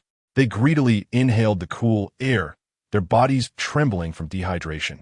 Wang Hai stood before them, his expression impassive, looking down at these fools who had once dared to challenge the Queen's authority. "Your boss has shown mercy, granting you a chance at life." His voice was as cold and harsh as steel grinding against steel. "From today onward, you shall reside here." Upon hearing these words, Zhou Hao and his companions could scarcely believe their ears, their eyes igniting with a spark of wild joy. They believed that Bai Youning was about to grant them clemency. However, Wang Hai's subsequent words fell upon them like a bucket of icy water, awakening them in an instant. Yunding does not support idlers, nor does it tolerate incompetence. Wang Hai's gaze sharpened, becoming as piercing as a blade. Your task is to clean all the public restrooms within the main building. Complete it punctually each day, and you may collect your 3 meals from the dining hall. Should I find any restroom in a state of disarray, your meals for that day shall be forfeited. Here, you may earn a mere 10 basic points daily, sufficient only for sustenance. Do you wish to live better? Then labor with greater diligence to earn additional rewards. Fail to perform well, or dare to entertain any ill intentions, Wang Hai scoffed, and I shall personally cast you out of Yunding to bask in the sunlight outside. With that, he averted his gaze from the group and turned to the nearby guards, commanding, take them to their dormitory, then to the logistics department to collect cleaning supplies. They are to commence work immediately. Zhou Hao and his companions were escorted to a clean and tidy employee dormitory on the 2nd floor. For beds, a private bathroom, and the cool breeze of central air conditioning flowed steadily from the vents. One of them, touching the icy sheets, gazed out at the bleached sky and could no longer contain himself, his voice tinged with a sob. This place is simply heaven. Zhou Hao slumped to the ground, overwhelmed by boundless regret and fear. He finally comprehended the absurdity and foolishness of his previous actions. Here, resisting Bai Youning was a path to certain doom. Yet, obedience, even if it meant cleaning restrooms, could afford one a semblance of life. The choice was no longer necessary to deliberate. Meanwhile, in the area behind the base where animals were kept, a logistics staff member was excitedly reporting to Lin Wan. Sister Lin, wonderful news. What is it that has you so flustered? Lin Wan, who was counting supplies, lifted her head at the sound. The logistics staff member pointed excitedly toward a nearby rabbit hutch. His face flushed with excitement. Of the wild rabbits we captured earlier, it seems 2 of the females are pregnant. Their bellies are swelling. Upon hearing this, Lin Wan's eyes brightened. She hurried over to inspect, a genuine smile blossoming on her face. Meat. In this apocalyptic world, a stable source of meat was as valuable as gold. Though it was merely a handful of rabbits, it represented hope, the hope that the base could sustain itself and develop positively. She immediately instructed the logistics staff member, take good care of them, whatever feed they require. Report directly to the logistics department for priority supply. These are the first treasures of Yunding. Under Bai Youning's iron-fisted rule, order within the base was being established and solidified in a harsh yet efficient manner. The value of each individual was clearly defined. Whether they were esteemed technical experts or humble laborers seeking redemption, all contributed their share to the functioning of Yunding's war machine. Chapter 54. A new force a week had passed. The external temperature had stabilized at a terrifying 50 degrees Celsius. The earth lay scorched, fissured like a spider's web, resembling the scars of the planet itself. The once lush Zijing mountain now appeared desolate, an expanse of withered yellow, akin to a patient afflicted with a malignant tumor, steeped in lifelessness. At the foot of the mountain, the Zijing Villa district had long since lost its former tranquility and opulence. It had devolved into a squalid refugee camp, overcrowded and reeking. After Bai Youning took her core members and supplies, the abandoned villas quickly became derelict domains. Survivors, driven to desperation by the oppressive heat, flocked to the area. Villa number 3, once Bai Youning's residence, now resembled a tin can crammed with sardines. Within its modest few hundred square meters, nearly 200 survivors were crammed. The hall, rooms, corridors, and even the kitchen and restroom were teeming with people. The air was thick with the nauseating amalgamation of sweat, excrement, and decaying food. Yet, no one dared to leave, for outside lay a hellish landscape. The temperature soared to 50 degrees Celsius, sufficient to induce severe dehydration within half an hour, turning a living person into a desiccated corpse in a single day. The walls and roof of the villa provided their only shelter, despite the overcrowding and filth akin to a purgatory on earth. It was a place where one could still cling to life. Water. Does anyone have water? I'm about to die of thirst, a feeble voice echoed from a corner. But no one responded. Here, a single bottle of clean water was more precious than anything else. Just last night, a fight had erupted over half a bottle, leaving someone bloodied. Chaos, despair, and numbness permeated every occupied villa. Meanwhile, atop the mountain, a starkly contrasting scene unfolded. The rear mountain's breeding area had expanded several-fold. Lin Wan, accompanied by a few logistics personnel, beamed at the vibrant tableau before her. "My goodness, this is astonishing," exclaimed a new logistics member, astonished by the multitude of rabbits, both large and small. The initial 2 pregnant does had merely marked the beginning. The rabbit's reproductive prowess, under the conditions of ample food and a secure environment, was on full display. With a gestation period of just over a month, a single litter could yield 6 to 10 offspring. These newborn rabbits would reach maturity in 3 to 4 months, ready to breed again. This exponential growth had allowed the breeding area to expand exponentially within a mere month. At this rate, even with the current small population, adding a few hundred more would enable them to feast on rabbit meat until they were satiated. Lin Wan's face radiated with the joy of harvest. She had already begun to strategize the next steps, intending to transform rabbit meat into jerky and cured products for the base's strategic reserves.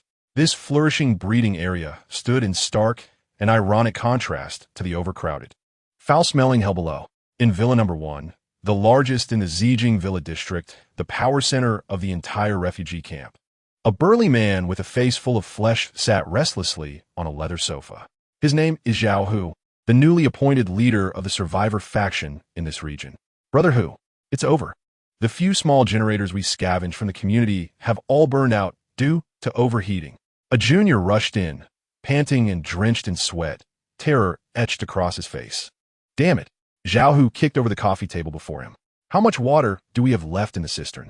"Just enough for everyone to drink for 2 more days." Zhao Hu's expression darkened immensely. Without electricity, the water pump could not draw from the deep well.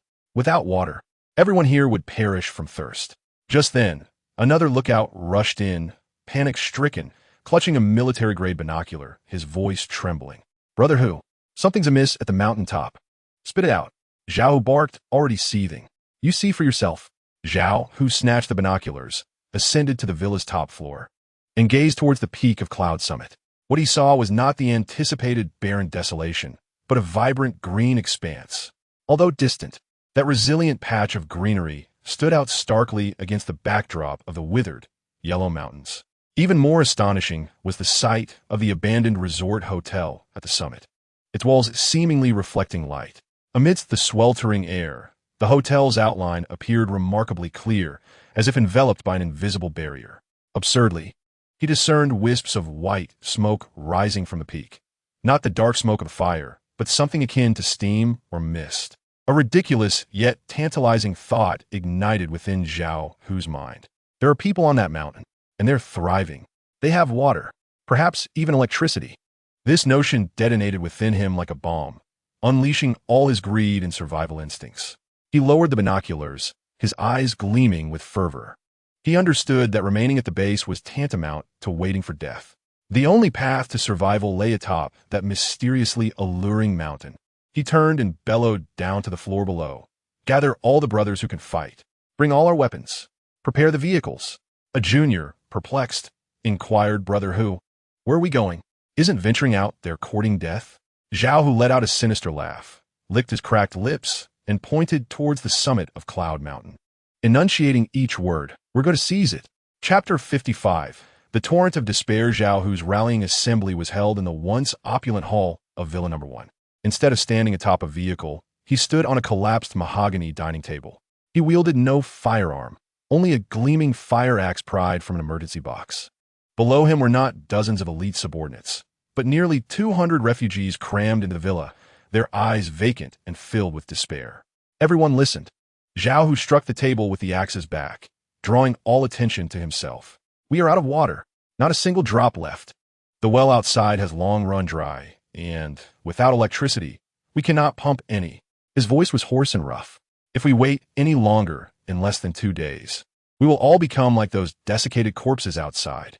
The hall was shrouded in an eerie silence, punctuated only by heavy breaths and muffled sobs. The shadow of death loomed over every heart. However, Zhao Hu abruptly shifted his tone, a frenzied light igniting in his eyes as he brandished a fire axe, pointing towards a mist-clad mountaintop. "I have discovered a lifeline. Up on a mountain, in that abandoned hotel, there are people." This revelation detonated like a bomb amidst the stillness of the crowd. "They have food, they have water. Just a few nights ago, I saw lights shining at the summit. Zhao Hu's voice brimmed with persuasion. Why should we wait here to perish while they revel above? We are numerous. Over 200 of us. How many can they have up there? 10? 20? With his fire axe waving, spittle flying, he declared, if we charge together, can their meager numbers withstand us? Soon enough. We shall drink clean water at will. Feast to our heart's content. No longer shall we be crammed in this foul pit. Those who wish to live, follow me. Let us seize what is ours. Desperation proved to be the finest fuel. In the face of certain doom, morality and reason faltered. The instinct for survival rekindled a fiery blaze in the eyes of these once-numbed refugees, a flame intertwined with greed, envy, and madness. Charge! Seize what is ours!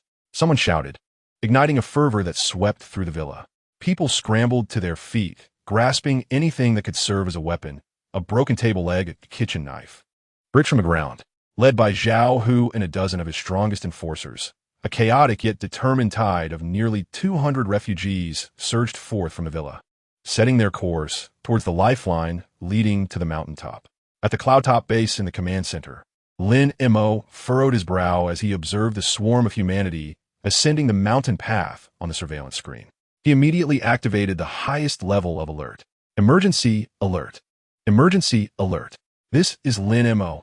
A massive crowd has been detected in the A2 monitoring zone, estimated to exceed 200 individuals, approaching the base on foot. They are armed with makeshift weapons. Repeat, this is not a small group of adversaries. It is a tide of refugees. This news sent shockwaves through the entire base. Bai Youning's expression was graver than ever. Her worst fears had materialized. Dealing with a handful of ruffians was simple, but confronting a vast throng of coerced refugees posed an exceedingly complex challenge. To kill was not an option. It would obliterate her moral foundation for establishing civil order. To allow them entry was equally unacceptable.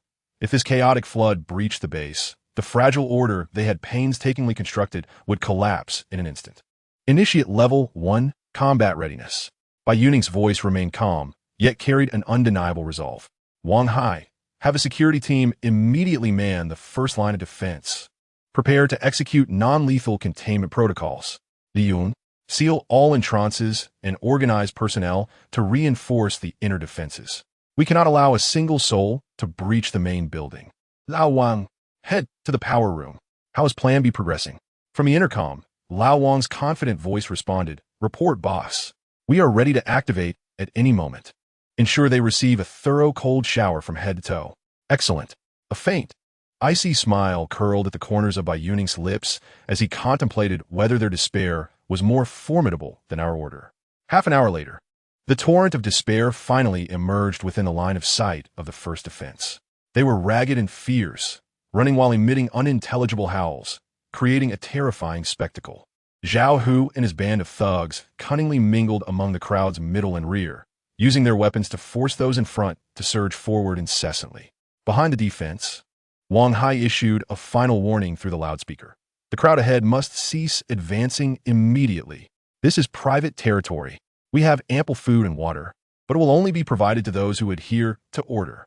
Halt immediately, or we shall take coercive measures.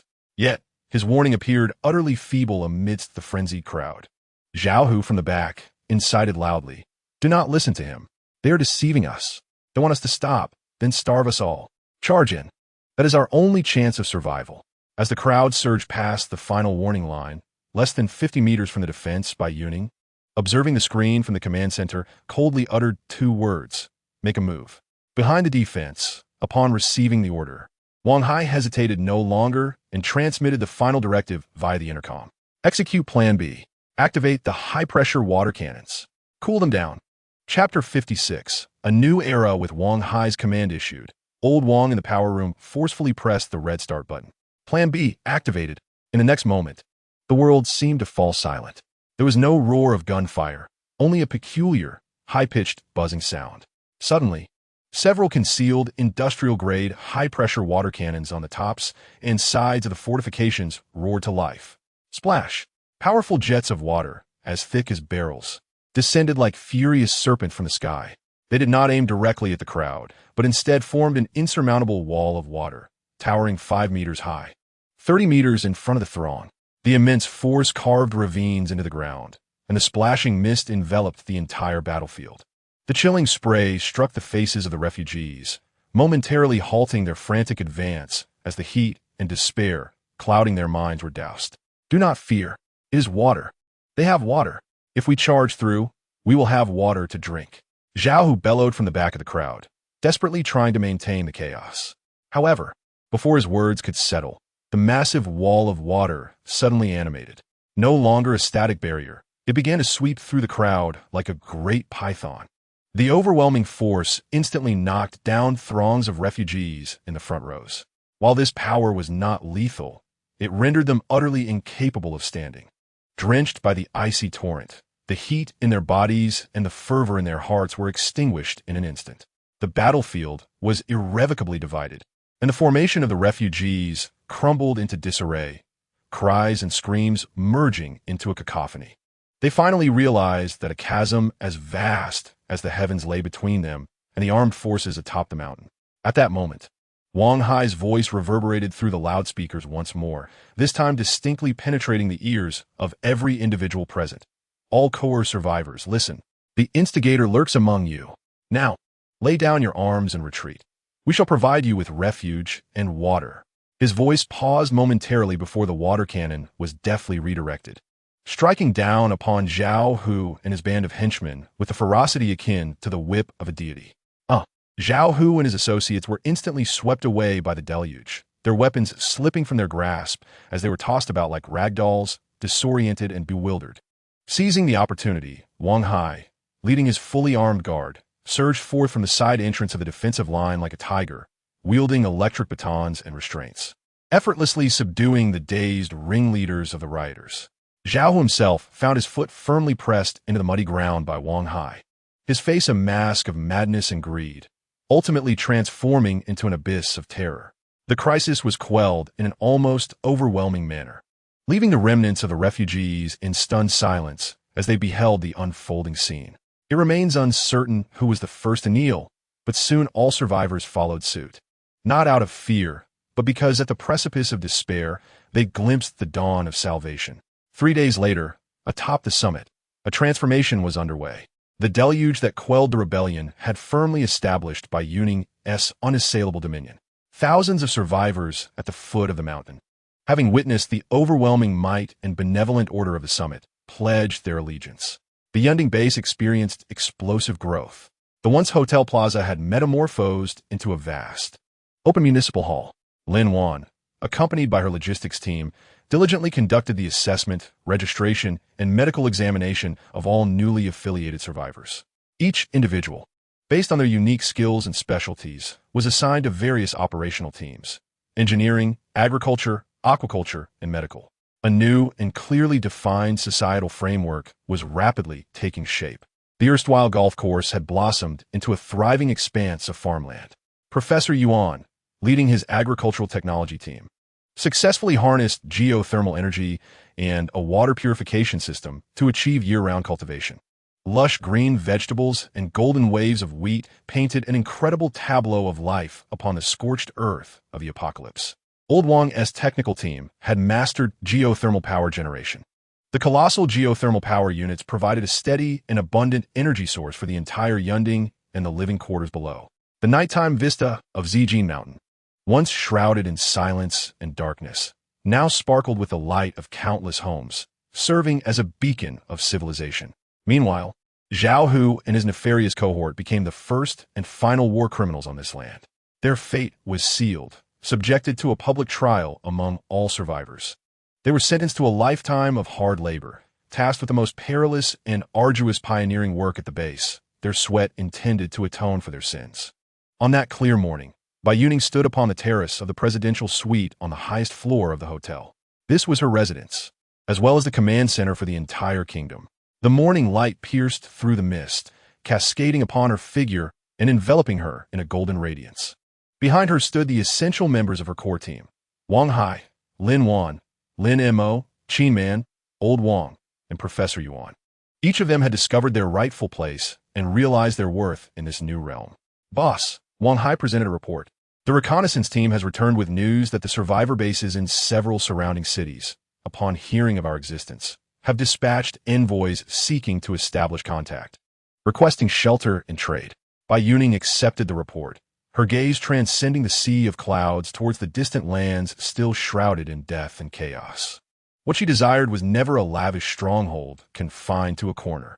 Instead, she sought to reignite the embers of civilization upon this desolate earth and forge a wholly new order that truly belonged to the survivors. Today, this spark blazed fiercely atop the clouds. Tell them, Bai Youning's voice carried on the winds to distant shores. The summit welcomes all who harbor hope and are willing to strive for it. She turned to behold those who trusted and followed her, gazing at the vibrant fields and the brilliantly lit homes in the distance. A genuine, heartfelt smile finally graced her lips. Though the shadows of the apocalypse may linger over the world for some time, atop this cloud summit, a new era has undoubtedly dawned. The end.